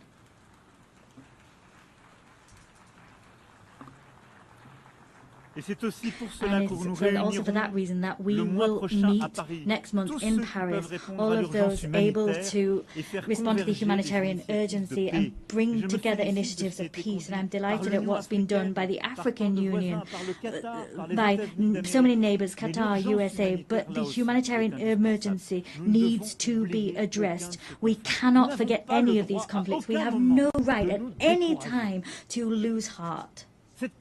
This capacity to take a leap of action is our source of strength. That's what brought us together 80 years ago. We have no right to get tired, to show fatigue. Well, there are so many crises, one after the other. I'm quite clear-sighted alongside you when I look at today's world. Everywhere we see the risks of proliferation once again return and new threats emerge. There is an urgent need to rebuild a credible framework, a verifiable framework to combat any nuclear proliferation, to rebuild a credible framework to once again contain these threats, ballistic proliferation, and not forgetting bacteriological, chemical threats or the new risks that posed by AI, cyber technology, space technology, quantum technology. We have common frameworks, but they've been weakened in all of these domains in recent years, sometimes because some people sort of said they were outdated, and sometimes because the rules for verification weren't properly observed, sometimes because the pace of technological development meant that these frameworks, their capacity to innovate, was not enough. Technological change was going too quick. However, we've got no right to give up. Ours is, we have to build that crucial framework for peace. The same demand for effectiveness, effective multilateralism is one that we need to uphold for our global challenges. The Secretary General attaches great importance to our organization, and he has ambition for it, and that's shown through his initiative UN80, and I share his concerns about our organization. Yes, we need, at this time of disarray that I talked about as a result of these major issues of war and conflict, we can't forget there are so many global challenges that mean that we must all come together. Let us stare straight in the face global imbalances. All economies affected, all economies, and I'm speaking as one of the richest among them, but also middle-income countries, developing countries, and of course the poorest nations among us.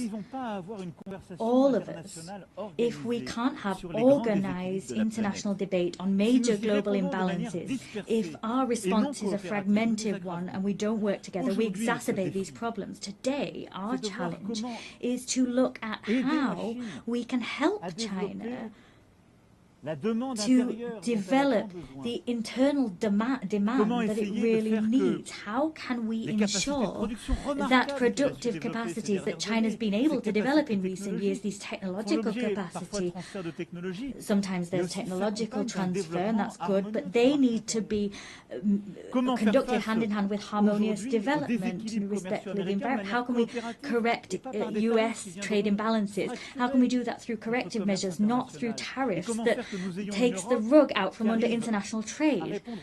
There's Europe that needs to respond to collective needs for collective investment, and we need to shoulder that responsibility. These challenges mean that we need to cooperate. There needs to be cooperation between major economies, but we can't pit the G7 against the BRICS, and that's the very rationale behind our agenda for the French G7 of 2026. Of course, we'll work with the Canadian presidency of G7 and the coming presidents of G20. We need to return to that spirit of cooperation that is vital, because that's what will allow us also to have a common agenda to finance our global challenges. Let's take a look at things today. Everywhere we're reducing, eroding our common ambitions to finance major global challenges. Collective financing for healthcare is plummeting, as is financing for food security, as is financing for education. These challenges are, however, our challenges, even more than they were before the pandemic, the COVID-19 pandemic.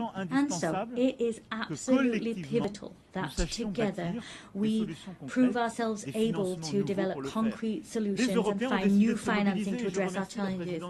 The European Union decided to mobilize. The Commission's President's speech was great in this connection. We are mobilizing financing as Europeans to meet these challenges, but we must do so within a renewed framework. That's what we tried to do together during the pandemic itself with our African partners, during the financing summit which we held in 2021. The work we did there was work we continued at the 4P summit, where we developed this pact for the prosperity of peoples and the planet. Ultimately, the agendas were the same. Together, we need to work together better to address global economic imbalances. We must develop an agenda of growth everywhere, but we must do that to also help countries to finance education, healthcare, stabilization of food security, and help them to address challenges of biodiversity and the climate. Let us come off the horns of a dilemma. We don't need to choose between growth, climate change, and biodiversity. We can do everything if we mobilize private and public financing within a framework that brings together, reconciles East, West, North, and South. That's the framework we've built. And now what we need to do is expedite the transition that's already underway. And I thank you all. The heads of the World Bank, the IMF, have commented on these efforts, but we need to go faster. The frameworks we developed have already become obsolete. We need to mobilize more private financing to accompany transitions in middle-income countries, developing countries, and the poorest nations. We must develop guarantee mechanisms that losses will be covered, and we need to mobilize more private financing to help those countries and help them to grow. That is vital if we want to avoid crises, destabilization tomorrow. This agenda is an agenda which brings us together, and in some way forces some people to cast aside selfishness and avoids a situation whereby others are alone facing their challenges. It is for that reason we must also continue.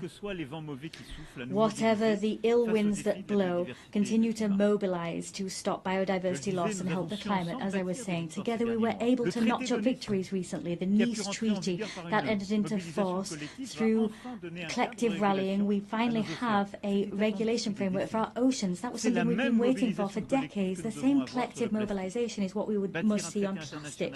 We need to develop an international treaty that aims to put an end to plastic pollution. The same mobilization is what we need to have to mobilize biodiversity credits and give more consistency to our carbon credits. This same rallying needs to be seen as we move towards the Berlin COP.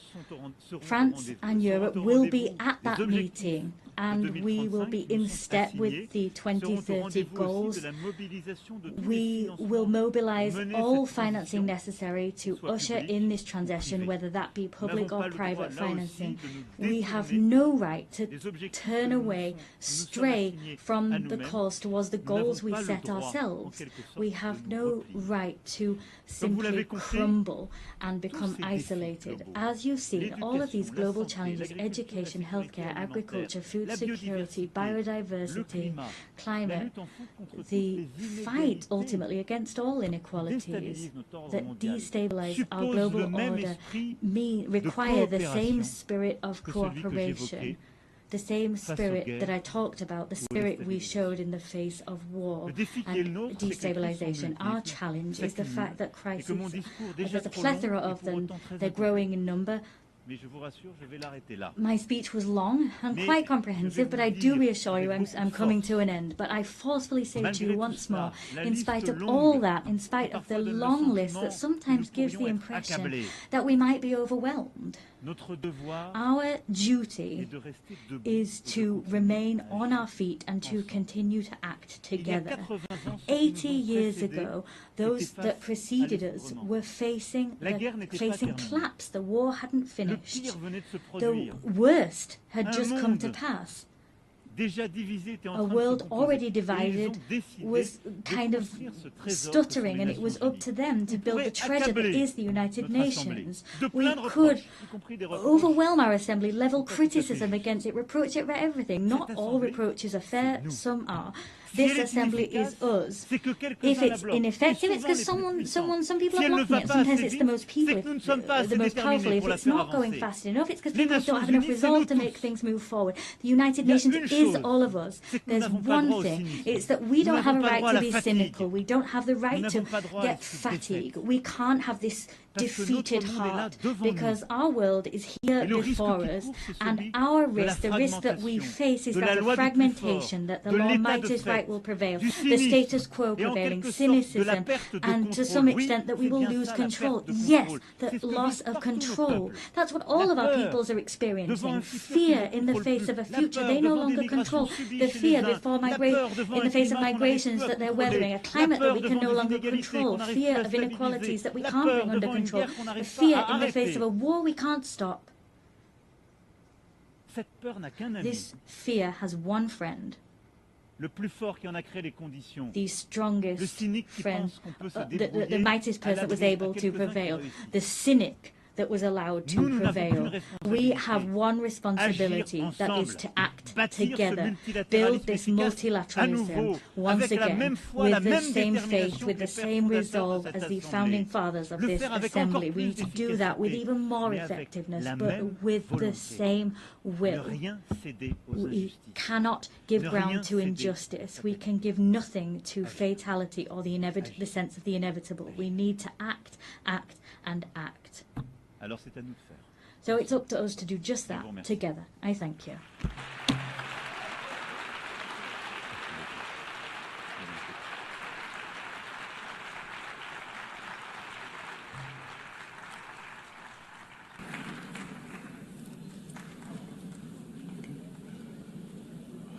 On behalf of the Assembly, I wish to thank the President of the French Republic.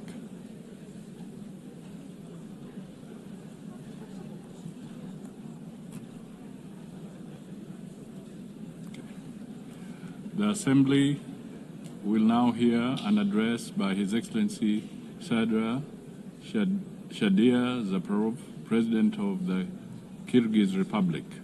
I request protocol to escort His Excellency and invite him to address the Assembly.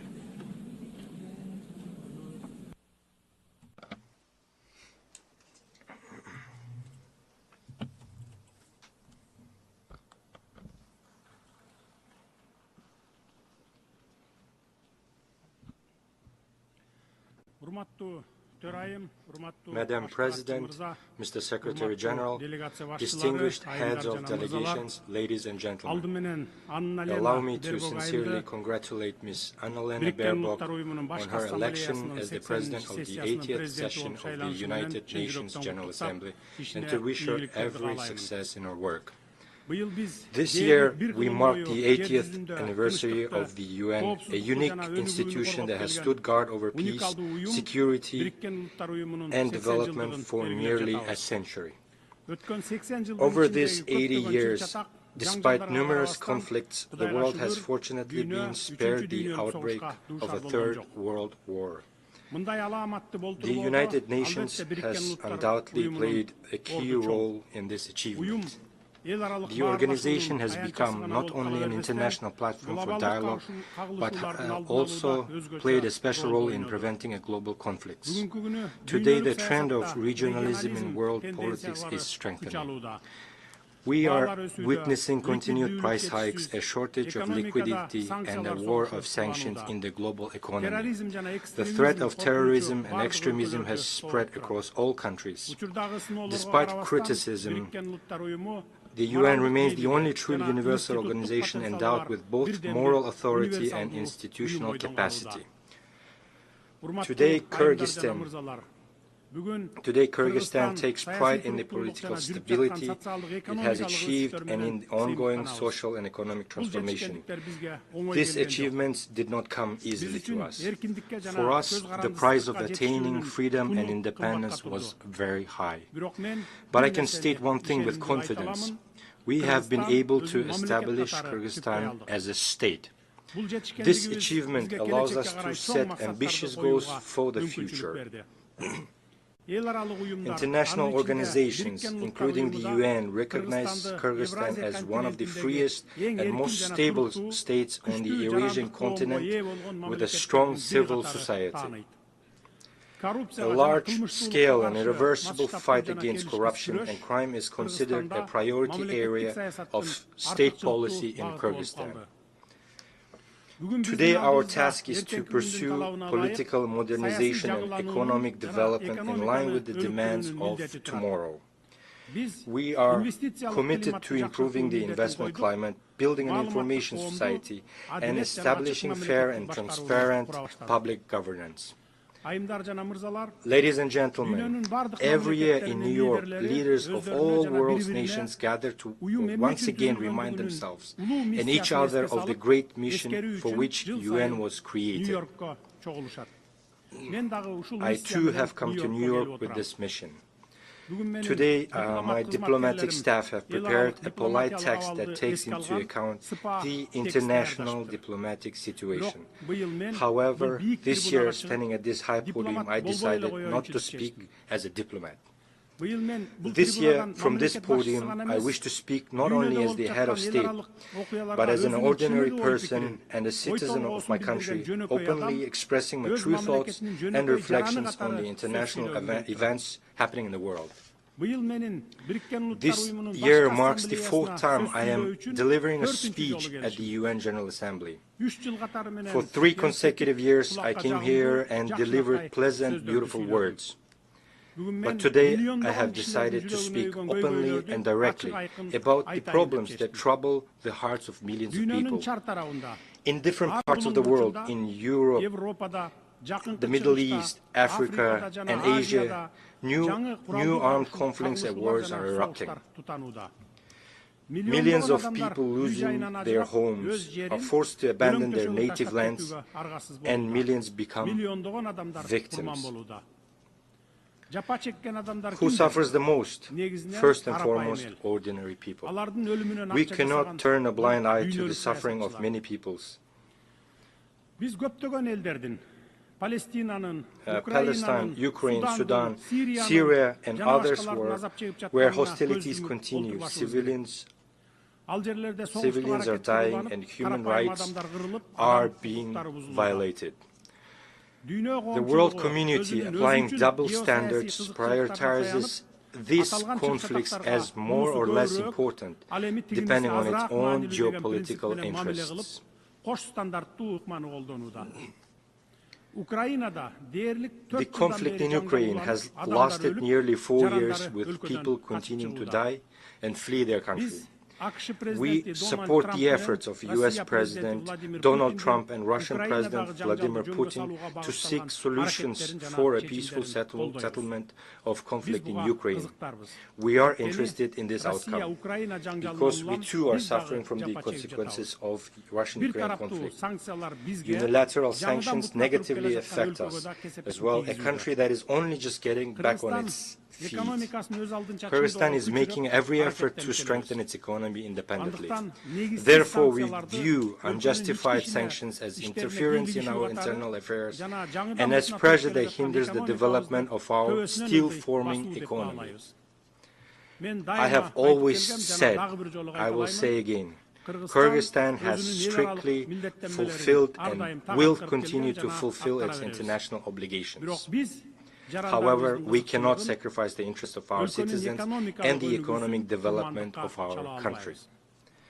The sanctions imposed on Kyrgyzstan are based on false information spread by certain non-governmental organizations and dishonest people. We are ready to accept independent international audits to thoroughly review the activities of Kyrgyzstan's banks. In 2024, EU countries traded with Russia to the amount of $141 billion, of which $36 billion was Russian imports. And the UK, which imposed sanctions on 2 of our banks, the same year traded with Russia for $2.2 billion. Frankly speaking, some keep the option of cooperating with Russia in defense of their own interest, but forbid others from doing the same. How should this phenomenon be called? Before demanding something from others, be an example to yourself.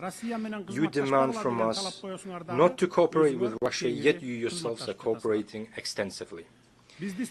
We, in fact, have far deeper economic relations with Russia than you do. Therefore, economically speaking, we cannot refuse cooperation with Russia. We do not seek confrontation with others. We cooperate with virtually the entire world, pursuing a multi-vector foreign policy. For example, every year we sell gold worth of $1 billion to the UK alone. My foremost duty as the President of the country is to ensure the security of my citizens and my nation, and to improve their economic well-being. We oppose the politicization of economic cooperation and trade. Therefore, we demand the lifting of sanctions against 2 of our banks. Distinguished ladies and gentlemen, the UN Secretary General has already described the Gaza Strip as a graveyard of thousands of children. One more is needed to stop the war and the horrific events in Gaza. We must empathize with Palestinian people who have suffered enormous losses as a result of inhuman conflict in the Gaza Strip. We must not remain indifferent to the human tragedy unfolding before the whole world. We demand an end to genocide against the Palestinians and the commencement of international judicial investigation by the UN International Court of Justice. My country has always firmly condemned violence and terrorism in all their forms, including the terrorist attacks on Israel on the 7th of October, 2023. Such terrorists must be punished harshly. However, the fight against terrorism and the methods used to eliminate terrorists have their own rules and procedures.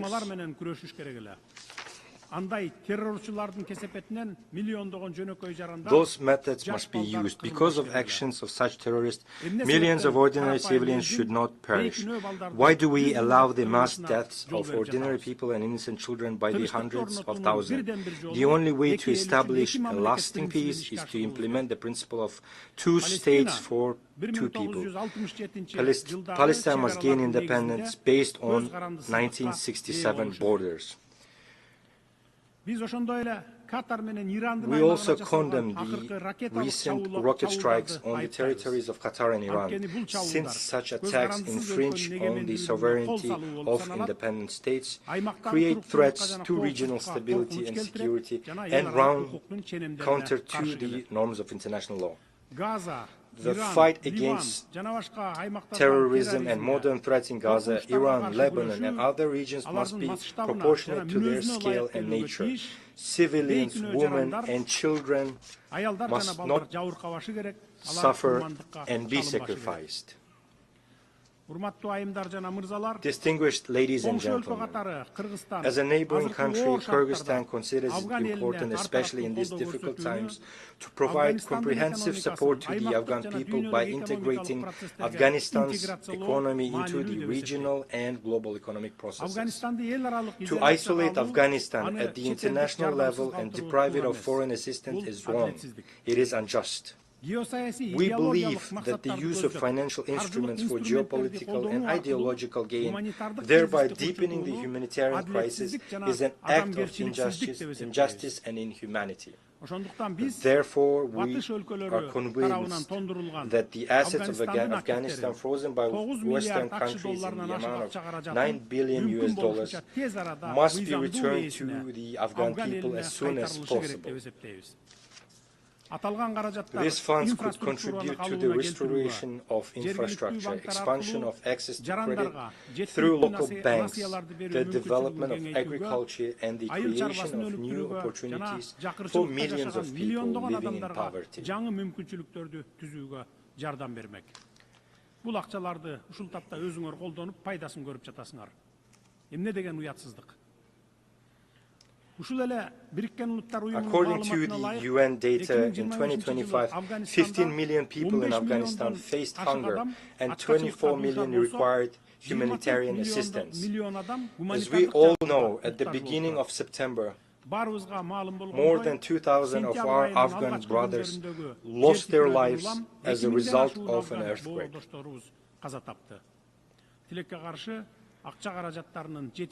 Tragically, due to lack of financial resources and weak infrastructure, timely assistance could not be provided to those affected.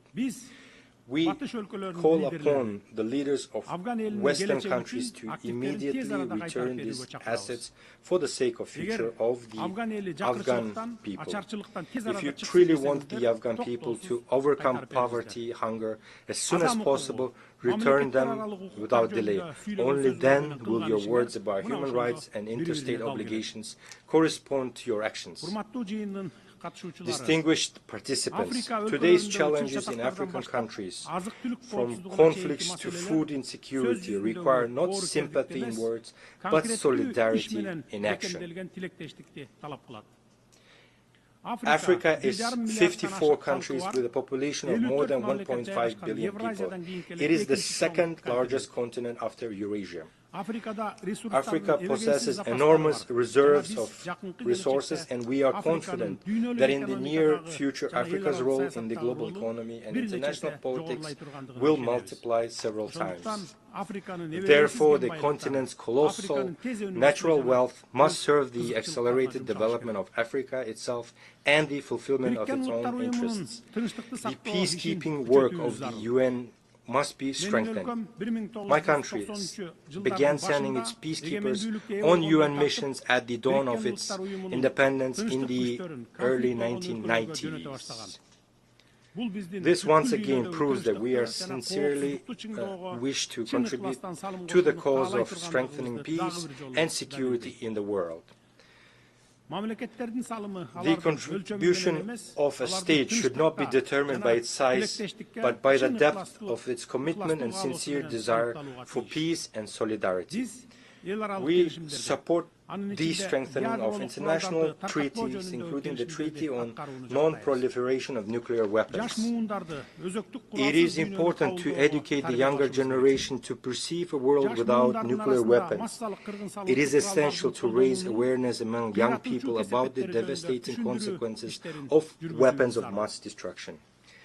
The International Day for Disarmament and Non-Proliferation Awareness, initiated by Kyrgyzstan and supported by the UN member states, is an excellent platform for implementing this concept. Kyrgyzstan is one of the initiators and the depository of Treaty on Nuclear Weapon-Free Zones in Central Asia.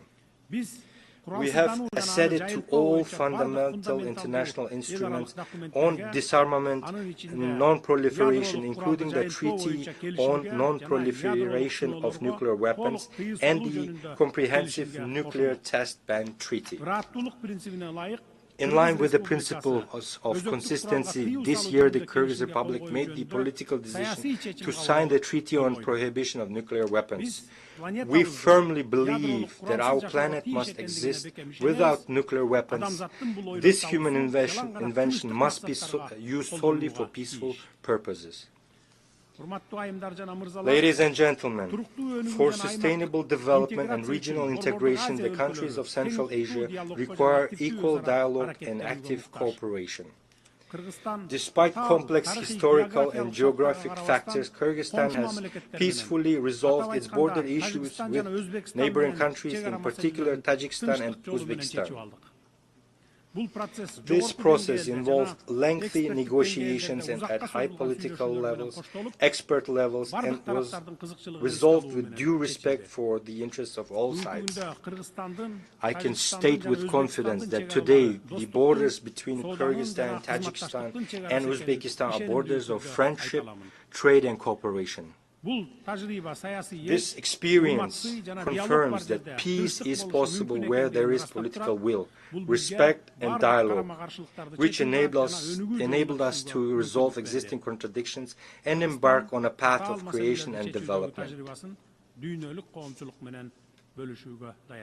Kyrgyzstan is ready to share this experience of resolving complex issues with the international community. Let us use the more than $3 trillion that are spent annually on armaments worldwide to improve people's lives, eradicate hunger, protect our environment, and clean the air. After all, there are no borders when it comes to breathing air. We all breathe the same air. Therefore, I call on us to live not in a race for who has the most powerful weapons, but in a competition for whose country has the cleanest nature and air. Dear friends, climate change is a reality we are witnessing today. We face threats of drought, melting glaciers, changes in ecosystems, and loss of biodiversity. Kyrgyzstan, as a mountainous country, is particularly vulnerable to these changes. We are already experiencing the threat of declining water resources and risks to agriculture and biodiversity. Although Kyrgyzstan is landlocked, it actively participates in international environmental initiatives and can play a significant role in supporting agreements aimed at protecting global ecosystems. The Kyrgyz Republic consistently advocates for recognition of the interconnection of natural systems from mountains to oceans, which are two poles of a single system. The future of the oceans begin on the mountaintops. In this context, we ratified the agreement on conservation and sustainable use of marine biological diversity and became among the first 60+ countries to join the agreement. Rivers that sustain marine and coastal ecosystems originate in mountains. Thus, the protection of mountain ecosystems and the sustainable management of the oceans are interconnected. At present, the country is preparing the second Bishkek +25 summit, scheduled for 2027, as a central platform for states, international organizations, and experts on sustainable development of mountain regions. We invite all of you to take an active part in this event. Dear friends, as former UN General Secretary Dag Hammarskjöld once aptly said, the UN was not created to lead humanity to heaven, but to save humanity from hell. Today these words are more relevant than ever. The organization was born from the horrors of war, but lives and on thanks to faith in cooperation, dialogue and respect. Now more than ever, it is important to preserve and strengthen the system of multilateralism as a shield against anarchy and unilateral decisions. There is an urgent need to develop fundamentally new international mechanisms that adequately respond to contemporary challenges and threats.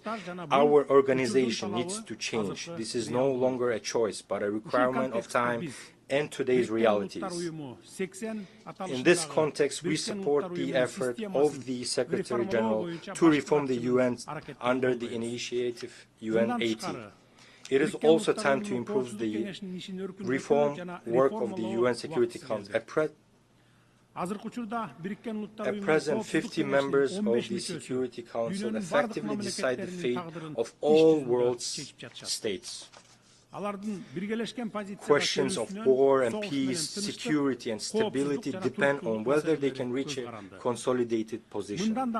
Moreover, the 5 permanent members of the Security Council can always block any decision. Kyrgyzstan advocates for a necessary measure to improve the UN Security Council in a way that takes into account the interests of majority of states. In this regard, it is important to achieve a compromise on all aspects of Security Council reform as soon as possible. This reform must be based on principles of universality, broad geographical representation, and wide support among UN member states. Kyrgyzstan considers it legitimate and fair to expand the rights of African states to membership in the Security Council and to eliminate historical imbalances. More than 60 member states, including Kyrgyzstan, have never been elected to the Security Council, while some countries have been elected 5 or 6 times. We think it's not fair. Distinguished delegates, Kyrgyzstan strives to make its contribution to peace, global security, and sustainable development.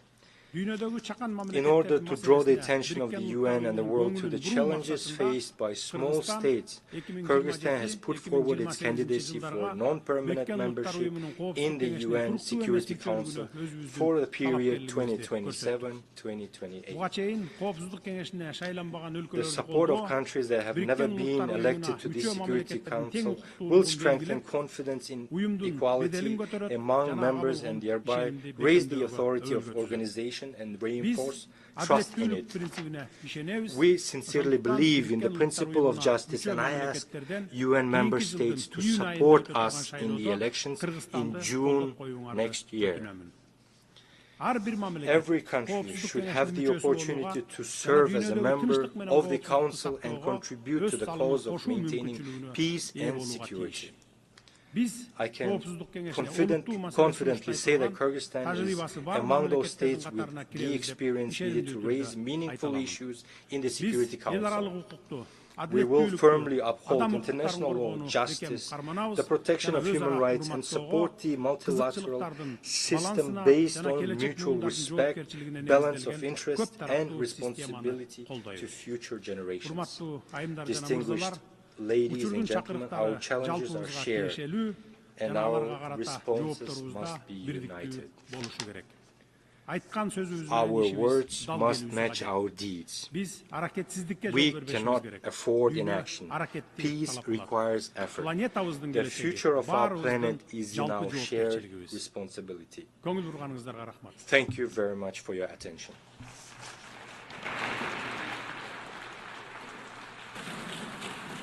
On behalf of the Assembly, I wish to thank the President of the Kyrgyz Republic.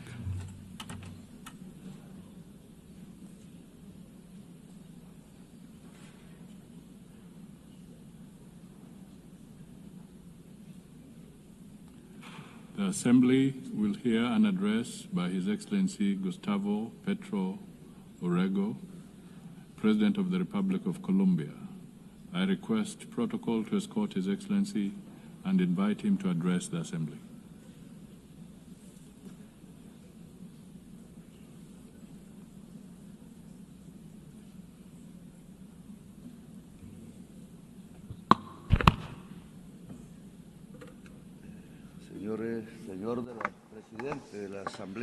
President of the General Assembly, this is my last statement as President here. It's the fourth time. In my first speech, I announced that it was very likely that there would be conflicts in Ukraine and Gaza and Palestine, and that I suggested that there be a peace conference. But those who don't have bombs or large budgets are not heeded here. Well, 4 years later, the horrific situation in Palestine did not lead me to think that almost the same thing could happen in the Colombian Caribbean area, where unarmed young people are being shot at with missiles in the open seas. And now we are in a different situation. Perhaps it's more global, a kind of Stone Age that has descended on all of humankind. Missiles against 17 unarmed young people in the Caribbean Sea, some of them Colombians. The persecution, imprisonment, and expulsion of millions of migrants, missiles that have killed some 70,000 people in Gaza, the lack of action on the climate crisis. All this is linked, and all this has the same cause. Migration is simply an excuse so that a rich society, rich, white, and racist, believes itself to be the superior race, and is not realizing that its leaders are leading it to the abyss, to its own distinction, together with the rest of humanity. They said that the missiles in the Caribbean were used to stop drug trafficking. That is a lie. Stated here in this very rostrum. In 2023 and 2024 were years when the largest amount of cocaine was seized, and over 700 drug traffickers were extradited to the United States and Europe. I extradited them, and my government seized, confiscated the cocaine, and we didn't shoot a single missile, nor did we kill any youths. The years where I was able to prove that it's more effective to substitute coca crops than eradicate them, than forced eradication using poison, forcing peasants to use it. The violent war against drugs was a failure, and I replaced it with an effective anti-trafficking policy, not based on a mix-up between an inert substance, that is drugs, with people who actually use it and practice it. But what was necessary is to destroy dialogue and to shoot missiles. Was it really necessary on unarmed, poor young people in the Caribbean? The anti-drug policy is not meant to stop cocaine that is coming to the United States. Anti-drug policy is to dominate the peoples of the South as a whole. You shouldn't look at the drugs, you should look at who has the power and who dominates.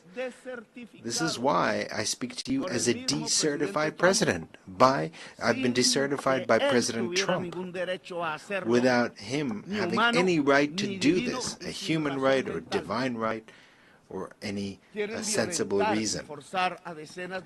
They want to force by violence tens of thousands of peasants to do what the U.S. government wants to do, which are influenced by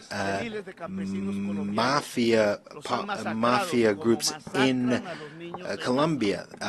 Thousands of peasants are massacred in Colombia by politicians who were senators, who were presidents, who were ministers that were bribed and on the payroll of the drug mafia. And at the same time, they were allies of the extreme right based in Florida of the United States, and now allies of the Trump administration. They've been allied for decades with drug lords, cocaine drug lords in Colombia. They were allies, and so they led this anti-drug policy from Washington. I don't know if Trump even knows that his foreign policy towards Colombia, Venezuela, and towards the Caribbean is based on advice from Colombians who are allies of the cocaine mafia. I myself denounced these politicians, including the paramilitaries, drug traffickers, naming them by their names in the Congress of Colombia when I was senator, and many times they wanted to kill me because of that.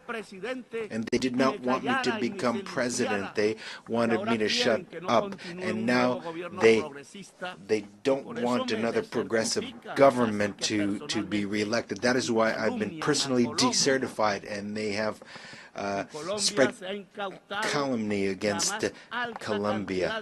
Colombia has confiscated the highest amount of cocaine in the history of the country under my government, and I've been decertified. In Colombia, we have managed to stop the increase in the rate of expansion of coca crops that was 43% under the government of Duque, and has dropped to 3%. And Duque was not decertified.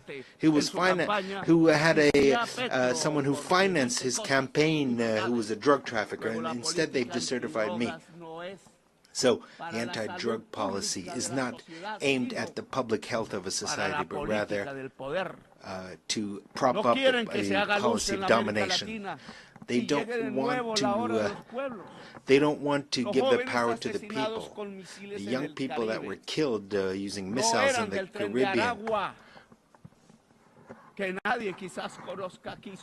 were not from Hamas. They were not from other terrorist groups. They were poor Colombians. And with apologies to those who dominate the United Nations, there should be criminal cases against those officials of the United States for doing this, including the utmost official, President Trump, that allowed the shooting of missiles against these young people who were simply trying to escape poverty.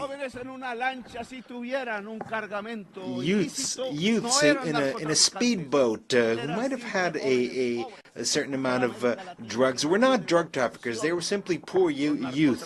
But the real drug traffickers live somewhere else, not in America, not in Latin America. So it's easy to shoot missiles against the speedboats with migrants and accusing them of terrorism and drug trafficking when they don't have a single weapon to defend themselves, when the real drug traffickers live in New York, here, just a few blocks from here, in Miami. And they reach agreements with the DEA. And they're allowed to traffic in Africa, in Russia, in China, but not in the United States. A country that has not managed to reduce its consumption of cocaine because it's drug addicts, or rather they did manage to reduce the consumption of cocaine simply because their addicts switched to another type of drug, fentanyl, which is much deadlier. This fentanyl is produced in the industrial heartland of the United States, here, not far from here. And the consumers are here as well.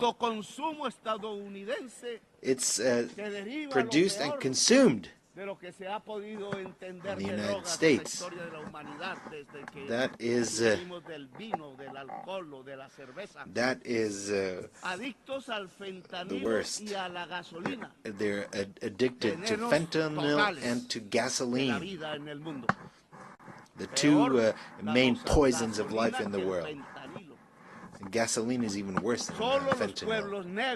Only the black-skinned people here, those who are ancestral here, that were thousands of years have been here, or young people, or women who don't want to see their children die of any color of their skin.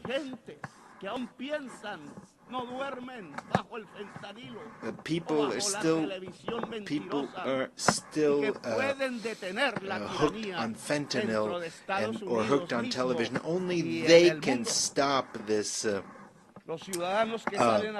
domination by the United States. The people who have taken to the streets in California, in New York, in Philadelphia, where the Liberty Bell stands, in spite of the National Guard that Trump sends out against its own people to shut them up,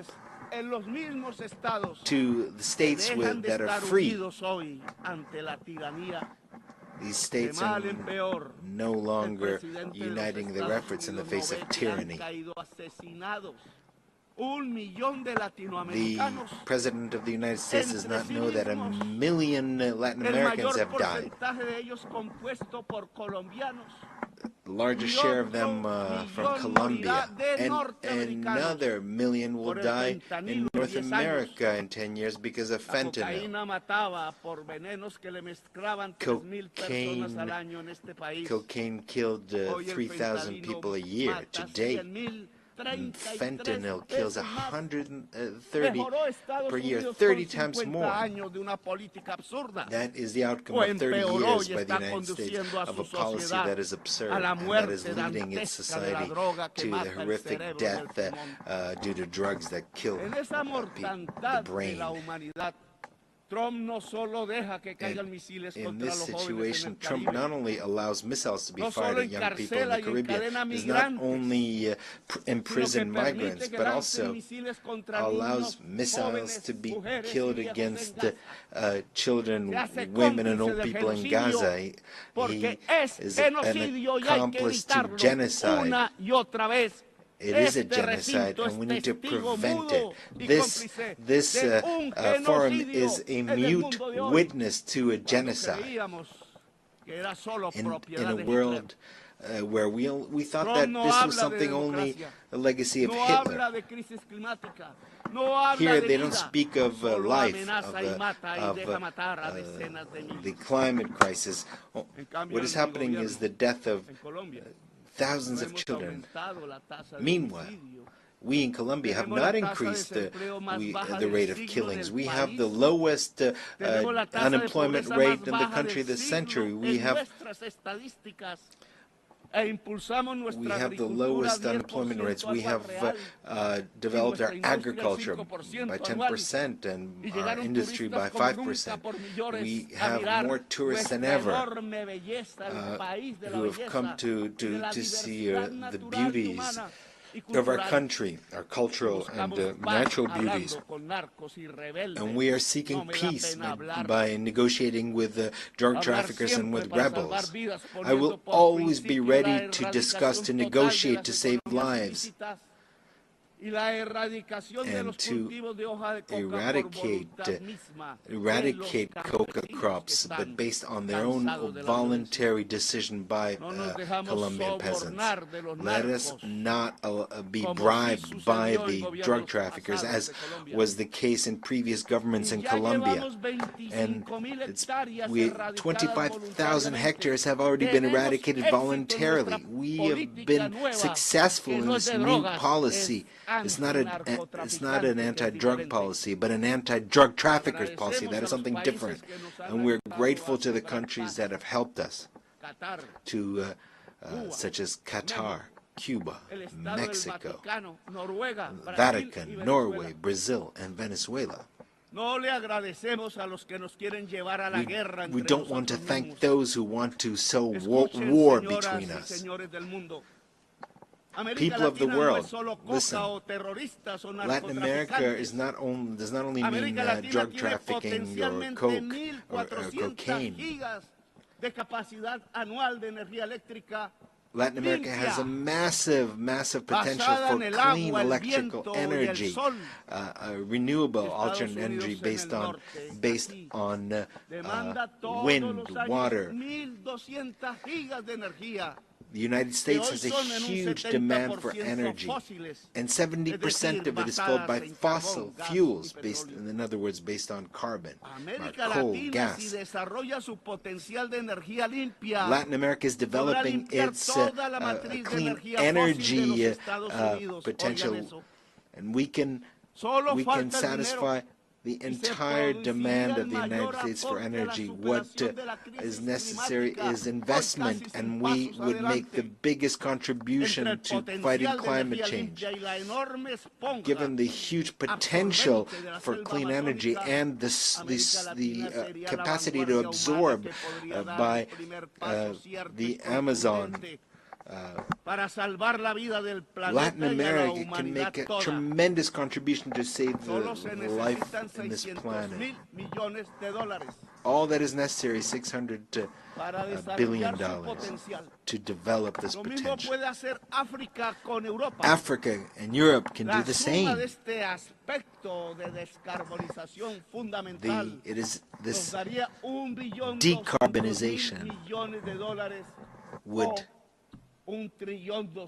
provide us with over $1.3 trillion. This is money that is already in the treasuries of the United States, Europe, and China, but not a dollar is spent because it's not profitable. Or rather, it might be profitable in terms of human life, including life in the United States, in Europe, and China. However, they don't want to depend on Latin America and Africa. They know that to bring together the clean energy of Africa and Latin America would not only decarbonize the planet, save it from the climate collapse, but it would also change the global power, which is discussed here, but that power is spoken in terms of bombs. But this would truly create a global democracy and change the means of production, because life and humanity would become the priorities, and they would edge out greed. Greed is the poison of life. And Mao spoke of this. Chairman Mao. According to science, we have 10 more years until we reach a point of no return in terms of the climate. And once we reach that point, we won't be able to do anything. We will simply observe the disasters, and we'll feel them in our own families and cities. Because It will be irreversible. The extinction of life, the extinction of human life will be. There'll be an irreversibility of the process, and no technology, no political or social force will be able to do anything about it to stop this collapse. And we only have 10 years left. That is what science tells us. But here people don't believe in science. The most powerful man in the world does not believe in science. That is the irrationality. And Germany, the country of great philosophers, of Kant, Feuerbach, and others,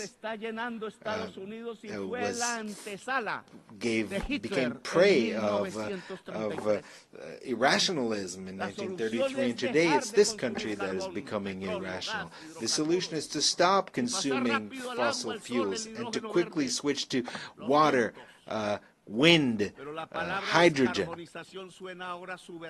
But the word decarbonization sounds subversive at the conferences of the most powerful countries, the G7 or G20 or Davos, among the rich.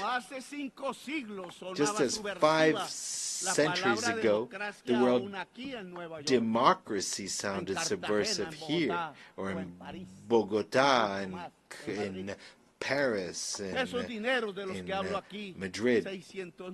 These dollars that I mentioned here, 600 billion or 1.3 trillion.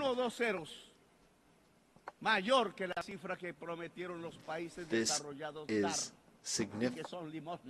This is just a little more than what the rich countries pledged at the COP in Paris, and they have not fulfilled their pledges because they're not interested in decarbonization. And what has come is basically loans from multilateral banks, which are just small amounts compared to what is needed. The climate crisis means that in all public budgets, investment in decarbonization and adaptation should be the priority. A global financial policy is necessary that is different. The debt risk premium should be abolished. Which countries are the riskiest? They are the countries that have the highest greenhouse gas emissions, such as this one. These are the riskiest countries. Whereas the countries that absorb CO2, and we have jungles and a lot of water in the south, we absorb the CO2 of the north. But the market does not agree with that. So the debt of the poorest countries must be forgiven.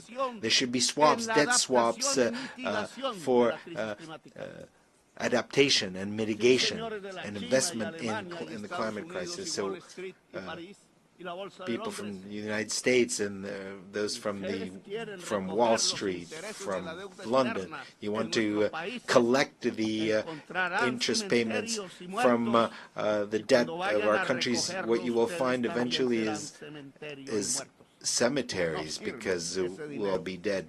The money will be useless in the midst of all the cemeteries. Another subversive word is to plan. A global plan. The word plan has been forgotten because it was not necessary to plan, because the plan is anathema.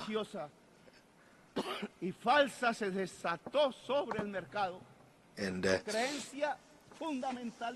there was a fundamentalist belief in the markets, thinking that markets would bring happiness. The Swiss economist Arras said this. And in fact, the market leads to an abyss. It leads to death, as we are already witnessing today. Malras, that was his name, was wrong. Neoliberalism was mistaken from the very beginning, and it's been guiding our countries for the past 50 years based on completely erroneous formulas. The plan should be binding on national states. There should be a global democracy supervised by a Security Council that does not have the right to veto. Because we have to understand that the market will not resolve the climate crisis, because it has produced that crisis. It was capital, which is based on unequal relationship between those who own the means that create the carbon and those who work, who are salaried employees. And this is a system that has to produce more and more objects that the boss, the owner, has to sell.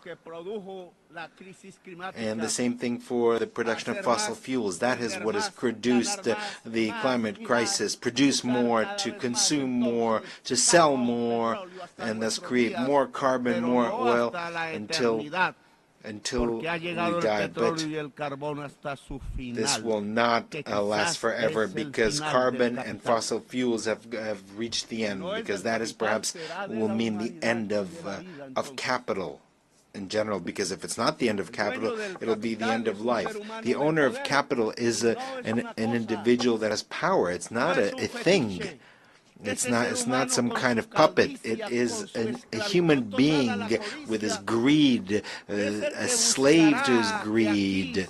That is the individual who will seek to make sure that more and more oil is produced in their countries, even if it poisons his life. It continue to dig for more oil, even if it destroys the atmosphere and destroys life. So we have to choose either life or greed, either the Stone Age or local and global democracy.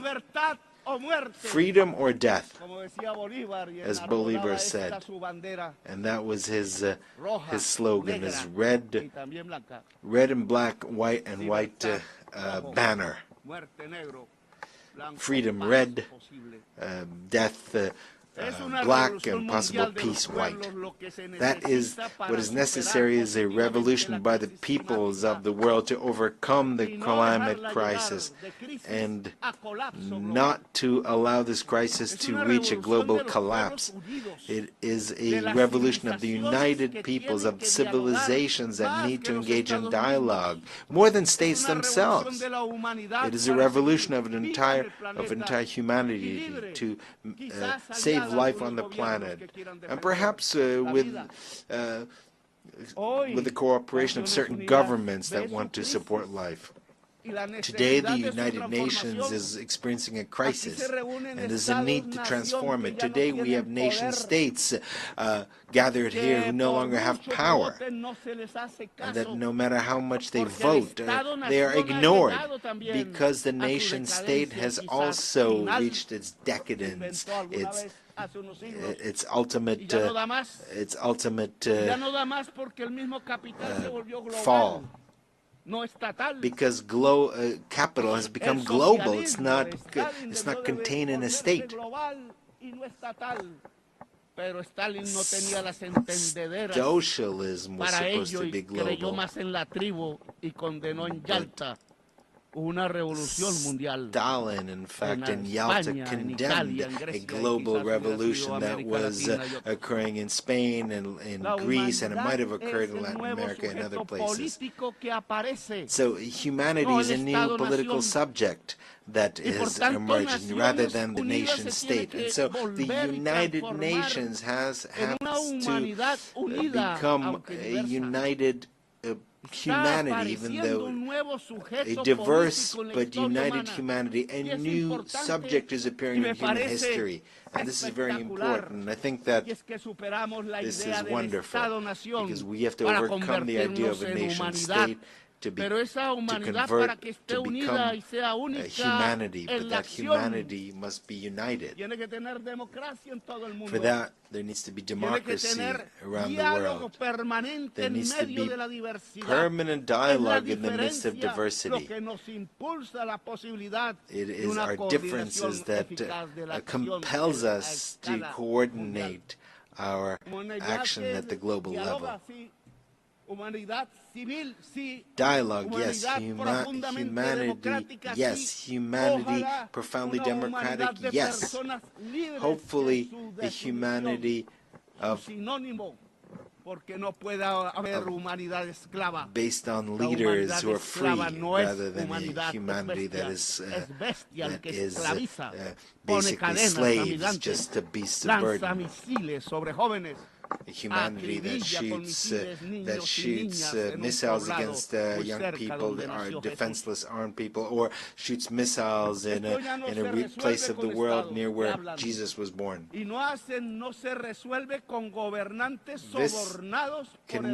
These problems cannot be resolved with governments who are bribed by oil producers, by oil corporations. So a new political subject is emerging. A united and diverse humanity, united despite its diverse cultures.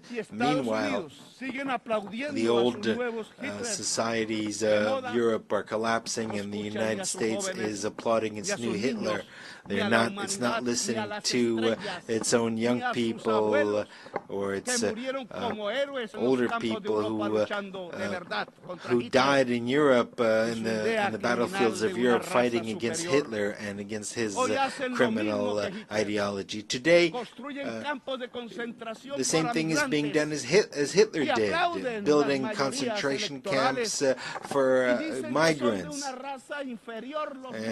And it's stated that migrants are of an inferior race, and they blame them just like Hitler blamed the Jews.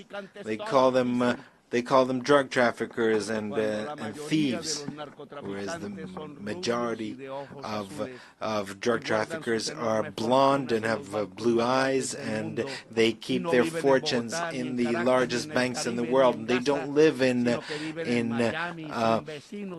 Bogota or in Gaza. They live in Miami. They are neighbors of President Trump. They live in Dubai or in Paris or London. They don't live where there's poverty, but the missiles are fired against those where there's poverty. Tren de Aragua is a group that is considered a terrorist group, but that is not true. Migrants are not criminals. They should not be put in concentration camps, expelled and chained up. Immigration is not immigration is due to a blockade against countries like Iraq or Cuba. Immigration is a result of the impoverishment of many countries because of their indebtedness, because of wars unleashed by the United States and Europe to grab their oil. Immigration is a consequence of a climate crisis that leaves the tropics without water and destroys the environment. The solution to migration is very different from missiles or prisons or camps. There is no higher race. There's no supreme race.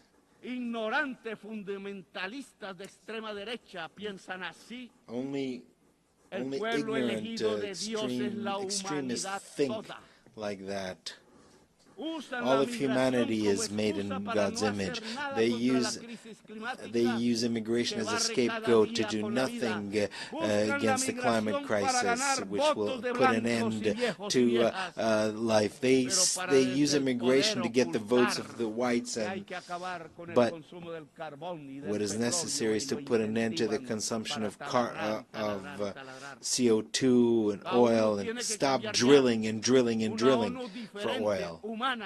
We need a different world, a humane world. And first and foremost, we need to stop the genocide in Gaza. Humanity cannot allow a single day more of this genocide, or for the genocidal Netanyahu and his allies in Europe and the United States to continue. The United Nations must uphold the decisions of the International Court of Justice. International law is the basis of civilization and of its wisdom as distilled in history, and it must make sure that the decisions of international justice are implemented, are applied. Diplomacy has been tried in Gaza. It could not resolve the situation. I'm sorry, and I'm sorry, President Macron. We can keep insisting and insisting, and when every single day, every single minute, a missile is fired and destroys the bodies of babies and children in the Arab state of Palestine. Every day, there are decisions, resolutions that are vetoed in the Security Council. Every day, more and more children die. More and more bombs, more and more dead.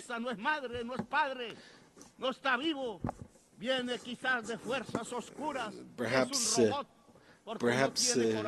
those who do this, who shoot this, are robots. Maybe they don't have their own children. They're not human.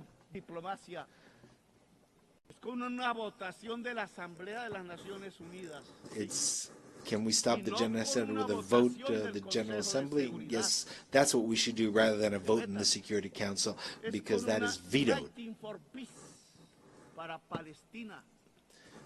United for peace for Palestine. We should establish a peacekeeping force to protect.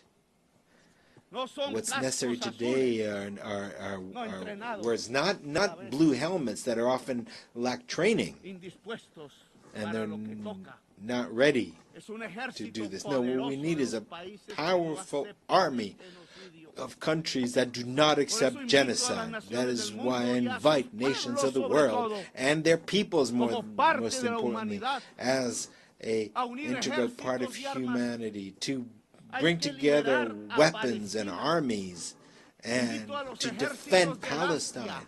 I invite the armies of Asia and the brave people, the brave Slavic people who defeated Hitler, and the Latin American people of Bolivar, of Garibaldi and others. I think there's enough. We've had enough words.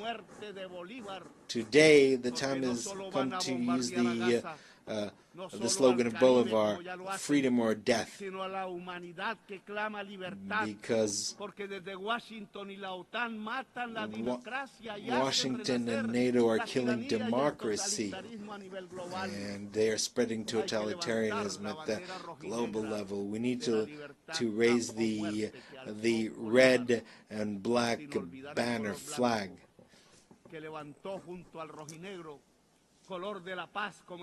without forgetting the white color, which was the color of peace and the color of hope in the heart of humanity. The United States no longer teach democracy, but rather kill democracy, especially among its immigrants, filled with greed. The UN should begin its change by stopping the genocide in Gaza with an army of liberation and salvation, and there should be a decision here taken in the General Assembly without any veto. After Gaza, we can start working on decarbonization so that we can found a truly global democracy and a new Security Council can be established without any vetoes and where its decisions would be binding. And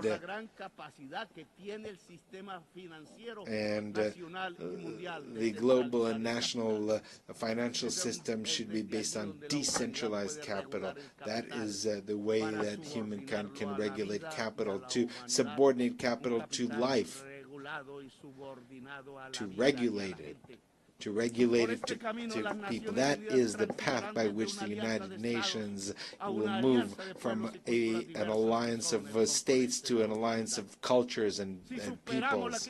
If we overcome the climate crisis and if we unite as humanity, we will manage to make the United Nations an assembly of peoples which seeks to make sure that every individual is free, making sure that every human being achieves their potential, because the intelligence of human beings, illuminated by science, will make it possible to not only save life, but to fulfill the mission of humanity by expanding life into the stars. A humanity that is united and free can look at the stars and reach the stars, as the Romans, the legionnaires, thought of Judea when they used the word astra, or star. It's the time of freedom or death. Real death for missiles, but freedom is also real in the heart of human beings and its capacity to rebel and to resist. Thank you very much.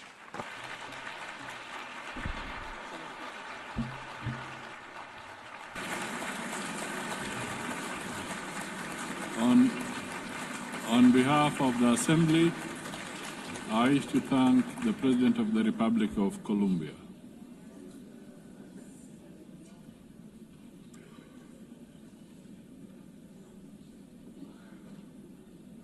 The Assembly will now hear an address by His Excellency Karol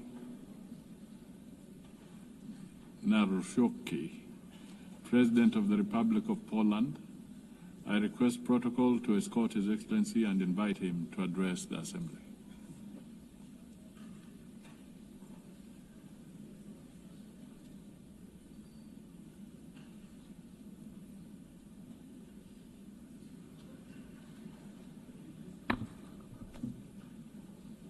Ladies and gentlemen, Excellencies, I like and appreciate a lot English language, but I love Polish language, which epitomizes more than 1,000 years of Polish heritage, Polish culture and Polish history, so I would like to share with you Polish language. Szanowny Panie Przewodniczący, Distinguished Mr. President, Your Excellencies, esteemed delegates, I am standing here for the first time as President of the Republic of Poland. And of course, I feel great proud because of this, but at the same time, I'm aware of what serious challenges we are facing today as an international community. This is indeed so, for the world has changed completely over the last couple of years since the start of the Russian invasion of Ukraine. On February the 24th, 2022, we were brutally, all of us, awakened from our blissful dream of a world at the end of history. The history did not finish, and the history will not finish, and we need to be aware of that. So we were awakened from our blissful dream in which we strive for universal peace and respect for the principles of international law. I believe these are the words which are repeated more frequently in this community. This dream, ladies and gentlemen, does no longer exist, and we often repeat the words which do not reflect reality which surrounds us, both in Central Europe, in Eastern Europe, and in many other regions of the world from which you have come. State borders have ceased to be untouchable, as a matter of fact, and international law, which has so far been considered the compass of the world order, began to be treated more as a suggestion rather than a rule. Let me remind you that shortly after the outbreak of the war and the attack of the Russian Federation on Ukraine, Polish men and women demonstrated incredible solidarity with the fighting Ukrainian nation. We opened our hearts, our borders, we opened up our homes. We provided material, financial, and military assistance, as well as diplomatic one. Today, ladies and gentlemen, 1 million Ukrainian refugees live in Poland. Ladies and gentlemen, the Russian invasion of Ukraine is not only the most serious conflict in Europe since World War II, but it is also a turning point. The existing international order is crumbling before our eyes. The world has entered a new and dangerous era of rivalry between great powers, breaking rules and testing how far one can go before someone says a clear enough stop. The principle of sovereignty. You can ask this question. It is increasingly trampled upon. The prohibition of aggression reduced to a dead letter. Instead of law, an attempt to use naked and brutal force.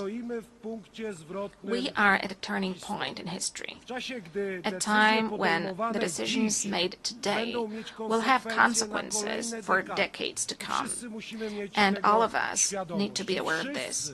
And all of us are taking responsibility for this. That is why now, as a community of democratic states, or those aspiring to be democratic states, we must view the current situation as a battlefield for principles whose observance may determine the future of our civilization.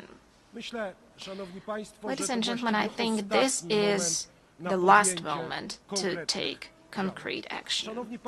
Ladies and gentlemen, Russia's aggression against Ukraine is not just a regional conflict. It is a test of whether the principles on which the UN is based will stand the test of time, or whether they will succumb to the weight of the imperial and colonial ambitions of a state which considers itself above the law and which has repeatedly ignored the resolutions of the assembly, of this assembly, of other assemblies, and to a certain extent all of us take responsibility for that. Further repeating the words about peace and security, which have to be spoken out loud, but which should be followed by concrete action. Moscow speaks of the need to address, and I quote, the root causes of the conflict. I share this view, but I believe that the root causes of Russian aggression are primarily ideological. Russia refers to an imperial vision that treats entire nations as a colonial property. It denies them subjectivity on a regular basis, claiming that they are artificial constructs, and it justifies the invasion as a historical correction. And ladies and gentlemen, in Poland, in Central Europe, in Eastern Europe, we know all of that. We have known it for at least 86 years. It is the same set of notions which appears also in the 21st century during our discussions, plenary sessions, and assemblies. To us in Central Europe and in Eastern Europe, this set of notions is nothing new. Whether we are talking about Poland, the Republic of Poland, in the first half of the 20th century, or whether we are talking about Ukraine today. As a historian, I view the present also through the lens of the past. That is natural. After centuries of conquests, wars, partitions, deportations, rapes, and crimes, in the 20th and the 21st century, Russia has simply not abandoned its imperial ambitions. One of my great predecessors, the late President Lech Kaczynski, understood this perfectly well when he spoke in front of the Georgian parliament in 2008. His words, spoken at that time, have stood the test of time. President Lech Kaczynski said, ladies and gentlemen, today Georgia, tomorrow Ukraine, the day after tomorrow the Baltic states, and later, perhaps, it will be time for my country, for Poland. When Russia attacked Georgia, it was not clear to everyone that this was only the beginning of the Kremlin's new imperialism. Unfortunately, the wind of history, which we know and understand so well in Poland, is beginning to blow again. Once again, we are experiencing Russian imperialism also on our soil, in Poland. 2 weeks ago, on the night of September 9th to 10th, the Russian drones attacked the territory of a NATO member state. On the territory of Poland, a dozen or so drones violated my country's borders deliberately, because I assure you, ladies and gentlemen, that this was not a coincidence. It happened on orders issued in the capital of a country which is a permanent member of the Security Council. As a result, for the first time since World War II, Poland was forced to open fire on hostile objects over our territory. And rest assured, ladies and gentlemen, as Commander-in-Chief of the Armed Forces and as President of Poland, that Poland will always react adequately and it stands ready to defend its territory. Poles, ladies and gentlemen, were not scared of the Soviets in 1920, and they defended the European civilization. They defended the Soviets in 1920.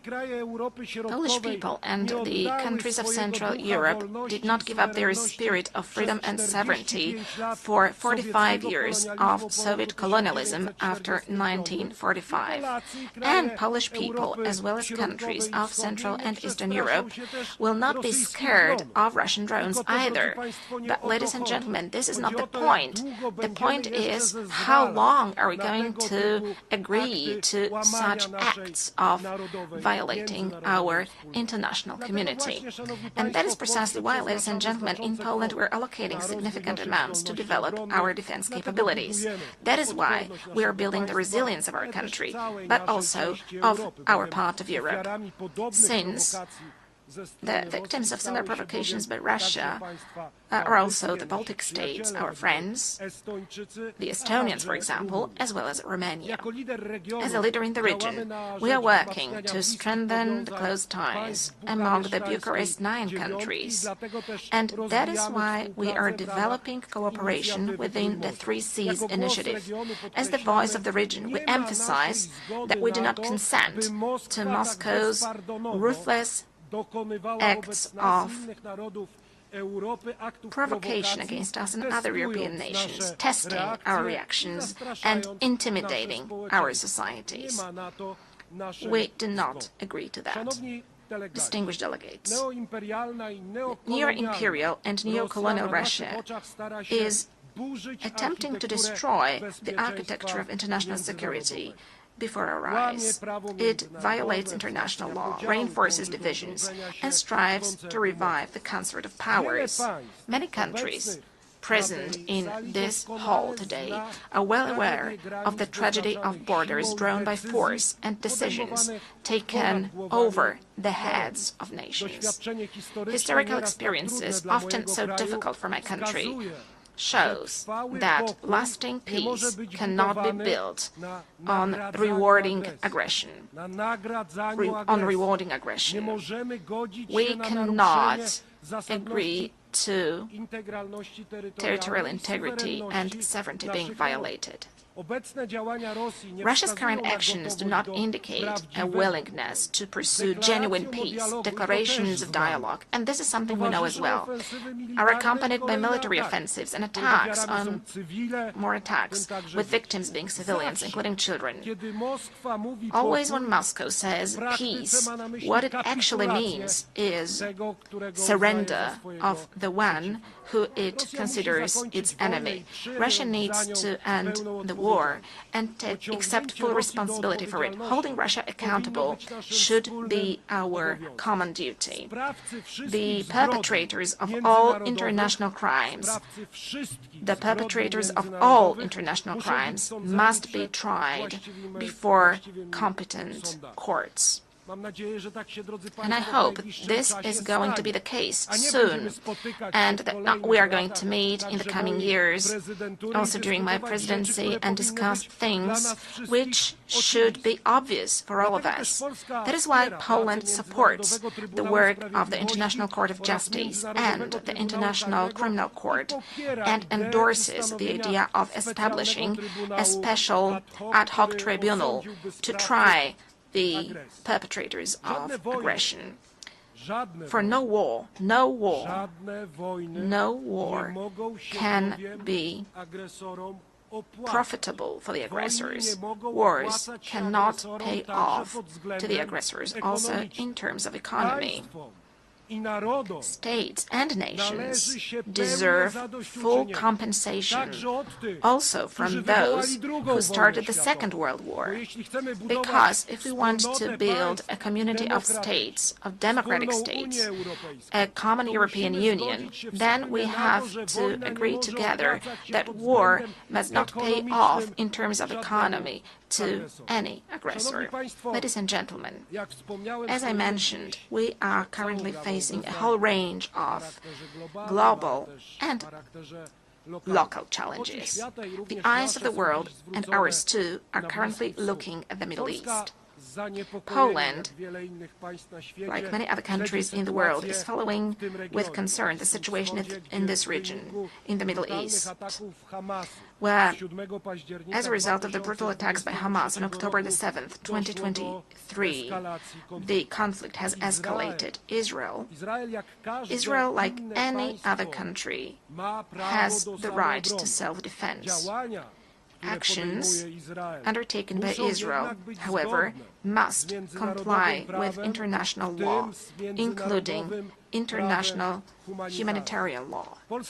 Poland continues to advocate for a two-state solution to the conflict in the Middle East, in such a way as to give both the Palestinians and the Israelis the right to live in peace and security. Poland consistently supports international efforts to improve the situation in the Middle East and calls on the UN to take action. Ladies and gentlemen, Poland has no colonial past, which is why we are a reliable and trustworthy partner for Asian and African countries. What is more, we ourselves, we Poles, were victims of colonial policies pursued by superpowers, so we understand perfectly well the instruments used by neo-imperial powers, and we do not consent to them destabilizing certain regions of the world. As President of the Republic of Poland, I will pay particular attention to developing our cooperation with various regions of the world. I'm referring to the African continent. We can all see how the ongoing wars, conflicts, and terrorist attacks undermine the efforts of proud African nations to live and develop in safe and just conditions. The world must stand with all those affected by insecurity and help them restore peace. We do not consent to neo-imperial powers destabilizing, for instance, the Sahel, in order to arbitrarily manage global migration flows or apply migratory pressure. Nor do we consent to international criminal groups profiting from human trafficking and slave labor. We also want, and it is obvious as Poland, to develop relations with the countries of Asia and the Pacific. The role of this region in shaping the international order in the 21st century has significantly grown. This dynamic economic development is, however, accompanied by growing geopolitical tensions, which affects stability, prosperity, and security also in other regions of the world. Ladies and gentlemen, as Polish people, we are concerned about the negative impact of global crises. But as President of Poland, I want to say openly here in front of this international community that we are also deeply concerned and we are aware of the mistakes made by our Western partners, friends and neighbors. Yes, I agree with President Donald Trump that in recent years, and that is something that we were warning against as Poles, and this was the signal sent also by Central European countries, Eastern European countries.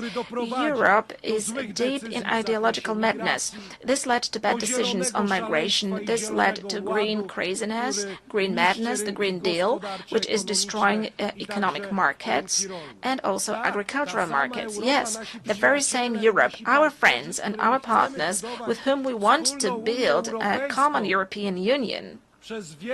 For many years, we're subsidizing the Russian Federation buying Russian cheap gas. Ladies and gentlemen, in Poland as well as in Central Europe, we know all of that, and we are glad whenever the leaders of the European countries, Western European countries, draw conclusions and when they listen to our voice. Ladies and gentlemen, development and humanitarian aid are an integral part of our country's foreign policy in terms of building global peace, security, and development. We see it as a joint investment in our future, security, stability, and prosperity.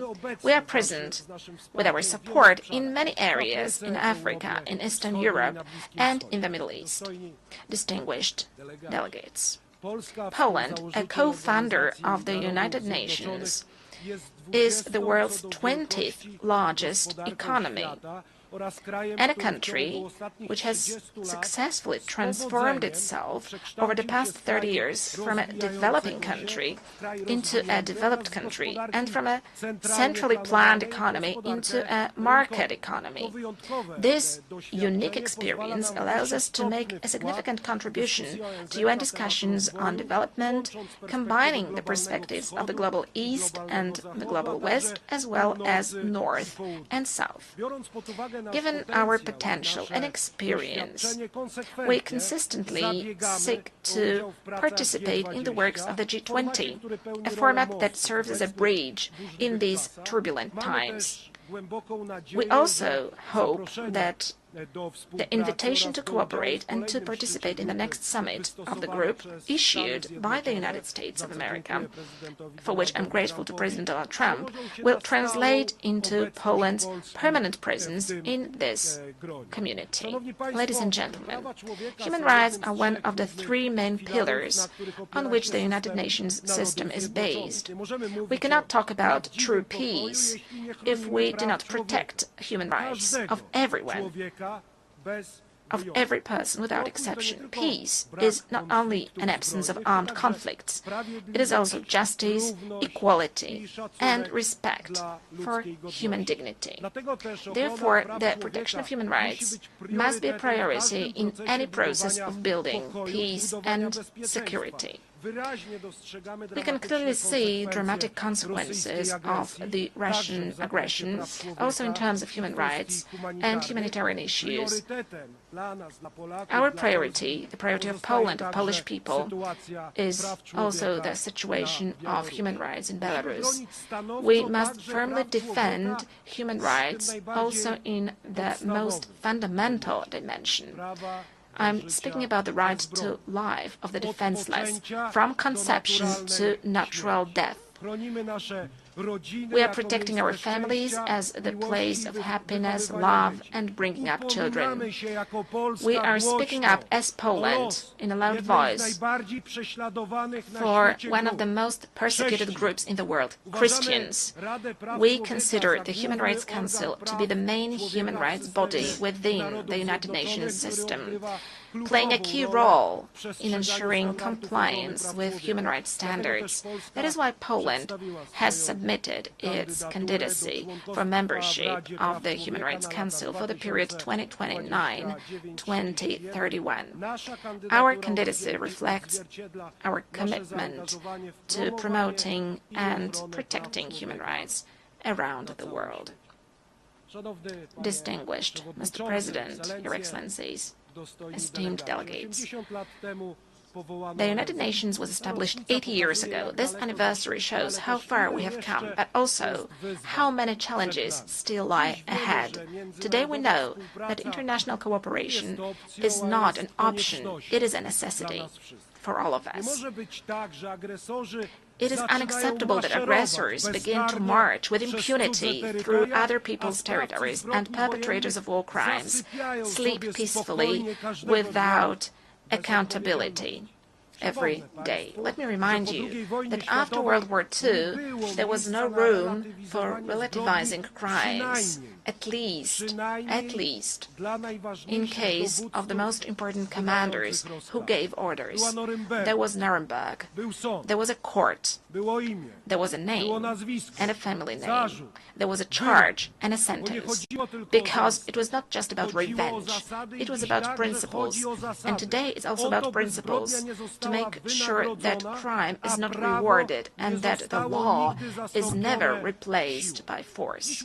Today we must return to that spirit. We must build an international system of accountability that will not hesitate to call evil by its name, regardless of the flag it bears on its shoulder.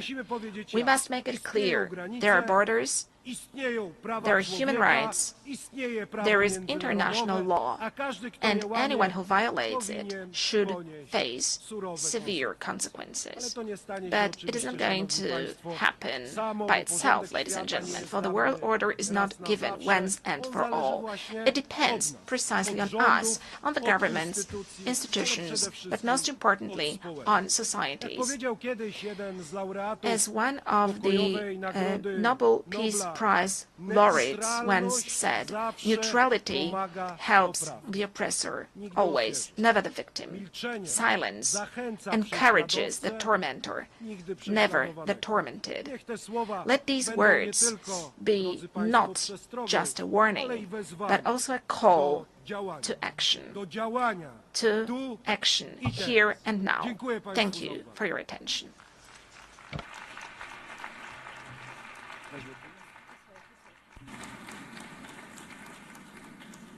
On behalf of the Assembly, I wish to thank the President of the Republic of Poland.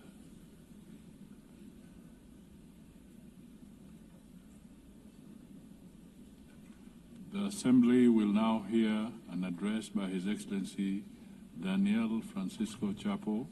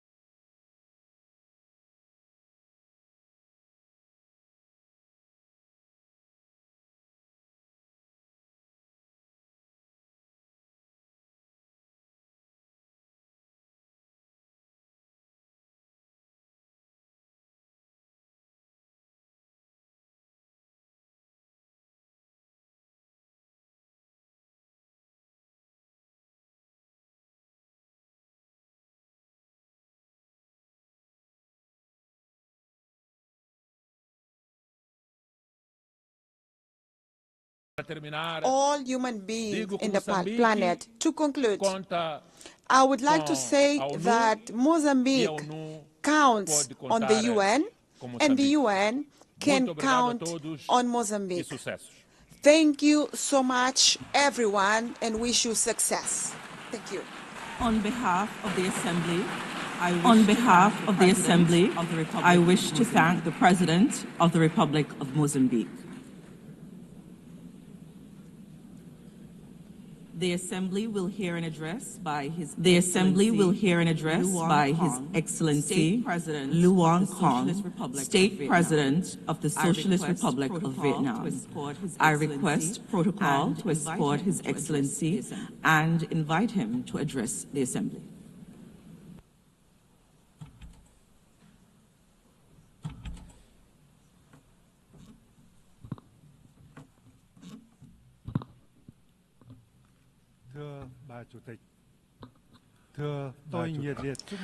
Madam President, I would like to extend my heartfelt congratulations to Madam Annalena Baerbock on her election as President of the 18th session of the UN General Assembly. I am fully confident that with her experience and able leadership, this session will be a great success. I would also like to pay tribute to Mr. Philemon Yang, President of the 79th session, and Secretary General Antonio Guterres for their contributions.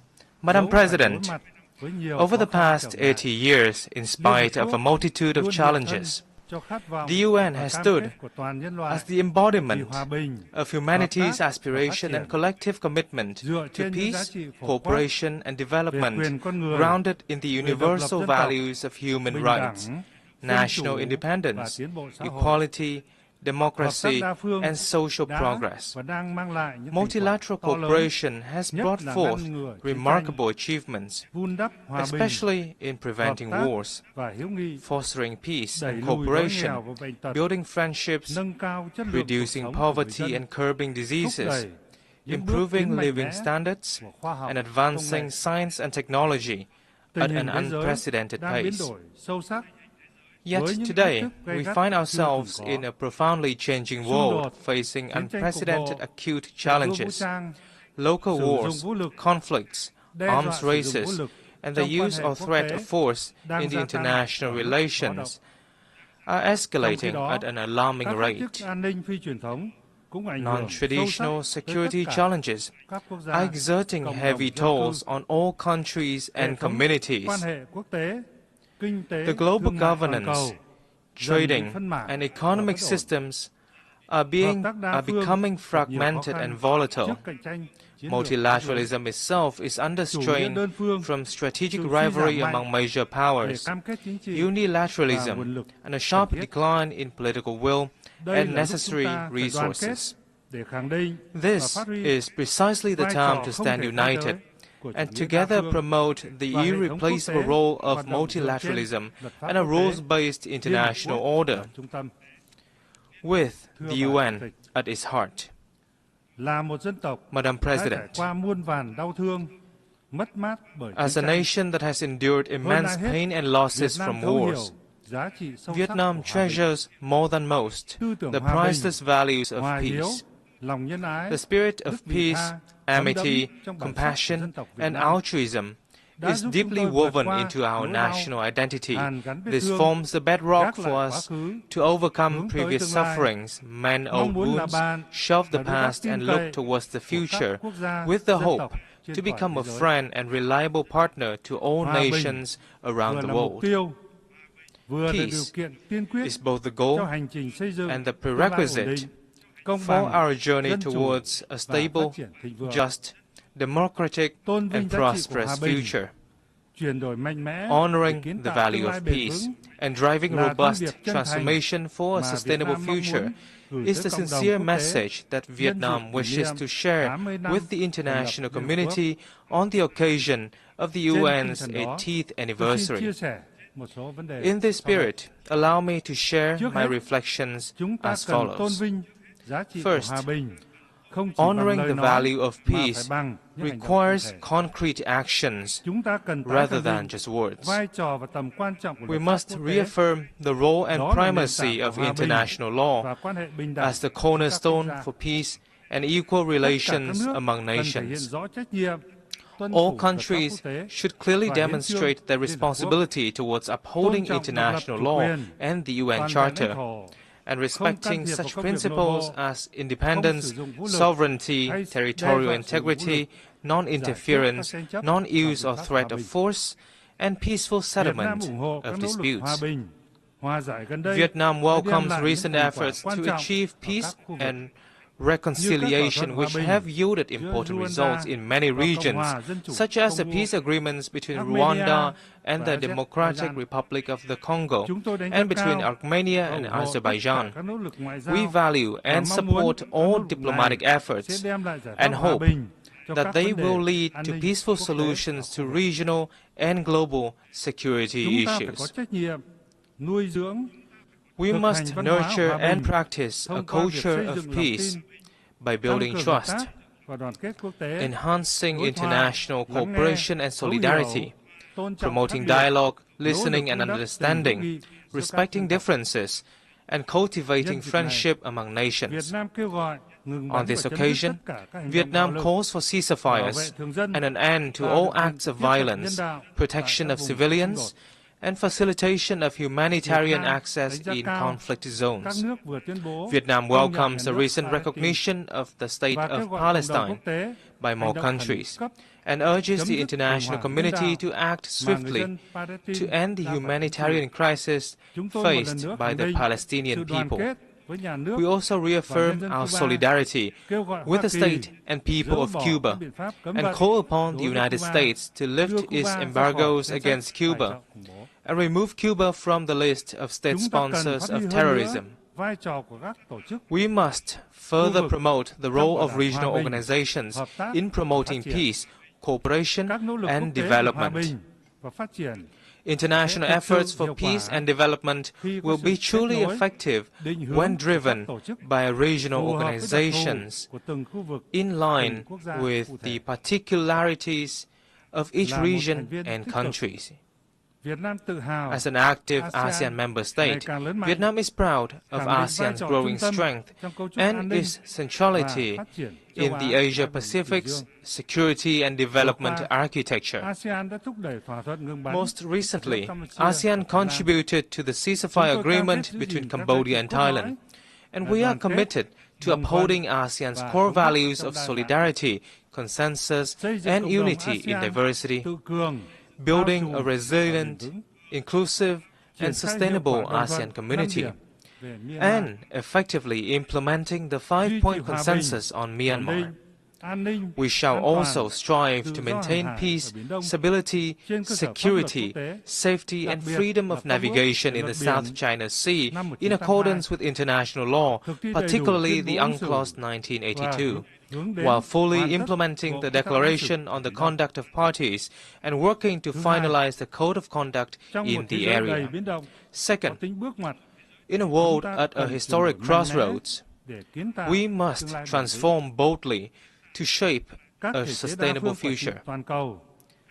Global governance institutions, particularly the UN and international monetary and financial bodies, must undergo vigorous reforms to become more adaptive, ensure equitability, transparency, coherence, and efficiency in their operations, and better respond to the needs of all countries and peoples.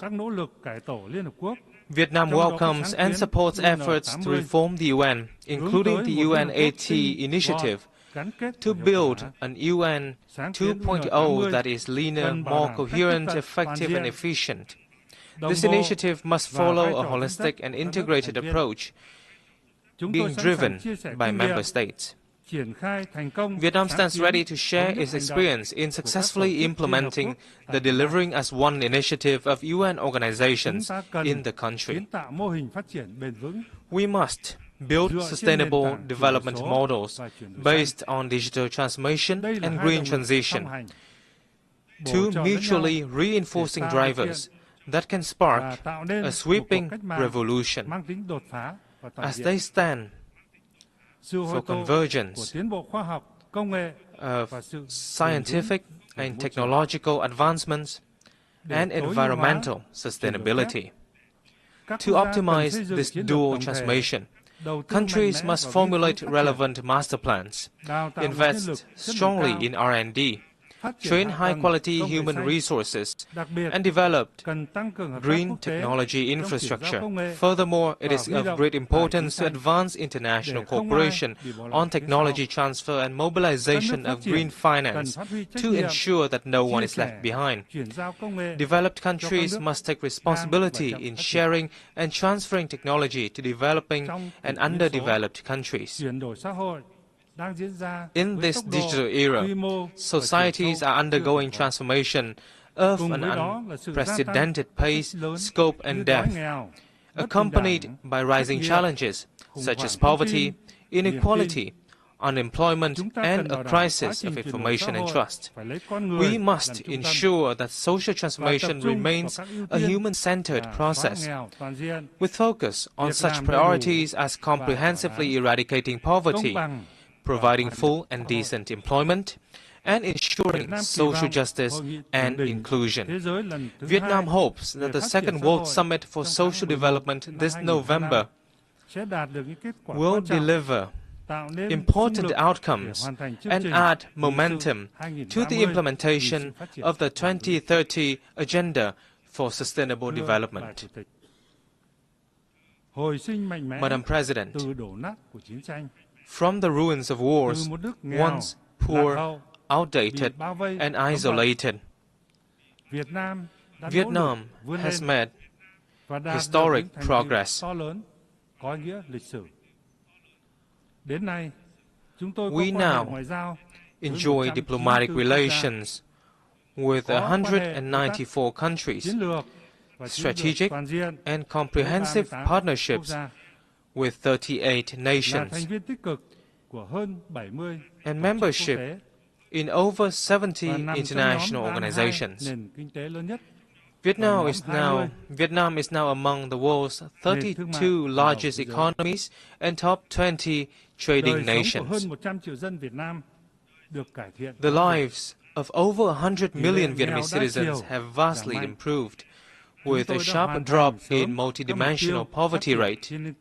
We have met the Millennium Development Goals ahead of schedule and are striving to fulfill international commitments and are on course toward two strategic centennial goals: becoming a modern, industrialized, upper-middle-income developing country by 2030 and a developed high-income nation by 2045. On behalf of the state and people of Vietnam, I express heartfelt gratitude to the UN and its agencies, member states, and partners who have been working with us and supported us on this journey of development. Guided by the spirit of self-reliance, resilience, and solidarity for the common cause, Vietnam pursues an independent, self-reliant foreign policy for peace, cooperation, and development, while diversifying and multilateralizing our external relations, and strive to further expand and deepen our international integration in a more proactive manner, with a strong commitment to being a friend, a reliable partner, and a responsible member of the international community.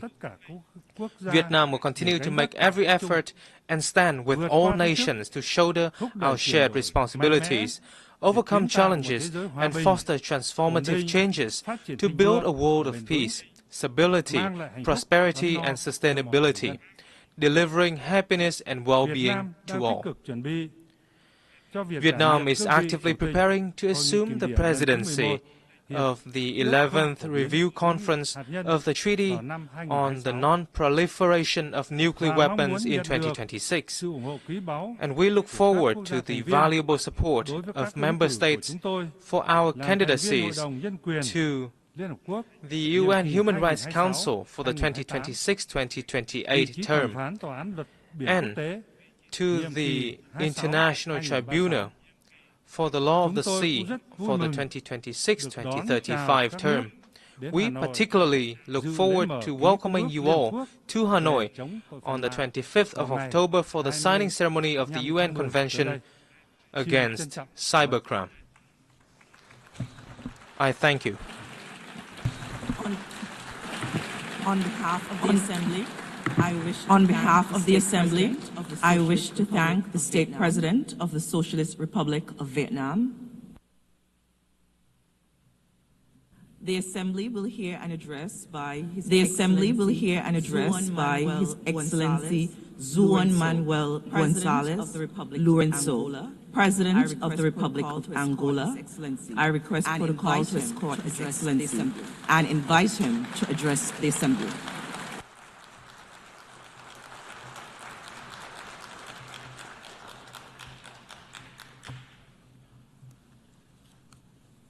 Sua Excelência, Presidente, Your Excellency, da Assembleia Geral, Suas Excelências, Chefes de Estado President of the General Assembly, Your Excellencies, Heads of State and Government, Excellencies, Heads of Delegations, Ladies and Gentlemen, perante Vossas Excelências, I stand before Your Excellencies in my capacity as President of the Republic of Angola and current Chairperson of the African Union to speak about my country, to share our perspective on the evolution of the events unfolding in this increasingly troubled world, and to discuss matters concerning Africa, a continent that mobilizes our energies and efforts as we seek solutions to finally awake it once for all towards development.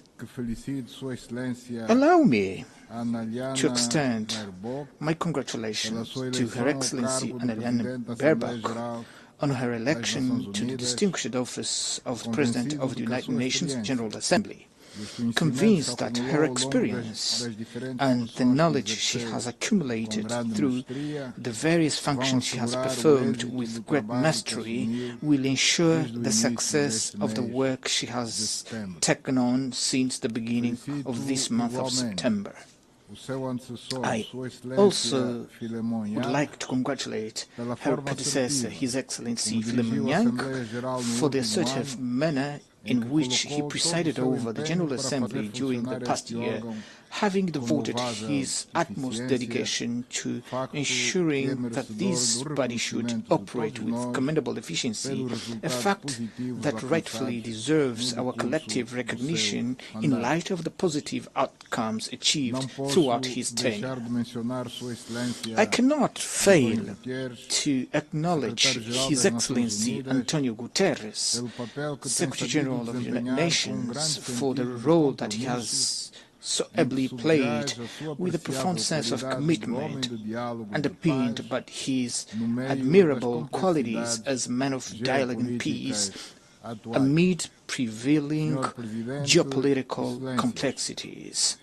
Madam President, Excellencies, 80 years have elapsed since, compelled by imperatives of that era, a group of nations and their respective leaders took the wise decision to establish the United Nations organization, which from that moment, through both turbulent and peaceful instances, had succeeded in fulfilling its great mission of maintaining the global peace and stability, contributing to the advancement of humanity and to preserve and deepen respect for human rights. This is a great achievement of the peoples of our planet, which cannot and must not be neglected and underestimated by any power, political leaders, or by anyone, lest by magnifying egocentric visions and interests, we forfeit the benefits of peace bequeathed to us by women and men who, over time, led us so far in an environment of harmony and global understanding. This journey has not always been linear. Yet, in the most critical moments, prudence has prevailed over the Western impulses of large-scale conflict, and this has been possible solely through continual dialogue, which has proven to be the only factor capable of bridging differences, overcoming obstacles, and appeasing even the most troubled and belligerent spirits. Today, these lessons from the past are of great value and must serve as our sole references that guide us toward solution to the conflicts in Africa, Europe, the Middle East, Latin America, in Asia, and wherever they may arise.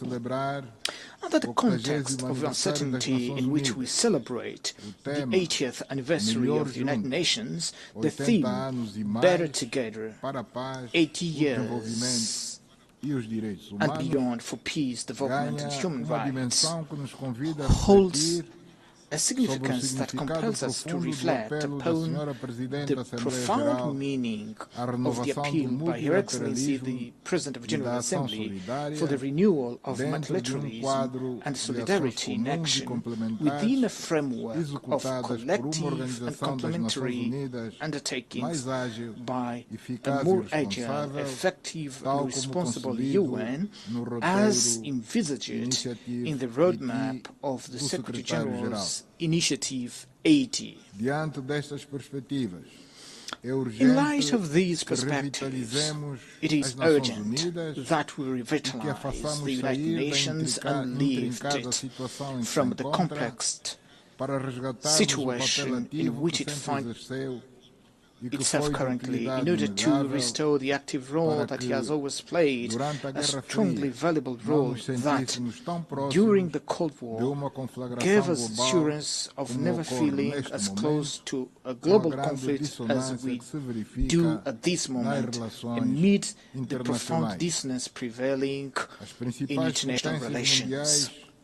The main world powers appear to be turning their backs on one another, distancing themselves from even the most basic points of convergence that would allow them to remain committed to, above all, to the dialogue and concerted action. Today's challenges confront us with a choice, either to do everything in our power to preserve peace or to face war with all its consequences, thus jeopardizing the future of humanity.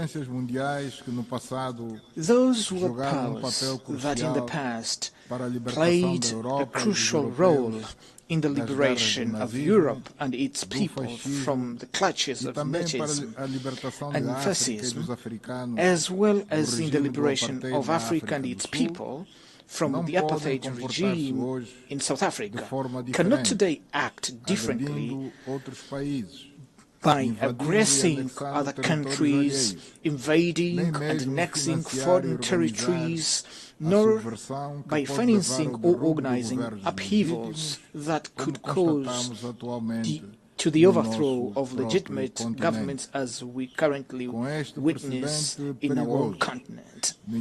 With this dangerous precedent, no regional, continental or global institution will henceforth have the moral authority to call any state to reason when it breaches the principles that govern the UN Charter and international law. We Africans from countries that endured centuries of colonization perhaps understand better than anyone else the importance of peace, for we have had to face daily struggles to provide our people with food, clean water, health care, education and other fundamental necessities. This experience engenders heightened sensitivity to the harmful impact that insecurity and instability have on the attainment of our goals and developmental projects. This reality is further exacerbated by numerous conflicts and wars afflicting countries and regions across the globe from which we had hoped to find cooperation and fruitful exchanges, so that together we might overcome our difficulties and contribute with our immense resources and capabilities to global prosperity. It is upon this foundation that the Republic of Angola has sought to make an earnest and genuine contribution to resolving the conflict in the Sahel region, in Sudan, and in Eastern Democratic Republic of the Congo, regarding which our efforts established a negotiation framework with a solution that regrettably did not come to fruition in December 2024 as anticipated, but nonetheless remains a valid platform for further efforts being undertaken with the aim of bringing a definitive end to that conflict.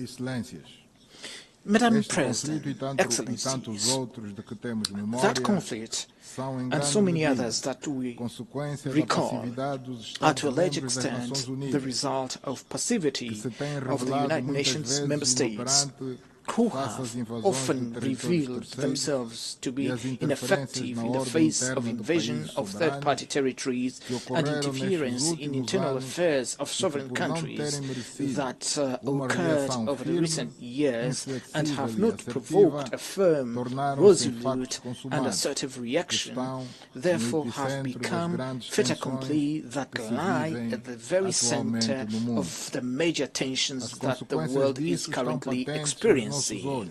The consequences of these are very evident before our eyes in the Middle East, where the systematic failure to comply with the relevant UN Security Council resolution regarding the creation of the State of Palestine has perpetuated a conflict that worsens with each day passing and appears to have no end in sight in face of the disproportionate and violent response and retaliation by Israel, which, while having the right to exist as a state and to demand the release of those still held hostage from the tragic events of October 7th, must not, however, be allowed to pursue in Palestine, and particularly in the Gaza Strip, a policy of extermination of a whole people. The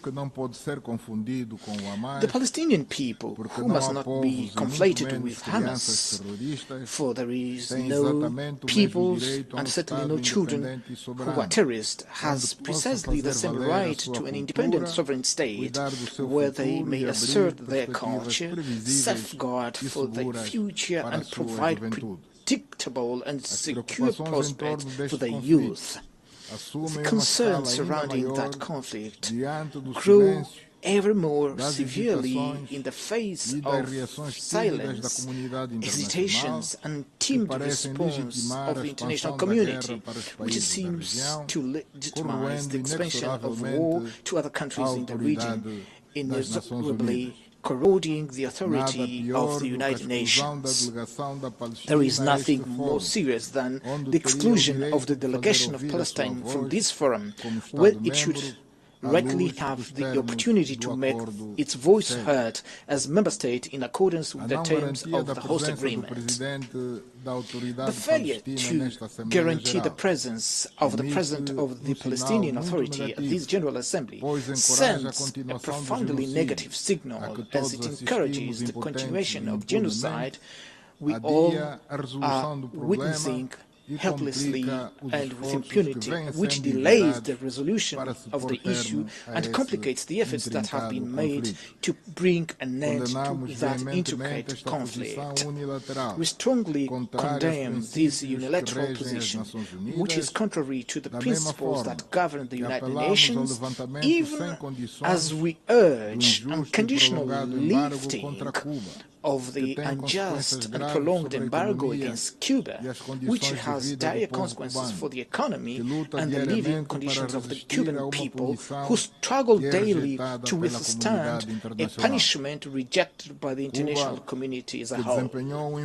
Cuba which played an important role in the struggle of African peoples, leading to the overthrow of the racist and inhuman apartheid regime in South Africa, and by virtue of this was a signatory to the New York Peace Accord of December 22nd, 1988, which brought freedom to the South African people and led to the independence of Namibia, cannot be arbitrarily and unilaterally considered as state sponsor of terrorism in light of the relevant United Nations resolutions. This model of conduct by a small group of countries, which does not conform to the even minimum acceptable standards of global coexistence, is at the root of the unilateral and subjective sanctions imposed also on Zimbabwe and Venezuela, measures that produce no other results other than the suffering of population who, in an act of great patriotism, ultimately unite themselves in the defense of their nations.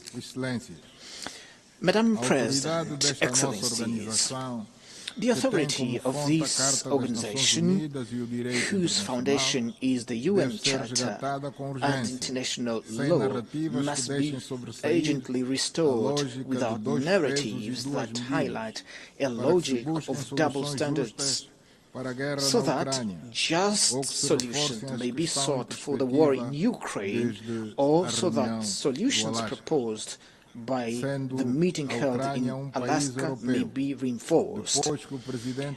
Ukraine, being a European country, after President Trump met with President Putin on a pragmatic manner, and without prejudice to the need for direct negotiation between Russia and Ukraine, one would expect that European leaders, in the interest of Europe's peace and security, would likewise seek direct dialogue not only with President Zelensky, but also with President Putin.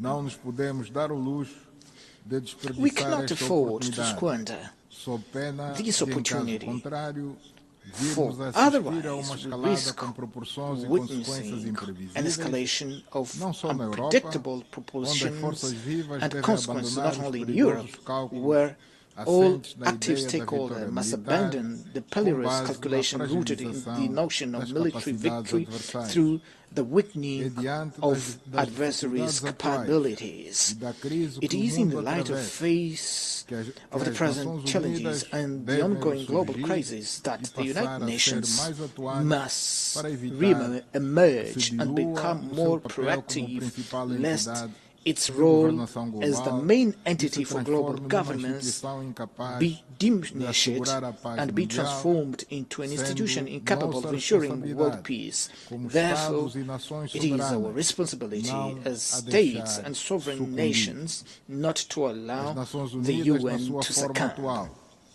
The United Nations, in its present form, is the sole organization with capacity to act on behalf of all of us in the quest for worldwide consensus in favor of peace, with the legitimacy to call to reason those member states who undermine its foundational principles in their conduct on the international stage.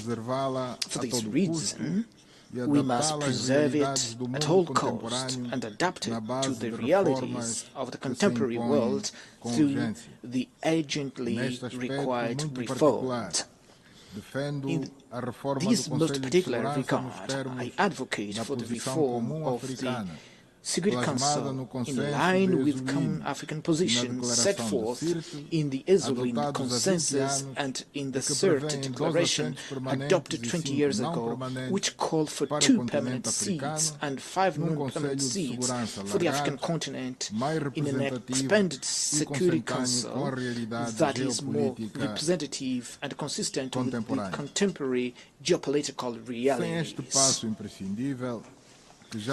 Without this indispensable step, which has already experienced an unjustified delay, we will not be able to ensure the realization of the Pact for the Future adopted last year, which recognized the urgent need to endow the United Nations with a more democratic and balanced Security Council. This pact represents a significant opportunity to revitalize multilateralism, rendering it more inclusive and capable of serving as a broader foundation for discussion on critical issues facing today's world. Amongst these, I wish to underscore, alongside many other relevant issues, the issue of financing for development and climate challenge. With regard to matters concerning support for development, there remains much to be discussed, but also it's appropriate to recognize the recent progress achieved with the adoption of the Seville commitment reached at the fourth conference on financing for development, which advocates the urgent reform of international financial institutions so as to render them more representative, inclusive and equipped to address the pressing needs of the developing countries, especially those of Africa. I am convinced that this instrument, combined with the Pact for the Future, the United Nations Fiscal Convention and the United Nations Debt Convention, still under discussion, will together serve as a political, financial and normative platform that will provide significant momentum to the achievement of the Sustainable Development Goals. Madam President, Excellencies, it is essential that we confront the climate crisis as the greatest existential threat of our time, which can only be overcome through joint, coordinated and united action. In view of the ongoing increase of global warming and increasingly violent, frequent natural disasters, it has become imperative that the nations which derived the greatest benefits from industrial and economic development in the past fully assume today the historical responsibility, ensuring as an act of climate justice, adequate financing, technology transfer and support for adaptation and mitigation for the developing countries. The countries with only residual share in greenhouse gas emissions are those that disproportionately and virtually alone face the impact of climate change, global warming, and their devastating effects on agriculture, food security, and public health. In view of such evidence, and the responsibilities arising therefrom, Angola remains steadfastly committed to the Paris Agreement and to the implementing adaptation and mitigation measures in an alignment with the United Nations 2030 Agenda and the African Union 2063 Agenda, which enshrine the consensus concerning the mobilization of predictable, affordable climate financing intended to ensure a just energy transition capable of protecting the most vulnerable communities. This cross-cutting theme, which demands increasingly heightened sense of responsibility, both within the scope of public agendas and among major industrial corporations, will receive due attention at the forthcoming COP30 climate summit to be held shortly in Brazil, which for the second time hosts an event of this magnitude, a testament to the country's commitment and engagement with environmental issues. In 1992, in Rio de Janeiro, the United Nations Framework Convention on Climate Change was inaugurated, a paradigm that has proven greatly beneficial for the increasingly profound discussion that endured to this day, and which will assuredly, at the forthcoming conference, enable us all to take another step forward on this long journey that we must undertake to achieve the major climate goals aspired by humanity. Excellencies, 80 years after the founding of the United Nations, and following the end of the Cold War, our expectation was that we would be living in a world without present uncertainties, not as perilous as that which we now witness. Until 1991, we lived in a context marked by sharp division between two ideologically opposed blocs, which nevertheless offered a more predictable framework and was less susceptible to drifting into large-scale confrontation. This flashback should not lead us to the conclusion that the global stability is only possible within a framework of rigid divisions of any kind. Rather, it should inspire us to build a system based on balanced interest and shared concern on matters pertaining to global security that fosters complementarity and all forms of convergence within an environment of multilateralism which remains the sole pathway capable of preserving us from a true catastrophe. With these few words, I thank you for your kind attention. On behalf of the Assembly, I wish to thank the President of the Republic of Angola. The Assembly will hear an address by His Excellency Joseph Numa Boakai, President of the Republic of Liberia. I request protocol to escort His Excellency and invite him to address the Assembly.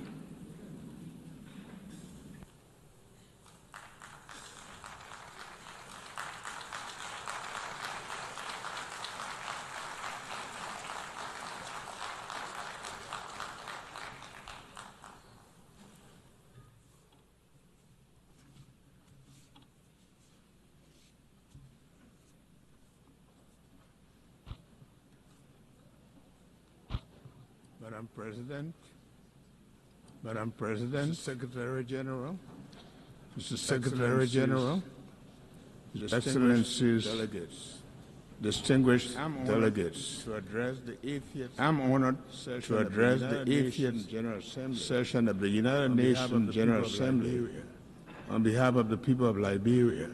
8 decades after its founding, in which Liberia was involved, our country is proud that the United Nations remains the most critical multilateral platform for international cooperation and collective action. The UN continues to employ the best framework of humanity, peace, justice, security, dignity, and shared prosperity. Please accept, Madam President, the congratulations from the delegation Liberia on your assumption of the esteemed office of President of the 80th session of the General Assembly. In your leadership, we trust in your leadership to guide the affairs of this august body. We also extend our commendation to your predecessor for his stewardship on the 79th session, and I am grateful to the Secretary General for his leadership. Excellencies, distinguished delegates, please accept the gratitude of the Liberian government and the people, the overwhelming trust demonstrated by the General Assembly, members in electing Liberia to serve on the non-permanent seat of the United Nations Security Council for the 2026-2027 This marks Liberia's first full term on the UN Security Council, 80 years after the country signed the charter in Herbst Theater Auditorium in San Francisco. Why the nameplate during this two-year term will read Liberia? The seat, however, belongs to Africa. We are committed to ensuring that Liberia's contribution to the Security Council's discussions and the decisions are shaped by hard-earned experiences in conflict resolution, as well as our successes in peace-building, democratic reform, political transition, and governance. Additionally, the collective experience of the continent will be taken into consideration. Liberia looks forward to advocating for Africa's fair representation on the UN Security Council, which can only be achieved through permanent representation as a key part of the UN Security Council reform agenda. When the UN was founded in 1945, nations came together in the belief that peace will only be secured through cooperation. After two world wars, it became a widely held conviction that nations are stronger when united than when divided. 80 years later, that conviction is being tested like never before. From wars and displacement to terrorism, threats to technological advances, climate change, and widening inequalities, today our world faces challenges that no country can solve alone. At the same time, and paradoxically, when the world needs to strengthen multilateral religion, its credibility and efficacy have been questioned. As one of the 4 African countries to sign the Charter of the United Nations, Liberia feels morally obligated to call for renewal rather than reversal of multilateralism. Reversal of multilateralism is not an option for a just and peaceful world. We call for greater inclusion, effectiveness, and respect for international law, recognizing that the credibility of the United Nations depends on our ability to act together in the service of humanity, rather than apart in the pursuit of narrow interests. Madam President, wars in Europe and Middle East and Africa remind us that peace is often fragile and must be constantly defended. Therefore, as in 1945, Liberia once again reaffirms its commitment to the dialogue, diplomacy, and the peaceful resolution of disputes. In this spirit, Liberia supports all credible mediation efforts aimed at resolving conflict between Russia and Ukraine, as well as Israel-Palestinian conflict. Liberia stands on a common African position for the realization of the two-state solution, where Israel and Palestinians can live side by side in peace and security in accordance with international law and the relevant UN resolutions. We call on the international community to act together decisively to protect civilians, hold perpetrators of atrocities accountable, and strengthen mediation efforts. Rising from the ruins of civil war, Liberia knows all too well that human cause of conflict and importance of peace. Since 2003, Liberia has experienced 3 peaceful and orderly democratic transitions, each marked by a smooth transfer of power, making our nation safer, more stable, and more secure. After over 30 years of unrest, instability, Liberians have also worked hard. Liberians have also worked hard to achieve this through multilateral cooperation with support from ECOWAS, the African Union, and the United Nations. Excellency, distinguished ladies and gentlemen, for Liberia, climate change is not a distant threat, but a present reality. Rising seas, eroding our coast, wildstorms and heavy rain devastate communities, threaten lives and livelihoods, and exacerbate food insecurity.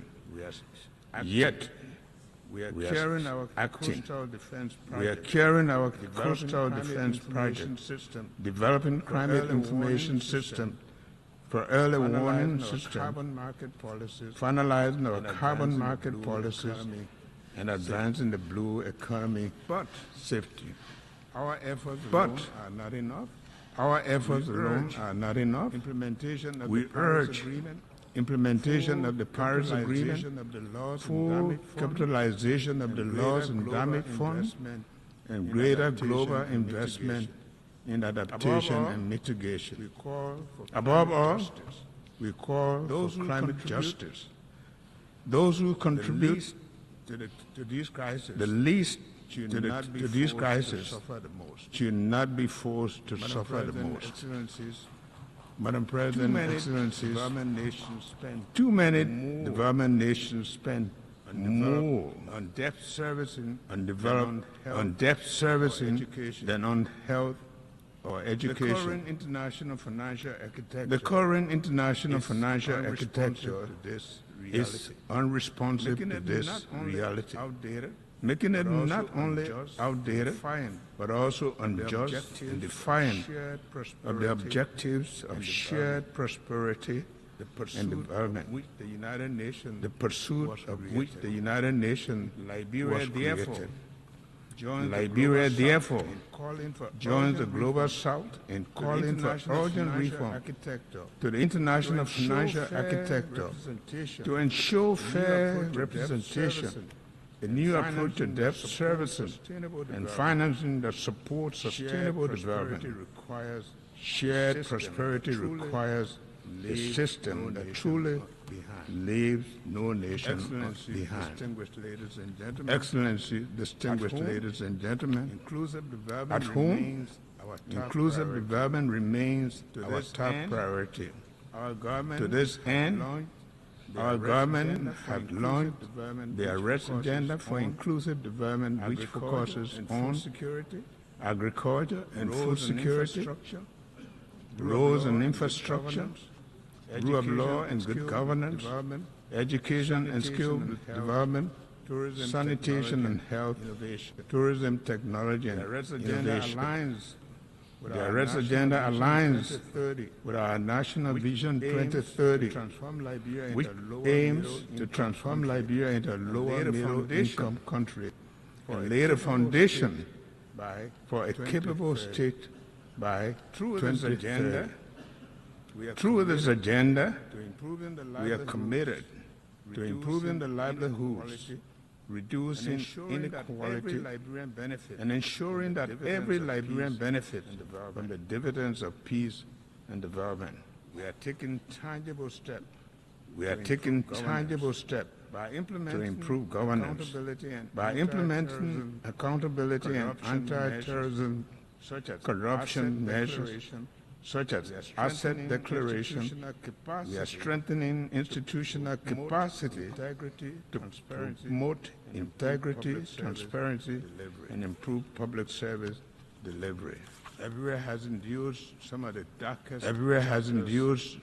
darkest chapters of human suffering, having experienced one of the most brutal conflicts in recent history. For the past 2 decades, we have remained firmly on the path of recovery, working to heal our nation and rebuild from the painful legacy of war. My government has taken deliberate, meaningful steps toward national reconciliation. These include honoring the memory of the victims, supporting initiatives for memorialization, and upholding the commitment to justice and the rule of law. While we recognize that these efforts are complex and challenging, they are essential steps towards achieving lasting peace and genuine national healing. May I now take the opportunity to renew my government's request for the international support and assistance in establishing a war and economic crimes court, which will further the Liberian people's aspiration for national healing and reconciliation through justice. Madam President, for the United Nations to remain relevant and practical, it must adapt.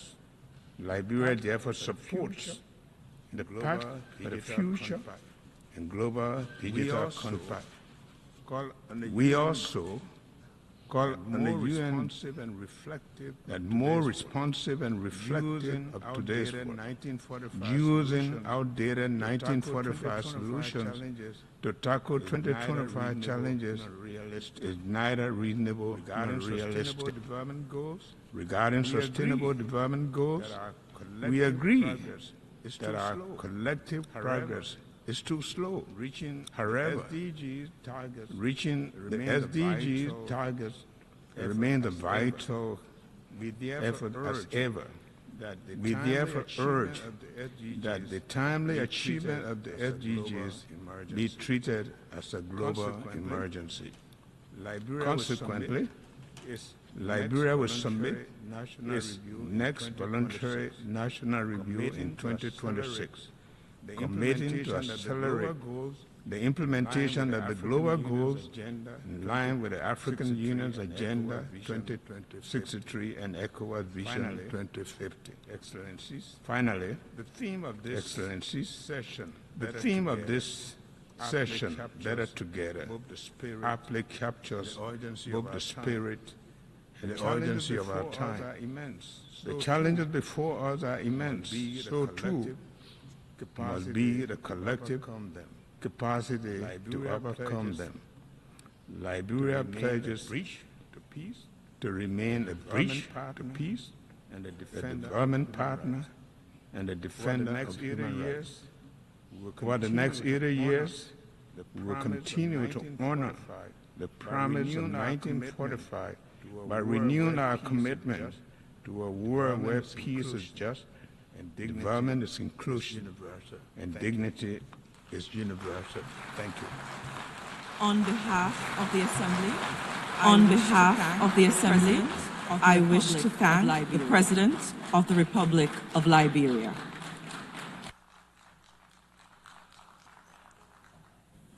The Assembly will hear an address by His Excellency Felix Antoine Tshisekedi Chilombo, President of the Democratic Republic of the Congo. I request protocol to escort His Excellency and invite him to address the Assembly.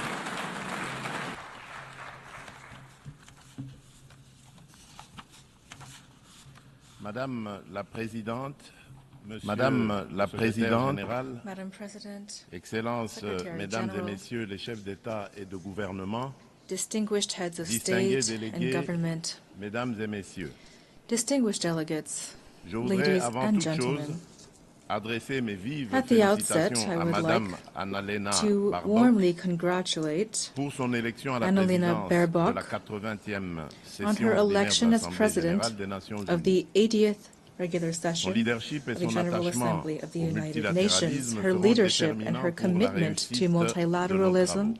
will be crucial for the success of our work.